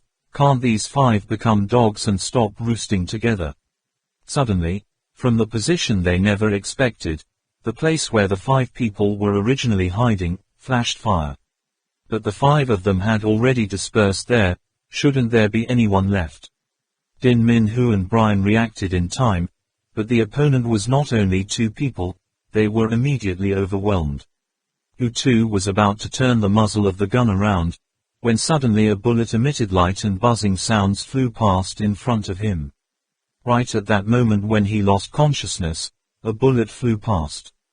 Oi! Hu Su only let out a cry, then fell from the tree. Grenades just exploded. Taimi knew something was wrong, immediately ordered everyone to aim and fire. Bullets splashed out of the medium machine gun in Ivan's hand, the shell spewing out like rice husks, but then he quickly realized, the speed of his hand could not keep up with the moving figures in the grass. How can it be so fast? Ivan's eyes were on fire, he gripped the trigger tightly, he had to hit that person. Shimi also felt a little queasy. Hey, stop, you're a donkey. Your mother-in-law thought we were opening an engineer workshop. Shoot all the bullets. What if you encounter monsters in the forest? Dunce. Ivan growled angrily, threw the gun aside, pulled out the jungle knife next to him, and rushed out. On the other side, 5 or 6 people were surrounding the moving shadow in the grass, but still didn't hit. Only Lei Ba and Lam Nim noticed. That method of movement, that strange change of direction, seems to be the old mage that the 2 of them were chasing just now. But, isn't that old mage in front attracting another group later? So who is this guy? Or is it their opponents, who all have such terrifying strength? That's right, the one who drew most of the firepower, dodging back and forth in the grass was the mage Alala. So what about the people who fell out at the beginning? It was just 2 sets of clothes wrapped around the stone, and also 2 bright grenades. In the middle of a grass that is as high as a person's head in the dark night, it is not easy to distinguish between the real people and the fake ones. The people who went around to the back and crawled to the tree hut were only Lucan Nam and the magician Arla. In the middle was just a bunch of clothes stuffed with grass. In fact, Trak Mok Kwangba and the others did the exact opposite of the plan. The goal was not the tree hut, but to break through the encirclement and run away from it. This is a real dark battle.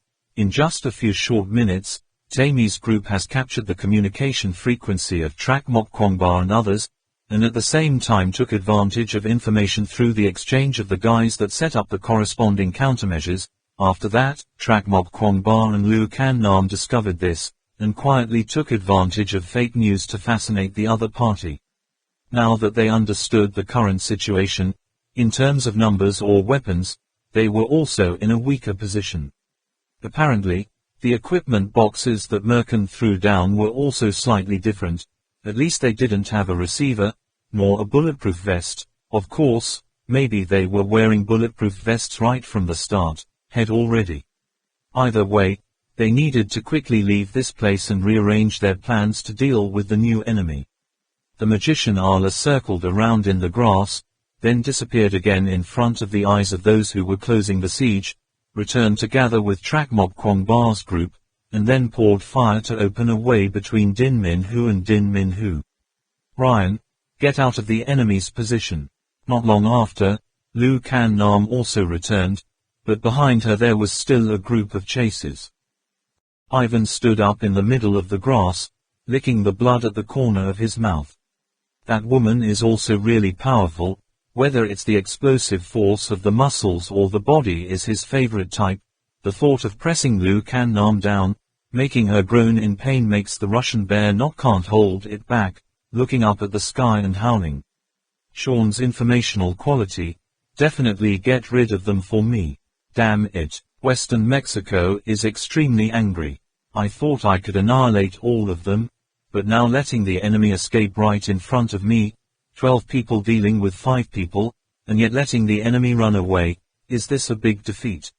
However, in such a short time, these people have discovered the loopholes, and at the same time took advantage of this negligence to trap themselves. Just that sharp and careful thinking alone cannot be underestimated. Max said, "Don't worry, they're tied up in the village ahead anyway, can't run away. They're all benevolent people like women, will definitely stay in case we destroy the whole village, then it will be easier to kill them." I thought it was very powerful, but as soon as I met him, I was scared by the big brother that he would pee and spill his feces. Max's Chinese is not good, but he likes to trim his words, so the last few words are pronounced, buffalo ass butt. She couldn't help but laugh, completely forgetting where this good flatterer had disappeared in the fight just now. The enemy splits into 2 directions, left and right, striking in the middle like a pincer. The Trak Mok Kwangba ran ahead.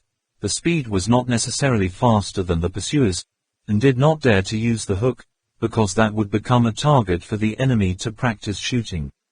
They had to dodge back and forth to avoid bullets, sometimes returning fire, but overall, they were still in a weaker position. "Captain Ho Duong, are you okay?" Tang Man asked. "No problem. But, there's blood. Not my blood. What should I do?" Trak Mok Kwangba temporarily gave up and couldn't think of a way. There are still 3 grenades, 2 bright grenades, 3 attractive bullets. The gun also has enough ammo, but wanting to deal with twice as many enemies is clearly not enough. Suddenly, he felt the small glass bottle Sean gave him, and Sean's message rang in his ear again. This thing, in case of emergency, can be used. He took out the glass jar, tore a piece of his shirt tightly wrapped around the grenade, then pulled out the pin, aiming it at the enemy who threw it. Stephen and the others quickly lowered themselves down, bang, with a sound, and dust splashed, but in the dark, no one noticed the splashes of water on their bodies. The enemies on the right rushed up again. The gunfire behind was still very hot, The liquid bottle used to keep Sean's life didn't seem to have much effect. Trak Mok Kwong Ba began to feel worried. At this time, I only heard the shaman Allah say, "There is no way to escape, let me lead them." After saying that, he dodged and rushed to the left. Lu Kannam said, "Then, let's ask a magician." Wow! A shadow passed in front of the pursuers, and Leibar was forced to stop and ask Luke Hutai, "Hey, did you see anything?" Luke Hutai replied, "Someone seems to have run to the right. So fast." The other names also stopped following, only Ivan wanted to immediately catch the beauty, rushing up the fastest, no matter what mother is, just chase and kill them all one by one. "I want that girl, I want that girl." Leibar reached out and grabbed the Russian bear that was a head taller than him. "You know what the fuck? If they go around and steal, we'll be in a passive position again. There is such a close friend among them, you haven't seen it yet." Leibar shouted like that, Ivan didn't dare to rush forward anymore, although he was bigger than Leibar, but if he moved his hands and acted honestly, he wouldn't dare to provoke this Lei surname.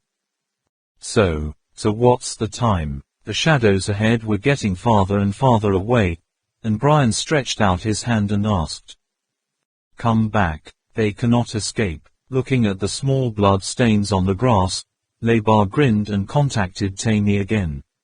When they returned to the tree hut, Ho too was dressing his wound. He was shot through his biceps. This bulletproof vest did not protect his limbs. As soon as he entered, Max wrinkled his nose and inhaled sharply, walked up to Lamnin's side, sniffed and sniffed. "What do you smell like on you?" "What the hell does it smell like?" The guys who just turned around brought their collars up to their noses and inhaled sharply, not understanding what the tissue was. Ivan said, "I can only smell men. I have been very masculine since I was a child." "Ivan, tomorrow you will smell more of a woman, ha ha." They all burst out laughing. Returning to Kong Nhat Lap village, the first thing to do is treat the wound. Trak Mok Kwong Ba was indeed only slightly scratched. The same cheek was grazed by 3 bullets. I don't know if it was luck or not. Now on his face there are 3 more wounds that look like cat whiskers. Captain Ho Duong was also not seriously injured. The blood on his body was Lu Kannam's. She escaped the enemy's siege, but anyway, her body was not as good as the shaman Allah, was hit by a bullet, pierced between the shoulder bone and collarbone, another was pinned to the thigh, and later had to fight with the terrible Russian bear for a while. The wound deepened. But on the way back, she still acted as if nothing had happened, running and shooting back, and many times supported Captains Ho Duong and Duong Man. Looking at the blood staining the whole chest area under the light, Trak Mok Kwong Ba could not help but secretly panic. What kind of woman is this? Could it be that all the tantric cultivators don't know what pain is? Tonight, it is impossible to rest anymore, need to immediately prepare, maybe early tomorrow morning. The enemy will carry all kinds of heavy weapons that they have never seen before rushing to sweep. The traps at the village gate need to be reinforced, even when using weapons with great destructive power such as small-sized mines, gum explosives. Not enough either. Trak Mok Kwong Ba checked the remaining ammunition. If the enemy besieged this village, how long would they last? After all, this place is not far from the Back Bala temple. The enemy just needs to destroy his group. They can rampage in this place, no need to worry anymore. At this time, Captain Ho Duong suddenly turned to him and asked, "Do you need to notify the villagers? Let everyone know and be on the lookout." Trak Mok Kwong Ba said, Of course, I forgot." Captain Ho Duong said again, "But have you calculated it well? What will the villagers think? It was we who brought demons and destruction here, all our fault." Trak Mok Kwong Ba shook his head and said, "I don't have time to worry about these things anymore. I need to tell them, otherwise the villagers will die unjustly without knowing why. In addition, they must also understand the terrifying power of guns and explosives." At this time, Trong Lap panicked and rushed in. As soon as he stepped through the door, he loudly shouted, "Young Master Kwong Ba, it's not over, There are a lot of Lomo people. How's everyone doing? Only then did he notice bloodstains on Trak Mok Kwong Ba, Captain Ho Duong and the shaman Ala. Trak Mok Kwong Ba asked, "Where is Ma Cat?" Zhang Li scratched his head and whispered, "Ma. What is Code Cat? She's sleeping in her room." The guy secretly took Ma Cat to the room first, still thinking that no one knew what was going on. Mission done. These two are really bad. They were chased and killed by Lumo and the others. As soon as Yue Yang entered the door, he grumbled, seeing Zhang Li, immediately exclaiming in surprise, "Oh, that's so fast, I thought you were still in Marji's room." Then quickly turned to ask, "Young Master Kwong Ba, everyone's injuries?" Zhang Li's face immediately turned red like a ripe tomato, pointed at Yu Yang and Ba Tang, stammering, Two people. It turned out to be 2 people. No wonder he always found it strange. Those Lumo people were originally clinging to them, and then for some reason stopped pursuing. It seems that they still heard the sound of gunfire. Yue Yang raised his beak. "Not us, how can you two escape so easily?" Duo Mok Kwong Ba waved his hand and said, "Let's put aside the story of Ma Cat for now. What is the story of that Lumo?" Zhang Lap and Ma Cat were lying on the grass resting, suddenly heard a sound like the sound of a horn blowing and, Ma Ji told Trong Lap, it seemed that the Lumo people were provoked by something. Zhang Li hurriedly picked her up and ran straight. This time he only brought a weapon, and it was not the type to deal with those Lumo people. While fleeing, Zhang Li discovered that there were a lot of Lumo people. It seemed that they were gathering somewhere, but there was still a small group that split up to chase him and Ma Cat, but later seemed to have been stopped, again. After Trong Lap finished, Yu Yang added more. He and Ba Tang stood at a high place. The alert level was also higher. According to their observations, the Lumo people from all directions seemed to be attracted to the same place, gathering towards the edge of the platform, near the village. They did not dare to confirm whether the Lumo people intended to attack Kong Nha Lap village or not, so they only killed the pursuers of Trong Lap and Ma Cat, and then returned to report. As soon as he finished speaking, Yue Yang asked again, "Young Master Kwong Ba, why are you all injured? Where's the priest and Min Min?" Trak Mok Kwong Ba stood up and said, "Kan Nam is injured, Man is helping her. I'll go tell them an hour. Captain Ho Duong will tell you everything. After all, what is it? Is today the due date? The Lumo people also want to attack this village." Trak Mok Kwong Ba shook his head vigorously, trying to shake those mythical thoughts out. The bullet was taken out, and Tang Min was wrapping Lu Kan Nam's shoulder. Trak Mok Kwong Ba was about to knock on the door, but when he touched the door lightly, he thought that Lu Kan Nam's wound had been treated, so he walked in and said, "The Yu Yang people brought back bad news, Lumo people."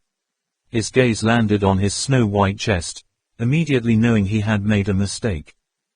Tang Min frantically called out, What are you doing? Get out of here." Duo Mok Kwong Ba quickly closed the door, stood outside and said, "There are many Lumo people. It seems that they are heading towards this village. I don't understand why." Lu Kan Nam said, "If you think you should do it, just do it, you're the captain." Trak Mok Kwong Ba returned, told Trong Lap to start the radar system, all ready weapons, preparing to fight to the death. At this time, the sound that sounded like a horn sounded again, breaking the silence of the night, as if countless Lumo people were rushing towards the village like a rising tide. The villagers were all startled awake, everyone panicked, rushed to the houses to announce each other, some people knelt down to pray. The breath of the god of death has already covered the surrounding area of Kong Nhat Lap village. Ma Cat was also shocked. She ran to find Trong Lap, hoping to know something. "Did they, the Lumo people, attack our village? I've never heard so many Lumo people screaming at the same time." Trong Lap gently took Ma Cat, let her lean on him, whispered, "What are you here for? Go back to rest. It's okay, they can't break into the village." The shaman Allah closed his eyes and listened to the direction of the sound. His eyes suddenly opened. It seems that their target is not this village, but the enemy's direction. Yu Yang and Trong Lap knew what was going on, and of course understood what the shaman Allah meant. Trak Mok Kwong Ba suddenly remembered Sean's reminder. After throwing this at the enemy, you have to run as fast as possible, as far as possible, don't let yourself get hit. How could it be? The Western Mexicans also couldn't sleep, but they didn't sleep because they were excited. What will be in the village? There are big meat, there is good wine, and there are also countless beauties. Of course, if there are gold, silver or jewels or something, even better. They rearranged their luggage, backpacks, bags. Knowing the location of the village, now there is no need to hesitate anymore. Although there were some modern humans like them defending that village, the enemy's equipment wasn't as complete as them, and the numbers weren't equal. Just wait until dawn to attack the village, destroy all the enemies. Everyone living in this land has to bow their heads. Those primitive people holding bows and long spears, what do you get? Against machine guns and grenades. At that moment, there was a sound of like a whistling sound from afar. Bizarre, air horn, on, as the bipedal lizards, the most hated creature in this forest. They're like a group of gorillas, from time to raid all the animals in the forest, even the Western Mexicans many times. Taste the pain. Shimi immediately became tense, quickly waved her hand and told Lam Nim, up the tree, see what happens in the end. Looks like we've never encountered this many lizards, right? Lam Nim climbed a tree, installed more antennas for radar. It's not over, boss. It's a big deal. I see we have two. As soon as Dick finished speaking, Max blurted out following, and only half a sentence realized he had made a mistake, and immediately fell silent. What's going on? Shimi began to touch the scar on her face again, which was a danger signal. Yes, there are many lizards from all sides gathering around here. I wonder if their target is the village ahead. Look at it, big brother, you can see them everywhere. Only more than 100 flashing lights appeared on the screen, all moving in the same direction. Time said, distance, direction, speed. Lei Ba immediately replied, the nearest one is less than 20 kilometers away. They're passing the village ahead. It seems that they have no intention of gathering there. The speed is about 40 kilometers an hour, not the speed when hunting. They advance in groups of 5 or 3.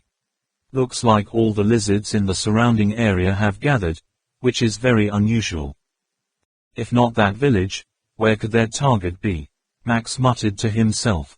Shimei ordered, ready our weapons, let's take care of their bodies first. Lam Nim, come down here. Hey, Sean, how could I forget him? Damn it, Max suddenly shouted, causing even Tammy to startle. It's us. I told you there was a strange smell when we returned, but when you chased those people, did they attack back? I mean, are there any unusual weapons, like a bottle, or a box, or a nylon bag or something? Is it not? All the people were dumbfounded. Shimi shouted, remember. Did you hear what it said? Were any bottles or plastic bags thrown? He understood very well. This cowardly Max suddenly dared to raise his voice like that. There must be a special reason. Din Min, who thought for a moment, then said, does glass count? Glass? Are you saying it's glass? Max was so scared that his voice trembled. Dick asked, glass? What glass? Din Min, who immediately reminded, have you forgotten? When chasing them, I don't understand who threw a grenade back. No one was hurt, but Stephen was shot through the face by a piece of glass. You even asked me, why is there a piece of glass here? What else? Yes. Stephen felt the small wound on his cheek, finally remembering. Max's face turned pale and he mumbled, that's right, those lizards are definitely targeting us. Mom is mom. Listen, everyone in the explosion range of that grenade, quickly take off your clothes, and then get out of this place, as far as you can. I don't know where to run to get out, but maybe it's better to find somewhere with water. Take off clothes. Tammy reached out and grabbed Max, intending to see if this tall guy was scared to madness. What did you say? Max said calmly, it's some kind of stimulant that lures the beasts in. Now I don't have time to explain any more. In short, I have to do it, believe me, big brother. I still don't want to die so soon. Laybar said, it makes sense. Big brother, those lights are coming this way. Tammy's triangular eyes narrowed, shooting out chilling cold rays. He roared, still not doing what it says. Peel off your clothes for me. Din Minhu said, but big brother, what do we wear when we take it all off? Do you need life or do you need clothes? Tammy's voice was lower, but the tone was so cold that people trembled when they heard it. A glass jar filled with liquid. After hearing the story of Trak Mok Kwong Ba, Arla Shaman couldn't help but be surprised. He already knew what it was, and at the same time confirmed Sean's identity even more. An animal lover absolutely couldn't have that level. Looking at the blobs of light flooding towards the enemy barracks on the screen, the mage Arla smiled slightly. Is that some sort of information that Sean left behind? Zhang Li stood next to him and asked. Trak Mok Kwong Ba nodded. At this time, Lu Kannam had put on his clothes again, and along with Thuangman stepped out, seeing that the whole guild was still in the room without going out to the front of the village to defend. He asked, what's wrong? No need to go to the village gate to defend. The shaman Arla shook his head. For the time being, let's observe for a moment, maybe the enemy has been hit by Goo Goo. Young Master Kwong Ba threw it out. Lu Kannam immediately asked, Sean. Sorcerer Ayla nodded. Trak Mok Kwong Ba was briefly moved. If it is true that this kind of information causes, then this trick is really too effective. Could it be that Sean is really? In the sound of horns and in the distance, accompanied by gunfire and explosions. The shaman Arla said softly, it has begun. Lu Kannam also said, it seems that the results will not be known until tomorrow. She gently stroked her hair. No matter what kind of person Sean is, this time he also saved their lives. Treating Sean like this before, is it right or wrong? The corner of Ba Tang's eyes twitched slightly. Poisonous, he couldn't understand it more and more. The last great poison both Trak Mok Kwong Ba and the villagers of Kong Nhat Lap spent a sleepless night. Early the next morning, when the Lu Mo people had dispersed, the shamans Arla, Trak Mok Kwong Ba and Ba Tang immediately returned to the enemy camp. After the fierce battle of the night, everywhere were full of severed limbs of the Lu Mo people. There were also some unknown wild beasts fighting to tear the corpses. Their bodies were not very large. As soon as he saw a living person, he quickly ran away. The treehouse had completely collapsed, and in the ruins they discovered ragged rags, machine guns, pieces of metal. After surveying, the shaman Arla concluded, 2 men died on the spot, but there are at least 30 Lu Mo corpses here. They retreated this way. The shaman Arla pointed out the outer part of the second platform. They don't have much ammunition left. The war isn't over yet, said Ba Tang. According to the results they observed last night, the people of Tammy and the lizard people here called the Lu Mo people gathered for a while around this tree hut, later because of the large number of Lu Mo people. Too bad, they were forced to open a blood road and started to retreat, but the Lu Mo people still chased and didn't spare. The enemy ran into the depths of the forest, probably also because of fear of the giant birds at the edge of the platform, following the tracks of Lu Mo's corpses as far as the cliff, and then went on for another dozen kilometers. They discovered 3 mangled corpses. At that, they stopped and returned to Kong Nhat Lap village to inform everyone. Very good, Trong Lap excitedly exclaimed. Now, they are not afraid of them coming back to attack the village. They don't have much strength left. He thought for a moment, then smiled and said to Lu Kannam, Officer, you are so badly injured, maybe we should stay here and rest for a few more days. Lu Kannam said, I was seriously injured, but why are you so happy? My wound is nothing, don't forget our purpose. Now that the enemy was ahead, there was no proof that they were all dead. It must be known that the explosive range of the grenade Kwong Ba young master threw only affected 4 or 5 arrows. Therefore, we must quickly catch up with them. If they destroy the villages ahead, even hitting Tuk Mao directly, then young master Kwong Ba's poison is considered to be out of the question. Therefore, we must depart today. Trong Lian's expression immediately became gloomy and gloomy. Yue Yang chuckled and sarcastically, "You can. He. By the lake under the moonlight, the reed grass is so beautiful." Trong Lap's face turned red, and after a long time, he mustered up the courage to say, "Now, Ma Cat is my wife." "Oh," Yu Yang said, it's over, the food is first." Zhang Li quickly said, "No, it's not like that. He didn't know until last night, so he received the red flower from Ma Cat, then put it on her head again, so he acknowledged Ma Cat as his wife. No wonder Ma Cat took such initiative. In her mind, that was what a wife should do." Trong Lap scratched his head and talked for a long time before he could clearly explain this matter.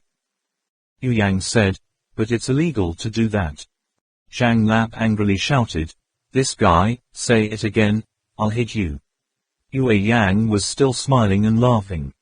"So, what do you think?" Trak Mok Kwong Ba calmly asked Trong Lap. Trong Lap found it difficult. He definitely had to go with everyone, nothing could change this point, but if he kept going like this, he would feel like he was like the lost lovers in the legend. Especially when just possessed that young woman's body, and usurped her heart. Is it any different from the amorous romantics in the story? What if Ma Cat has children with her? TSK, think too far. Trong Lap painfully scratched his hair, really didn't have any face-to-face Ma Cat anymore, so what should I say to her now? Ma Cat next to him looked at Trong Lap, who was sullen and sad, and said in his heart, "Why is Mr. Lap so sad? Why is everyone looking at him with that look? What did he do wrong? Could it be that Ma Cat became Lap's wife, so everyone looked at him with hostile eyes? Ah, that's right, they have 6 men together, close like brothers, but Ma Cat only became Lap's wife, the others are of course not happy." This, Ma Ji shyly stood up and said, I can become everyone's wife." All of them were dumbfounded, unable to react for a moment. "You can be anyone's wife," Code Cat proudly repeated once. "So everyone is happy, right?" she thought to herself. Phew. Yu Yang was holding a glass of water, and after a few sips, he puffed out. Captain Ho Duang smiled, but he also seemed very interested. Ba Tang's face is slightly male.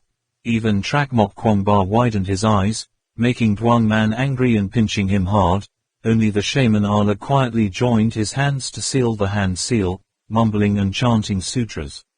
Trong Lap's reaction was the most intense.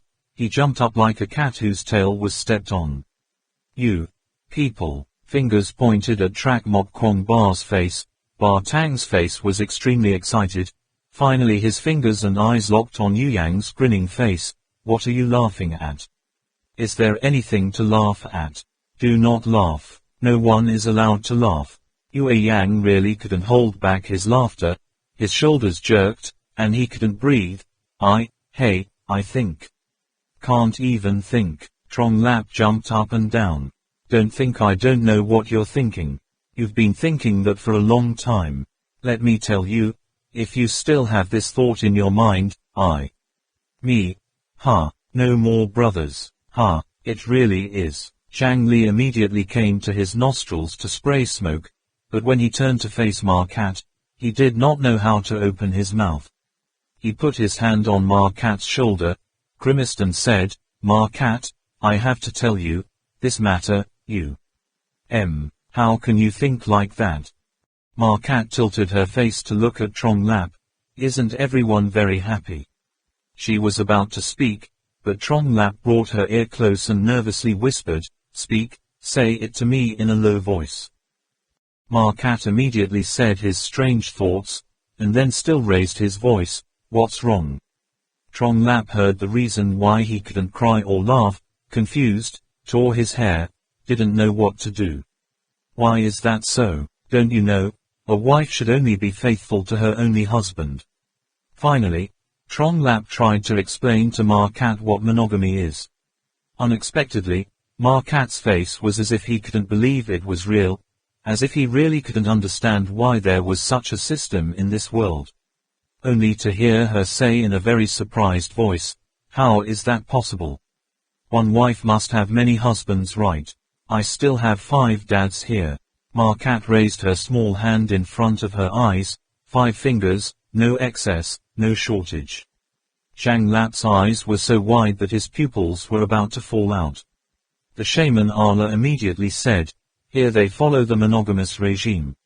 "Why is that?" Trong Lap asked immediately. Allah shaman shook his head. "I don't know, as I understand it, it's usually only relatively poor families that have brothers and sisters marrying the same wife. Before the founding of China, this custom was still practiced in some poor, backward areas of Tibet, which was gradually replaced by monogamy. However, this does not seem to be the case here, and besides, there are so few males in the village, it should be the monogamous marriage, isn't it? How can it be a polygamous husband? Perhaps, we have to ask Dai Wu Sama to find out." Trong Lap's head seemed to explode, and quickly explained to Ma Cat about the advantages of monogamy. "It's not what I thought it was. What do they have in common with unmarried people? I got it all wrong. Look at 'em, that one too." Trong Lap whispered to Ma Cat while constantly glancing over at Trak Mok Kwong Ba, Tuong Man and Lu Can Nam. From time to time, Ma Ji exclaimed in surprise, "Huh, there are 2 people in one person." Zhang Lap hurriedly covered her small mouth. The 2 of them kept mumbling and whispering, all talking about Trak Mok Kwong Ba. Trong Lap's thief-like eyes made Lu Can Nam look angry. She snapped, "Trong Lap, you mumbled something." "What? Say it out loud." "Where?" "Nothing. I'm just correcting some misunderstandings." 2. Ha ha. Trong Lap laughed a few times. Even if he was fed, he did not dare to speak loudly just now. "Now isn't the time to talk about this, is it?" Ba Tang indifferently spoke up. Lu Can Nam nodded and said, "Well, it's time to go. I have to go and tell Dai Wu Darren. By the way, ask about the next journey. Let's go." Everyone was wearing backpacks, stood up, glanced at Trong Lap with different eyes, and then left the room one by one. Seeing his teammates come out one by one, Trong Lap felt even more stressed. He hesitated, stammered. The problem now was not only how to say goodbye to Ma Cat, but more seriously, to reframe her terrifying notion, what a wife must have many husbands, right? Absolutely unacceptable. There were only 2 people left in the room. Trong Lap feels, the space here is so narrow, he and Ma Cat are so close together, but, why do I always feel like I can't keep Ma Cat? That feeling of emptiness and helplessness made his heart sink in a wave of self-blame. "Brother Lap, do you have to go?" Ma Cat repeated softly. Although I knew everything from the night before, although my heart was also full of nostalgia, I couldn't bear to leave. However, this man has brought her the most beautiful and precious memories. What more could she ask for? She just smiled slightly, a very sweet, very satisfied smile. Trong Lap tried his best to calm down his heart, hugged Ma Cat tightly.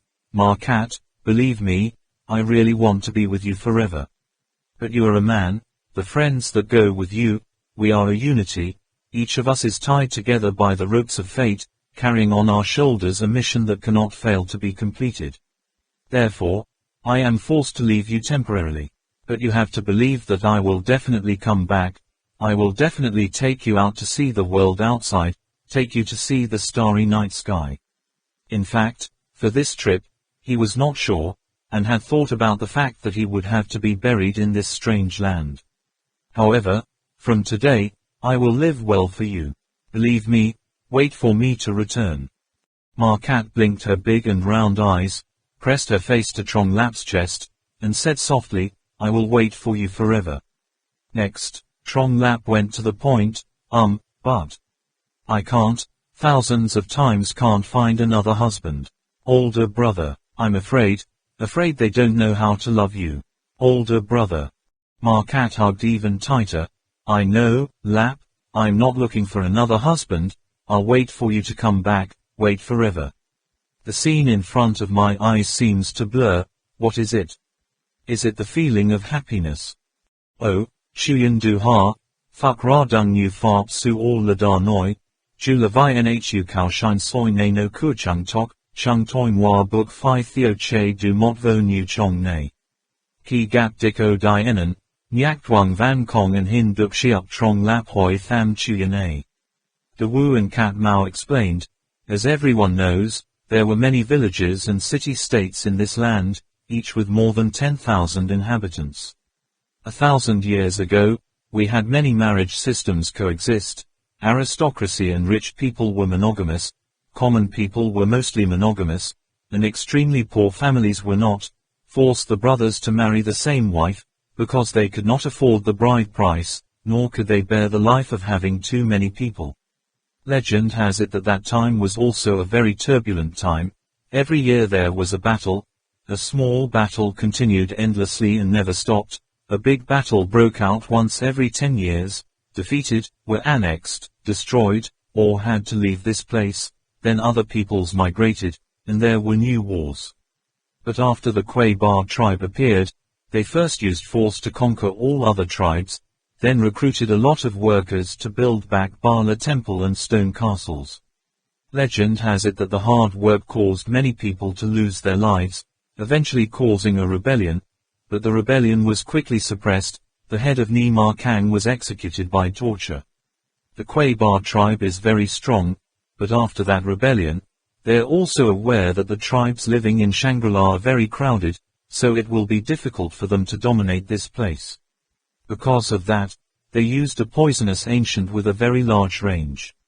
All the people who went to build the rock in just one night were as numb as if they were drunk, but they did not know what happened.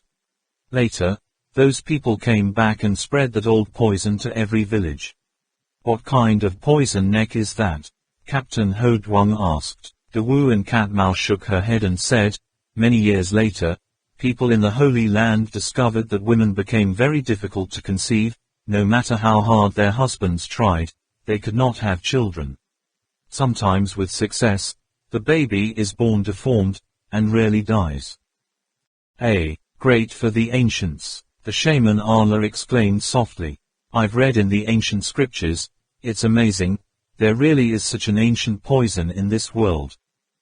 What is it anyway? In modern medical terms, it is a method of using poison that causes a man's sperm count to plummet, eventually leading to the inability to conceive. If a name is to be given, then it can be called hereditary sterility. Everyone knows, in a milliliter of semen of a normal man there are more than 100 million sperms, which in the end only one can fuse with the egg in the woman's uterus, female. That is to say, every child born into the world has to go through an extremely cruel competition, having to surpass hundreds of millions of its compatriots. In addition to physical strength and technique, it also has to rely on luck, certain luck and ingenuity. Thus, it is possible to ensure that every person born into this world is an excellent and unique individual. But the men who are hit by this ancient poison, each time they ejaculate, can only release a few thousand or a few hundred sperm. Compared to the average man, that number is almost zero, so the rate successful conception is also greatly reduced. Moreover, without competition, even if it is possible to conceive, the baby will be born prematurely. Explaining here, the shaman Allah turned to Dio and Cat Mao and said, what about later?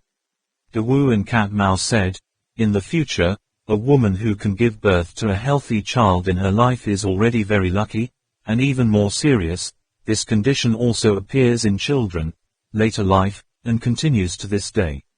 Therefore, the population here is rapidly decreasing.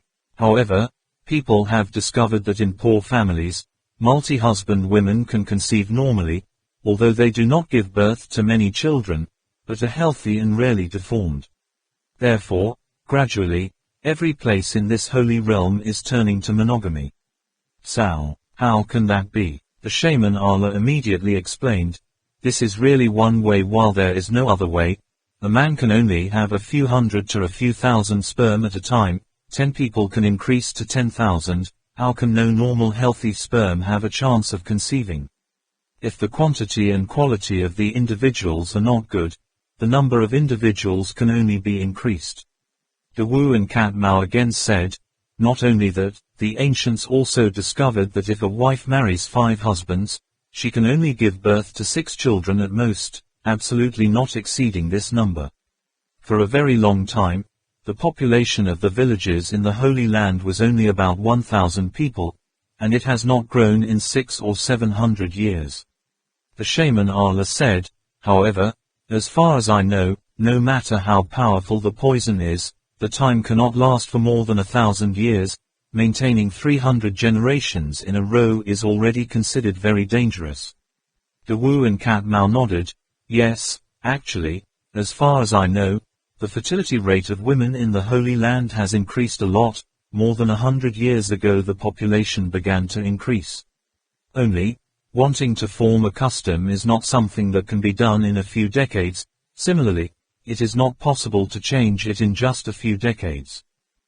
Yu Yang suddenly exclaimed, ah, I get it. Seeing everyone's eyes on him, he hesitated, forced a smile and said, I think. This is just my speculation.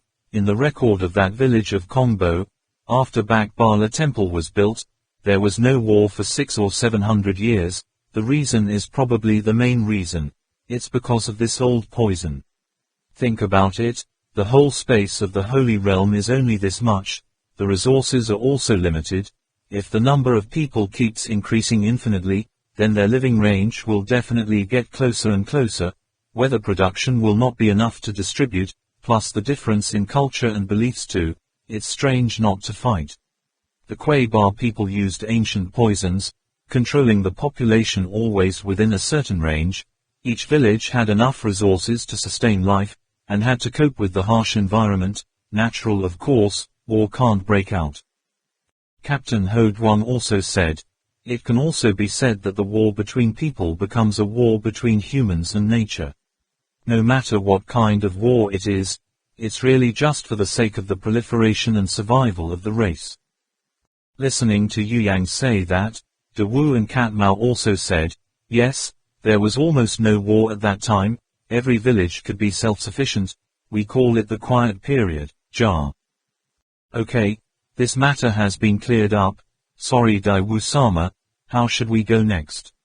Lu Kan Nam believes that there is no need to further investigate this issue. Well, that's the path you have to take.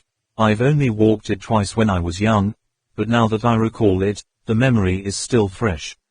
De Wu and Cat Mao took the map, traced the route with his finger, and said, in the past, you always walked along the edge of the platform, right? After receiving an affirmative answer, he nodded, yes, staying away from the deep forest can escape the attack of wild beasts. This method is very clever, but here it is not good. I believe that you've felt it too, haven't you? Yes, there are giant birds. Kaka, giant bird, that's the fate bird, the evil food gods, even the great golden condor can't stand against them. However, it is precisely because of them that the area around here is relatively safe. The large wild beasts are captured by them for food, and the dense jungle prevents their progress. I've always assumed their lair was on the 3rd level of the platform. No, no, no, the 3rd stage is the world of the Quabar people. The Kong fate birds are scary, but compared to the Quabar people, there is no victory. Just like us, only when there is no food, really unbearable hunger, they go to the 3rd stage to steal food.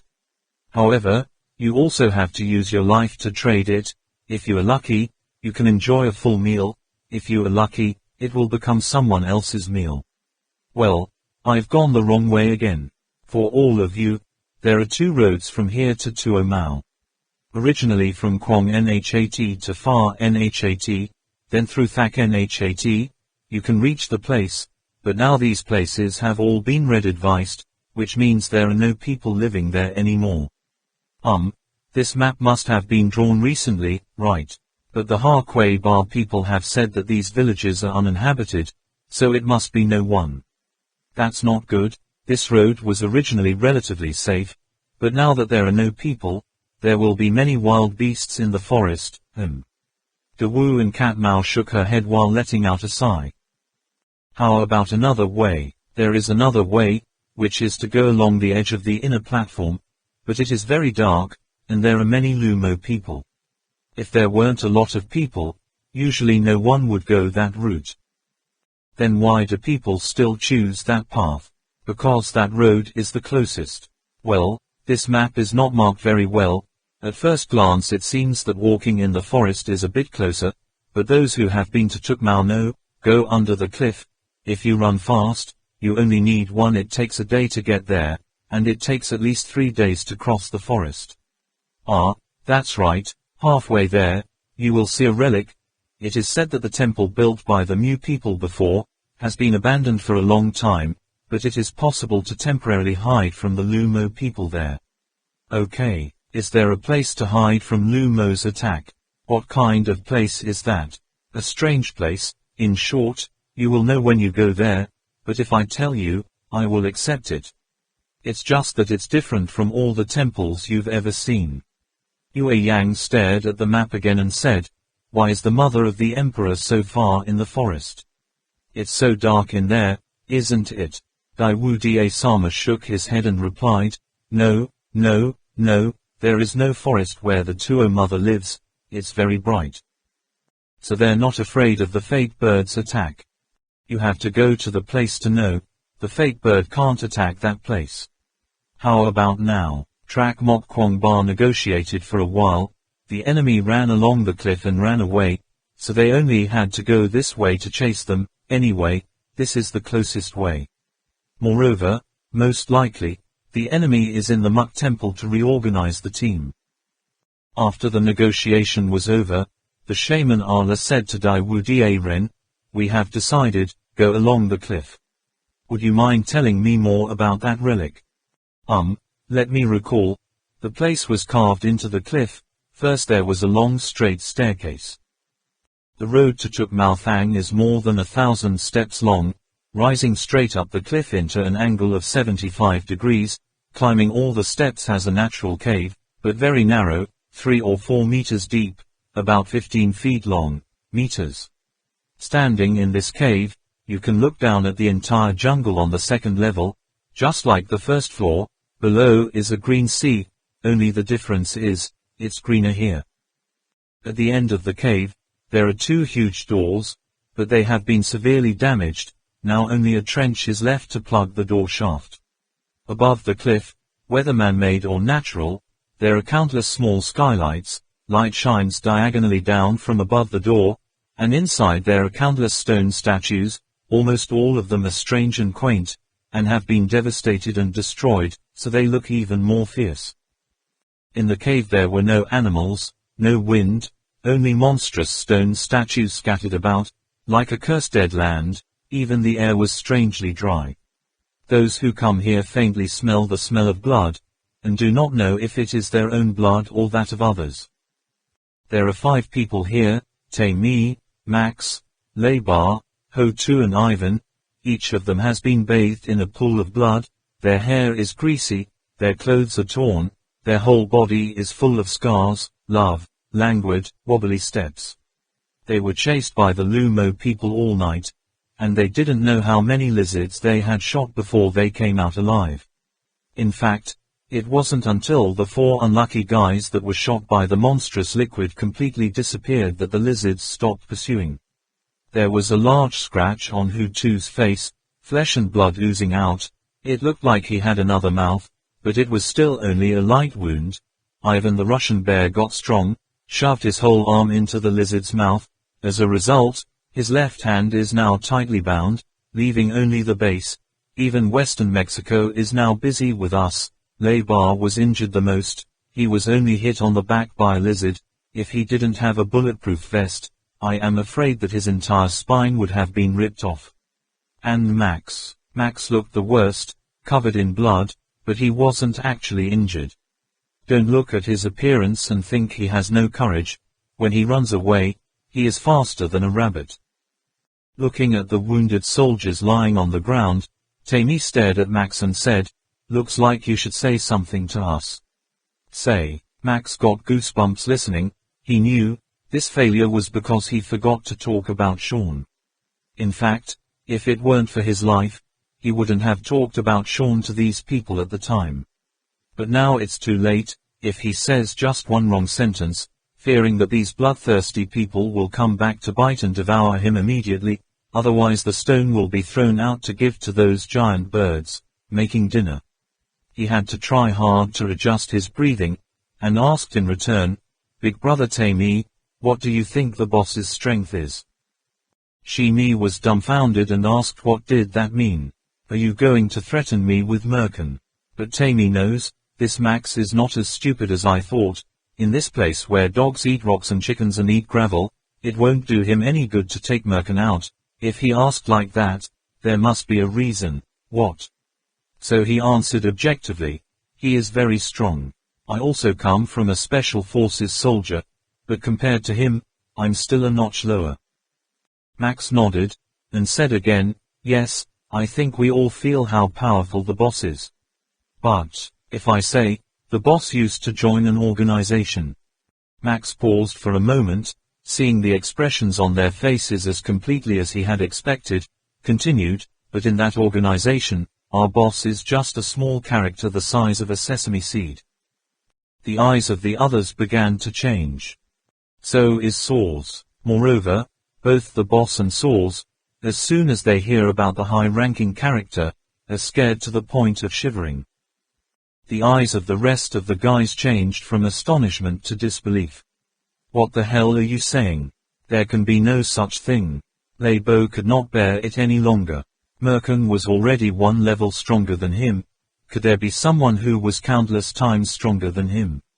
Tammy stopped Lebo and motioned for him to be quiet and listen to Max continue.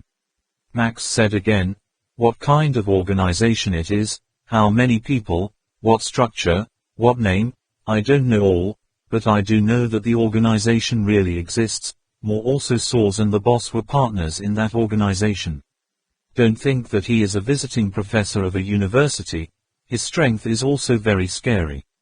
As far as I know, their organization fosters different people to be experts in their fields, and sets different titles based on each person's expertise. Like the boss, for example, martial arts are so strong because he specializes in special forces, knows the training methods and combat characteristics of special forces troops of most countries in the world. In terms of melee ability or the use of military weapons, the boss is also countless times better than the regular special forces. But in that organization, our boss is almost just a special forces soldier on the lowest level, a level higher than the so-called special agent. I have heard him many times with feelings, hoping to have can become a special agent too." Everyone else was silent. Even Tammy frowned and said nothing. It took a certain time for him to accept this fact. Is there such an organization in this world? Why have we never heard of it? Seeing the faces of the rest, Max breathed a sigh of relief. As long as they distracted their attention, these people wouldn't put their hatred on him anymore. In order for them to forget why they lost 4 comrades, why they were nearly killed by the lizards, Boss Merkin's secret is clearly a powerful card. He needs to continue to make the crowd this feels amazing. Also, do you know why the boss has so much money? Max continued to quietly change the subject of the story. Isn't he going to steal graves? Ivan asked back. Max said, yes, the boss is a grave robber. Moreover, their organization seems to be a grave thief organization as well. But I ask, have you ever seen grave robbers become so rich?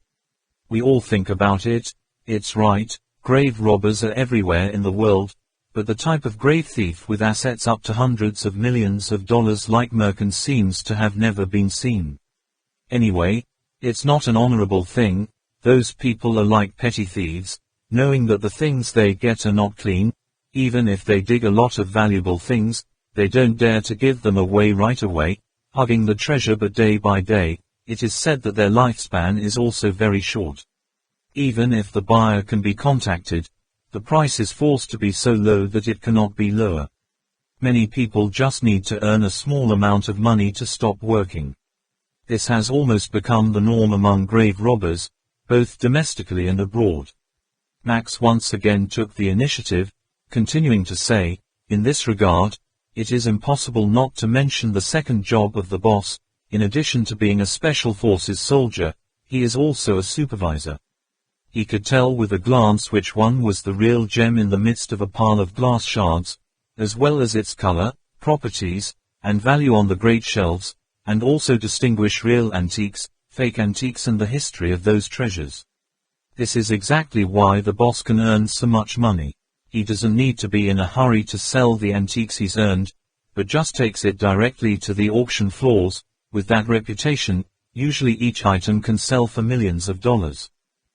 The whole group listened to Max's words but couldn't help but gasp, swallow, turn things that can't be seen by the sun into something many people compete for at the auction. No wonder Merkin owns such a large fortune.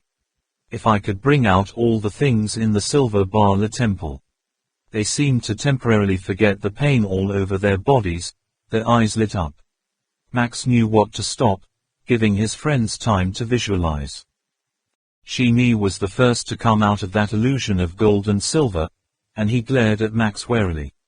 Max hastily lowered his head, stooped slightly, a very humble appearance.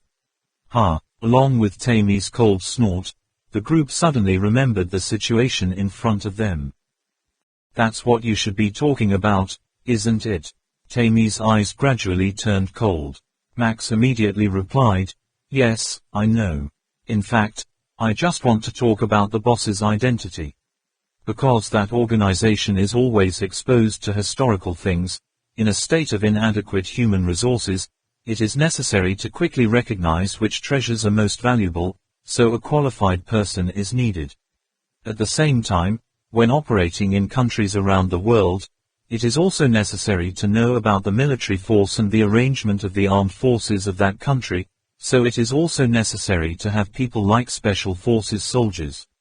For the same reason, their organization often goes deep into the deserted wilderness, just like the situation we are facing here, always encountering attacks from unknown beasts. Therefore, they also need another type of person, specialized in eliminating the danger brought by wild animals. This type of person is called Beastmaster. Swords is also a Taoist Beastmaster.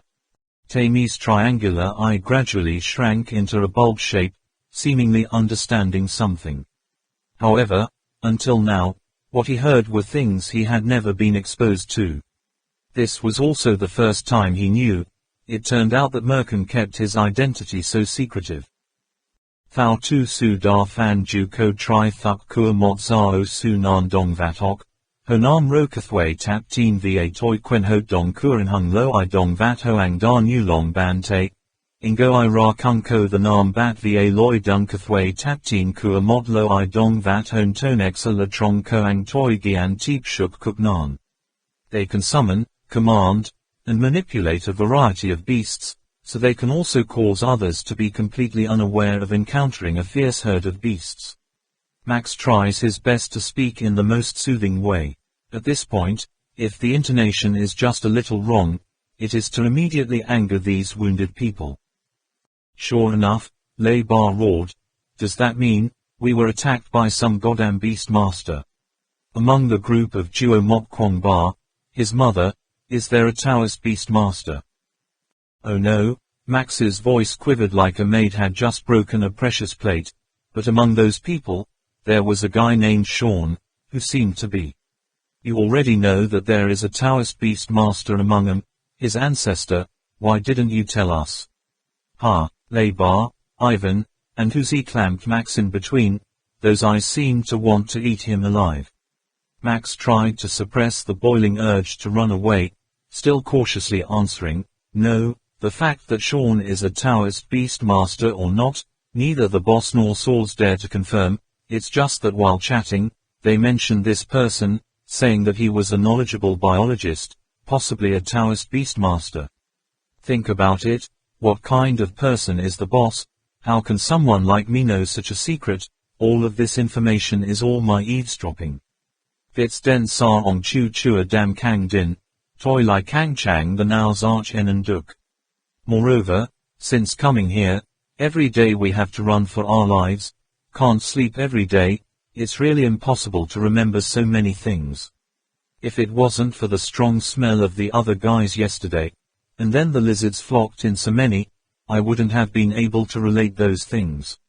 Or maybe I was too scared to panic, I couldn't explain it myself, suddenly remembered that Sauls once said, Taoist masters often extract a thing called information substance in the bodies of living beings, objects, use a bottle or something similar to store, then when used, simply throw it at the enemy. I regret it now too, why didn't I think of this a little earlier? I swear, I didn't mean to hide anything, really. We came to this place together, since then we have never separated. Do I have any bravery? When I was chased by the lizards, I was really scared, afraid that I would be the first to be eaten by them. If I deceived the big brother of Tammy and you, what's the benefit? No matter how stupid you are, it's not enough to help the enemy deal with your own people, you say. The more Max spoke, the more nervous the tall, muscular man seemed to be so unjust that he was about to burst into tears. The wounded men saw this scene, first showing disdain, then thinking, if it weren't for this guy's reminder, perhaps none of them would have survived. Leibar glanced at Westme and asked him how he wanted to handle Max. Tammy waved her hand to signal the three guys to sit down, then told Max to sit down too, changing his voice. If you can't fully understand the enemy, there's no way to fight them. Could it be that your boss doesn't know this too? Max shook his head. I don't know what the boss thinks either. Maybe he thought we'd all get there. Killing a dozen of them would be as easy as turning a hand. Sheeny said again, if Sean's name is Thou Beastmaster, then he must be the same organization as your boss. Why can't you confirm? Not so right, Max said. The Beastmaster is a special type of profession. It seems to be learned from China, not only in that organization, but also outside. It can almost be considered a field in the industry. Zoology is not wrong. The only difference is that zoology experts focus on studying the methods of reproduction and living of organisms, and Taoist masters are based on that basis, focusing on studying the ability and attack methods of animals, and taking advantage of them. It can be said that every Taoist beast master is an expert on animals, but an animal expert is not necessarily a Taoist master. All these things were told to me by Sauls, and my relationship with him was pretty good anyway. These words of his are true, no one doubts. So strange then, you mean, everyone in that organization can become an expert in some field. If they had such a high social status, why would they have to steal graves and steal graves? They can completely rely on their own ability to rise up, and can live very comfortably. I can only speculate, the cause may lie in that organization. When that organization tells them to steal graves, those people absolutely dare not disobey orders. Tell me more about Merkin and Sauls, and their organization. Whatever you can remember, say it, don't hide it from me. Yes, according to my observations, that mysterious organization usually does not force its members. Each person can completely do what he wants. In addition, many members of that organization have very prominent status as cover. But once they receive the order, they will have to return to the organization to wait for the arrangement. Moreover, if they carelessly reveal information about the organization, they will most likely disappear from this world immediately. Of course, that's just what I thought. In the deep forest, the light is dim. After all, this is the deepest part of the forest, close to the cliff. The dense coniferous forest obscures the light. Almost every 2 meters, there is a big tree, which cannot be swung by rope. Okay, because just a little careless is hit by another tree right away. Their original plan was to leave Kong Nhat Lap village early in the morning. they would be able to reach Tuk Mao by noon, but because they could not use a hook, they were afraid that it would not be until evening.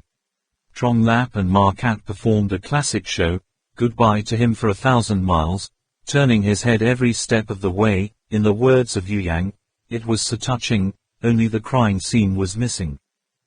After learning about the Muke's relics from Dio and Katmao, two opposing opinions appeared in the group. On one side was the moderate faction represented by Tang Min, who thought that, if the enemy was resting and reorganizing the army at that ruins, then, they just had to go around that place and reach the Tuo Mao before the enemy. That's fine, since they don't have a map, they certainly don't dare to risk going straight like them, and the fact that they harass other villages is really their powerlessness and unstoppable force. The other faction, represented by Ba Tang, wants to fight hard, thinking that the enemy must chase to the end, everywhere. Take advantage when they are weak, but one blow destroys the roots, killing those vanguards at the ruins, avoiding disaster. Although there has not been a clear opposition, the number of the moderate faction is much higher than that of the hardline faction.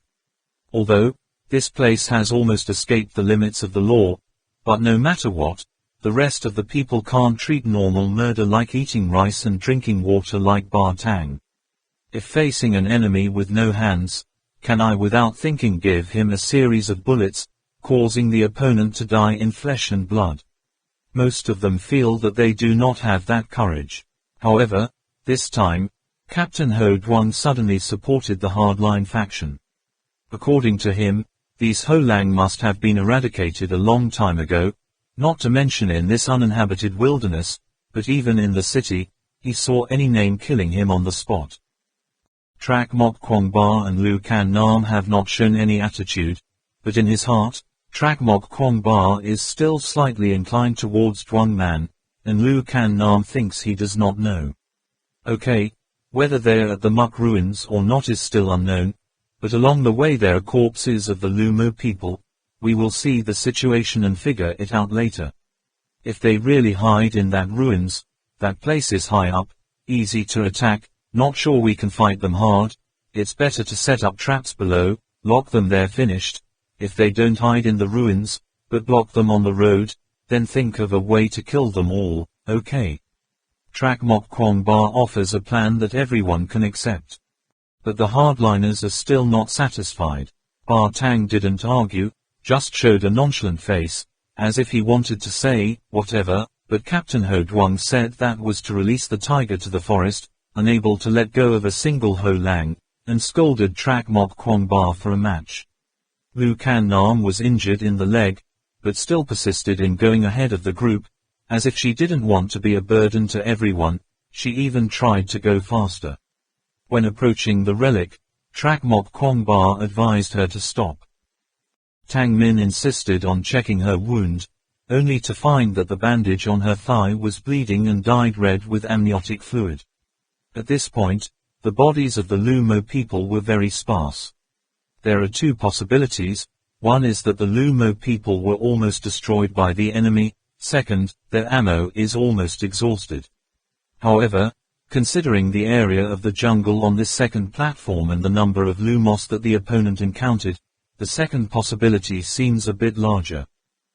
Trak Mok Kwong Ba told Yu Yang and Trong Lap to climb the tree, on the one hand looking for relics, and on the other hand also observing the surroundings.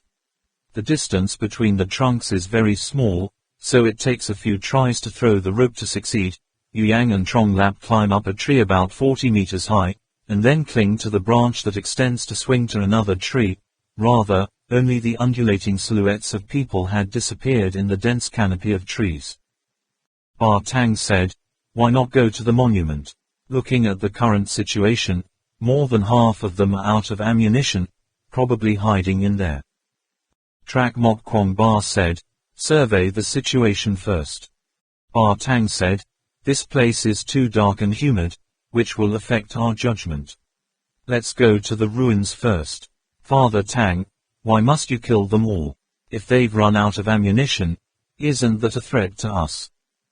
Because, they want to kill us all. As long as they are not destroyed, they will forever threaten us. Really? Trak Mok Kwong Ba sighed, people kill each other, the reason is just as simple as that. Because he wants to kill me, but I don't have confidence to be able to protect myself, so I have to kill the opponent first for peace of mind. At this time, Yu Yang and Trong Lap reported on the tree. Young Master Kwong Ba, there are many Lumo people in front and behind, it seems to be coming towards us. Up the tree, Trak Mok Kwong Ba issued an order. They all took turns tossing their hooks out, climbing as high as they could. However, as soon as Lu Kan Nam lifted his wrist, he immediately felt a sharp pain as if it were broken. She then retracted her hand, lowered it to the ground, and said to the others, "Everyone go first, I led them." After saying that, he immediately ran forward. But before she finished speaking, she saw Trak Mok Kwong Ba and the magician Ala slide down from the tree, running with her. Looks like we have to think of a way to destroy them all. I wonder if the weapons are enough. Trak Mok Kwong Ba didn't seem to have heard what Lu Kan Nam had just said, muttering to himself. Tang Min and Captain Hu Yang also went down, followed by Ba Tang. Go to the ruins, there is still time. There was joy in Ba Tang's eyes. Finally, Yu Yang and Trong Lap also went down. Trong Lap asked, how to fight. In the forest an ugly head popped out, stared at them once, then retreated again. In other places, the grass and trees were also shaking, and for a moment, it was unknown how many Lumo people were hiding. Trak Mok Kwong Ba asked, where is that relic? Zhang Li was dumbfounded and said, I don't know. As soon as we climbed up, we saw that there were Lumo people hiding everywhere, so we went down. Yu Yang immediately replied, under the cliff in front of us, there are steps leading up. There is a place that looks like a natural cave, about 500 meters away from us. At this time, there were 3 lizards called Lumo people hiding behind the trees, the others also leisurely followed, keeping a certain distance. They seemed to be watching this group of people, not in a hurry to attack. 500 meters, I don't know if we can break through there. There are also many shadows looming ahead, the absolute number is not small. Tang Min worriedly asked, why are there still so many Lumo people? Yu Yang said, they came from far away. I thought they had already dispersed, and for some reason they all came back. Could it be that we also have a smell that makes them mad? All of their eyes turned to Trak Mok Kwong Ba. Trak Mok Kwong Ba shook his head and said, I'm not stuck at all. The shaman Ala also said, if they were caught, they would have attacked from the time they were in the village. There is no need to wait until this relic to approach like that. Weird. It looks like they want to drive us to that ruins. Relics of new people sure enough. The Lumo people behind them only followed from afar.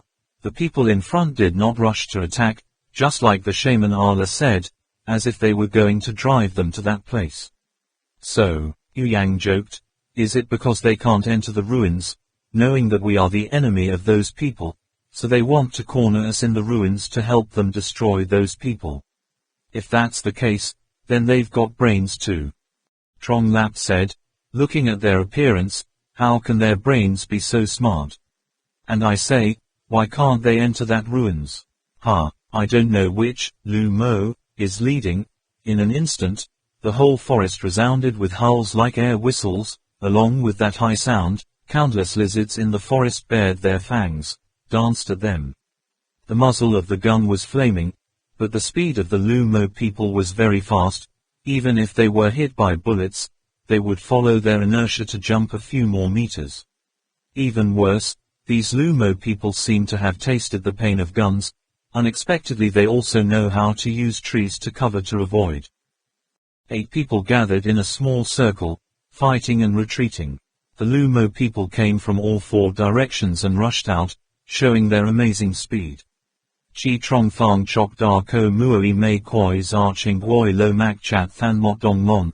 In hung van con nu con karch dap lengthy the dong lo I lao toi. The effect of bullets on the dull nervous system is not very good. Even if they receive a fatal wound, they can still run for a while and then die. With a single sound, The grenade launcher in Bartang's hand made a crack sound. He had already fired all the grenades. Captain Ho Duong loudly said, "This is not good, there are too many of them, otherwise our weapons will all be consumed here." Yu Yang suddenly exclaimed, "Look, look, the entrance to the ruins. Only the front is a naked red cliff. Coming to this place, the forest seems to have been cleared away for a large distance, forming an empty field with an area of about 100 square meters. The other side of the field is adjacent to the cliff, where there is a straight staircase as if pine up to the blue sky.